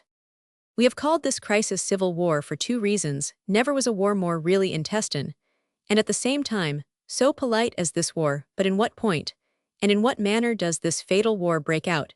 You do not believe that your wife will call out regiments and sound the trumpet, do you? She will perhaps have a commanding officer, but that is all, and this feeble army corps will be sufficient to destroy the peace of your establishment. You forbid me to see the people that I like is an exordium, which has served for a manifesto in most homes. This phrase, with all the ideas that are concomitant, is oftenest employed by vain and artificial women. The most usual manifesto is that which is proclaimed in the conjugal bed. The principal theater of war. This subject will be treated in detail in the meditation, entitled Of Various Weapons, in the paragraph of modesty, in its connection with marriage. Certain women of a lymphatic temperament will pretend to have the spleen, and will even feign death if they can only gain thereby the benefit of a secret divorce. But most of them owe their independence to the execution of a plan whose effect upon the majority of husbands is unfailing, and whose perfidies we will now reveal. One of the greatest of human errors springs from the belief that our honor and our reputation are founded upon our actions, or result from the approbation which the general conscience bestows upon conduct. A man who lives in the world is born to be a slave to public opinion. Now, a private man in France has less opportunity of influencing the world than his wife. Although he has ample occasion for ridiculing it, women possess, to a marvelous degree, the art of giving color, by specious arguments, to the recriminations in which they indulge. They never set up any defense excepting when they are in the wrong, and in this proceeding, they are preeminent, knowing how to oppose arguments by precedents, proofs by assertions, and thus they very often obtain victory in minor matters of detail. They see and know with admirable penetration when one of them presents to another a weapon which she herself is forbidden to whet. It is thus that they sometimes lose a husband without intending it. They apply the match and long afterwards are terror-stricken at the conflagration. As a general thing, all women league themselves against a married man who is accused of tyranny for a secret tie, unites them all as it unites all priests of the same religion. They hate each other, yet shield each other. You can never gain over more than one of them, and yet this act of seduction would be a triumph for your wife. You are therefore outlawed from the feminine kingdom. You see ironical smiles on every lip. You meet an epigram in every answer. These clever creatures force their daggers and amuse themselves by sculpturing the handle before dealing you a graceful blow. The treacherous art of reservation, the tricks of silence, the malice of suppositions, the pretended good nature of an inquiry, all these arts are employed against you. A man who undertakes to subjugate his wife is an example too dangerous to escape destruction from them, for will not his conduct call up against them the satire of every husband? Moreover, all of them will attack you either by bitter witticisms, or by serious arguments, or by the hackneyed maxims of gallantry. A swarm of celibates will support all their sallies, and you will be assailed and persecuted as an original, a tyrant, a bad bedfellow, an eccentric man, a man not to be trusted. Your wife will defend you like the bear in the fable of La Fontaine. She will throw paving stones at your head to drive away the flies that alight on it. She will tell you in the evening all the things that have been said about you, and will ask an explanation of acts which you never committed, and of words which you never said. She professes to have justified you for faults of which you are innocent. She has boasted of a liberty which she does not possess in order to clear you of the wrong which you have done in denying that liberty. The deafening rattle which your wife shakes will follow you everywhere with its obtrusive din. Your darling will stun you, will torture you, meanwhile arming herself by making you feel only the thorns of married life. She will greet you with a radiant smile in public, and will be sullen at home. She will be dull when you are merry, and will make you detest her merriment. When you are moody, your two faces will present a perpetual contrast. Very few men have sufficient force of mind not to succumb to this preliminary comedy, which is always cleverly played, and resembles the aurora raised by the Cossacks as they advance to battle. Many husbands become irritated and fall into irreparable mistakes. Others abandon their wives, and indeed even those of superior intelligence do not know how to get hold of the enchanted ring by which to dispel this feminine phantasmagoria. 2/3 of such women are enabled to win their independence by this single maneuver, which is no more than a review of their forces. In this case, the war is soon ended. But a strong man who courageously keeps cool throughout this first assault will find much amusement in laying bare to his wife in a light, and bantering away the secret feelings which make her thus behave in following her step by step through the labyrinth which she treads, and telling her in answer to her every remark that she is false to herself, while he preserves throughout a tone of pleasantry, and never becomes excited. Meanwhile war is declared, and if her husband has not been dazzled by these first fireworks, a woman has yet many other resources for securing her triumph, and these it is the purpose of the following meditations to discover. Meditation, Roman 24 Principles of Strategy. The Archduke Charles published a very fine treatise on military under the title Principles of Strategy. In relation to the campaigns of 1796, these principles seem somewhat to resemble poetic canons, prepared for poems already published in these days. We are become very much more energetic. We invent rules to suit works and works to suit rules. But of what use were ancient principles of military art in presence of the impetuous genius of Napoleon? If today, however, we reduce to a system the lessons taught by this great captain, whose new tactics have destroyed the ancient ones, what future guarantee do we possess that another Napoleon will not yet be born? Books on military art meet, with few exceptions, the fate of ancient works on chemistry and physics. Everything is subject to change, either constant or periodic. This, in a few words, is the history of our work. So long as we have been dealing with a woman who is inert or lapped in slumber, nothing has been easier than to weave the meshes with which we have bound her. But the moment she wakes up and begins to struggle, all is confusion and complication. If a husband would make an effort to recall the principles of the system which we have just described in order to involve his wife in the nets which our second part has set for her, he would resemble Wurmser, Mack, and Beaulieu, arranging their halts and their marches, while Napoleon nimbly turns their flank and makes use of their own tactics to destroy them. This is just what your wife will do. How is it possible to get at the truth when each of you conceals it under the same lie, each setting the same trap for the other? And whose will be the victory when each of you is caught in a similar snare? My dear, I have to go out. I have to pay a visit to Madame, so I have ordered the carriage. Would you like to come with me? Come, be good and go with your wife. You say to yourself, she would be nicely caught if I consented. She asks me only to be refused. Then you reply to her, just at the moment I have some business with Monsieur Blanc, for he has to give a report in a business matter which deeply concerns us both, and I must absolutely see him. Then I must go to the Minister of Finance, so your arrangement will suit us both. Very well, dearest, go and dress yourself, while Céline finishes dressing me, but don't keep me waiting. I am ready now, love, you cry out at the end of 10 minutes, as you stand shaved and dressed. But all is changed. A letter has arrived. Madame is not well. Her dress fits badly. The dressmaker has come. If it is not the dressmaker, it is your mother. 99 out of 100 husbands will leave the house satisfied, believing that their wives are well guarded, when as a matter of fact the wives have gotten rid of them.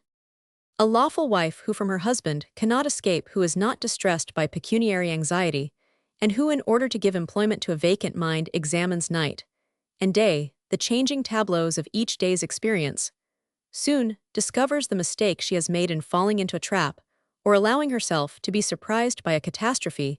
She will then endeavor to turn all these weapons against you. There is a man in society, the sight of whom is strangely annoying to your wife. She can tolerate neither his tone, his manners, nor his way of regarding things. Everything connected with him is revolting to her. She is persecuted by him. He is odious to her. She hopes that no one will tell him this. It seems almost as if she were attempting to oppose you, for this man is one for whom you have the highest esteem. You like his disposition, because he flatters you, and thus your wife presumes that your esteem for him results from flattered vanity. When you give a ball, an evening party, or a concert, there is almost a discussion on this subject, and Madame picks a quarrel with you, because you are compelling her to see people who are not agreeable to her. At least, sir, I shall never have to reproach myself with omitting to warn you that man will yet cause you trouble. You should put some confidence in women when they pass sentence on the character of a man. And permit me to tell you that this baron, for whom you have such a predilection, is a very dangerous person, and you are doing very wrong to bring him to your house. And this is the way you behave. You absolutely force me to see one whom I cannot tolerate. And if I ask you to invite Monsieur A, you refuse to do so, because you think that I like to have him with me. I admit that he talks well, that he is kind and amiable, but you are more to me than he can ever be. These rude outlines of feminine tactics, which are emphasized by insincere gestures, by looks of feigned ingenuousness, by artful intonations of the voice, and even by the snare of cunning silence, are characteristic to some degree of their whole conduct. There are few husbands who in such circumstances as these do not form the idea of setting a mousetrap they welcome as their guests, both Monsieur A and the imaginary Baron, who represents the person whom their wives abhor, and they do so in the hope of discovering a lover in the celibate who is apparently beloved. Oh yes, I have often met in the world young men who were absolutely starlings in love and complete dupes of a friendship, which women pretended to show them, women who felt themselves obliged to make a diversion, and to apply a blister to their husbands, as their husbands had previously done to them. These poor innocents pass their time in running errands, in engaging boxes, at the theater, in riding in the Bois de Boulogne. By the carriages of their pretended mistresses, they are publicly credited with possessing women, whose hands they have not even kissed. Vanity prevents them from contradicting these flattering rumors, and like the young priests who celebrate masses, without a host, they enjoy a mere show passion, and are veritable supernumeraries of love. Under these circumstances, sometimes a husband on returning home asks, "The porter has no one been here?" Roman 1000. Le Baron came past at 2 o'clock to see Monsieur, but as he found no one was in, but Madame, he went away, but Monsieur A is with her now. You reach the drawing-room, you see there a young celibate, sprightly scented, wearing a fine necktie, in short a perfect dandy. He is a man who holds you in high esteem.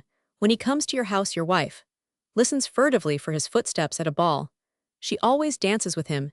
If you forbid her to see him, she makes a great outcry. And it is not till many years afterwards, see Meditation on Law's Symptoms, that you see the innocence of Monsieur A and the culpability of the bear. We have observed and noted as one of the cleverest maneuvers that of a young woman who, carried away by an irresistible passion, exhibited a bitter hatred to the man she did not love, but lavished upon her lover secret intimations of her love the moment that her husband was persuaded that she loved the cicisbeo and hated the patito. She arranged that she and the patito should be found in a situation whose compromising character she had calculated in advance, and her husband and the execrated celibate were thus induced to believe that her love and her aversion were equally insincere. When she had brought her husband into the condition of perplexity, she managed that a passionate letter should fall into his hands one evening, in the midst of the admirable catastrophe, which she had thus brought to a climax. Madame threw herself at her husband's feet, wet them with her tears, and thus concluded the climax to her own satisfaction. "I esteem and honor you profoundly," she cried, "for keeping your own counsel, as you have done. I am in love. Is this a sentiment which is easy for me to repress? But what I can do is to confess the fact to you, to implore you to protect me from myself, to save me from my own folly. Be my master, and be a stern master to me. Take me away from this place. Remove me from what has caused all this trouble. Console me. I will forget him. I desire to do so. I do not wish to betray you. I humbly ask your pardon for the treachery love has suggested to me. Yes, I confess to you that the love which I pretended to have for my cousin was a snare set to deceive you. I love him with the love of friendship, and no more. Oh, forgive me. I can love no one." But their voice was choked in passionate sobs. "Oh, let us go away. Let us leave Paris." She began to weep. Her hair was disheveled, her dress in disarray. It was midnight, and her husband forgave her. From henceforth, the cousin made his appearance without risk, and the Minotaur devoured one victim more. What instructions can we give for contending with such adversaries as these? Their heads contain all the diplomacy of the Congress of Vienna. They have as much power when they are caught as when they escape. What man has a mind supple enough to lay aside brute force and strength, and follow his wife through such mazes as these? To make a false plea every moment in order to elicit the truth, a true plea in order to unmask falsehood, to charge the battery when least expected, and to spike your gun at the very moment of firing it, to scale the mountain with the enemy in order to descend to the plain again 5 minutes later, to accompany the foe in windings as rapid, as obscure as those of a plover on the breezes, to obey when obedience is necessary, and to oppose when resistance is inertial, to traverse the whole scale of hypotheses, as a young artist, with one stroke runs from the lowest to the highest note of his piano, to divine at last the secret purpose on which a woman is bent, to fear her caresses, and to seek rather to find out what are the thoughts that suggested them, and the pleasure which she derived from them thighs is mere child's pay for the man of intellect, and for those lucid and searching imaginations, which possess the gift of doing and thinking at the same time. But there are a vast number of husbands who are terrified at the mere idea of putting in practice these principles in their dealings with a woman. Such men as these prefer passing their lives in making huge efforts to become second-class chess players, or to pocket adroitly a ball in billiards. Some of them will tell you that they are incapable of keeping their minds on such a constant strain, and breaking up the habits of their life in that case. The woman triumphs. She recognizes that in mind and energy she is her husband's superior, although the superiority may be but temporary, and yet there rises in her a feeling of contempt for the head of the house. If many men fail to be masters in their own house, this is not from lack of willingness, but of talent. As for those who are ready to undergo the toils of this terrible duel, it is quite true that they must needs possess great moral force. And really, as soon as it is necessary to display all the resources of this secret strategy, it is often useless to attempt setting any traps for these satanic creatures. Once women arrive at a point when they willfully deceive their countenances, become as inscrutable as vacancy. Here is an example which came within my own experience. A very young, very pretty, and very clever coquette of Paris had not yet risen. Seated by her bed was one of her dearest friends. A letter arrived from another, a very impetuous fellow, to whom she had allowed the right of speaking to her like a master. The letter was in pencil, and ran as follows. I understand that Monsieur C. is with you at this moment. I am waiting for him to blow his brains out. Madame D. calmly continued the conversation with Monsieur C. She asked him to hand her a little writing desk of red leather, which stood on the table, and he brought it to her. Thanks, my dear, she said to him. Go on talking, I am listening to you. C talked away, and she replied, all the while writing the following note. As soon as you become jealous of C, you two can blow out each other's brains at your pleasure. As for you, you may die, but brains, you haven't any brains to blow out. My dear friend, she said to C, I beg you will light this candle. Good, you are charming, and now be kind enough to leave me, and let me get up and give this letter to Monsieur D.H., who is waiting at the door. All this was said with admirable coolness. The tones and intonations of her voice, the expression of her face, showed no emotion. Her audacity was crowned with complete success. On receiving the answer from the hand of Monsieur C, Monsieur D.H. felt his wrath subside. He was troubled with only one thing, and that was how to disguise his inclination to laugh. The more torchlight one flings into the immense cavern, which we are now trying to illuminate, the more profound. It appears it is a bottomless abyss. It appears to us that our task will be accomplished more agreeably and more instructively if we show the principles of strategy put into practice in the case of a woman when she has reached a high degree of vicious accomplishment. An example suggests more maxims and reveals the existence of more methods than all possible theories. One day at the end of a dinner, given to certain intimate friends by Prince Lebrun, the guests, heated by champagne, were discussing the inexhaustible subject of feminine artifice, the recent adventure, which was credited to the Countess R. Roman 500s, J. Roman 500a. Apropos of a necklace was the subject first broached. A highly esteemed artist, a gifted friend of the emperor, was vigorously maintaining the opinion, which seemed somewhat unmanly, that it was forbidden to a man to resist successfully the webs woven by a woman. It is my happy experience, he said, that to them nothing is sacred. The ladies protested. But I can cite an instance in point. It is an exception. Let us hear the story, said a young lady. Yes, tell it to us, cried all the guests. The prudent old gentleman cast his eyes around, and after having formed his conclusions as to the age of the ladies, smiled and said, Since we are all experienced in life, I consent to relate the adventure.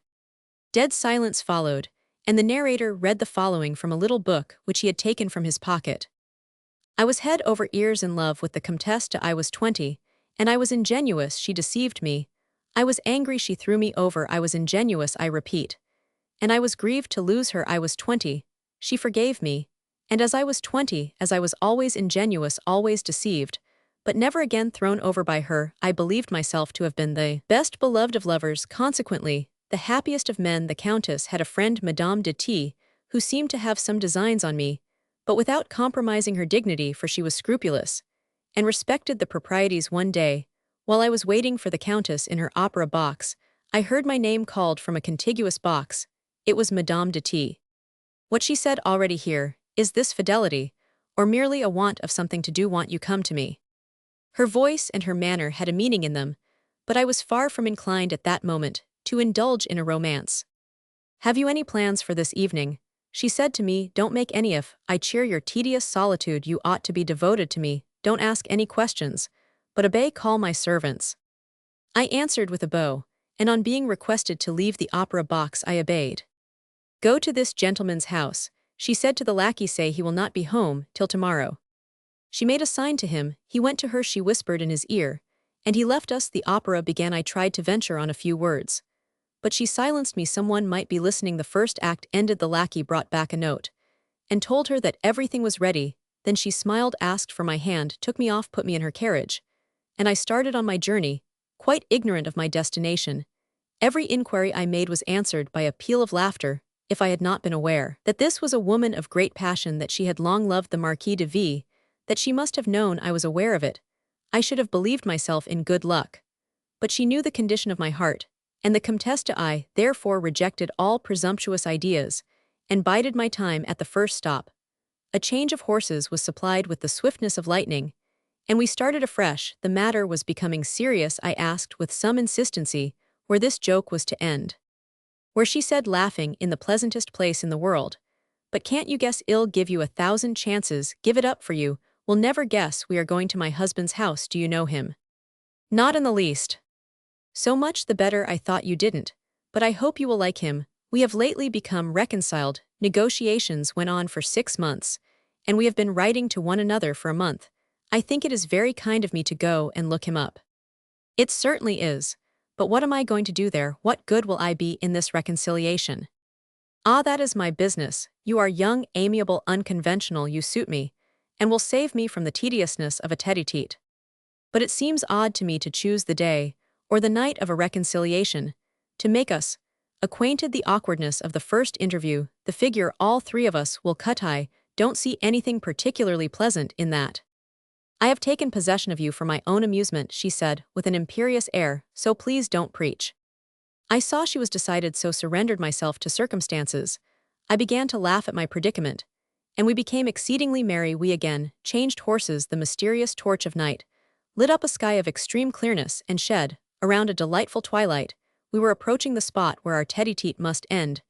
She pointed out to me at intervals the beauty of the landscape, the tranquility of the night, the all-pervading silence of nature.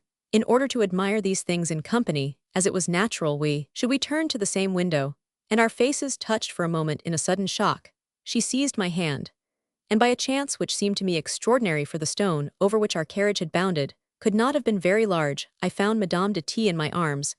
I do not know what we were trying to see. What I am sure of is that the objects before our eyes began, in spite of the full moon, to grow misty, when suddenly I was released from her weight, and she sank into the back cushions of the carriage. Your object, she said, rousing herself from a deep reverie, is possibly to convince me of the imprudence of this proceeding, judge therefore of my embarrassment. My object, I replied. What object can I have with regard to you? What a delusion, you look very far ahead. But of course, the sudden surprise or turn of chance may excuse anything. You have counted, then, upon that chance, it seems to me. We had reached our destination, and before we were aware of it, we had entered the court of the chateau. The whole place was brightly lit up, everything wore a festal air, excepting the face of its master, who at the sight of me seemed anything but delighted. He came forward and expressed in somewhat hesitating terms the tenderness proper to the occasion of a reconciliation. I understood later on that this reconciliation was absolutely necessary from family reasons. I was presented to him, and was coldly greeted. He extended his hand to his wife, and I followed the two, thinking of my part in the past, in the present, and in the future. I passed through apartments decorated with exquisite taste. The master, in this respect, had gone beyond all the ordinary refinement of luxury in the hope of reanimating, by the influence of voluptuous imagery, a physical nature that was dead. Not knowing what to say, I took refuge in expressions of admiration. The goddess of the temple, who was quite ready to do the honors, accepted my compliments. You have not seen anything, she said. I must take you to the apartments of my husband. Madame, 5 years ago, I caused them to be pulled down. Oh, indeed, said she. At the dinner, what must she do, but offer the master some fish, on which he said to her, "Madame, I have been living on milk for the last 3 years." "Oh, indeed," she said again. Can anyone imagine 3 human beings as astonished? As we were to find ourselves gathered together, the husband looked at me with a supercilious air, and I paid him back with a look of audacity. Madame de T smiled at me, and was charming to me.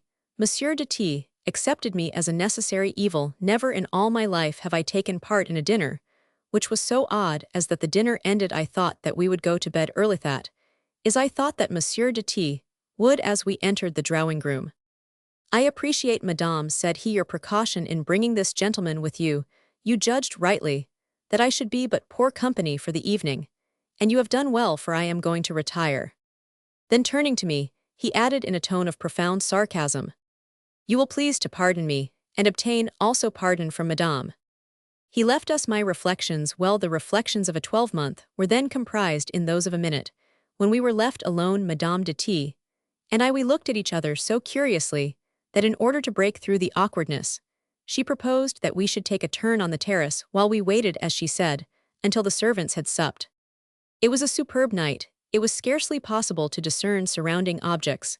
They seemed to be covered with a veil that imagination might be permitted to take a loftier flight. The gardens terraced on the side of a mountain, sloped down platform after platform to the banks of the Seine, and the eye took in the many windings of the stream covered with islets, green and picturesque. These variations in the landscape made up 1,000 pictures, which gave to the spot naturally charming 1,000 novel features. We walked along the most extensive of these terraces, which was covered with a thick umbrage of trees. She had recovered from the effects of her husband's persiflage, and as we walked along she gave me her confidence. Confidence begets confidence, and as I told her mine, all she said to me became more intimate and more interesting. Madame de T at first gave me her arm, but soon this arm became interlaced in mine. I know not how, but in some way almost lifted her up and prevented her from touching the ground. The position was agreeable, but became at last fatiguing. We had been walking for a long time, and we still had much to say to each other. A bank of turf appeared, and she sat down without withdrawing her arm, and in this position we began to sound the praises of mutual confidence, its charms and its delights. "Ah," she said to me, "who can enjoy it more than we, and with less cause of fear? I know well the tie that binds you to another, and therefore have nothing to fear." Perhaps she wished to be contradicted, but I answered not a word. We were then mutually persuaded that it was possible for us to be friends without fear of going further.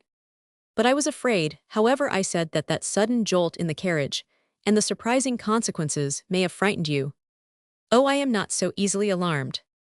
I fear it has left a little cloud on your mind. What must I do to reassure you? Give me the kiss here which chance." "I will gladly do so, for if I do not your vanity will lead you to think that I fear you." I took the kiss. It is with kisses as with confidences. The first leads to another. They are multiplied. They interrupt conversation. They take its place. They scarce leave time for a sigh to escape. Silence followed. We could hear it, for silence may be heard.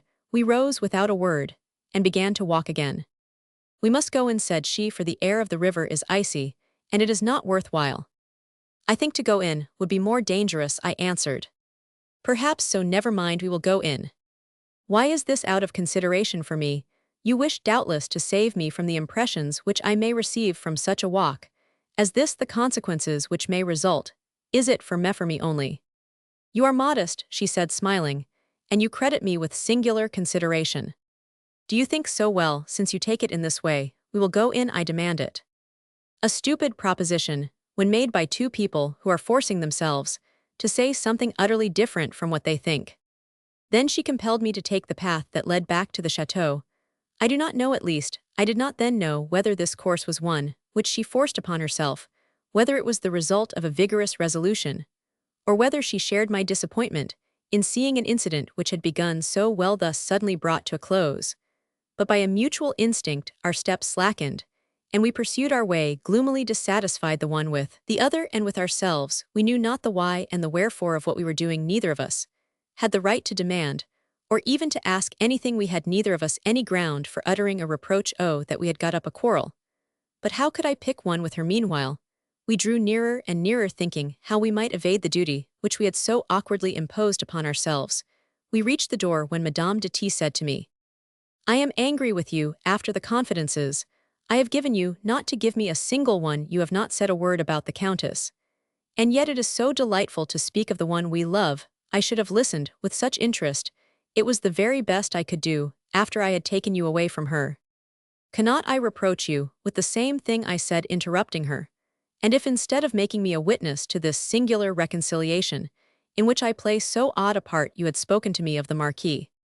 "Stop," she said, "little as you know of women, you are aware that their confidences must be waited for, not asked. But to return to yourself, are you very happy with my friend?" "Ah, I fear the contrary." "Why, madame, should everything that the public amuses itself by saying claim our belief? You need not dissemble. The Countess makes less a mystery of things than you do women of her stamp. Do not keep the secrets of their loves, and of their lovers, especially when you are prompted by discretion, to conceal her triumph. I am far from accusing her of coquetry, but a prude has as much vanity as a coquette. Come, tell me frankly, have you not cause of complaint against her?" "But madame, the air is really too icy for us to stay here. Would you like to go in?" said I with a smile. "Do you find it so? That is singular, the air is quite warm."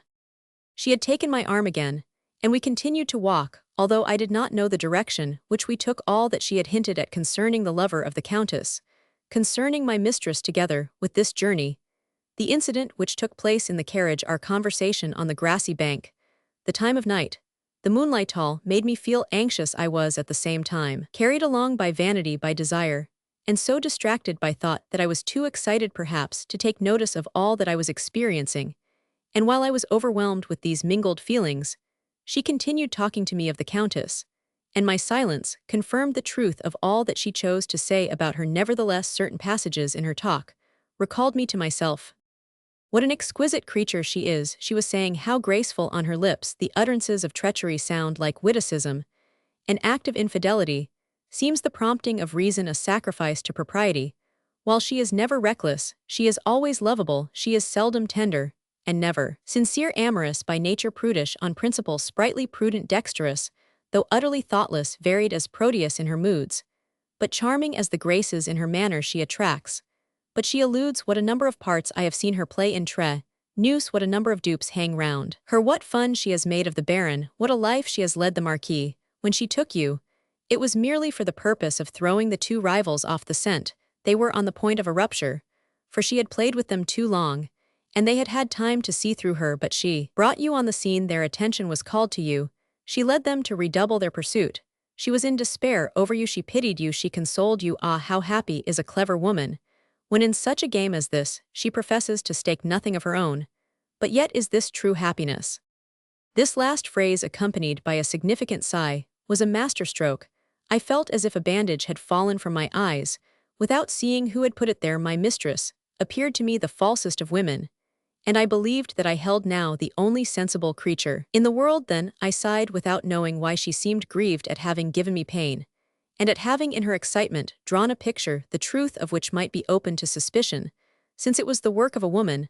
I do not know how I answered, for without realizing the drift of all I heard, I set out with her on the high road of sentiment, and we mounted to such lofty heights of feeling that it was impossible to guess what would be the end of our journey. It was fortunate that we also took the path towards pavilion, which she pointed out to me at the end of the terrace. A pavilion, the witness of many sweet moments. She described to me the furnishing of it. What a pity that she had not the key. As she spoke, we reached the pavilion, and found that it was open. The clearness of the moonlight outside did not penetrate, but darkness has many charms. We trembled as we went in. It was a sanctuary. Might it not be the sanctuary of love? We drew near a sofa, and sat down, and there we remained a moment, listening to our heartbeats. The last ray of the moon carried away the last scruple. The hand which repelled me felt my heart beat. She struggled to get away, but fell back, overcome with tenderness. We talked together through that silence in the language of thought. Nothing is more rapturous than these mute conversations. Madame de T took refuge in my arms, hid her head in my bosom, sighed, and then grew calm under my caresses. She grew melancholy, she was consoled, and she asked of love all that love had robbed her of. The sound of the river broke the silence of night, with a gentle murmur which seemed in harmony with the beating of our hearts. Such was the darkness of the place, it was scarcely possible to discern objects, but through the transparent crape of a fair summer's night the queen of that lovely place seemed to me adorable. "Oh," she said to me with an angelic voice, "let us leave this dangerous spot. Resistance here is beyond our strength." She drew me away, and we left the pavilion with regret. "Ah, how happy is," she cried, Madame de T. "Whom do you mean?" I asked. "Did I speak?" said she with a look of alarm. And then we reached the grassy bank, and stopped there involuntarily. "What a distance there is," she said to me, "between this place and the pavilion." "Yes, indeed," said Roman 1. "But must this bank be always ominous? Is there a regret? Is there?" I do not know by what magic it took place, but at this point, the conversation changed, and became less serious. She ventured even to speak playfully of the pleasures of love, to eliminate from them all moral considerations, to reduce them to their simplest elements, and to prove that the favors of lovers were mere pleasure, that there were no pledges, philosophically speaking, excepting those which were given to the world, when we allowed it to penetrate our secrets, and joined it in the acts of indiscretion. "How mild is the night," she said, "which we have by chance picked out well. If there are reasons, as I suppose, there are, which compel us to part tomorrow, our happiness ignored, as it is by all nature, will not leave us any ties to dissolve. There will perhaps be some regrets, the pleasant memory of which will give us reparation. And then there will be a mutual understanding, without all the delays, the fuss, and the tyranny of legal proceedings. We are such machines, and I blush to avow it, that, in place of all the shrinkings that tormented me before this scene took place, I was half inclined to embrace the boldness of these principles, and I felt already disposed to indulge in the love of liberty. This beautiful night," she continued, "this lovely scenery at this moment, have taken on fresh charms. Oh, let us never forget this pavilion. The chateau," she added smilingly, "contains a still more charming place. But I dare not show you anything. You are like a child who wishes to touch everything, and breaks everything that he touches." Moved by a sentiment of curiosity, I protested that I was a very good child. She changed the subject. "This night," she said, "would be for me without a regret, if I were not vexed with myself for what I said to you about the Countess. Not that I wish to find fault with you. Novelty attracts me. You have found me amiable. I should like to believe in your good faith. But the dominion of habit takes a long time to break through, and I have not learned the secret of doing this. By the by, what do you think of my husband?" "Well, he is rather cross, but I suppose he could not be otherwise to me." "Oh, that is true, but his way of life isn't pleasant, and he could not see you here with indifference. He might be suspicious even of our friendship." "Oh, he is so already." "Confess that he has cause, therefore you must not prolong this visit. He might take it amiss as soon as anyone arrives." And she added with a smile, "Someone is going to arrive. You must go. You have to keep up appearance. You know, remember his manner when he left us tonight." I was tempted to interpret this adventure as a trap, but as she noticed the impression made by her words, she added, "Oh, he was very much gayer when he was superintending the arrangement of the cabinet. I told you about that. Was before my marriage. This passage leads to my apartment. Alas, it testifies to the cunning artifices to which Monsieur de T has resorted in protecting his love for me." "How pleasant it would be," I said to her, keenly excited by the curiosity she had roused in me, "to take vengeance in this spot for the insults which your charms have suffered, and to seek to make restitution for the pleasures of which you have been robbed." She doubtless thought this remark in good taste, but she said, "You promised to be good." I threw a veil over the follies, which every age will pardon to youth on the ground of so many balked desires, and bitter memories in the morning. Scarcely raising her liquid eyes, Madame de T fairer than ever said to me, "Now will you ever love the Countess as much as you do me?" I was about to answer, when her maid, her confidante, appeared saying, "You must go. It is broad daylight, 11 o'clock, and the chateau is already awake." All had vanished like a dream. I found myself wandering through the corridors. Before I had recovered my senses, how could I regain my apartment? Not knowing where it was any mistake might bring about an exposure, I resolved on a morning walk.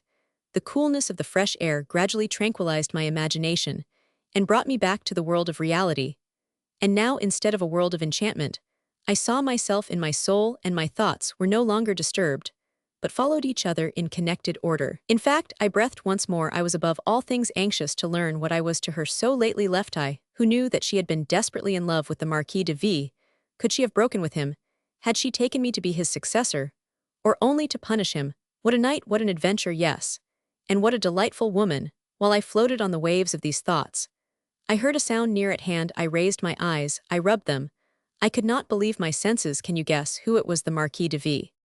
You did not expect to see me so early, did you? He said. How has it all gone off? Did you know that I was here? I asked, in utter amazement.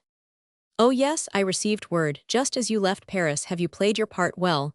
Did not the husband think your visit ridiculous?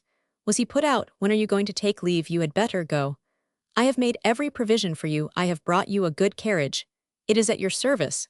This is the way I requite you, my dear friend. You may rely on me in the future, for a man is grateful for such services as yours. These last words gave me the key to the whole mystery, and I saw how I stood. But why should you have come so soon? I asked him. It would have been more prudent to have waited a few days. I foresaw that, and it is only chance that has brought me here. I am supposed to be on my way back from a neighboring country house. But has not Madame de T taken you into her secret? I am surprised at her want of confidence, after all you have done for us. My dear friend, I replied, she doubtless had her reasons. Perhaps I did not play my part very well. Has everything been very pleasant? Tell me, the particulars. Come, tell me. Now wait a moment, I did not know that this was to be a comedy, and although Madame de T gave me a part in the play, it wasn't a very nice one. Do not worry yourself, there are no bad parts for good actors. I understand you acquitted yourself well. Admirably.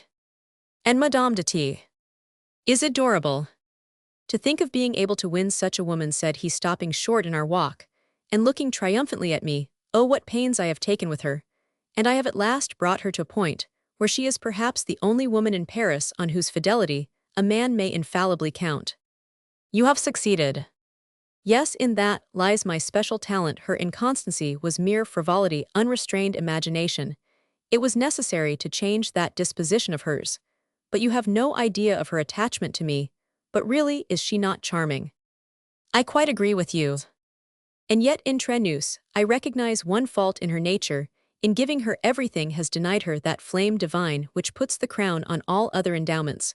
While she rouses in others the ardor of passion, she feels none herself. She is a thing of marble. I am compelled to believe you, for I have had no opportunity of judging. But do you think that you know that woman as well as if you were her husband? It is possible to be deceived. If I had not dined yesterday with the veritable, I should take you. By the way, has he been good? Oh, I was received like a dog. I understand. Let us go in, let us look for Madame de T. She must be up by this time. But should we not, out of decency, begin with the husband? I said to him. You are right, let us go to your room. I wish to put on a little powder. But tell me, did he really take you for her lover? You may judge by the way he receives me, but let us go at once to his apartment. I wished to avoid having to lead him to an apartment whose whereabouts I did not know. But by chance we found it. The door was open. And there, I saw my valet de chambre asleep on an armchair. A candle was going out on a table beside him. He drowsily offered a night robe to the Marquis. I was on pins and needles, but the Marquis was in a mood to be easily deceived, took the man for a mere sleepyhead, and made a joke of the matter. We passed on to the apartment of Monsieur de T. There was no misunderstanding the reception which he accorded me, and the welcome, the compliments which he addressed to the Marquis, whom he almost forced to stay. He wished to take him to Madame in order that she might insist on his staying. As for me, I received no such invitation. I was reminded that my health was delicate. The country was damp, fever was in the air, and I seemed so depressed that the chateau would prove too gloomy for me. The Marquis offered me his chaise, and I accepted it. The husband seemed delighted, and we were all satisfied. But I could not refuse myself the pleasure of seeing Madame de T once more. My impatience was wonderful. My friend conceived no suspicions from the late sleep of his mistress. Isn't this fine? He said to me, as we followed Monsieur de T. He couldn't have spoken more kindly if she had dictated his words. He is a fine fellow. I am not in the least annoyed by this reconciliation. They will make a good home together. And you will agree with me that he could not have chosen a wife better able to do the honors. Certainly, I replied. However pleasant the adventure has been, he went on with an air of mystery, you must be off. I will let Madame de T understand that her secret will be well kept. On that point, my friend, she perhaps counts more on me than on you, for you see her sleep is not disturbed by the matter.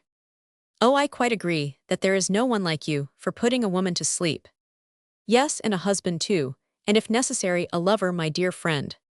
At last Monsieur de T was admitted to his wife's apartment, and there we were all summoned.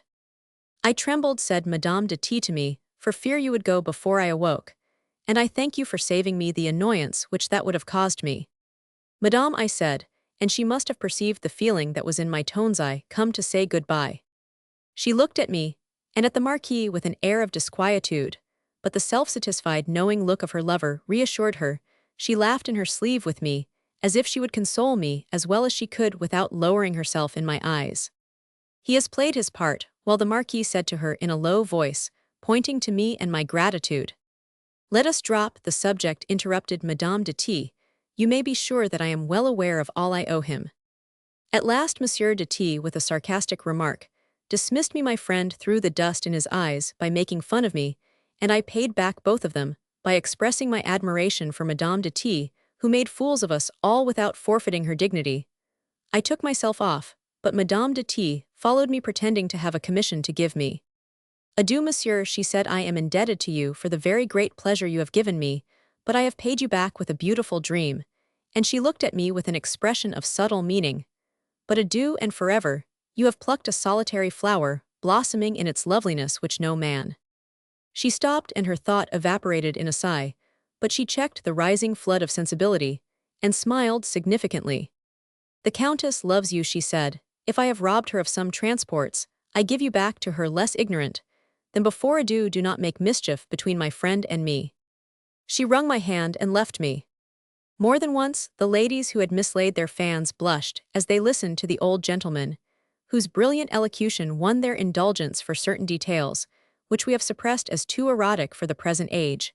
Nevertheless, we may believe that each lady complimented him in private for some time afterwards. He gave to each of them, as also to the masculine guests, a copy of this charming story, 25 copies of which were printed by Pierre Didot. It is from copy No. 24 that the author has transcribed this tale, hitherto unpublished, and strange to say attributed to Dorette. It has the merit of yielding important lessons for husbands, while at the same time, it gives the celibates a delightful picture of morals in the last century. Meditation, Roman 25 of Allies. Of all the miseries that civil war can bring upon a country, the greatest lies in the appeal, which one of the contestants always ends, by making to some foreign government. Unhappily, we are compelled to confess that all women make this great mistake, for the lover is only the first of their soldiers. It may be a member of their family, or at least a distant cousin. This meditation, then, is intended to answer the inquiry, what assistance can each of the different powers, which influence human life, give to your wife, or better than that, what artifices will she resort to arm them against you? Two beings united by marriage are subject to the laws of religion and society, to those of private life, and from considerations of health to those of medicine. We will therefore divide this important meditation into 6 paragraphs. Of religions and of confession, considered in their connection with marriage, 2 of the mother-in-law, 3 of boarding school friends and intimate friends, 4 of the lovers, allies, 5 of the maid, 6 of the doctor. Of religions and of confession, considered in their connection with marriage. La Bruyere has very wittily said it is too much for a husband to have ranged against him both devotion and gallantry. A woman ought to choose but one of them for her ally. The author thinks that La Bruyere is mistaken. Of the mother-in-law. Up to the age of 30, The Face of a Woman is a book written in a foreign tongue, which one may still translate in spite of all the feminisms of the idiom. But on passing her 40th year, a woman becomes an insoluble riddle, and if anyone can see through an old woman, it is another old woman. Some diplomats have attempted on more than one occasion the diabolical task of gaining over the dowagers who opposed their machinations, but if they have ever succeeded, it was only after making enormous concessions to them, for diplomats are practiced people, and we do not think that you can employ their recipe in dealing with your mother-in-law. She will be the first aide-de-camp of her daughter, for if the mother did not take her daughter's side, it would be one of those monstrous and unnatural exceptions, which unhappily for husbands are extremely rare. When a man is so happy as to possess a mother-in-law who is well preserved, he may easily keep her in check for a certain time, although he may not know any young celibate brave enough to assail her, but generally husbands who have the slightest conjugal genius will find a way of pitting their own mother against that of their wife, and in that case, they will naturally neutralize each other's power. To be able to keep a mother-in-law in the country, while he lives in Paris and vice versa, is a piece of good fortune, which a husband too rarely meets with. What of making mischief between the mother and the daughter that may be possible?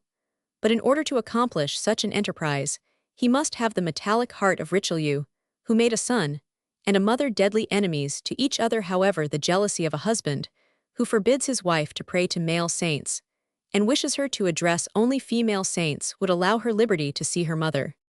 Many sons-in-law take an extreme course, which settles everything, which consists in living on bad terms with their mothers-in-law. This unfriendliness would be very adroit policy, if it did not inevitably result in drawing tighter the ties that unite mother and daughter. These are about all the means which you have for resisting maternal influence in your home.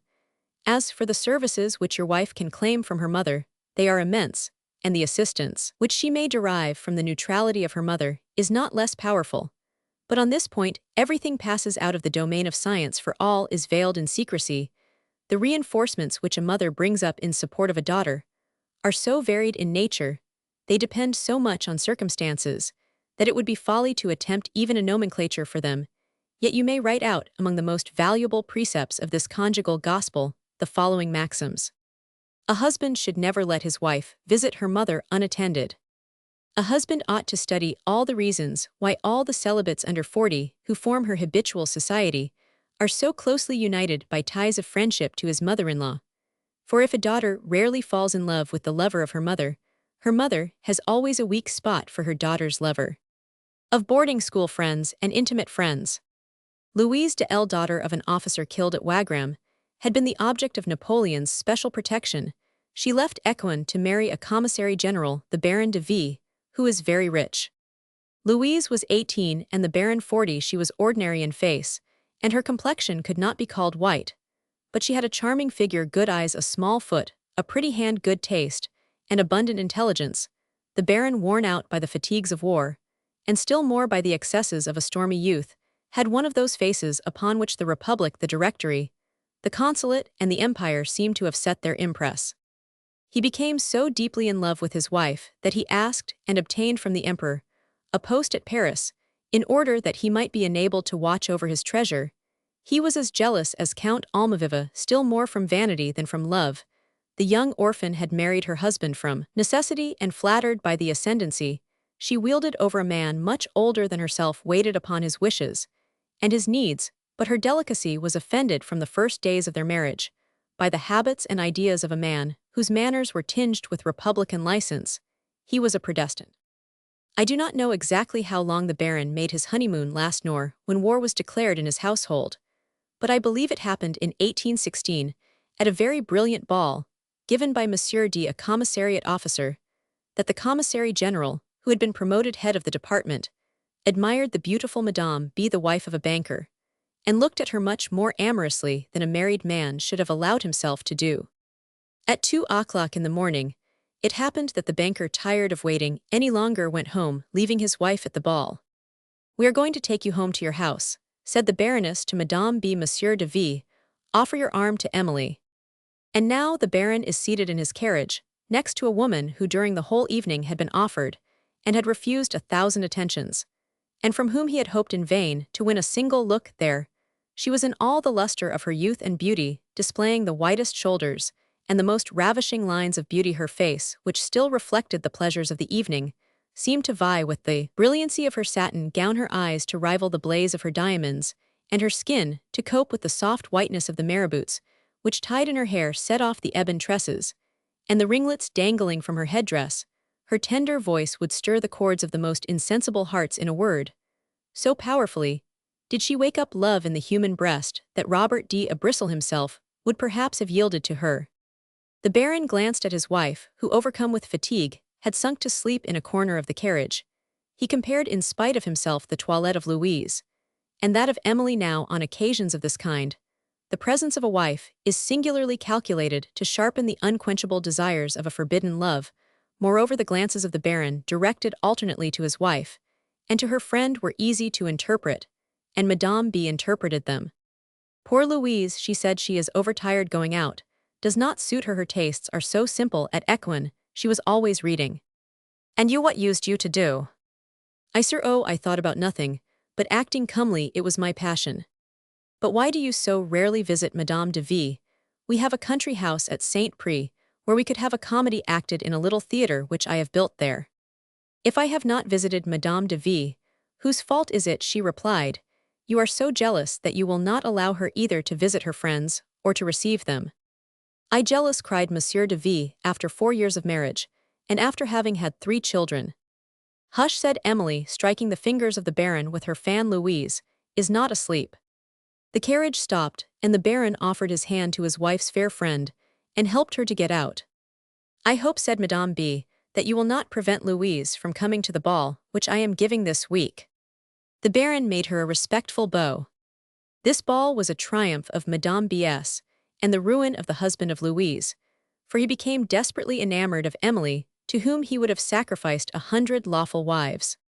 Some months after that evening, on which the Baron gained some hopes of succeeding with his wife's friend, he found himself one morning at the house of Madame B, when the maid came to announce the Baroness de V. Ah, cried Emily, if Louise were to see you with me at such an hour as this, she would be capable of compromising me. Go into that closet, and don't make the least noise. The husband, caught like a mouse in a trap, concealed himself in the closet. Good day, my dear, said the 2 women, kissing each other. Why are you come so early? Asked Emily. Oh, my dear, cannot you guess? I came to have an understanding with you. What a duel! Precisely, my dear, I am not like you. Not I love my husband, and am jealous of him. You are beautiful, charming, you have the right to be a coquette, you can very well make fun of B, to whom your virtue seems to be of little importance. But as you have plenty of lovers in society, I beg you that you will leave me my husband. He is always at your house, and he certainly would not come unless you were the attraction. What a very pretty jacket you have on. Do you think so? My maid made it. Then I shall get Anastasia to take a lesson from Flore. So then, my dear, I count on your friendship to refrain from bringing trouble in my house. But my child, I do not know how you can conceive that I should fall in love with your husband. He is coarse and fat as a deputy of the center. He is short and ugly. Ah, I will allow that he is generous. But that is all you can say for him, and this is a quality which is all in all only to opera girls, so that you can understand, my dear, that if I were choosing a lover as you seem to suppose I am, I wouldn't choose an old man like your Baron. If I have given him any hopes, if I have received him, it was certainly for the purpose of amusing myself, and of giving you liberty, for I believed you had a weakness for young Rostanges. I exclaimed. Louise, God preserve me from it, my dear, he is the most intolerable coxcomb in the world. No, I assure you, I love my husband. You may laugh as you choose, it is true, I know it may seem ridiculous. But consider, he has made my fortune, he is no miser. And he is everything to me, for it has been my unhappy lot to be left an orphan now. Even if I did not love him, I ought to try to preserve his esteem. Have I a family who will some day give me shelter?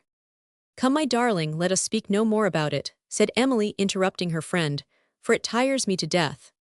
After a few trifling remarks, the Baroness left.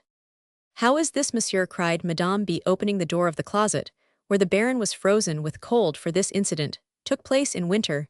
How is this? Aren't you ashamed of yourself for not adoring a little wife who is so interesting? Don't speak to me of love. You may idolize me as you say you do for a certain time, but you will never love me as you love Louise. I can see that in your heart. I shall never outweigh the interest inspired by a virtuous wife, children, and a family circle. I should one day be deserted and become the object of your bitter reflections. You would coldly say of me, I have had that woman. That phrase I have heard pronounced by men with the most insulting indifference. You see, monsieur, that I reason in cold blood, and that I do not love you because you never would be able to love me. What must I do then to convince you of my love? Cried the Baron, fixing his gaze on the young woman. She had never appeared to him so ravishingly beautiful as at that moment, when her soft voice poured forth a torrent of words, whose sternness was belied by the grace of her gestures, by the pose of her head, and by her coquettish attitude. Oh, when I see Louise in possession of a lover, she replied, when I know that I am taking nothing away from her, and that she has nothing to regret in losing your affection, when I am quite sure that you love her no longer, and have obtained certain proof of your indifference towards her, then I may listen to you. These words must seem odious to you, she continued in an earnest voice, and so indeed they are. But do not think that they have been pronounced by me. I am the rigorous mathematician who makes his deductions from a preliminary proposition. You are married, And do you deliberately set about making love to someone else? I should be mad to give any encouragement to a man who cannot be mine eternally. Demon, exclaimed the husband. Yes, you are a demon, and not a woman. Come now, you are really amusing, said the young woman as she seized the bell rope.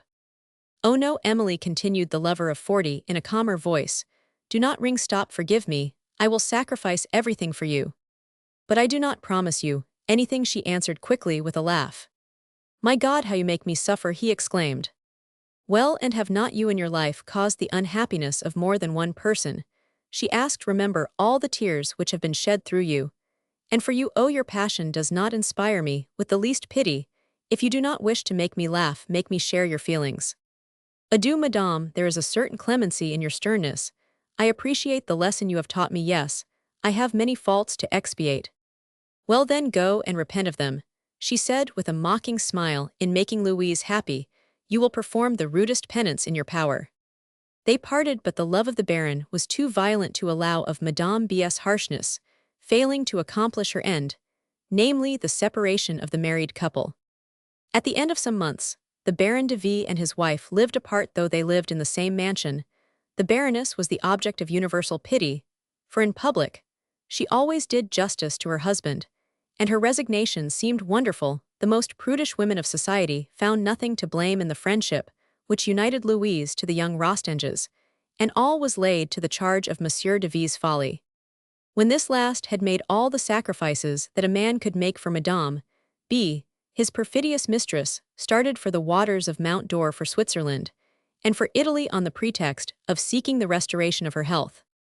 The Baron died of inflammation of the liver, being attended during his sickness by the most touching ministrations which his wife could lavish upon him, and judging from the grief which he manifested at having deserted her, he seemed never to have suspected her participation in the plan which had been his ruin. This anecdote, which we have chosen from 1,000 others, exemplifies the services which two women can render each other.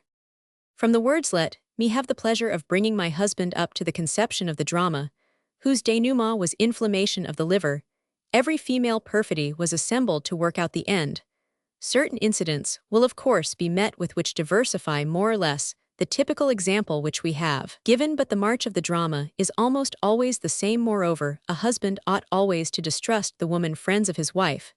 The subtle artifices of these lying creatures rarely fail of their effect, for they are seconded by two enemies, who always keep close to a man, and these are vanity and desire. Of the lover's allies, the man who hastens to tell another man that he has dropped 1,000-franc bill from his pocketbook, or even that the handkerchief is coming out of his pocket, would think it a mean thing to warn him that someone was carrying off his wife.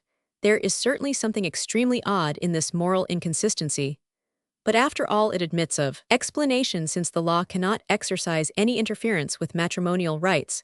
The citizens have even less right to constitute themselves a conjugal police, and when one restores 1,000-franc bill to him who has lost it, he acts under a certain kind of obligation, founded on the principle which says, do unto others as you would they should do unto you. But by what reasoning can justification be found for the help which one celibate never asks in vain, but always receives from another celibate, in deceiving a husband?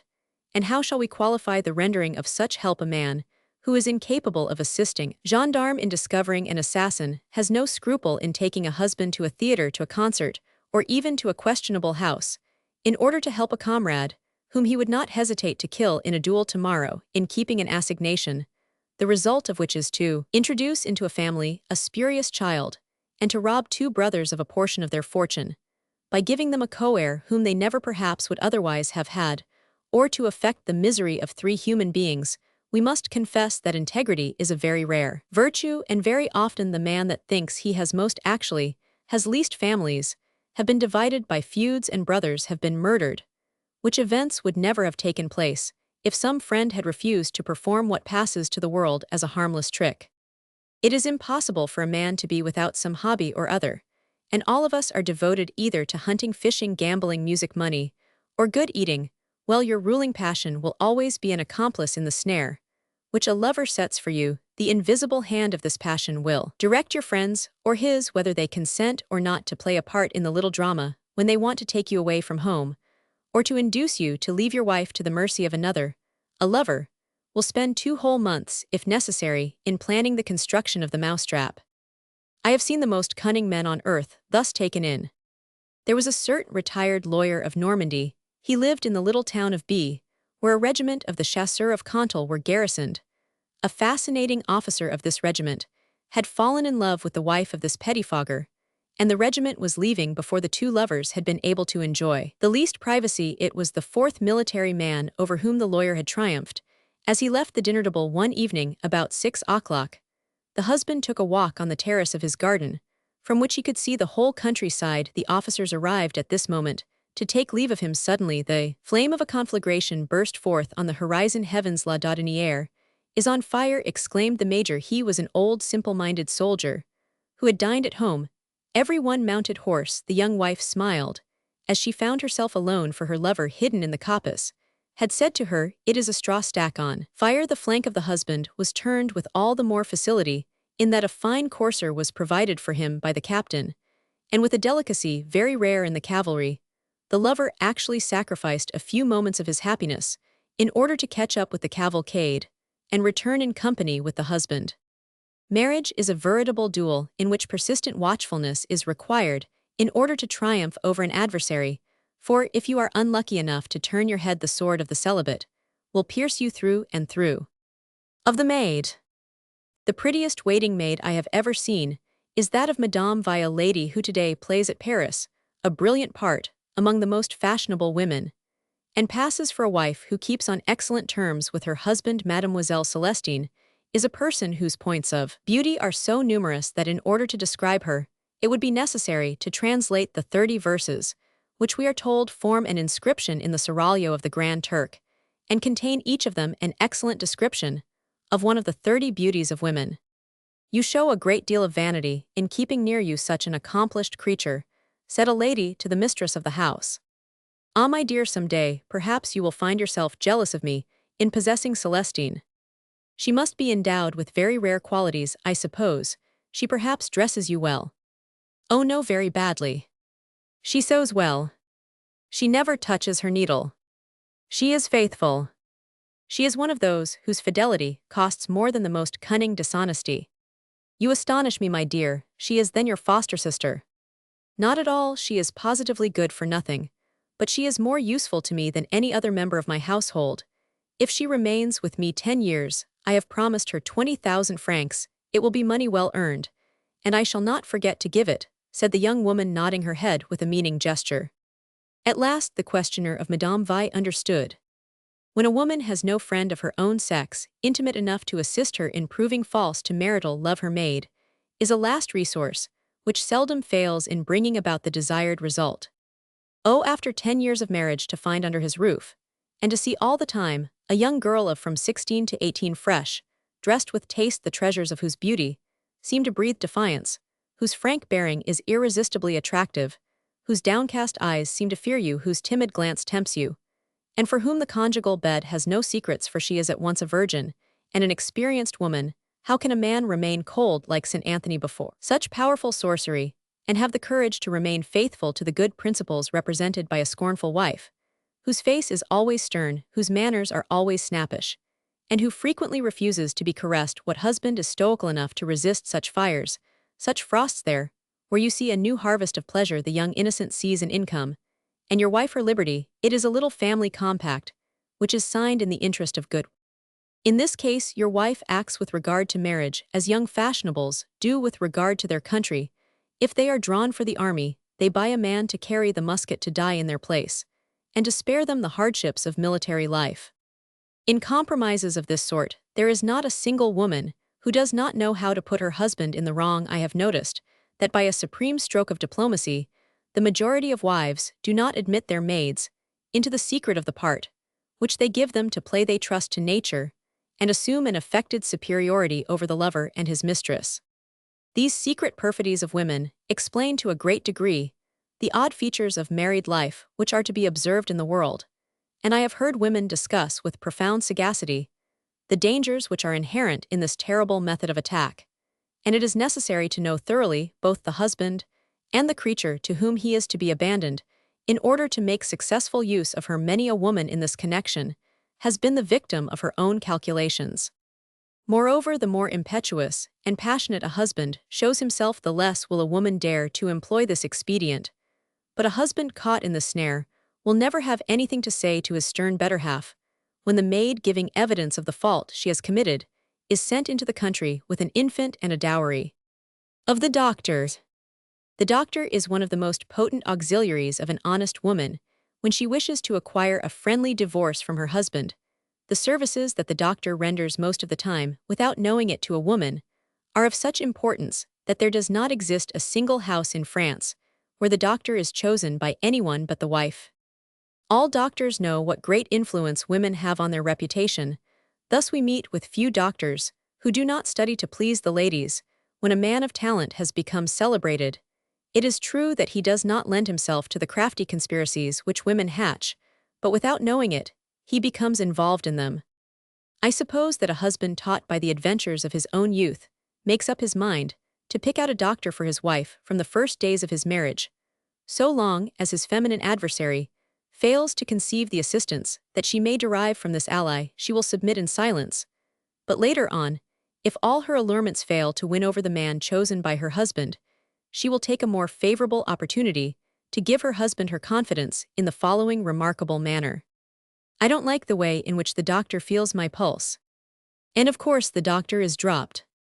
Thus it happens that either a woman chooses her doctor, wins over the man who has been imposed upon her, or procures his dismissal. But this contest is very rare. The majority of young men who marry are acquainted with none but beardless doctors whom they have no anxiety to procure for their wives, and almost always the Aesculapius of the household is chosen by the feminine power. Thus it happens that some fine morning the doctor, when he leaves the chamber of Madame, who has been in bed for a fortnight, is induced by her to say to you, I do not say that the condition of Madame presents any serious symptoms, but this constant drowsiness, this general listlessness, and her natural tendency to a spinal affection demand great care. Her lymph is inspissated. She wants a change of air. She ought to be sent either to the waters of Berges or to the waters of Plombières. All right, doctors. You allow your wife to go to Plombières, but she goes there because Captain Charles is quartered in the Vosges. She returns in capital health, and the waters of Plombières have done wonders for her. She has written to you every day. She has lavished upon you from a distance every possible caress. The danger of a spinal affection has utterly disappeared. There is extant a little pamphlet, whose publication was prompted doubtless by hate. It was published in Holland, and it contains some very curious details of the manner in which Madame de Maintenon entered into an understanding with Fagon for the purposes of controlling Louis Roman XIV. Well, some morning, your doctor will threaten you, as Fagon threatened his master, with a fit of apoplexy, if you do not diet yourself. This witty work of satire, doubtless the production of some courtier, entitled Madame de Saint-Tron, has been interpreted by the modern author, who has become proverbial as the young doctor. But his delightful sketch is very much superior to the work, whose title I cite for the benefit of the book-lovers, and we have great pleasure in acknowledging that the work of our clever contemporary has prevented us, out of regard for the glory of the 17th century, from publishing the fragment of the old pamphlet. Very frequently, a doctor becomes duped by the judicious maneuvers of a young and delicate wife, and comes to you with the announcement, Sir, I would not wish to alarm Madame with regard to her condition, but I will advise you, if you value her health, to keep her in perfect tranquility. The irritation at this moment seems to threaten the chest, and we must gain control of it. There is need of rest for her, perfect rest. The least agitation might change the seat of the malady at this crisis. The prospect of bearing a child would be fatal to her. But doctors. Ah yes, I know that. He laughs and leaves the house. Like the rod of Moses, the doctor's mandate makes and unmakes generations. The doctor will restore you to your marriage bed with the same arguments that he used in debarring you. He treats your wife for complaints which she has not, in order to cure her of those which she has. And all the while you have no idea of it, for the scientific jargon of doctors can only be compared to the layers in which they envelop their pills. An honest woman in her chamber with the doctor is like a minister sure of a majority. She has it in her power to make a horse or a carriage, according to her good pleasure, and her taste. She will send you away or receive you, as she likes. Sometimes she will pretend to be ill in order to have a chamber separate from yours. Sometimes She will surround herself with all the paraphernalia of an invalid. She will have an old woman for a nurse, regiments of vials and of bottles. And, environed by these ramparts, will defy you by her invalid airs. She will talk to you in such a depressing way of the electuaries, and of the soothing draughts which she has taken, of the agues, which she has had, of her plasters and cataplasms, that she will fill you with disgust at these sickly details. If all the time these sham sufferings are not intended to serve as engines, by means of which eventually a successful attack may be made on that singular abstraction known as your honor. In this way, your wife will be able to fortify herself at every point of contact which you possess with the world, with society, and with life. Thus everything will take arms against you, and you will be alone among all these enemies. But suppose that it is your unprecedented privilege to possess a wife who is without religious connections, without parents or intimate friends, that you have penetration enough to see through all the tricks by which your wife's lover tries to entrap you, that you still have sufficient love for your fair enemy to resist all the martins of the earth, that in fact you have for your doctor a man who is so celebrated that he has no time to listen to the maunderings of your wife, or that if your Aesculapius is Madame's vassal, you demand a consultation, and an incorruptible doctor intervenes every time the favorite doctor prescribes a remedy that disquiets you. Even in that case, your prospects will scarcely be more brilliant. In fact, even if you do not succumb to this invasion of allies, you must not forget that so far your adversary has not, so to speak, struck the decisive blow. If you hold out still longer, your wife, having flung round you thread upon thread, as a spider spins his web, an invisible net, will resort to the arms which nature has given her, which civilization has perfected, and which will be treated of in the next meditation. Meditation Roman 26 of different weapons.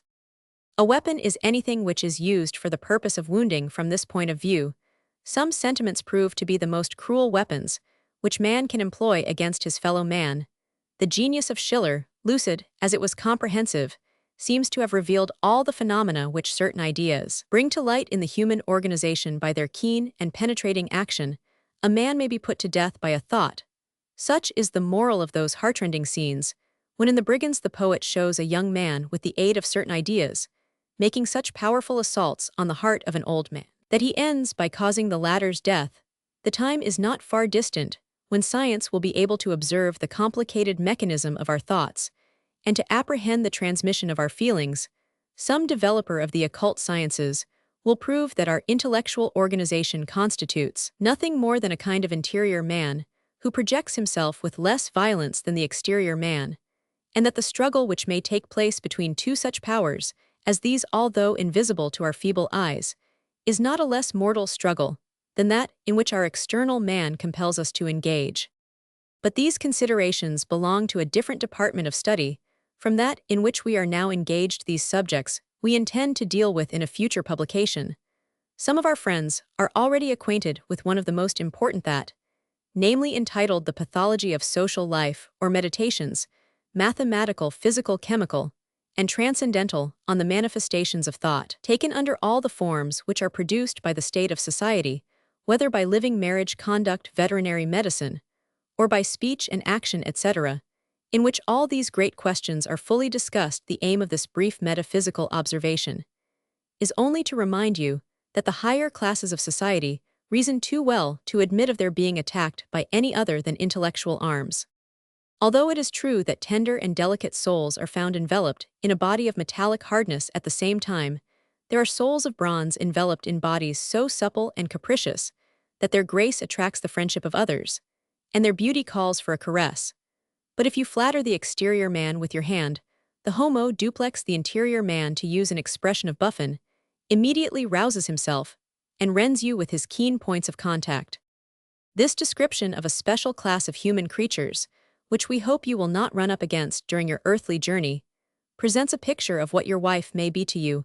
Every one of the sentiments which nature has endowed your heart with in their gentlest form will become a dagger in the hand of your wife. You will be stabbed every moment, and you will necessarily succumb, for your love will flow like blood from every wound. This is the last struggle, but for her it also means victory. In order to carry out the distinction which we think we have established among three sorts of feminine temperament, we will divide this meditation into three parts under the following titles: of headaches, 2; of nervous affectations, 3; of modesty, in its connection with marriage. Of headaches.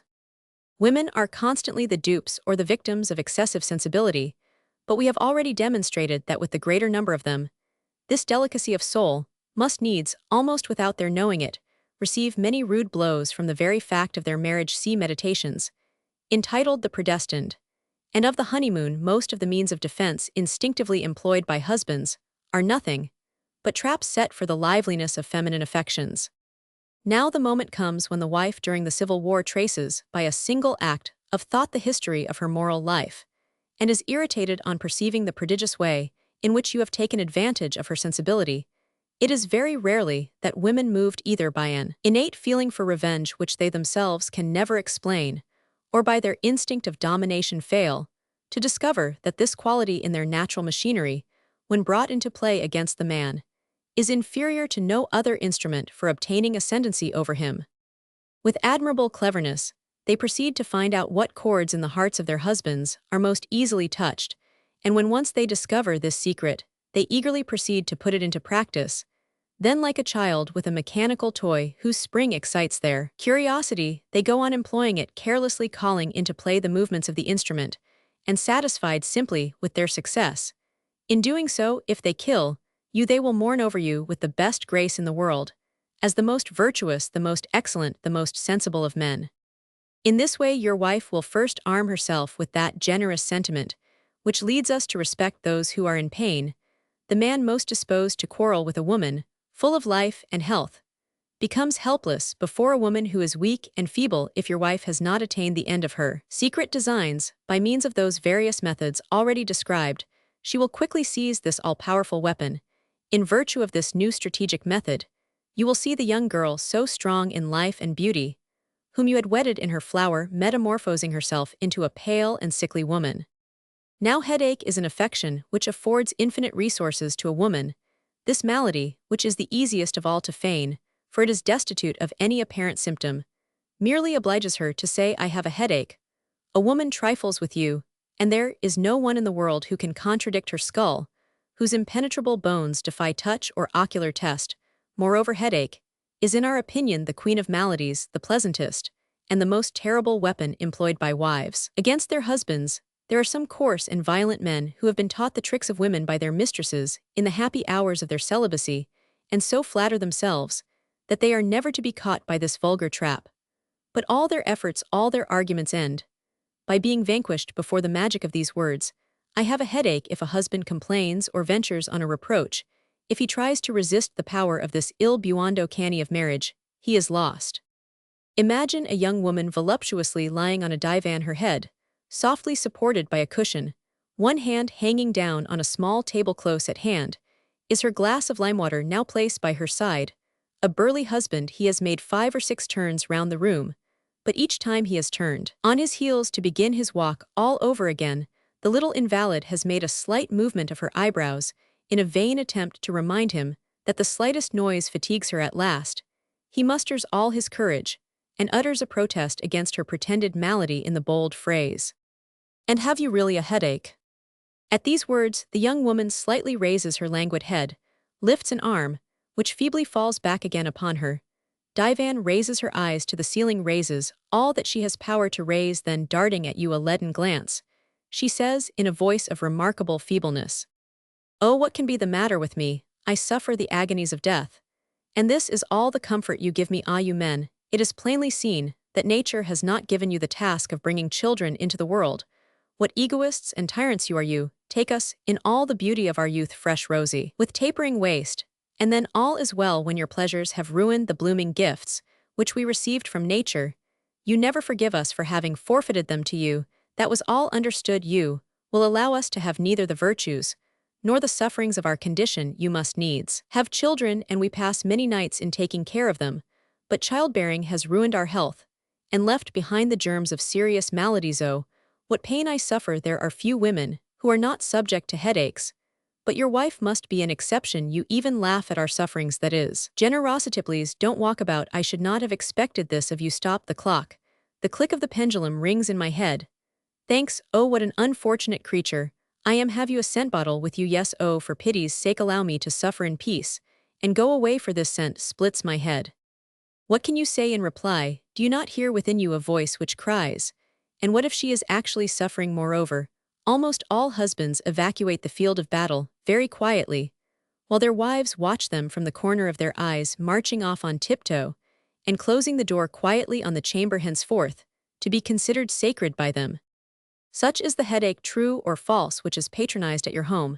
Then the headache begins to play a regular role in the bosom of your family. It is a theme on which a woman can play many admirable variations. She sets it forth in every key. With the aid of the headache alone, a wife can make a husband desperate. A headache seizes Madame when she chooses, where she chooses. And as much as she chooses, there are headaches of 5 days, of 10 minutes, periodic or intermittent headaches. You sometimes find your wife in bed in pain, helpless, and the blinds of her room are closed. The headache has imposed silence on everyone, from the regions of the porter's lodge, where he is cutting wood, even to the garret of your groom, from which he is throwing down innocent bundles of straw. Believing in this headache, you leave the house. But on your return, you find that Madame has decamped. Soon, Madame returns fresh and ruddy. The doctor came, she says, and advised me to take exercise, and I find myself much better. Another day, you wish to enter Madame's room. "Oh, sir," says the maid, showing the most profound astonishment, "Madame has her usual headache, and I have never seen her in such pain. The doctor has been sent for." "You are a happy man," said Marshal Augereau to General R., "to have such a pretty wife." "To have," replied the other, "if I have my wife 10 days in the year. That is about all. These confounded women have always either the headache or some other thing." The headache in France takes the place of the sandals, which in Spain the confessor leaves at the door of the chamber in which he is with his penitent. If your wife, foreseeing some hostile intentions on your part, wishes to make herself as inviolable as the charter, she immediately gets up a little headache performance. She goes to bed in a most deliberate fashion. She utters shrieks which rend the heart of the hearer. She goes gracefully through a series of gesticulations, so cleverly executed that you might think her a professional contortionist. Now, what man is there so inconsiderate as to dare to speak to a suffering woman about desires which in him prove the most perfect health? Politeness alone demands of him perfect silence. A woman knows under these circumstances that by means of this all-powerful headache, she can at her will paste on her bed the placard which sends back home the amateurs who have been allured by the announcement of the Comédie Française, when they read the words closed through the sudden indisposition of Mademoiselle Mars. O headache, protectress of love, tariff of married life, buckler, against which all married desires expire, O mighty headache, can it be possible that lovers have never sung thy praises, personified thee, or raised thee to the skies? O magic headache, O delusive headache, blessed be the brain that first invented thee. Shame on the doctor who shall find out thy preventive. Yes, thou art the only ill that women bless, doubtless through gratitude for the good things thou dispensest to them. O deceitful headache, O magic headache of nervous affectations. There is, however, a power which is superior even to that of the headache, and we must avow to the glory of France that this power is one of the most recent which has been won by Parisian genius.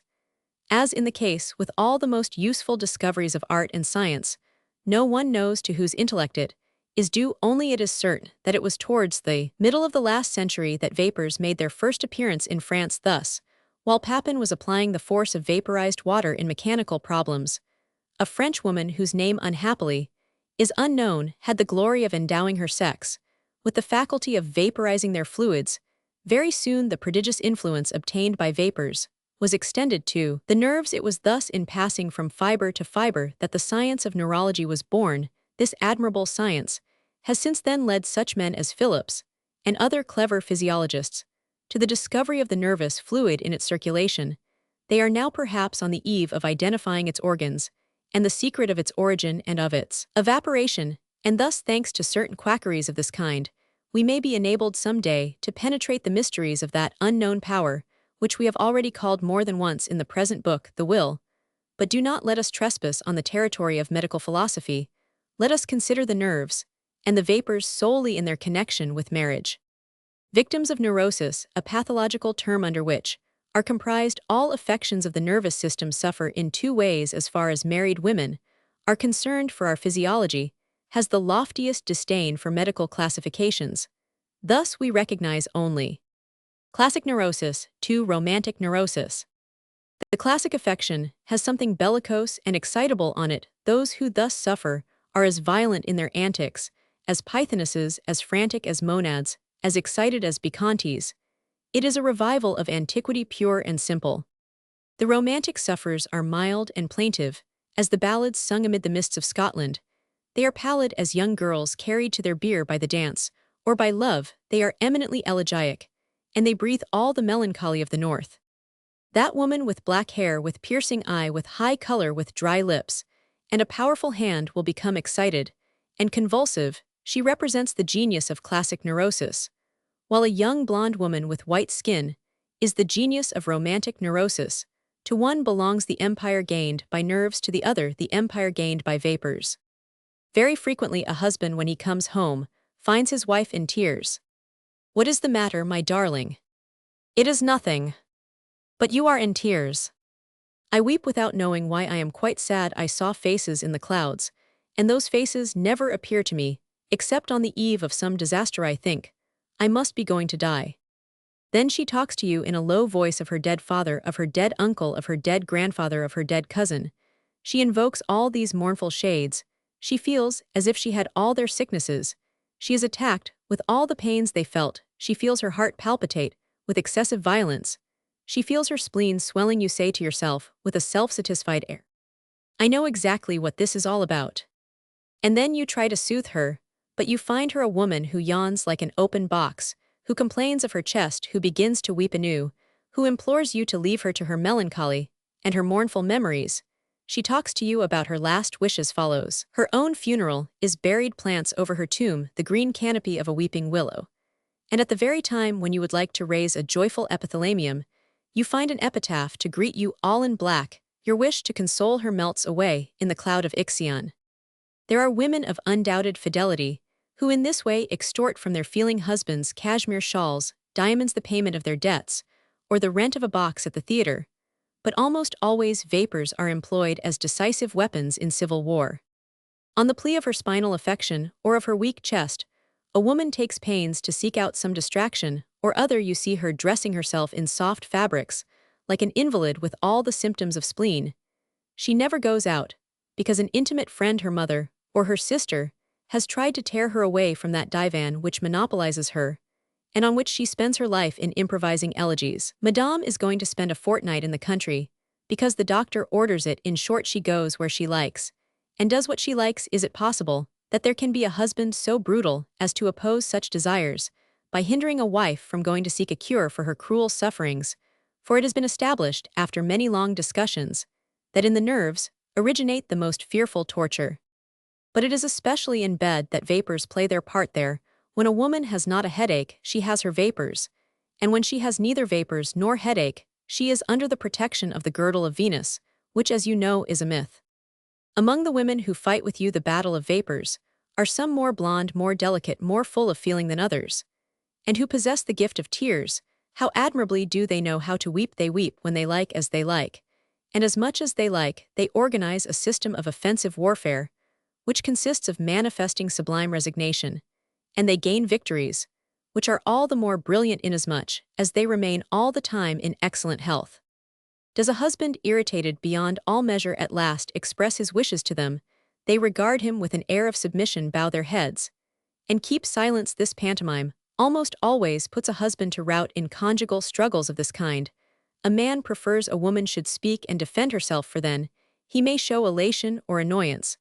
But as for these women, not a word. Their silence distresses you, and you experience a sort of remorse, like the murderer, who, when he finds his victim, offers no resistance, trembles with redoubled fear.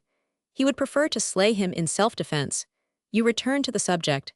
As you draw near, your wife wipes away her tears and hides her handkerchief, so as to let you see that she has been weeping. You are melted. You implore your little Caroline to speak. Your sensibility has been touched, and you forget everything. Then she sobs, while she speaks, and speaks while she sobs. This is a sort of machine eloquence. She deafens you with her tears, with her words, which come jerked out in confusion. It is the clapper and torrent of a Roman 1099. French women, and especially Parisians, possess in a marvelous degree the secret by which such scenes are enacted, and to these scenes their voices, their sex, their toilet, their manner give a wonderful charm. How often do the tears upon the cheeks of these adorable actresses give way to a piquant smile when they see their husbands hasten to break the silk, lace the weak fastening of their corsets, or to restore the comb, which holds together the tresses of their hair, and the bunch of golden ringlets always on the point of falling down. But how all these tricks of modernity pale before the genius of antiquity, before nervous attacks, which are violent before the Pyrrhic dance of married life. Oh, how many hopes for a lover are there, in the vivacity of those convulsive movements, in the fire of those glances, in the strength of those limbs, beautiful even in contortion. It is then that woman is carried away like an impetuous wind, darts forth like the flames of a conflagration, exhibits a movement like a billow which glides over the white pebbles. She is overcome with excess of love. She sees the future, she is the seer who prophesies, but above all, she sees the present moment, and tramples on her husband, and impresses him with a sort of terror. The sight of his wife flinging off vigorous men, as if they were so many feathers, is often enough to deter a man from ever striving to wrong her. He will be like the child, who having pulled the trigger of some terrific engine, has ever afterwards an incredible respect for the smallest spring. I have known a man gentle and amiable in his ways, whose eyes were fixed upon those of his wife, exactly as if he had been put into a lion's cage, and someone had said to him that he must not irritate the beast if he would escape with his life. Nervous attacks of this kind are very fatiguing, and become every day more rare. Romanticism, however, has maintained its ground. Sometimes we meet with phlegmatic husbands, those men whose love is long-enduring, because they store up their emotions, whose genius gets the upper hand of these headaches and nervous attacks. But these sublime creatures are rare, faithful disciples of the blessed St. Thomas, who wished to put his finger into the wound. They are endowed with an incredulity worthy of an atheist imperturbable. In the midst of all these fraudulent headaches, and all these traps set by neurosis, they concentrate their attention on the comedy which is being played before them. They examine the actress, they search for one of the springs that sets her going. And when they have discovered the mechanism of this display, they arm themselves by giving a slight impulse to the puppet valve, and thus easily assure themselves either of the reality of the disease or the artifices of these conjugal mummeries.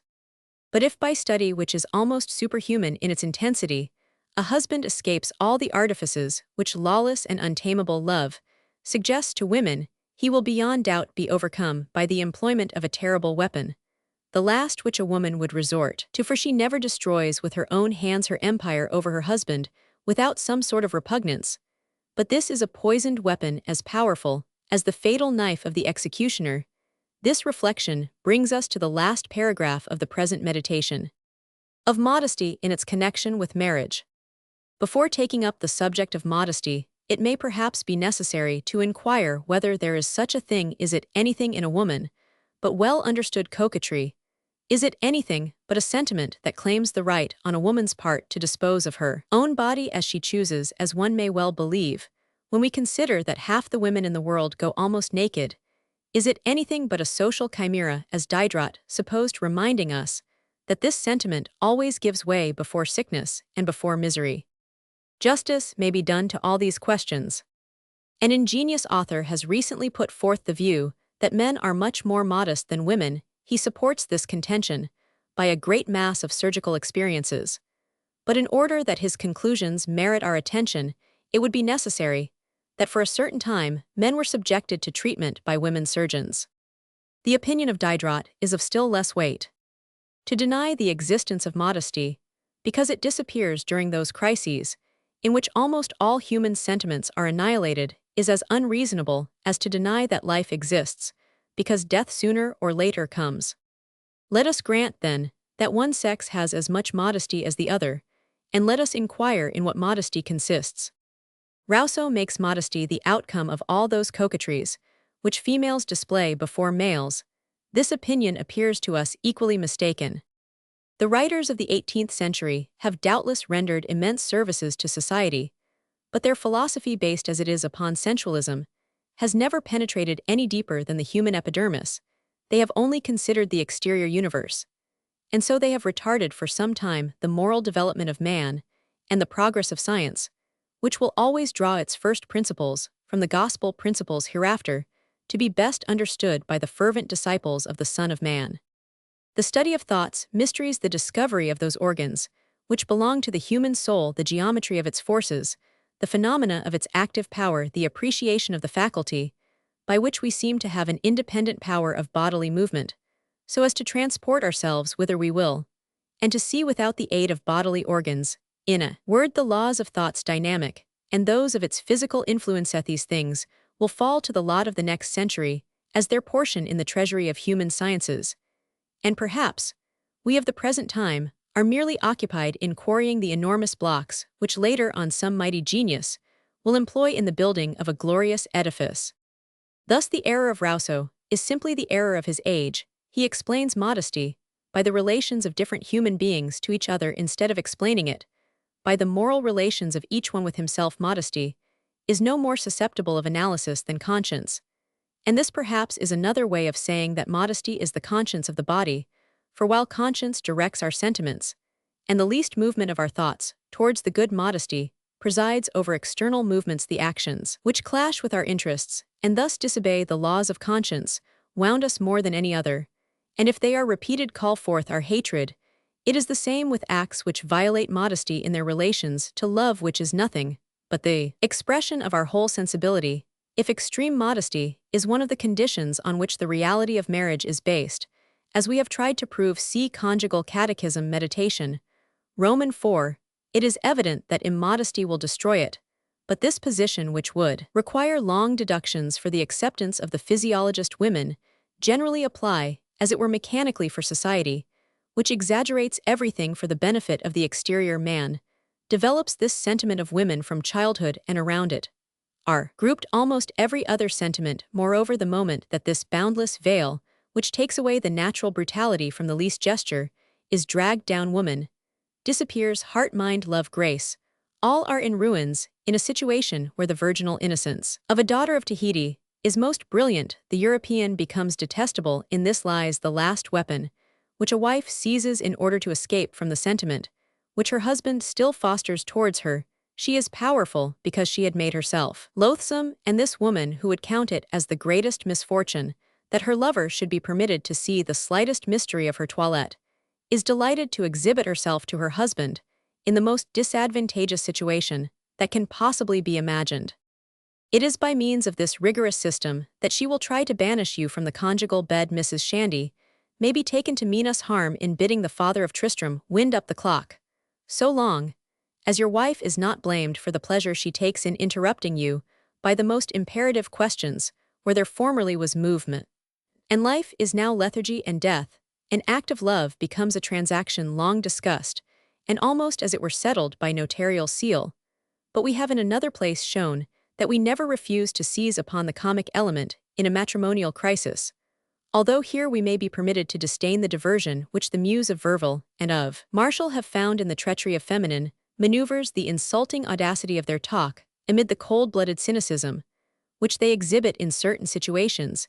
It is too sad to laugh at, and too funny to mourn over, when a woman resorts to such extreme measures. Worlds at once separate her from her husband. Nevertheless, there are some women to whom heaven has given the gift of being charming under all circumstances, who know how to put a certain witty and comic grace into these performances, and who have such smooth tongues, to use the expression of Sully, that they obtain forgiveness for their caprices and their mockeries, and never estrange the hearts of their husbands. What soul is so robust, what man so violently in love as to persist in his passion after 10 years of marriage, in presence of a wife who loves him no longer, who gives him proofs of this every moment, who repulses him, who deliberately shows herself bitter, caustic, sickly, and capricious, and who will abjure her vows of elegance and cleanliness, rather than not see her husband turn away from her, in presence of a wife who will stake the success of her schemes upon the horror caused by her indecency. All this, my dear sir, is so much more horrible because Roman 92, lovers ignore modesty. We have now arrived at the last infernal circle in the divine comedy of marriage. We are at the very bottom of hell. There is something inexpressibly terrible in the situation of a married woman at the moment when unlawful love turns her away from her duties. As mother and wife, as Diderot has very well put it, infidelity in a woman is like unbelief in a priest, the last extreme of human failure. For her it is the greatest of social crimes, since it implies in her every other crime besides, and indeed either a wife profanes her lawless love by continuing to belong to her husband, or she breaks all the ties which attach her to her family by giving herself over altogether to her lover. She ought to choose between the two courses, for her sole possible excuse lies in the intensity of her love. She lives then between the claims of two obligations. It is a dilemma. She will work either the unhappiness of her lover, if he is sincere in his passion, or that of her husband, if she is still beloved by him. It is to this frightful dilemma of feminine life that all the strange inconsistencies of women's conduct is to be attributed. In this lies the origin of all their lies, all their perfidies. Here is the secret of all their mysteries. It is something to make one shudder. Moreover, even as simply based upon cold-blooded calculations, the conduct of a woman who accepts the unhappiness which attends virtue and scorns the bliss which is bought by crime is 100 times more reasonable. Nevertheless, almost all women will risk suffering in the future and ages of anguish for the ecstasy of 1/2 hour if the human feeling of self-preservation, if the fear of death, does not check them. How fruitless must be the laws which send them for 2 years to the Madeleinettes! O sublime infamy! And when one comes to think that he for whom these sacrifices are to be made is one of our brethren, gentlemen, to whom we would not trust our fortune if we had won, a man who buttons his coat, just as all of us do, it is enough to make one burst into a roar of laughter, so loud that starting from the Luxembourg, it would pass over the whole of Paris, and startle an ass browsing in the pasture at Montmartre. It will perhaps appear extraordinary that in speaking of marriage, we have touched upon so many subjects, but marriage is not only the whole of human life, it is the whole of 2 human lives. Now, just as the addition of a figure to the drawing of a lottery multiplies the chances 100-fold, so one single life, united to another life, multiplies, by a startling progression, the risks of human life, which are in any case so manifold. Meditation, Roman 27, of the last symptoms. The author of this book has met in the world so many people possessed by a fanatic passion for a knowledge of the mean time for watches with a second hand, and for exactness in the details of their existence, that he has considered this meditation too necessary for the tranquility of a great number of husbands to be omitted.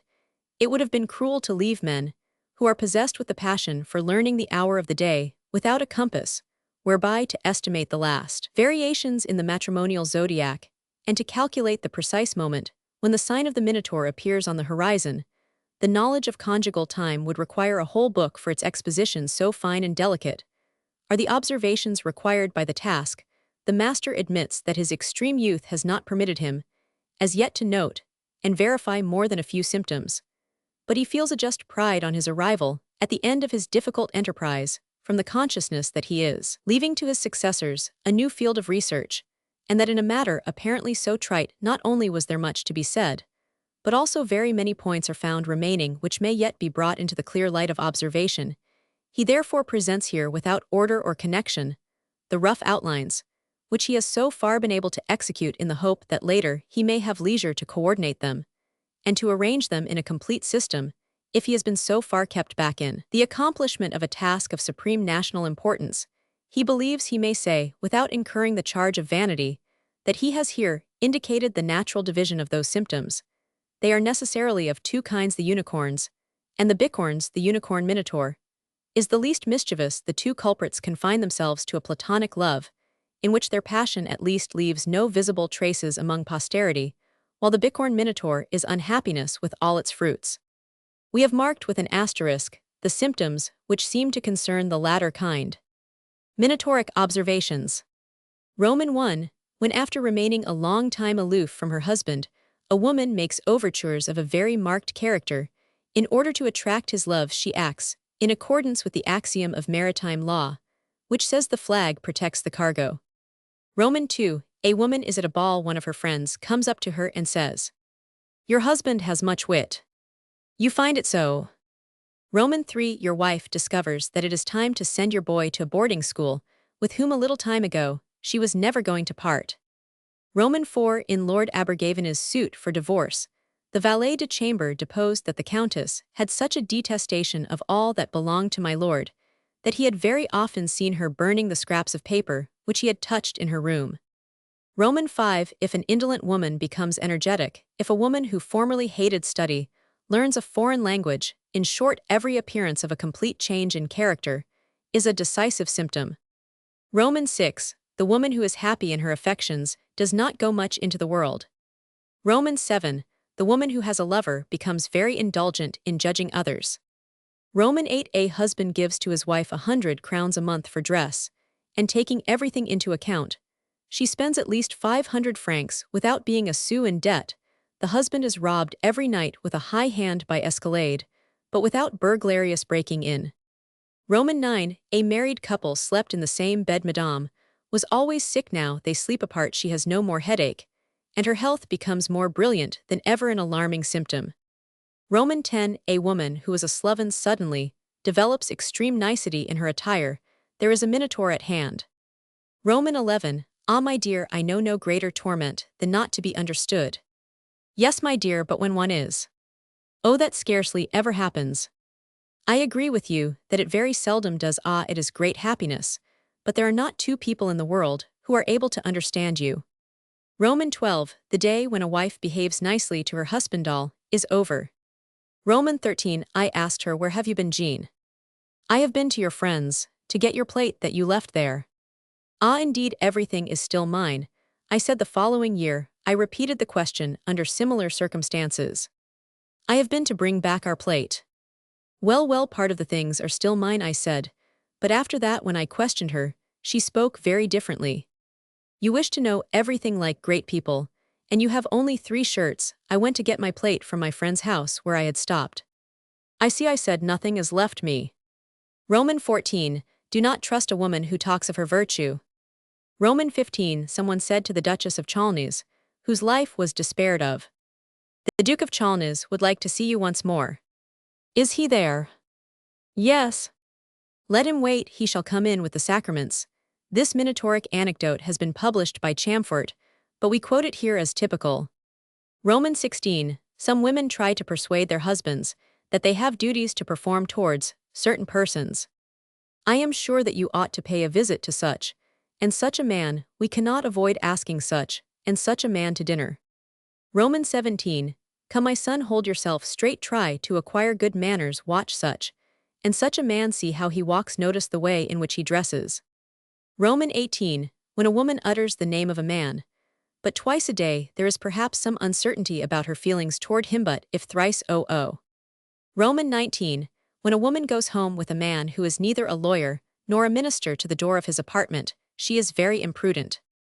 Roman 20. It is a terrible day when a husband fails to explain to himself the motive of some action of his wife. Roman 21. The woman who allows herself to be found out deserves her fate. What should be the conduct of a husband when he recognizes a last symptom, which leaves no doubt as to the infidelity of his wife? There are only 2 courses open, that of resignation or that of vengeance. There is no third course. If vengeance is decided upon, it should be complete.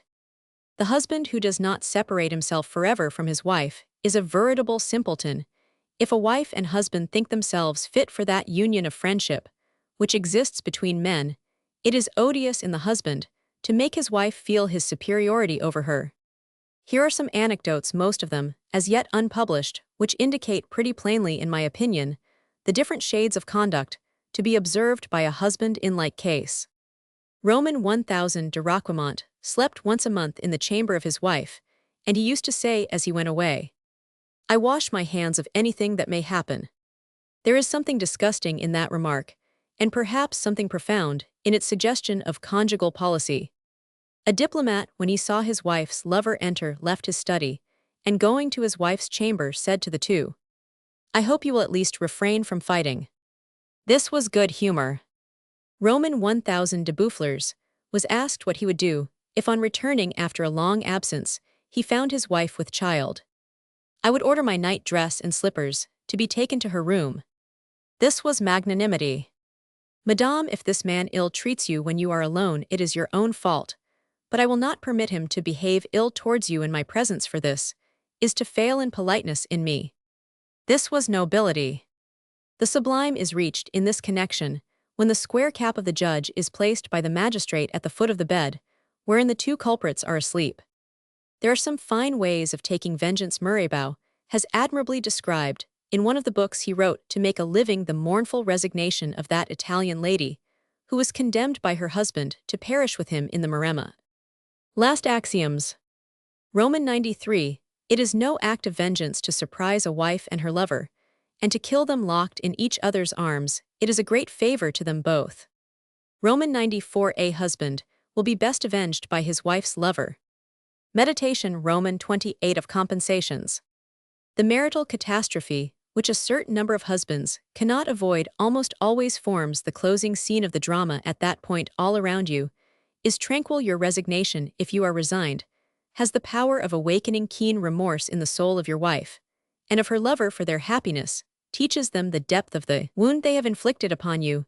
You are, you may be sure, a third element in all their pleasures, the principle of kindliness and goodness, which lies at the foundation of the human soul, is not so easily repressed, as people think. Moreover, the two people who are causing you tortures are precisely those for whom you wish the most good. In the conversations, so sweetly familiar, which link together the pleasures of love and form, in some way to lovers the caresses of thought, your wife often says to your rival, "Well, I assure you, August, that in any case I should like to see my poor husband happy, for at bottom he is good. If he were not my husband, but were only my brother, there are so many things I would do to please him. He loves me, and his friendship is irksome to me. Yes, he is a fine fellow." Then you become an object of respect to the celibate, who would yield to you all the indemnity possible for the wrong he has done you. But he is repelled by the disdainful pride, which gives a tone to your whole conversation, and is stamped upon your face. So that actually during the first moments of the Minotaur's arrival, a man is like an actor who feels awkward in a theater, where he is not accustomed to appear. It is very difficult to bear the affront with dignity. But though generosity is rare, a model husband is sometimes found to possess it.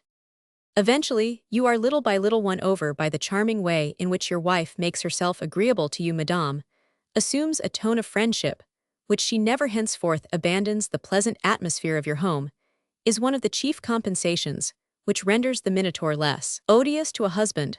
But as it is natural to man to habituate himself to the hardest conditions, in spite of the sentiment of outraged nobility, which nothing can change, you are gradually induced by a fascination, whose power is constantly around you, to accept the little amenities of your position. Suppose that conjugal misfortune has fallen upon an epicure. He naturally demands the consolations which suit his taste. His sense of pleasure takes refuge in other gratifications and forms, other habits. You shape your life in accordance with the enjoyment of other sensations.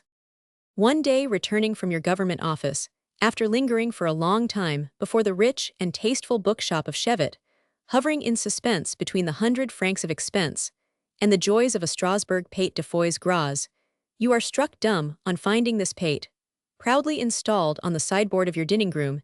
Is this the vision offered by some gastronomic mirage? In this doubting mood you approach with firm step, for a pate is a living creature, and seem to neigh as you scent afar off the truffles, whose perfumes escape through the gilded enclosure. You stoop over it 2 distinct times. All the nerve centers of your palate have a soul. You taste the delights of a genuine feast, etc.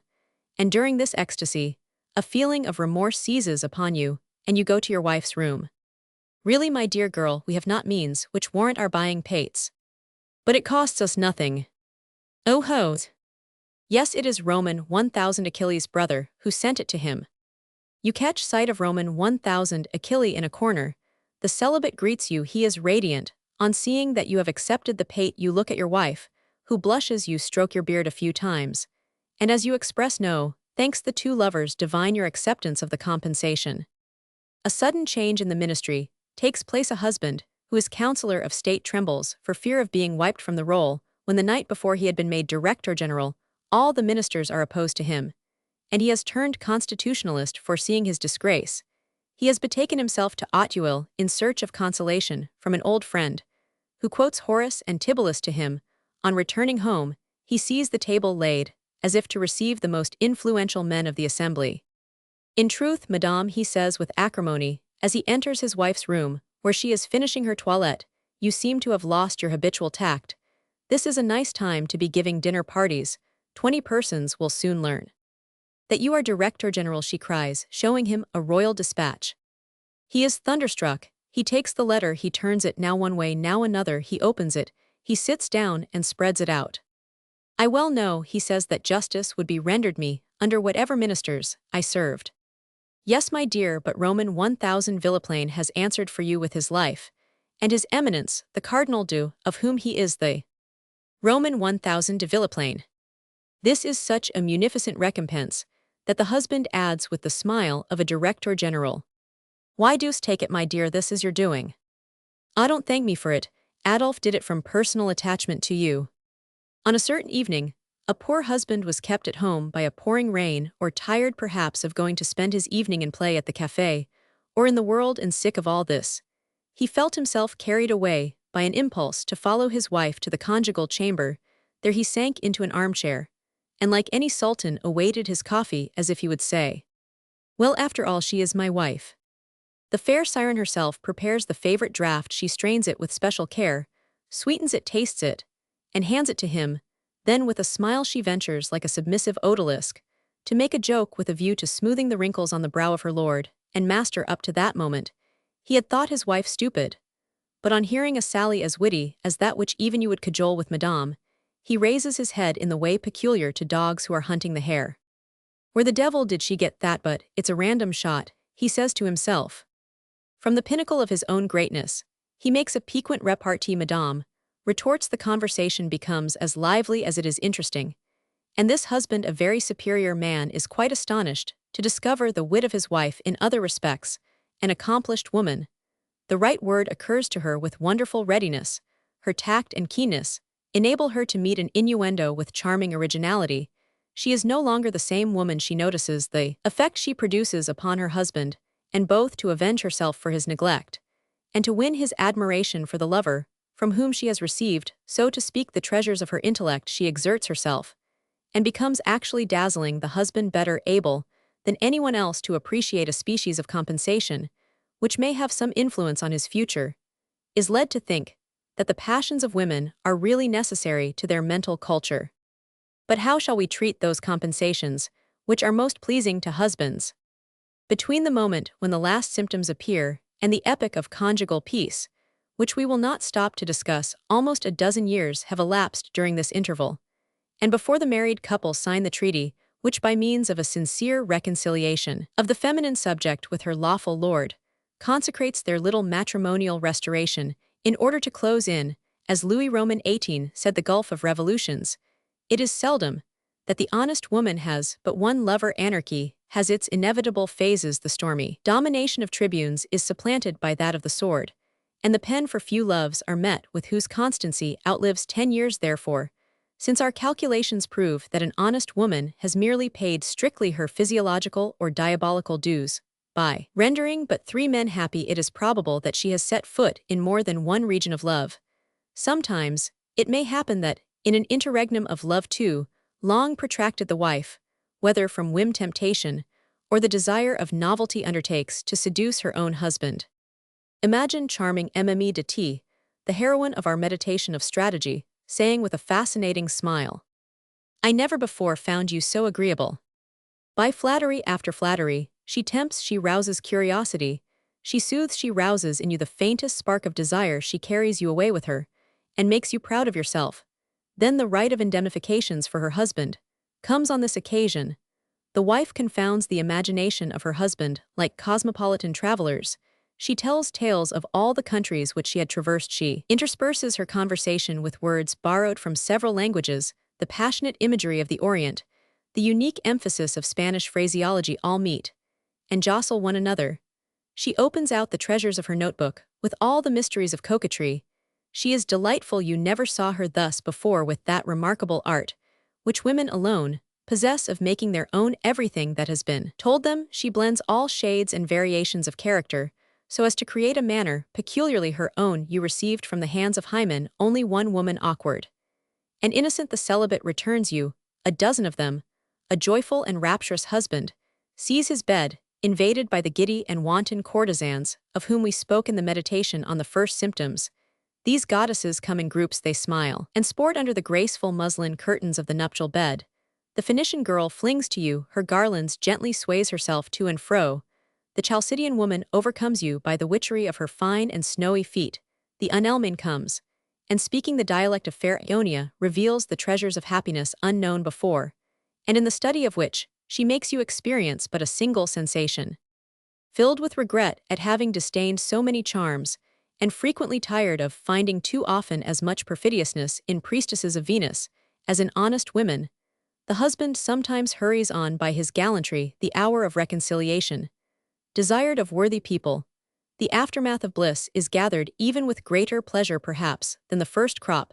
The Minotaur took your gold, he makes restoration in diamonds, and really now seems the time to state a fact of the utmost importance. A man may have a wife, without possessing her. Like most husbands, you had hitherto received nothing from yours. And the powerful intervention of the celibate was needed to make your union complete. How shall we give a name to this miracle, perhaps the only one wrought upon a patient during his absence? Alas, my brothers, we did not make nature. But how many other compensations, not less precious, are there, by which the noble and generous soul of the young celibate may many a time purchase his pardon? I recollect witnessing one of the most magnificent acts of reparation which a lover should perform toward the husband he is minotaurizing. One warm evening in the summer of 1817, I saw entering one of the rooms of Tortoni one of the 200 young men whom we confidently style our friends. He was in the full bloom of his modesty, a lovely woman dressed in perfect taste, and who had consented to enter one of the cool parlors devoted to people of fashion. Had stepped from an elegant carriage which had stopped on the boulevard, and was approaching on foot along the sidewalk. My young friend, the celibate, then appeared, and offered his arm to his queen, while the husband followed holding by the hand two little boys beautiful as cupids. The two lovers, more nimble than the father of the family, reached in advance of him one of the small rooms pointed out by the attendant. In crossing the vestibule, the husband knocked up against some dandy, who claimed that he had been jostled. Then arose a quarrel, whose seriousness was betrayed by the sharp tones of the altercation. The moment the dandy was about to make a gesture unworthy of a self-respecting man, the celibate intervened, seized the dandy by the arm, caught him off his guard, overcame, and threw him to the ground. It was magnificent. He had done the very thing the aggressor was meditating as he exclaimed, "Monsieur!" This monsieur was one of the finest things I have ever heard. It was as if the young celibate had said, "This father of a family belongs to me, as I have carried off his honor. It is mine to defend him. I know my duty. I am his substitute, and will fight for him." The young woman behaved superbly. Pale and bewildered, she took the arm of her husband, who continued his objurgations without a word. She led him away to the carriage together with her children. She was one of those women of the aristocracy who also know how to retain their dignity and self-control in the midst of violent emotions. "Oh, Monsieur Adolphe," cried the young lady, as she saw her friend with an air of gaiety take his seat in the carriage. "It is nothing, madame. He is one of my friends. We have shaken hands." Nevertheless, the next morning the courageous celibate received a sword thrust, which nearly proved fatal, and confined him 6 months to his bed. The attentions of the married couple were lavished upon him. What numerous compensations do we see here! Some years afterwards, an old uncle of the husband, whose opinions did not fit in with those of the young friend of the house, and who nursed a grudge against him on account of some political discussion, undertook to have him driven from the house. The old fellow went so far as to tell his nephew to choose between being his heir and sending away the presumptuous celibate. It was then that the worthy stockbroker said to his uncle, "Ah, you must never think, uncle, that you will succeed in making me ungrateful. But if I tell him to do so, this young man will let himself be killed for you. He has saved my credit. He would go through fire and water for me. He has relieved me of my wife. He has brought me clients. He has procured for me almost all the business in the Villa Loans. I owe my life to him. He is the father of my children. I can never forget all this." In this case, the compensations may be looked upon as complete, but unfortunately, there are compensations of all kinds. There are those which must be considered negative, deluding, and those which are both in one. I knew a husband of advanced years, who was possessed by the demon of gambling. Almost every evening his wife's lover came and played with him. The celibate gave him a liberal share of the pleasures which come from games of hazard, and knew how to lose to him a certain number of francs every month. But Madame used to give them to him, and the compensation was a deluding one. You are a peer of France and you have no offspring, but daughters, your wife is brought to bed of a boy. The compensation is negative. The child who is to save your name from oblivion is like his mother. The Duchess persuades you that the child is yours. The negative compensation becomes deluding. Here is one of the most charming compensations known. One morning, the Prince de Ligne meets his wife's lover, and rushes up to him laughing wildly. "My friend," he says to him, "I cuckolded you last night." If some husbands attain to conjugal peace by quiet methods, and carry so gracefully the imaginary ensigns of matrimonial preeminence, their philosophy is doubtless based on the comfortabilisme of accepting certain compensations, a comfortabilisme which indifferent men cannot imagine as years roll, by the married couple reach the last stage in that artificial existence to which their union has condemned them. Meditation Roman 29 of conjugal peace. My imagination has followed marriage through all the phases of its fantastic life, in so fraternal a spirit, that I seem to have grown old with the house I made my home so early in life, at the commencement of this work. After experiencing in thought the ardor of man's first passion and outlining, in however imperfect, a way the principal incidents of married life, after struggling against so many wives, that did not belong to me, exhausting myself, in conflict with so many personages, called up from nothingness, and joining so many battles, I feel an intellectual lassitude, which makes me see everything in life hang as it were in mournful crape. I seem to have a catarrh to look at everything through green spectacles. I feel as if my hands trembled, as if I must needs employ the second half of my existence, and of my book, in apologizing for the follies of the first half. I see myself surrounded by tall children of whom I am not the father, and seated beside a wife. I never married. I think I can feel wrinkles furrowing my brow. The fire before which I am placed crackles, as if in derision. The room is ancient in its furniture. I shudder with sudden fright, as I lay my hand upon my heart, and ask myself, is that too withered?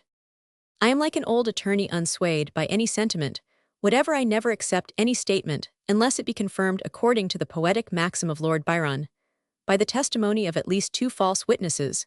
No face can delude me. I am melancholy, and overcast with gloom. I know the world, and it has no more illusions for me.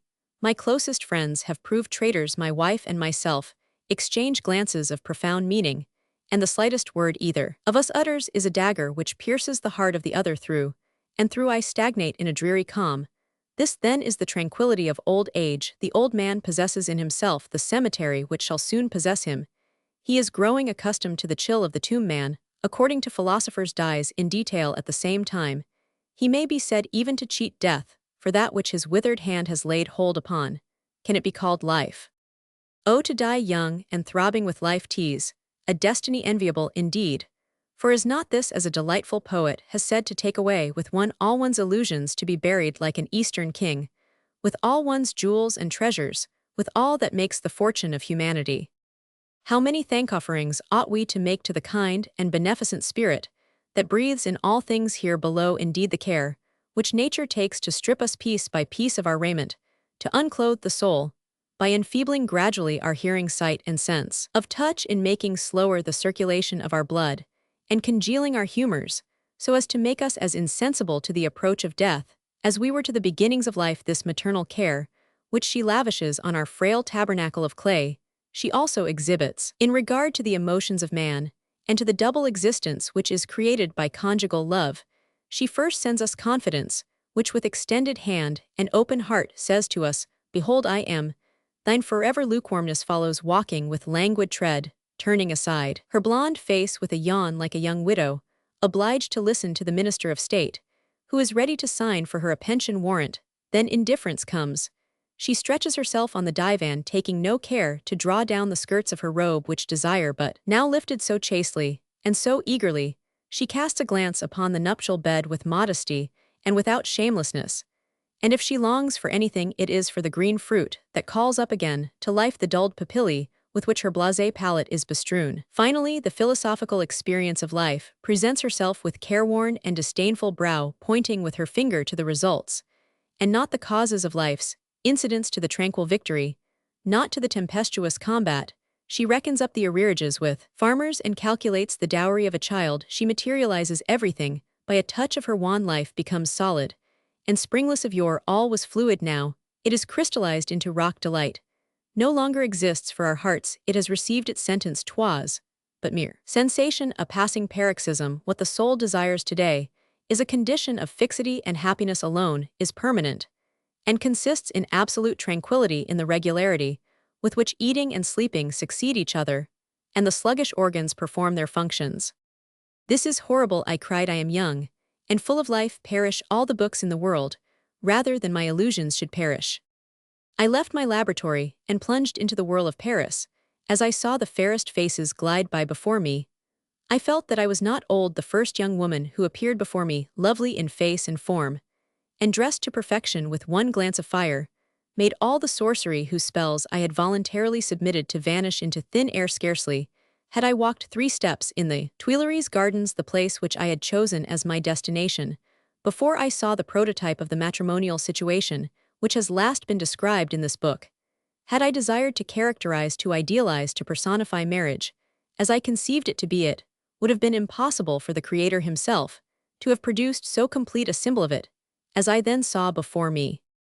Imagine a woman of 50 dressed in a jacket of reddish-brown merino, holding in her left hand a green cord which was tied to the collar of an English terrier, and with her right arm linked with that of a man in knee breeches and silk stockings, whose hat had its brim whimsically turned up, while snow-white tufts of hair like pigeon plumes rose at its sides, a slender queue thin as a quill tossed about on the back of his sallow neck, which was thick as far as it could be seen above the turned-down collar of a threadbare coat. This couple assumed the stately tread of an ambassador, and the husband, who was at least 70, stopped complacently every time the terrier began to gambol.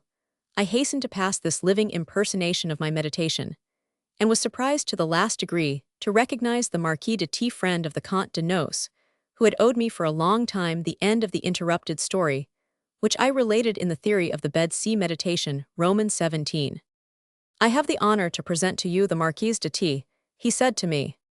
I made a low bow to a lady whose face was pale, and wrinkled. Her forehead was surmounted by a toupee whose flattened ringlets ranged around it, deceived no one, but only emphasized instead of concealing the wrinkles, by which it was deeply furrowed.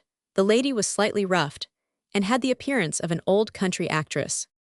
"I do not see, sir, what you can say against a marriage such as ours," said the old man to me. "The laws of Rome forfend," I cried, laughing.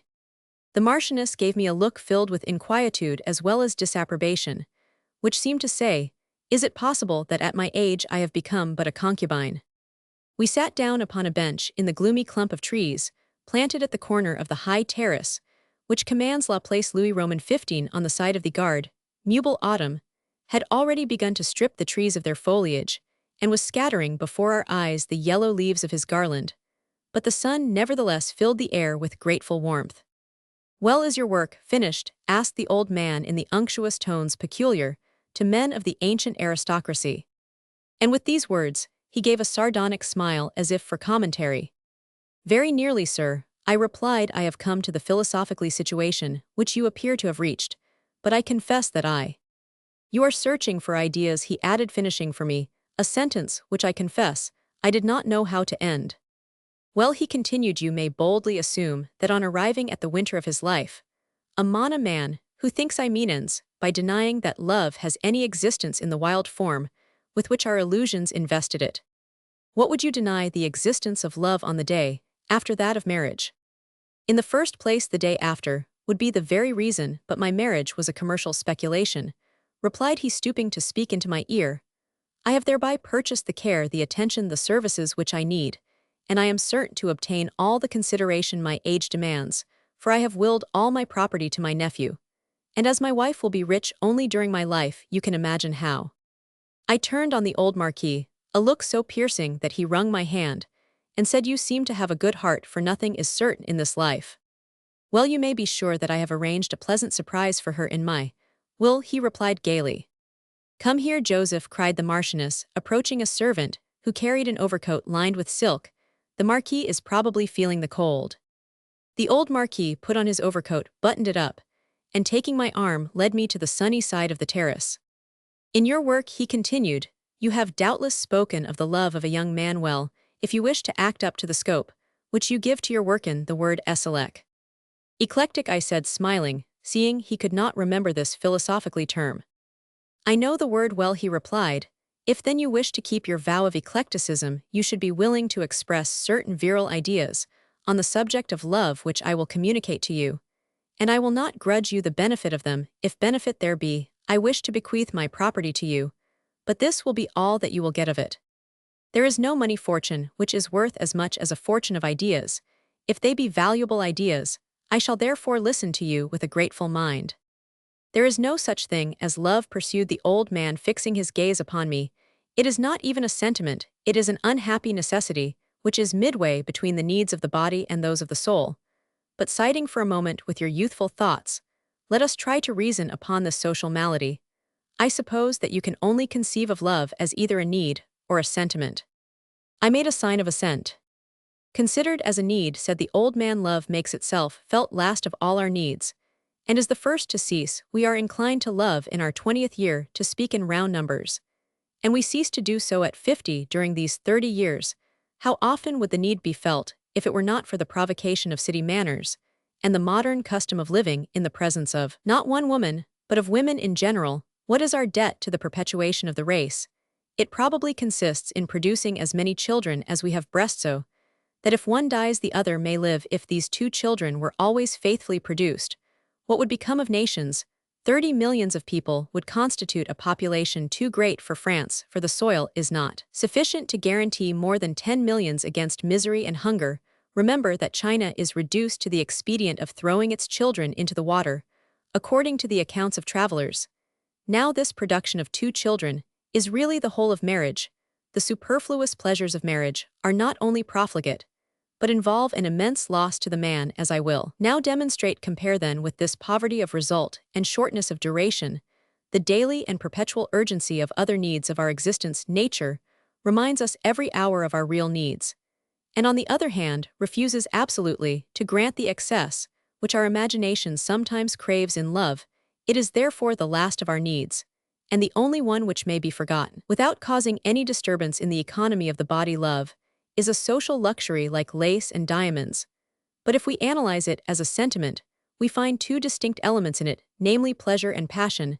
Now, analyze pleasure. Human affections rest upon 2 foundations, attraction and repulsion. Attraction is a universal feeling for those things which flatter our instinct of self-preservation. Repulsion is the exercise of the same instinct when it tells us that something is near which threatens it with injury. Everything which profoundly moves our organization gives us a deeper sense of our existence. Such a thing is pleasure. It is contracted of desire, of effort, and the joy of possessing something or other. Pleasure is a unique element in life, and our passions are nothing but modifications more or less keen of pleasure. Moreover, familiarity with one pleasure almost always precludes the enjoyment of all others. Now, love is the least keen and the least durable of our pleasures. In what would you say the pleasure of love consists? Does it lie in the beauty of the beloved? In one evening, you may obtain for money the loveliest odalisques, but at the end of a month, you will in this way have burnt out all your sentiment for all time. Would you love a woman because she is well-dressed, elegant, rich, keeps a carriage, has commercial credit? Do not call this love, for it is vanity, avarice, egotism. Do you love her because she is intellectual? You are in that case merely obeying the dictates of literary sentiment. But I said love only reveals its pleasures to those who mingle in one their thoughts, their fortunes, their sentiments, their souls, their lives. Oh dear, dear, cried the old man in a jeering tone, can you show me 5 men in any nation who have sacrificed anything for a woman? I do not say their life, for that is a slight thing. The price of a human life under Napoleon was never more than 20,000 francs, and there are in France today 250,000 brave men who would give theirs for 2 inches of red ribbon, while 7 men have sacrificed for a woman 10 millions, on which they might have slept in solitude for a whole night. D'Uberville and P.H. Medja are still rarer than is the love of Dupuis and Bolingbroke. These sentiments proceed from an unknown cause, but you have brought me thus to consider love as a passion. Yes, indeed, it is the last of them all and the most contemptible. It promises everything, and fulfills nothing. It comes like love as a need the last, and dies away the first. Ah, talk to me of revenge, hatred, avarice, of gaming, of ambition, of fanaticism. These passions have something virile in them. These sentiments are imperishable. They make sacrifices every day such as love only makes by fits and starts. But he went on, suppose you abjure love at first, there will be no disquietudes, no anxieties, no worry, none of those little vexations that waste human life. A man lives happy and tranquil in his social relations. He becomes infinitely more powerful and influential. This divorce from the thing called love is the primary secret of power in all men who control large bodies of men. But this is a mere trifle. Ah, if you knew with what magic influence A man is endowed what wealth of intellectual force, what longevity in physical strength, he enjoys when detaching himself from every species of human passion. He spends all his energy to the profit of his soul.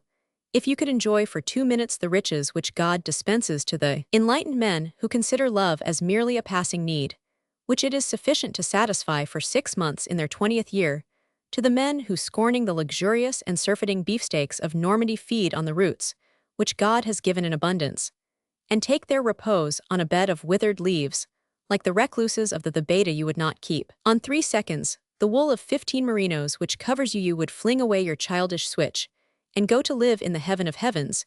There you would find the love you sought in vain amid the swine of earth. There you would hear a concert of somewhat different melody from that of Roman 1000 Rossini voices, more faultless than that of Malibran. But I am speaking as a blind man might, and repeating hearsays. If I had not visited Germany, about the year 1790, I should know nothing of all this. Yesman has a vocation for the infinite, there dwells within him an instinct that calls him to God. God is all, gives all, brings oblivion on all, and thought is the thread which he has given us as a clue to communication with himself. He suddenly stopped, and fixed his eyes upon the heavens. The poor fellow has lost his wits, I thought to myself. Sir, I said to him, it would be pushing my devotion to eclectic philosophy too far to insert your ideas in my book.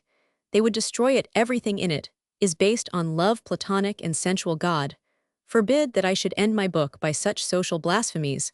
I would rather try to return by some Pantagruelian subtlety to my herd of celibates and honest women, with many an attempt to discover some social utility in their passions and follies. Oh, if conjugal peace leads us to arguments so disillusionizing and so gloomy as these, I know a great many husbands who would prefer war to peace.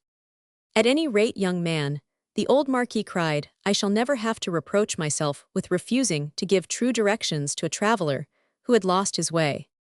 Adieu, thou old carcase, I said to myself. Adieu, thou walking marriage. Adieu, thou stick of a burnt-out firework. Adieu, thou machine.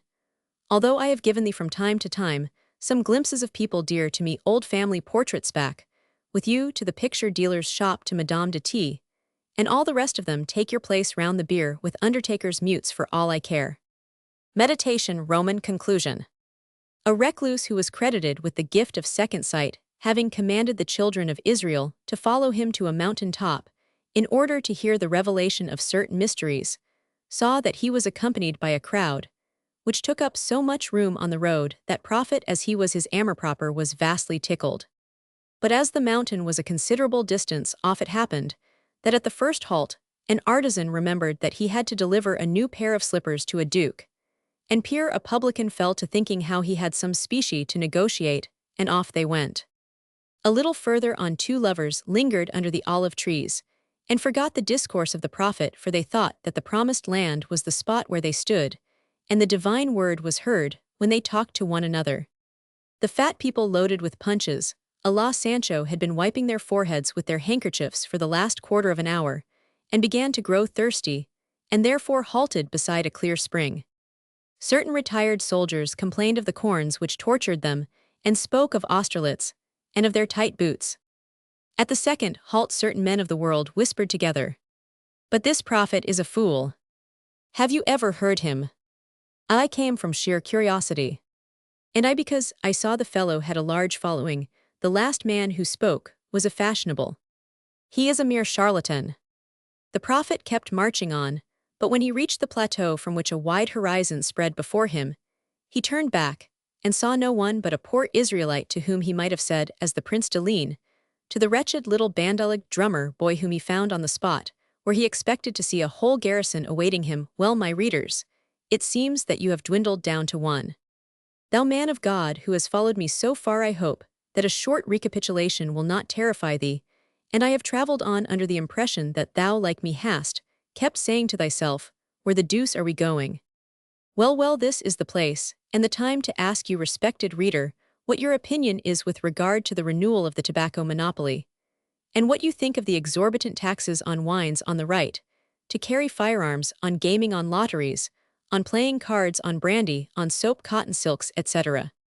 I think that since all these duties make up 1/3 of the public revenues, we should be seriously embarrassed if so that my excellent model husband, if no one got drunk, or gambled, or smoked, or hunted, in a word, if we had neither vices, passions, nor maladies in France, the state would be within an ace of bankruptcy.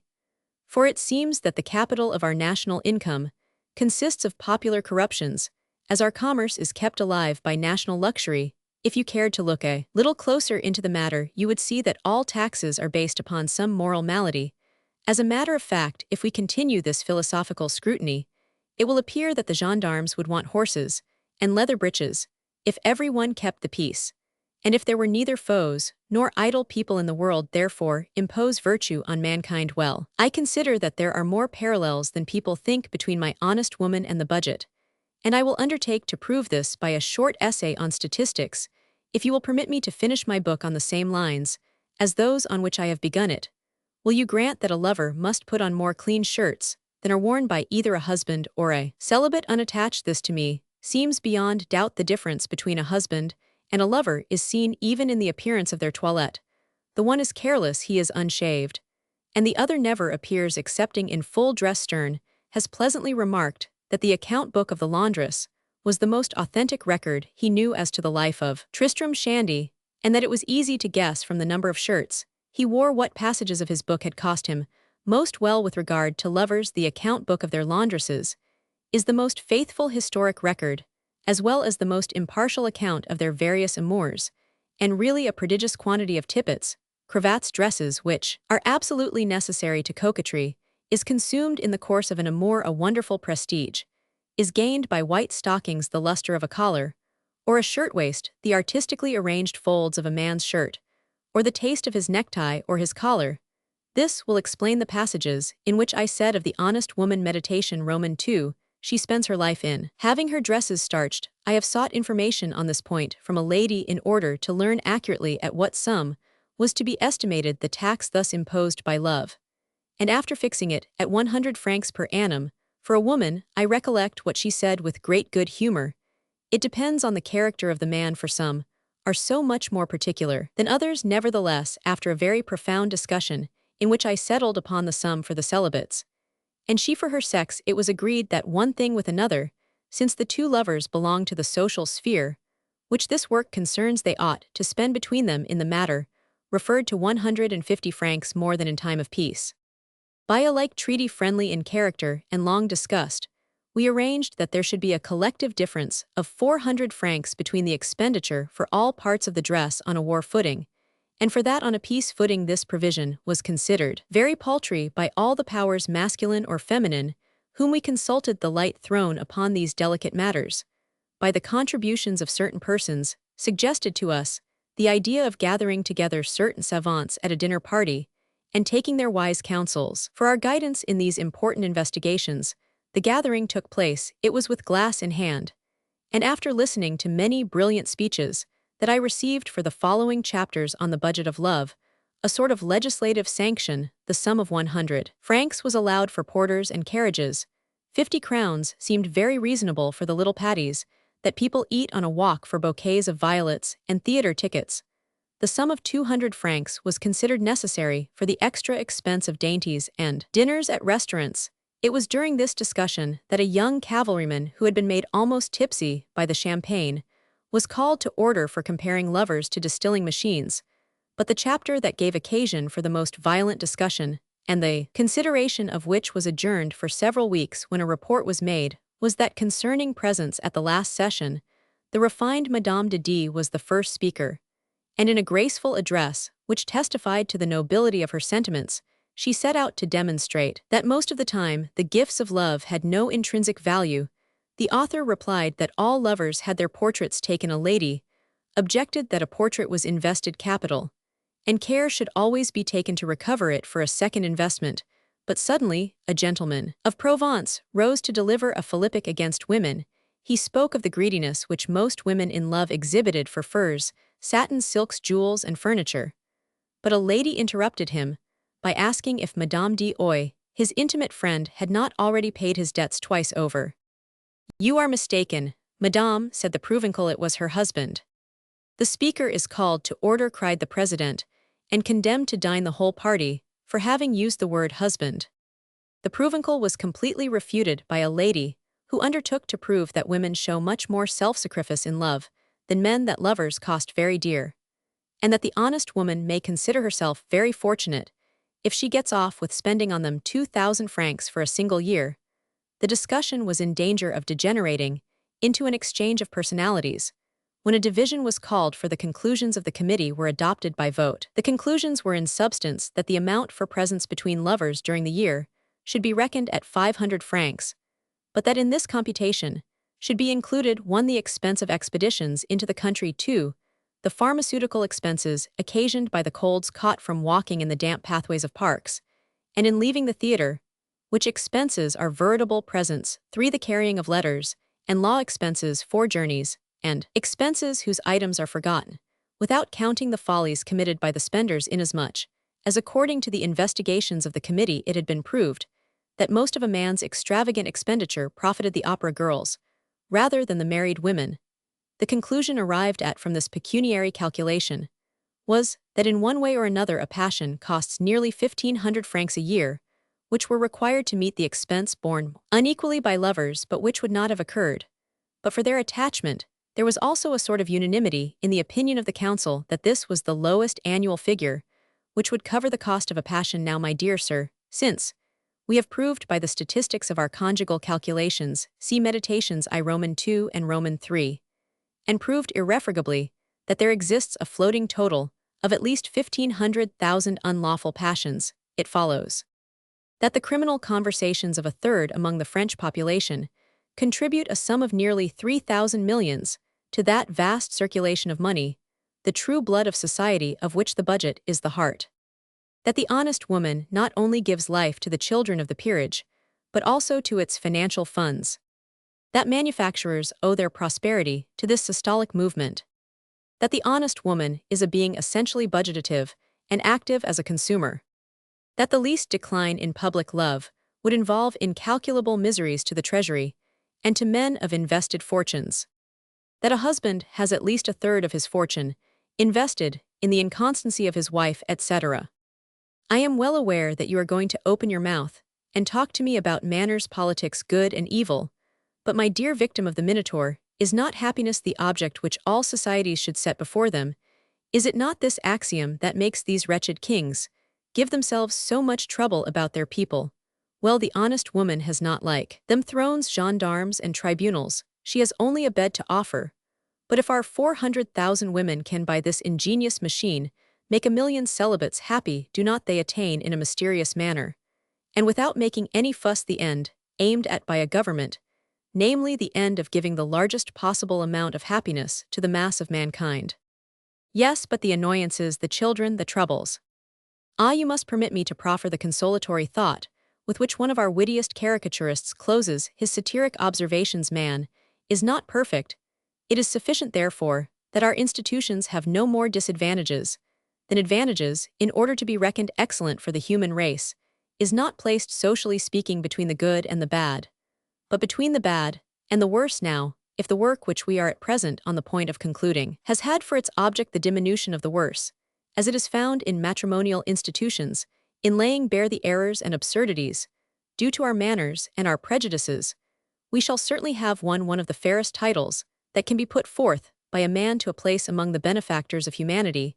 Has not the author made it his aim, by advising husbands to make women more self-restrained, and consequently to impart more violence to passions, more money to the treasury, more life to commerce and agriculture? Thanks to this last meditation, he can flatter himself that he has strictly kept the vow of eclecticism which he made in projecting the work, and he hopes he has marshaled all details of the case, and yet, like an attorney general, refrained from expressing his personal opinion. And really, what do you want with an axiom in the present matter? Do you wish that this book should be a mere development of the last opinion held by Tronchet, who in his closing days thought that the law of marriage had been drawn up less in the interest of husbands than of children? I also wish it very much. Would you rather desire that this book should serve as proof to the peroration of the Capuchin who preached before Anne of Austria, and when he saw the Queen and her ladies overwhelmed by his triumphant arguments against their frailty, said as he came down from the pulpit of truth, "Now, you are all honorable, and it is we who unfortunately are sons of Samaritan women. I have no objection to that either you may draw what conclusion you please, for I think it is very difficult to put forth two contrary opinions, without both of them containing some grains of truth. But the book has not been written either for or against marriage. All I have thought you needed was an exact description of it, if an examination of the machine shall lead us to make one wheel of it more perfect, if by scouring away some rust we have given more elastic movement to its mechanism, then give his wage to the workman, if the author has had the impertinence to utter truths too harsh for you, if he has too often spoken of rare and exceptional facts as universal, if he has omitted the commonplaces which have been employed from time immemorial to offer women the incense of flattery, oh, let him be crucified. But do not impute to him any motive of hostility to the institution itself. He is concerned merely for men and women. He knows that from the moment marriage ceases to defeat the purpose of marriage, it is unassailable. And after all, if there do arise serious complaints against this institution, it is perhaps because man has no memory excepting for his disasters, that he accuses his wife, as he accuses his life, for marriage is but a life within a life. Yet people whose habit it is to take their opinions from newspapers would perhaps despise a book in which they see the mania of eclecticism pushed too far, for then they absolutely demand something in the shape of a peroration. It is not hard to find one for them. And since the words of Napoleon served to start this book, why should it not end as it began before the whole Council of State? The first consul pronounced the following startling phrase, in which he at the same time eulogized and satirized marriage, and summed up the contents of this book.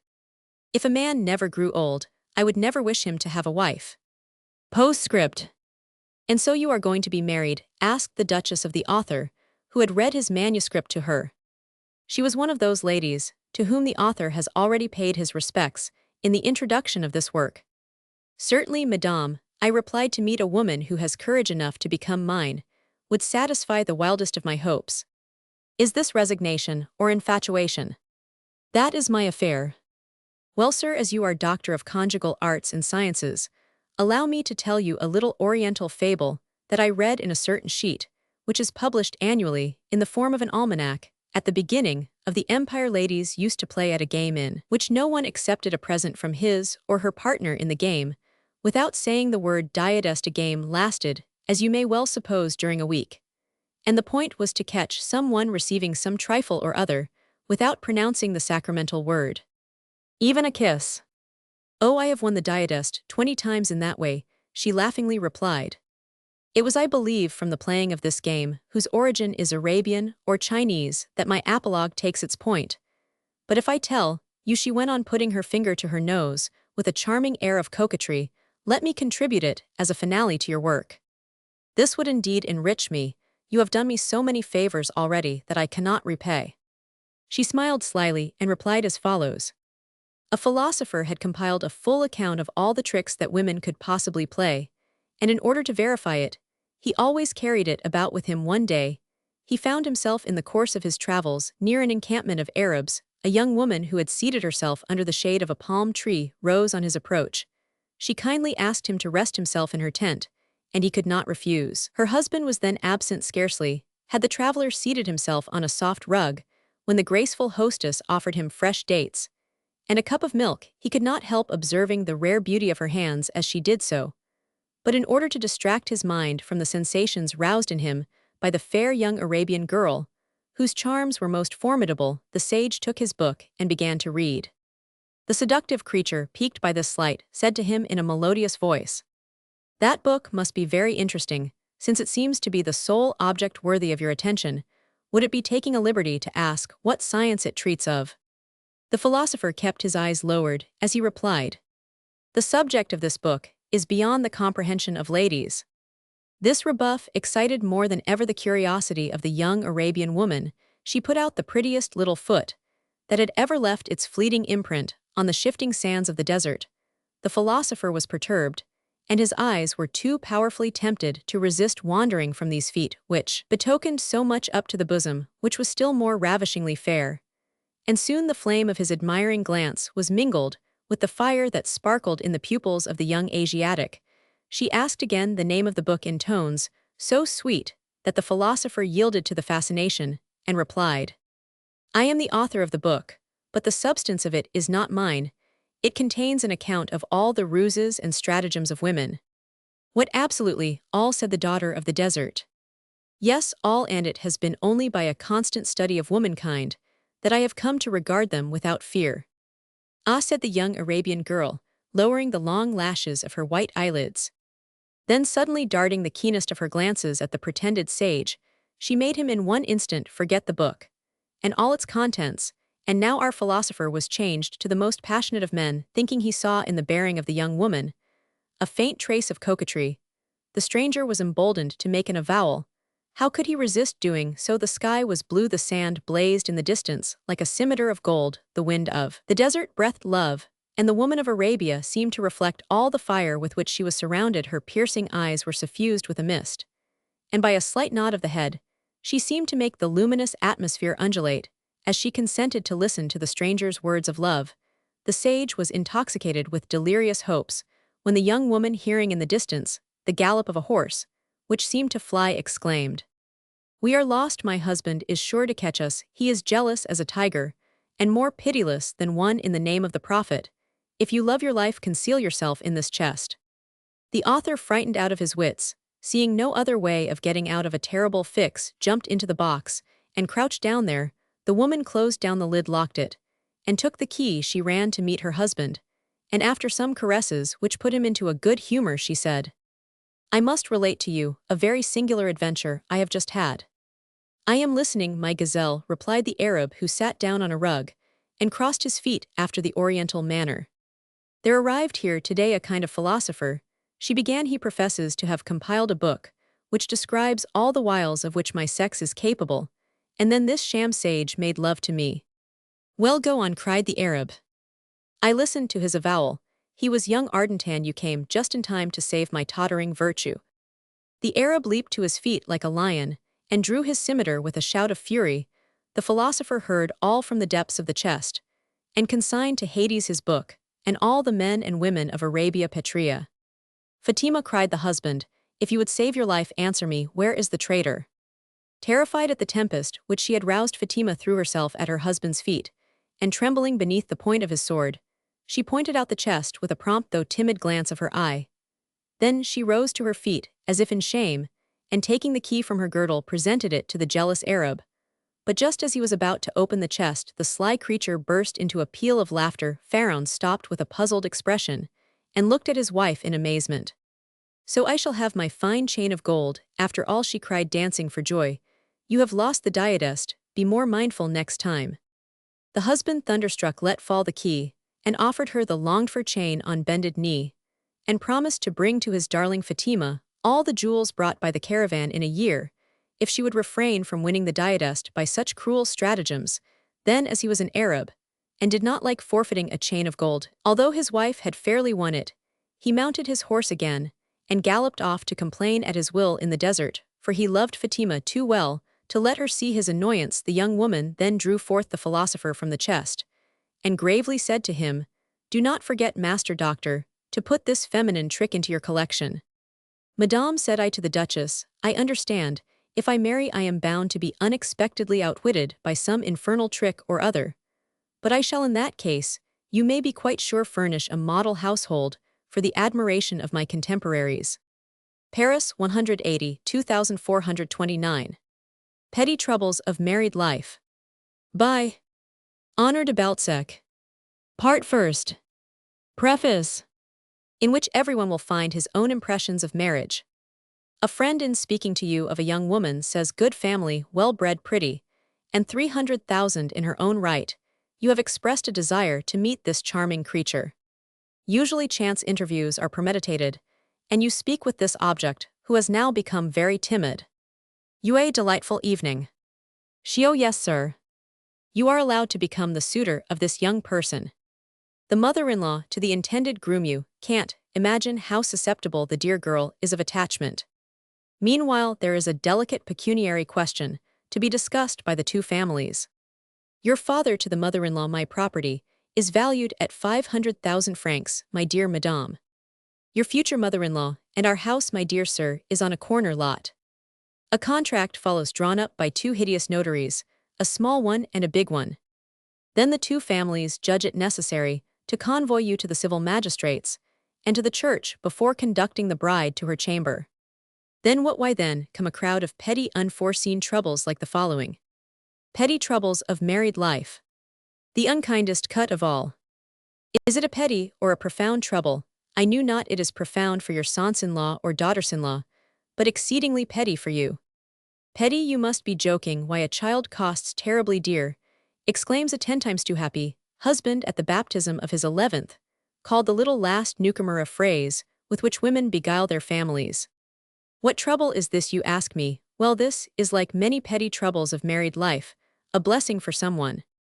You have 4 months since married off your daughter, whom we will call by the sweet name of Caroline, and whom we will make the type of all wives. Caroline is like all other young ladies very charming, and you have found for her a husband, who is either a lawyer, a captain, an engineer, a judge, or perhaps a young viscount. But he is more likely to be what sensible families must seek, the ideal of their desiress, only son of a rich landed proprietor, see the preface. This phoenix we will call Adolphe, whatever may be his position in the world, his age, and the color of his hair. The lawyer, the captain, the engineer, the judge, in short, the son-in-law Adolphe, and his family have seen in Miss Caroline. Roman 1. Miss Caroline. Roman 2. The only daughter of your wife and you. Here, as in the Chamber of Deputies, we are compelled to call for a division of the house. As to your wife is to inherit the property of a maternal uncle, a gouty old fellow, whom she humors, nurses, caresses, and muffles, up to say nothing of her father's fortune. Caroline has always adored her uncle who trotted her on his knee, her uncle whom her uncle, in short, whose property is estimated at 200,000. Further, your wife is well preserved, though her age has been the subject of mature reflection on the part of your son-in-law's grandparents and other ancestors. After many skirmishes between the mothers-in-law, they have at last confided to each other the little secrets peculiar to women of ripe years. How is it with you, my dear madame? I thank heaven I've passed the period, and you? I really hope I have too, says your wife. You can marry Caroline, says Adolphe's mother, to your future son-in-law. Caroline will be the sole heiress of her mother, of her uncle, and her grandfather. As to yourself, you are also the heir of your maternal grandfather, a good old man, whose possessions will surely fall to you, for he has grown imbecile, and is therefore incapable of making a will. You are an amiable man, but you have been very dissipated in your youth. Besides, you are 59 years old, and your head is bald, resembling a bare knee, in the middle of a grey wig. Roman 3. A dowry of 300,000. Roman 4. Caroline's only sister, a little dunce of 12, a sickly child who bids fair to fill an early grave. Roman 5. Your own fortune. Father-in-law, in certain kinds of society, they say papa father-in-law, yielding an income of 20,000, and which will soon be increased by an inheritance. Roman 6. Your wife's fortune, which will be increased by 2 inheritances from her uncle and her grandfather, in all thus 3 inheritances and interest, 750,000. Your fortune, 250,000. Your wife's fortune, 250,000. Total 1,250,000. Which surely cannot take wing. Such is the autopsy of all those brilliant marriages that conduct their processions of dancers and eaters, in white gloves, flowering at the buttonhole, with bouquets of orange flowers, furbelows, veils, coaches and coach drivers, from the magistrates to the church, from the church to the banquet, from the banquet to the dance, from the dance to the nuptial chamber, to the music of the orchestra, and the accompaniment of the immemorial pleasantries uttered by relics of dandies. For are there not here and there in society relics of dandies, as there are relics of English horses, to be sure, and such is the osteology of the most amorous intent. The majority of the relatives have had a word to say about this marriage. Those on the side of the bridegroom. Adolphe has made a good thing of it. Those on the side of the bride. Caroline has made a splendid match. Adolphe is an only son, and will have an income of 60,000 some day or other. Some time afterwards, the happy judge, the happy engineer, the happy captain, the happy lawyer, the happy only son of a rich landed proprietor, in short, Adolphe comes to dine, with you accompanied by his family. Your daughter Caroline is exceedingly proud of the somewhat rounded form of her waist. All women display an innocent artfulness. The first time they find themselves facing motherhood, like a soldier, who makes a brilliant toilet for his first battle, they love to play the pale, the suffering, they rise in a certain manner, and walk with the prettiest affectation, While yet flowers they bear a fruit, they enjoy their maternity by anticipation. All those little ways are exceedingly charming the first time. Your wife, now the mother-in-law of Adolphe, subjects herself to the pressure of tight corsets. When her daughter laughs, she weeps. When Caroline wishes her happiness public, she tries to conceal hers. After dinner, the discerning eye of the mother-in-law divines the work of darkness. Your wife also is an expectant mother. The news spreads like lightning, and your oldest college friend says to you laughingly, "Ah, so you are trying to increase the population again. You have some hope in a consultation that is to take place tomorrow, you kind-hearted man, that you turn red, you hope. It is merely the dropsy, but the doctors confirm the arrival of a little last one." In such circumstances, some timorous husbands go to the country, or make a journey to Italy. In short, a strange confusion reigns in your household. Both you and your wife are in a false position. "Why, you old rogue, you ought to be ashamed of yourself," says a friend to you on the boulevard. "Well, do as much if you can," is your angry retort. "It's as bad as being robbed on the highway," says your son-in-law's family. Robbed on the highway is a flattering expression for the mother-in-law. The family hopes that the child which divides the expected fortune in 3 parts will be like all old men's children, scrofulous, feeble, and abortion. Will it be likely to live? The family awaits the delivery of your wife with an anxiety like that which agitated the House of Orleans. During the confinement of the Duchess de Berry, a second son would secure the throne to the younger branch. Without the onerous conditions of July, Henry V would easily seize the crown from that moment. The House of Orleans was obliged to play double or quits. The event gave them the game. The mother and the daughter are put to bed 9 days apart. Caroline's first child is a pale, cadaverous little girl that will not live. Her mother's last child is a splendid boy weighing 12 pounds with 2 teeth and luxuriant hair. For 16 years you have desired a son.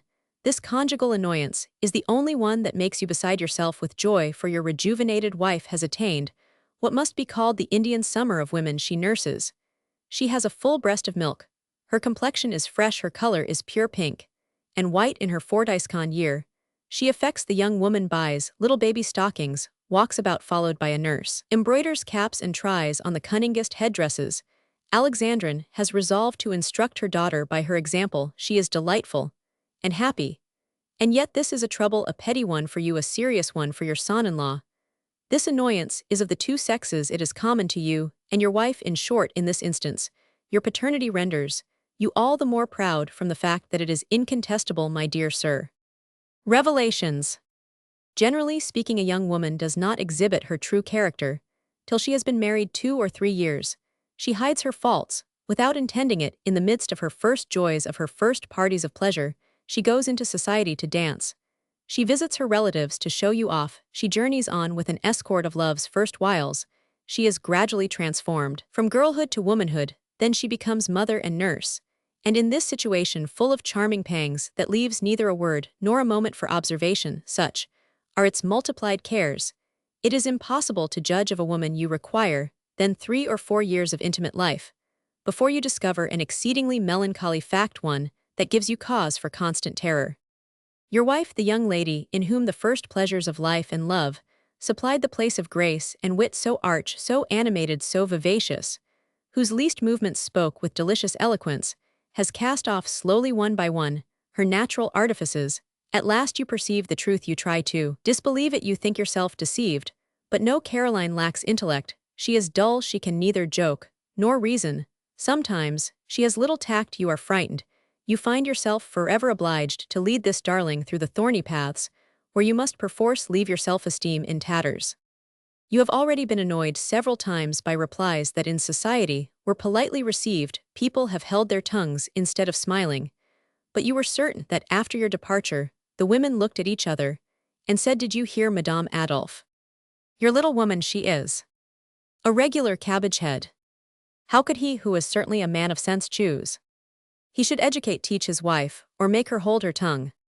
Axioms. Axiom in our system of civilization, a man is entirely responsible for his wife. Axiom, the husband does not mold the wife.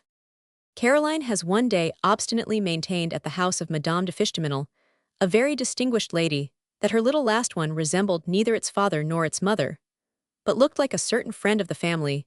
She perhaps enlightens Monsieur de Fishteminel, and overthrows the labors of 3 years by tearing down the scaffolding of Madame de Fichtemino's assertions, who after this visit will treat you, will coolness suspecting, as she does that you have been making indiscreet remarks to your wife.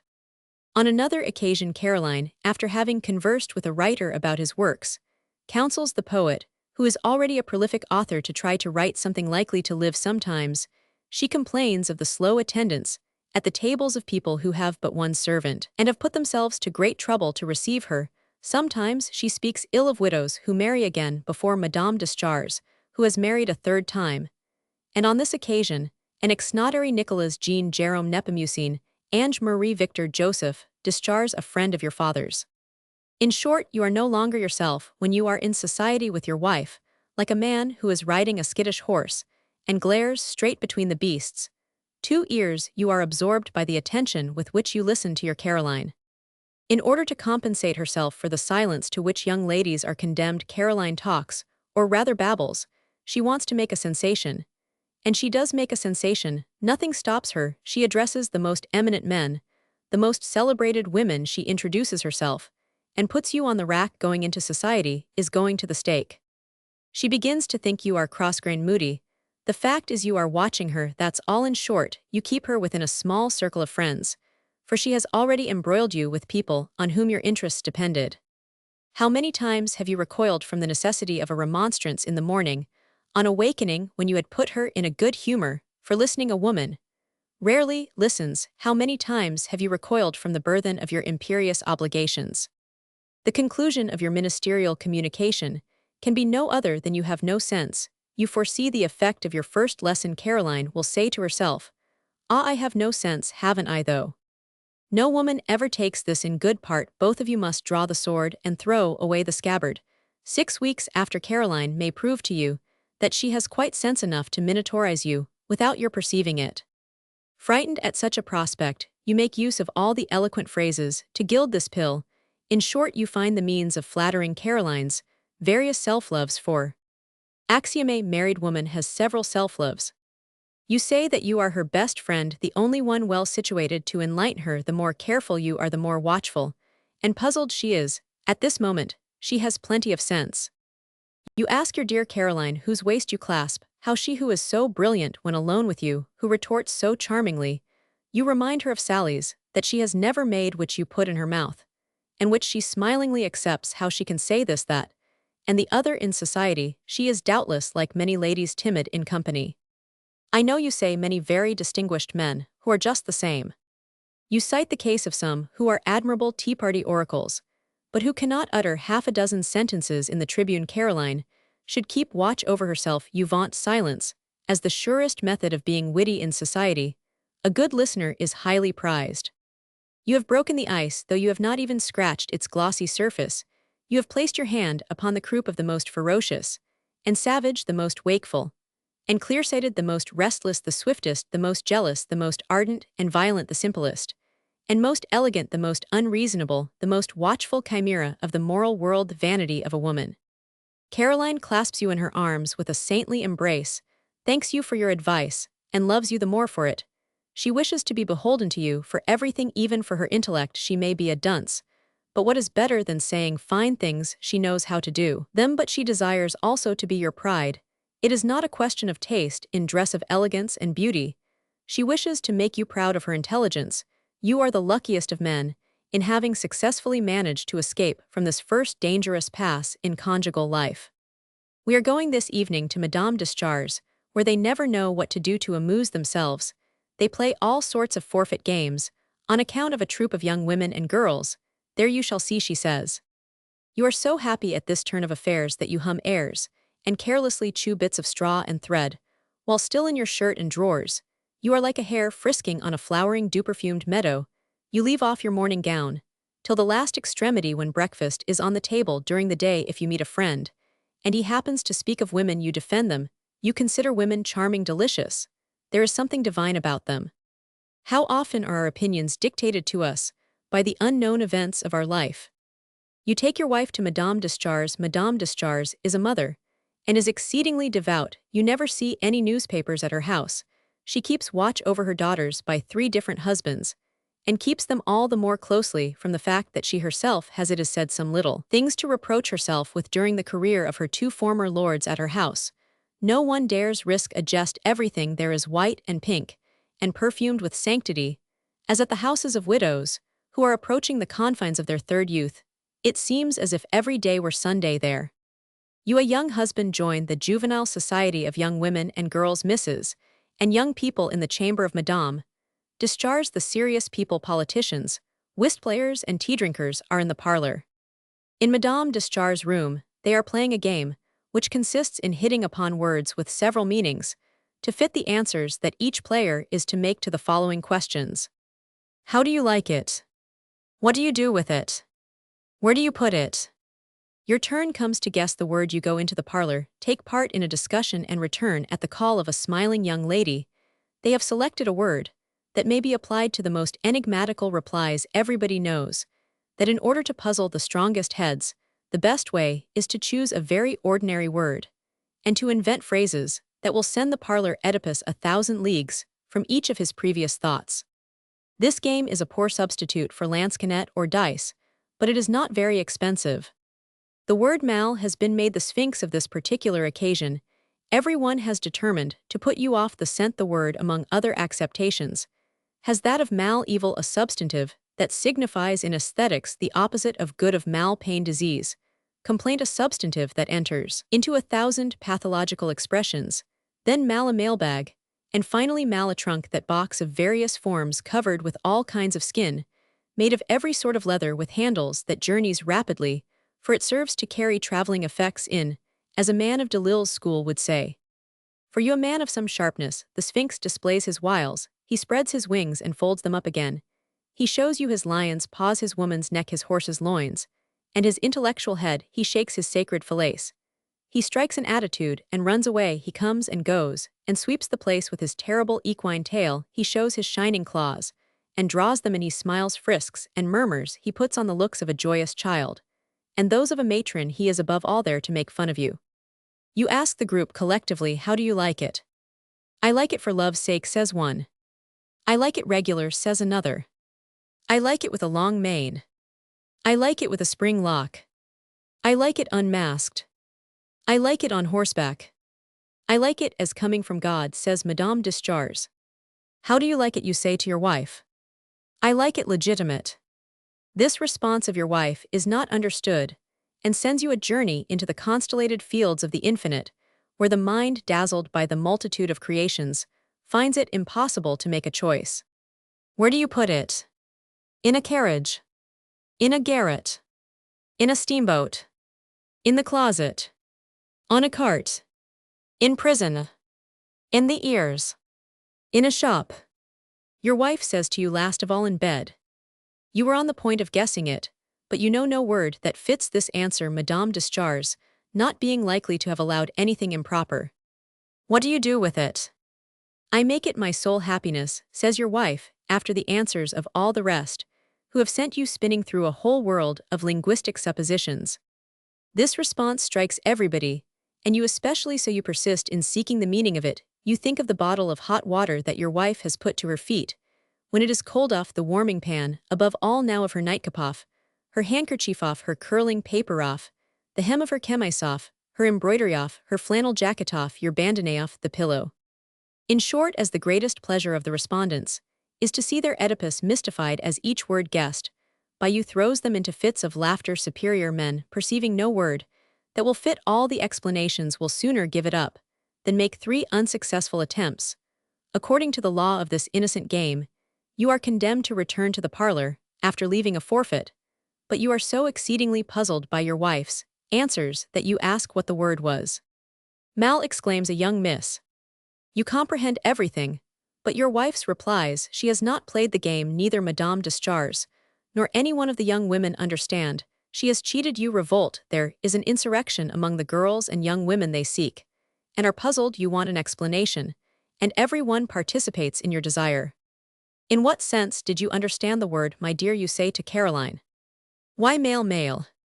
Madame Discharge bites her lips and manifests the greatest displeasure. The young women blush and drop their eyes. The little girls open theirs, nudge each other, and prick up their ears. Your feet are glued to the carpet, and you have so much salt in your throat that you believe in a repetition of the event, which delivered Lot from his wife.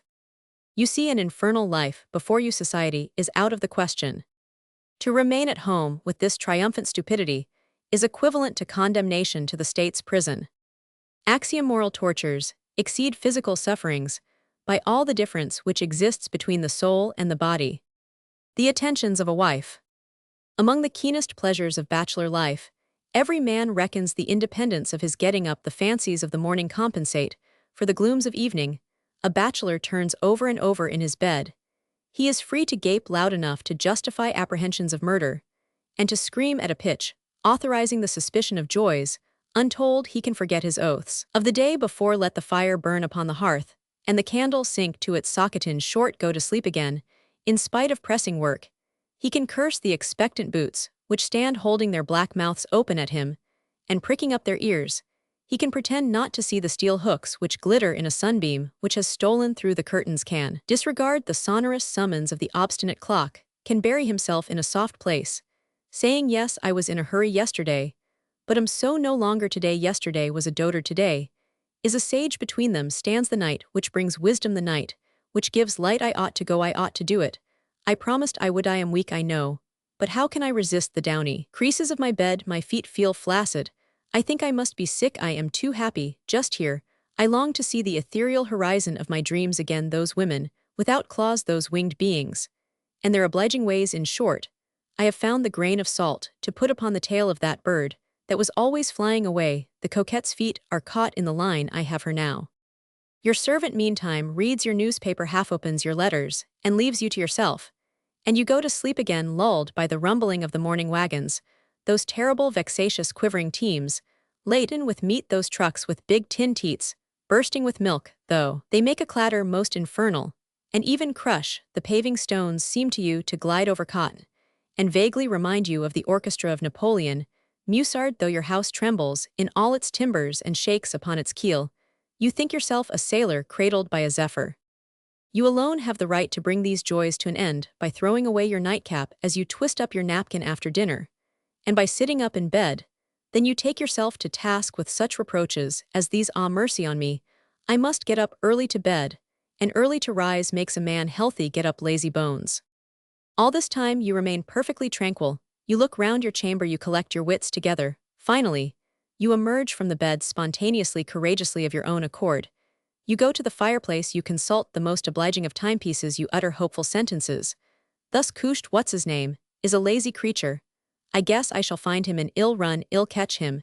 If he's gone, he's sure to wait for me. There is a quarter of an hour's grace in all appointments, even between debtor and creditor." You put on your boots with fury, you dress yourself, as if you were afraid of being caught half-dressed. You have the delight of being in a hurry, you call your buttons into action. You finally go out like a conqueror, whistling, brandishing your cane, pricking up your ears, and breaking into a canter.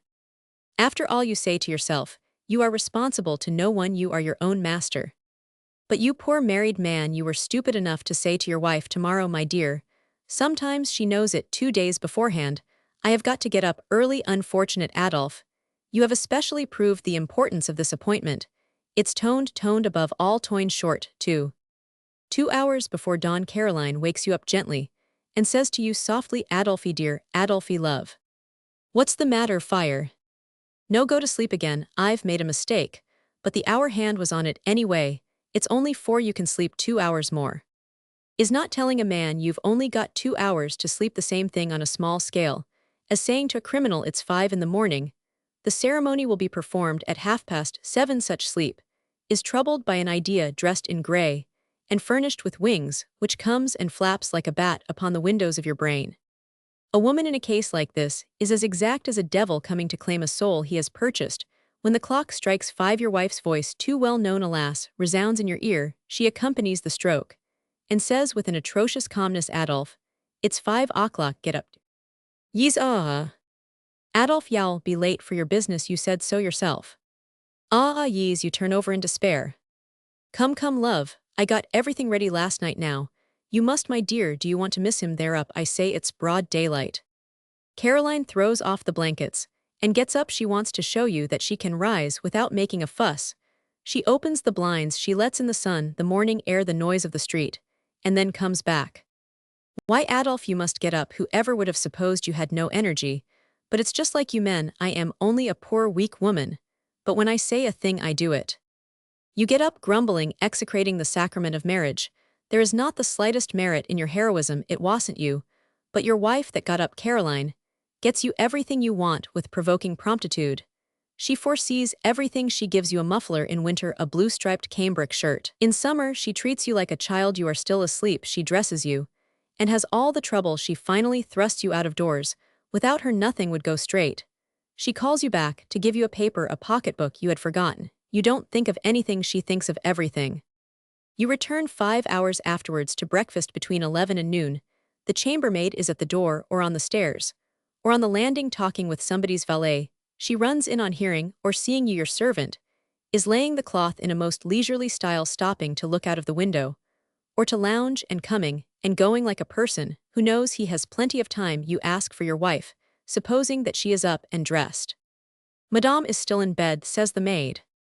You find your wife languid, lazy, tired, and asleep. She had been awake all night to wake you in the morning, so she went to bed again, and is quite hungry now. You are the cause of all these disarrangements. If breakfast is not ready, she says it's because you went out. If she is not dressed, and if everything is in disorder, it's all your fault for everything which goes awry. She has this answer: well, you would get up so early, he would get up so early, is the universal reason she makes you go to bed early, because you got up early. She can do nothing all day, because you would get up so unusually early. 18 months afterwards, she still maintains, without me, you would never get up. To her friends, she says, my husband get up. If it weren't for me, he never would get up. To this, a man whose hair is beginning to whiten replies a graceful compliment to you, madame. This slightly indelicate comment puts an end to her boasts. This petty trouble, repeated several times, teaches you to live alone in the bosom of your family, not to tell all you know, and to have no confidant but yourself. And it often seems to you a question whether the inconveniences of the married state do not exceed its advantages. Small vexations. You have made a transition from the frolicsome allegretto of the bachelor to the heavy andante of the father of a family. Instead of that fine English steed prancing and snorting between the polished shafts of a tilbury, as light as your own heart, and moving his glistening croup under the quadruple network of the reins and ribbons that you so skillfully manage with what grace and elegance, the Champs-Élysées can bear witness, you drive a good solid Norman horse with a steady family gait. You have learned what paternal patience is, and you let no opportunity slip of proving it. Your countenance, therefore, is serious. By your side is a domestic, evidently for two purposes. Like the carriage, the vehicle is four-wheeled and hung upon English springs. It is corpulent, and resembles a Ronscow. It has glass windows, and an infinity of economical arrangements. It is a barouche in fine weather, and a brougham when it rains. It is apparently light, but when 6 persons are in it, it is heavy, and tires out your only horse. On the back seat, spread out like flowers, is your young wife in full bloom, with her mother, a big marshmallow, with a great many leaves. These 2 flowers of the female species twitteringly talk of you, though the noise of the wheels, and your attention to the horse, joined to your fatherly caution, prevent you from hearing what they say.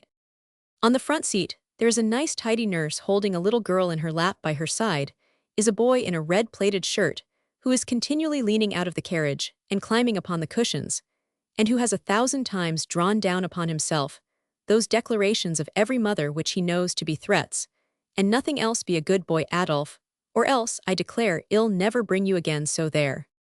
His mamma is secretly tired to death of this noisy little boy. He has provoked her 20 times, and 20 times the face of the little girl asleep has calmed her. I am his mother, she says to herself, and so she finally manages to keep her little Adolf quiet. You have put your triumphant idea of taking your family to ride into execution. You left your home in the morning, all the opposite neighbors having come to their windows, envying you the privilege which your means give you of going to the country, and coming back again, without undergoing the miseries of a public conveyance. So you have dragged your unfortunate Norman horse through Paris, to Vincennes, from Vincennes to Saint-Maur, from Saint-Maur to Charenton, from Charenton, opposite some island or other, which struck your wife and mother-in-law as being prettier than all the landscapes through which you had driven them. Let's go to Mason's, somebody exclaims. So you go to Mason's near Ulfort, you come home by the left bank of the Seine, in the midst of a cloud of very black Olympian. Dust the horse drags your family wearily along.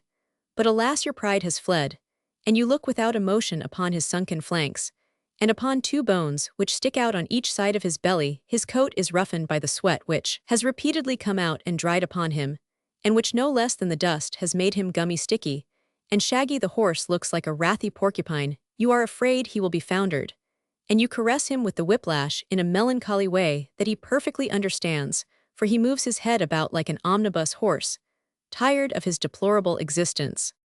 You think a good deal of this horse, you consider him an excellent one, and he cost you 1,200 francs.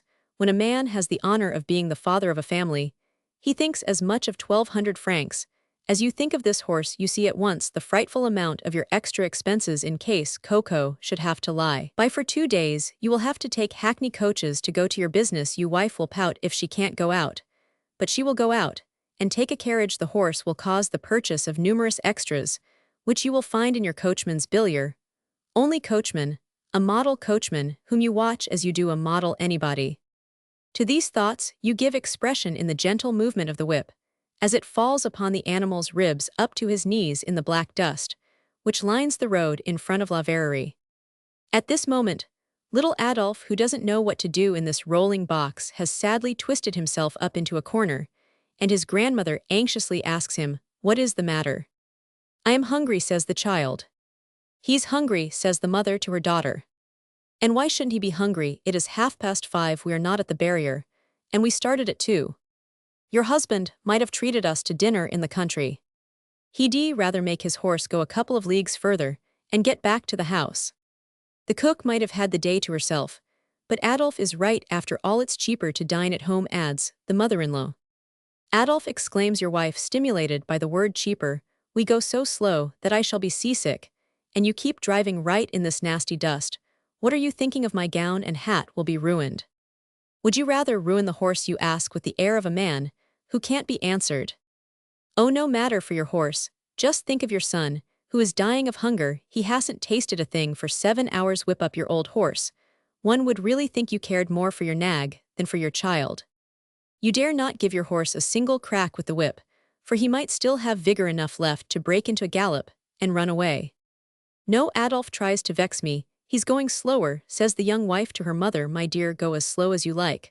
But I know y'all say I am extravagant when you see me buying another hat." Upon this, you utter a series of remarks which are lost in the racket made by the wheels. "What's the use of replying with reasons that haven't got an ounce of common sense?" cries Caroline. You talk turning your face to the carriage, and then turning back to the horse to avoid an accident. "That's right, run against somebody, and tip us over. Do y'all be rid of us. Adolphe, your son is dying of hunger. See how pale he is." But Caroline puts in the mother-in-law, "He's doing the best he can." Nothing annoys you so much as to have your mother-in-law take your part. She is a hypocrite, and is delighted to see you quarreling with her daughter. Gently, and with infinite precaution, she throws oil on the fire. When you arrive at the barrier, your wife is mute. She says not a word. She sits with her arms crossed, and will not look at you. You have neither soul, heart, nor sentiment. No one but you could have invented such a party of pleasure, if you are unfortunate enough to remind Caroline that it was she who insisted on the excursion that morning for her children's sake, and in behalf of her nurses. The baby will be overwhelmed by an avalanche of frigid and stinging reproaches. You bear it all so as not to turn the milk of a nursing mother, for whose sake you must overlook some little things, so your atrocious mother-in-law whispers in your ear. All the furies of Orestes are rankling in your heart. In reply to the sacramental words pronounced by the officer of the customs, "Have you anything to declare?" your wife says, "I declare a great deal of ill humor and dust." She laughs, the officer laughs, and you feel a desire to tip your family into the Seine.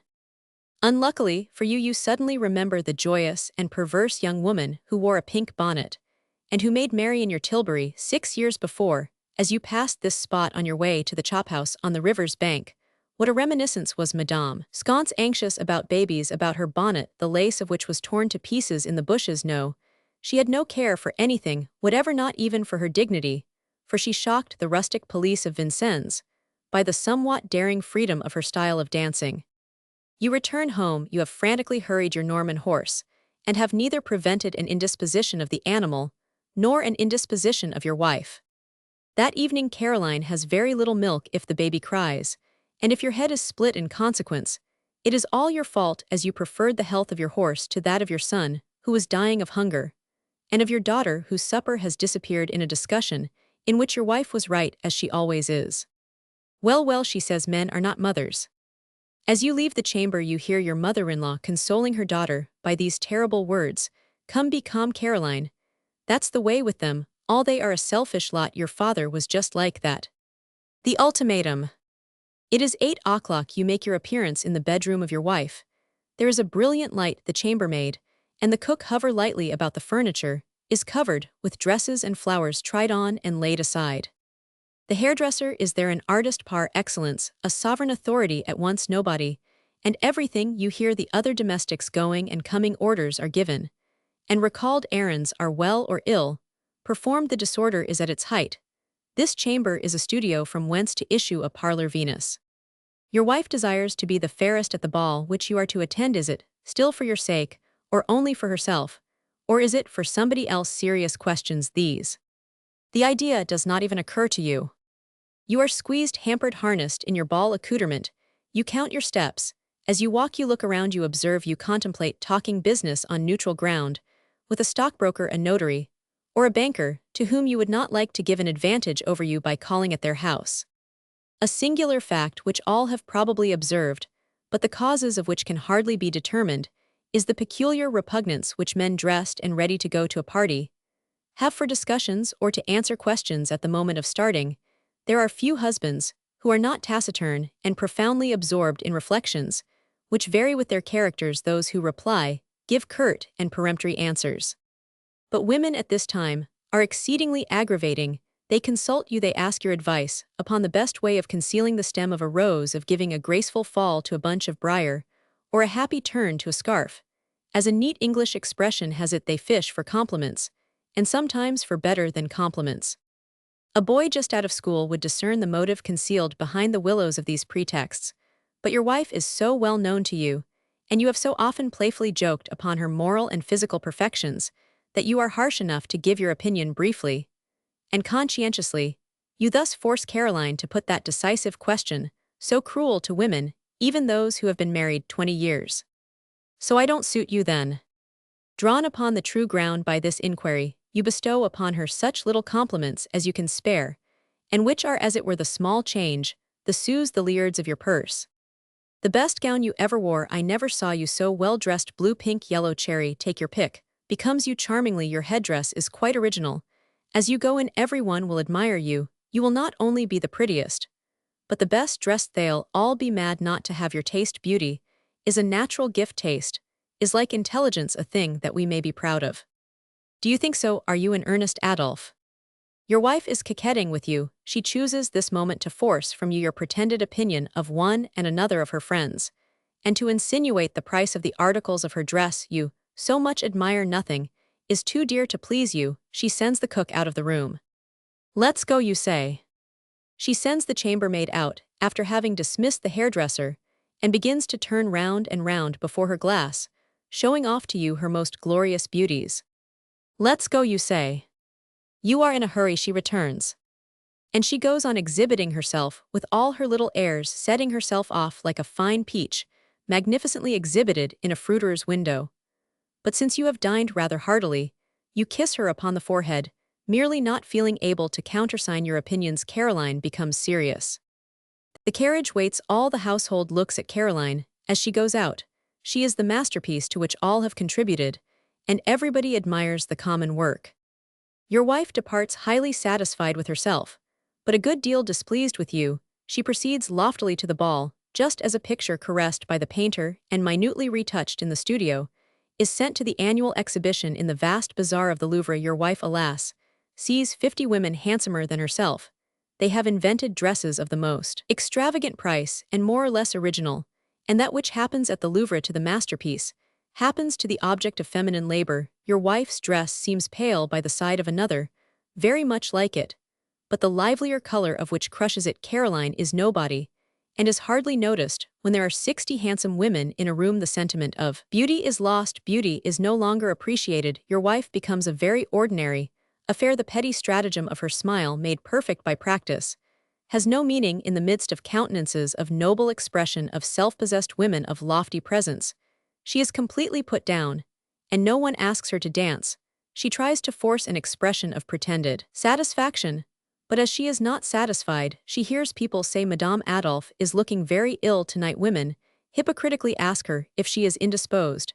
And why don't you dance? They have a whole catalogue of malicious remarks, veneered with sympathy, and electroplated with charity enough to damn a saint to make a monkey serious, and to give the devil the shudders. You who are innocently playing cards, or walking backwards and forwards, and so have not seen one of the 1,000 pinpricks with which your wife's self-love has been tattooed, you come, and ask her in a whisper what is the matter. Order my carriage. This my is the consummation of marriage. For 2 years, she has said my husband's carriage, the carriage, our carriage, and now she says my carriage. You are in the midst of a game, you say, somebody wants his revenge, or you must get your money back. Here, Adolphe, we allow that you have sufficient strength of mind to say yes to disappear, and not to order the carriage. You have a friend, you send him to dance with your wife, for you have commenced a system of concessions, which will ruin you. You already dimly perceive the advantage of a friend. Finally, you order the carriage. Your wife gets in with concentrated rage. She hurls herself into a corner, covers her face with her hood, crosses her arms under her pelisse, and says not a word. O husbands, learn this fact: you may at this fatal moment repair and redeem everything, and never does the impetuosity of lovers, who have been caressing each other the whole evening, with flaming gaze, fail to do it. Yes, you can bring her home in triumph. She has now nobody, but you have one more chance, that of taking your wife by storm, but no idiot, stupid, and indifferent that you are, you ask her, what is the matter? Axiom: a husband should always know what is the matter with his wife, for she always knows what is not. I am cold, she says. The ball was splendid.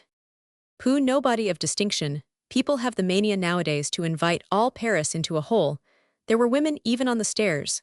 Their gowns were horribly smashed, and mine is ruined. We had a good time. Ah, you men, you play, and that's the whole of it. Once married, you care about as much for your wives as a lion does for the fine arts. How changed you are! You were so gay, so happy, so charming when we arrived. Oh, you never understand us women. I begged you to go home, and you left me there, as if a woman ever did anything without a reason. You are not without intelligence, but now and then you are so queer, I don't know what you're thinking about. Once upon this footing, the quarrel becomes more bitter when you give your wife your hand to lift her from the carriage. You grasp a woman of wood. She gives you a thank you, which puts you in the same rank as her servant. You understood your wife no better before than you do after the ball. You find it difficult to follow her, for instead of going upstairs, she flies up. The rupture is complete. The chambermaid is involved in your disgrace. She is received with blunt nose and, yes, as dry as Brussels rusks, which she swallows with a slanting glance at you. Messieurs, always doing these things, she mutters. You alone might have changed Madame's temper. She goes to bed. She has her revenge to take. You did not comprehend her now. She does not comprehend you. She deposits herself on her side of the bed, in the most hostile and offensive posture. She is wrapped up in her chemise, in her sack, in her nightcap, like a bale of clocks packed for the East Indies. She says neither good night, nor good day, nor dear, nor Adolphe. You don't exist. You are a bag of wheat. Your Caroline, so enticing 5 hours before in this very chamber where she frisked about like an eel, is now a junk of lead. Were you the tropical zone in person, astride of the equator, you could not melt the ice of this little personified Switzerland that pretends to be asleep, and who could freeze you from head to foot. If she liked, ask her 100 times, what is the matter with her Switzerland? Replies by an ultimatum like the Diet or the Conference of London. Nothing is the matter with her. She is tired. She is going to sleep. The more you insist, the more she erects bastions of ignorance, the more she isolates herself by chevixdefries. If you get impatient, Caroline begins to dream. You grumble. You are lost. Axiom: inasmuch as women are always willing and able to explain their strong points, they leave us to guess at their weak ones. Caroline will perhaps also condescend to assure you that she does not feel well, but she laughs in her nightcap when you have fallen asleep and hurls imprecations upon your slumbering body. Women's logic. You imagine you have married a creature, Endowed with reason, you are woefully mistaken, my friend. Axiom-sensitive beings are not sensible beings. Sentiment is not argument, reason is not pleasure, and pleasure is certainly not a reason. Oh, sir, she says. Reply, ah, yes. Ah, you must bring forth this ah from the very depths of your thoracic cavern, as you rush in a rage from the house or return, confounded, to your study. Why now, who has conquered, killed, overthrown you, your wife's logic, which is not the logic of Aristotle, nor that of Ramus, nor that of Kant, nor that of Condillac, nor that of Robespierre, nor that of Napoleon, but which partakes of the character of all these logics, and which we must call the universal logic of women. The logic of English women as it is that of Italian women, of the women of Normandy and Brittany, ah, these last, are unsurpassed of the women of Paris, in short, that of the women in the moon, if there are women in that nocturnal land, with which the women of the earth have an evident understanding, angels that they are. The discussion began. After breakfast discussions can never take place in a household save at this hour. A man could hardly have a discussion with his wife, in bed even, if he wanted to. She has too many advantages over him, and can too easily reduce him to silence on leaving the nuptial chamber with a pretty woman in it. A man is apt to be hungry. If he is young, breakfast is usually a cheerful meal, and cheerfulness is not given to argument. In short, you do not open the business till you have had your tea or your coffee. You have taken it into your head, for instance, to send your son to school. All fathers are hypocrites, and are never willing to confess that their own flesh and blood is very troublesome when it walks about on two legs, lays its daredevil hands on everything, and is everywhere at once like a frisky pollywog.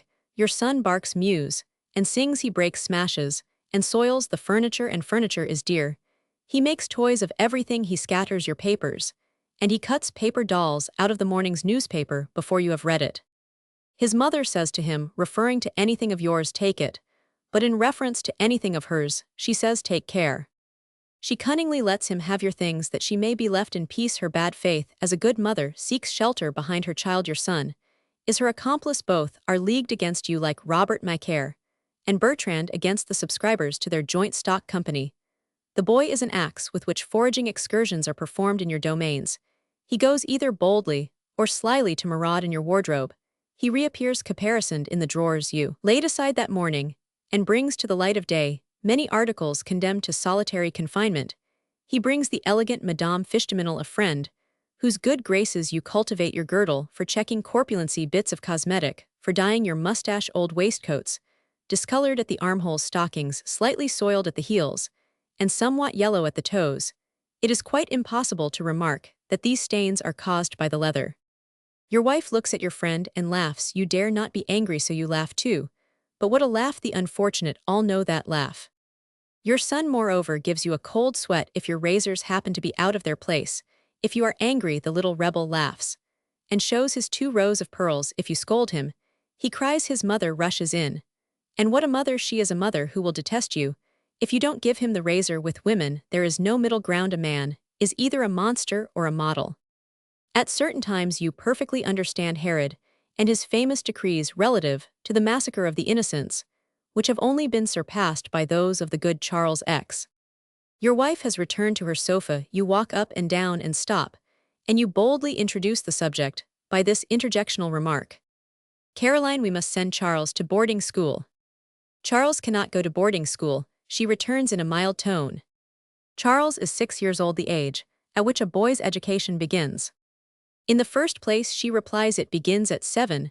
The royal princes are handed over to their governor by their governess when they are 7. That's the law and the prophets. I don't see why you shouldn't apply to the children of private people the rule laid down for the children of princes. Is your son more forward than theirs? The King of Rome. The King of Rome is not a case in point. What is not the King of Rome? The son of the emperor. Here she changes the subject.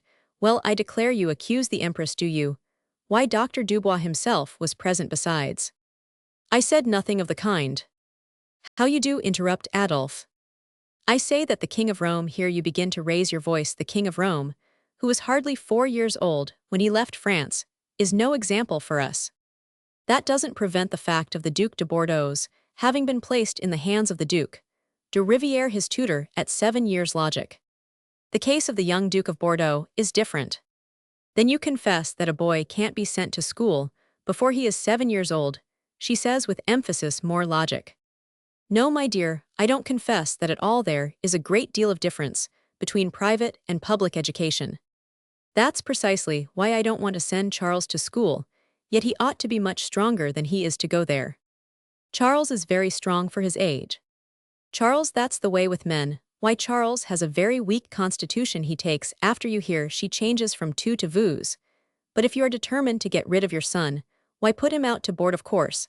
I have noticed for some time that the dear child annoys you. Annoys me the idea, but we are answerable for our children. Are we not? It is time. Charles' education was began. He is getting very bad habits here. He obeys no one. He thinks himself perfectly free to do as he likes. He hits everybody, and nobody dares to hit him back. He ought to be placed in the midst of his equals, or he will grow up with the most detestable temper. Thank you. So I am bringing Charles up badly. I did not say that, but you will always have excellent reasons for keeping him at home. Here the vous becomes reciprocal, and the discussion takes a bitter turn on both sides. Your wife is very willing to wound you by saying vous, but she feels cross when it becomes mutual. The long and the short of it is that you want to get my child away. You find that he is between us. You are jealous of your son. You want to tyrannize over me at your ease, and you sacrifice your boy. Oh, I am smart enough to see through you. You make me out like Abraham with his knife. One would think there were no such things as schools, so the schools are empty. Nobody sends their children to school. You are trying to make me appear ridiculous. She retorts, I know that there are schools well enough, but people don't send boys of 6 there, and Charles shall not start now. Don't get angry, my dear. As if I ever get angry. I am a woman, and know how to suffer in silence. Come, let us reason together. You have talked nonsense enough. It is time that Charles should learn to read and write later in life. He will find difficulties sufficient to disgust him. Here you talk for 10 minutes without interruption, and you close with an appealing, well armed with an intonation, which suggests an interrogation point of the most crooked kind. Well, she replies, it is not yet time for Charles to go to school. You have gained nothing at all. But my dear Monsieur Descharges certainly sent his little Julius to school at 6 years ago, and examine the schools, and you will find lots of little boys of 6 there. You talk for 10 minutes more without the slightest interruption, and then you ejaculate another well. Little Julius Descharges came home with chilblains, she says. But Charles has chilblains here. Never, she replies proudly. In a quarter of an hour, the main question is blocked by a side discussion on this point: has Charles had chilblains or not? You bandy contradictory allegations. You no longer believe each other. You must appeal to a third party. Axiom: every household has its court of appeals, which takes no notice of the merits, but judges matters of form only. The nurse is sent for. She comes and decides in favor of your wife. It is fully decided that Charles has never had chilblains. Caroline glances triumphantly at you and utters these monstrous words. There, you see, Charles can't possibly go to school. You go out breathless with rage. There is no earthly means of convincing your wife that there is not the slightest reason for your son's not going to school in the fact that he has never had chilblains. That evening after dinner, you hear this atrocious creature finishing a long conversation with a woman with these words: he wanted to send Charles to school, but I made him see that he would have to wait. Some husbands at a conjuncture like this burst out before everybody. Their wives take their revenge 6 weeks later, but the husbands gain this by it, that Charles is sent to school the very day he gets into any mischief. Other husbands break the crockery and keep their rage to themselves. The knowing ones say nothing and bide their time. A woman's logic is exhibited in this way upon the slightest occasion, about a promenade, or the proper place to put a sofa. This logic is extremely simple inasmuch as it consists in never expressing but one idea, that which contains the expression of their will. Like everything pertaining to female nature, this system may be resolved into 2 algebraic terms: yes, no. There are also certain little movements of the head, which mean so much that they may take the place of either. The Jesuitism of women. The most Jesuitical Jesuit of Jesuits is yet 1,000 times less Jesuitical than the least Jesuitical woman. So you may judge what Jesuits' women are. They are so Jesuitical that the cunningest Jesuit himself could never guess to what extent of Jesuitism a woman may go, for there are 1,000 ways of being Jesuitical, and a woman is such an adroit Jesuit that she has the knack of being a Jesuit without having a Jesuitical look. You can rarely, though you can sometimes prove to a Jesuit that he is one. But try once to demonstrate to a woman that she acts or talks like a Jesuit. She would be cut to pieces, rather than confess herself one. She a Jesuit, the very soul of honor and loyalty. She a Jesuit. What do you mean by Jesuit? She does not know what a Jesuit is. What is a Jesuit? She has never seen or heard of a Jesuit. It's you who are a Jesuit. And she proves with Jesuitical demonstration that you are a subtle Jesuit. Here is one of the 1,000 examples of a woman's Jesuitism, and this example constitutes the most terrible of the petty troubles of married life. It is perhaps the most serious.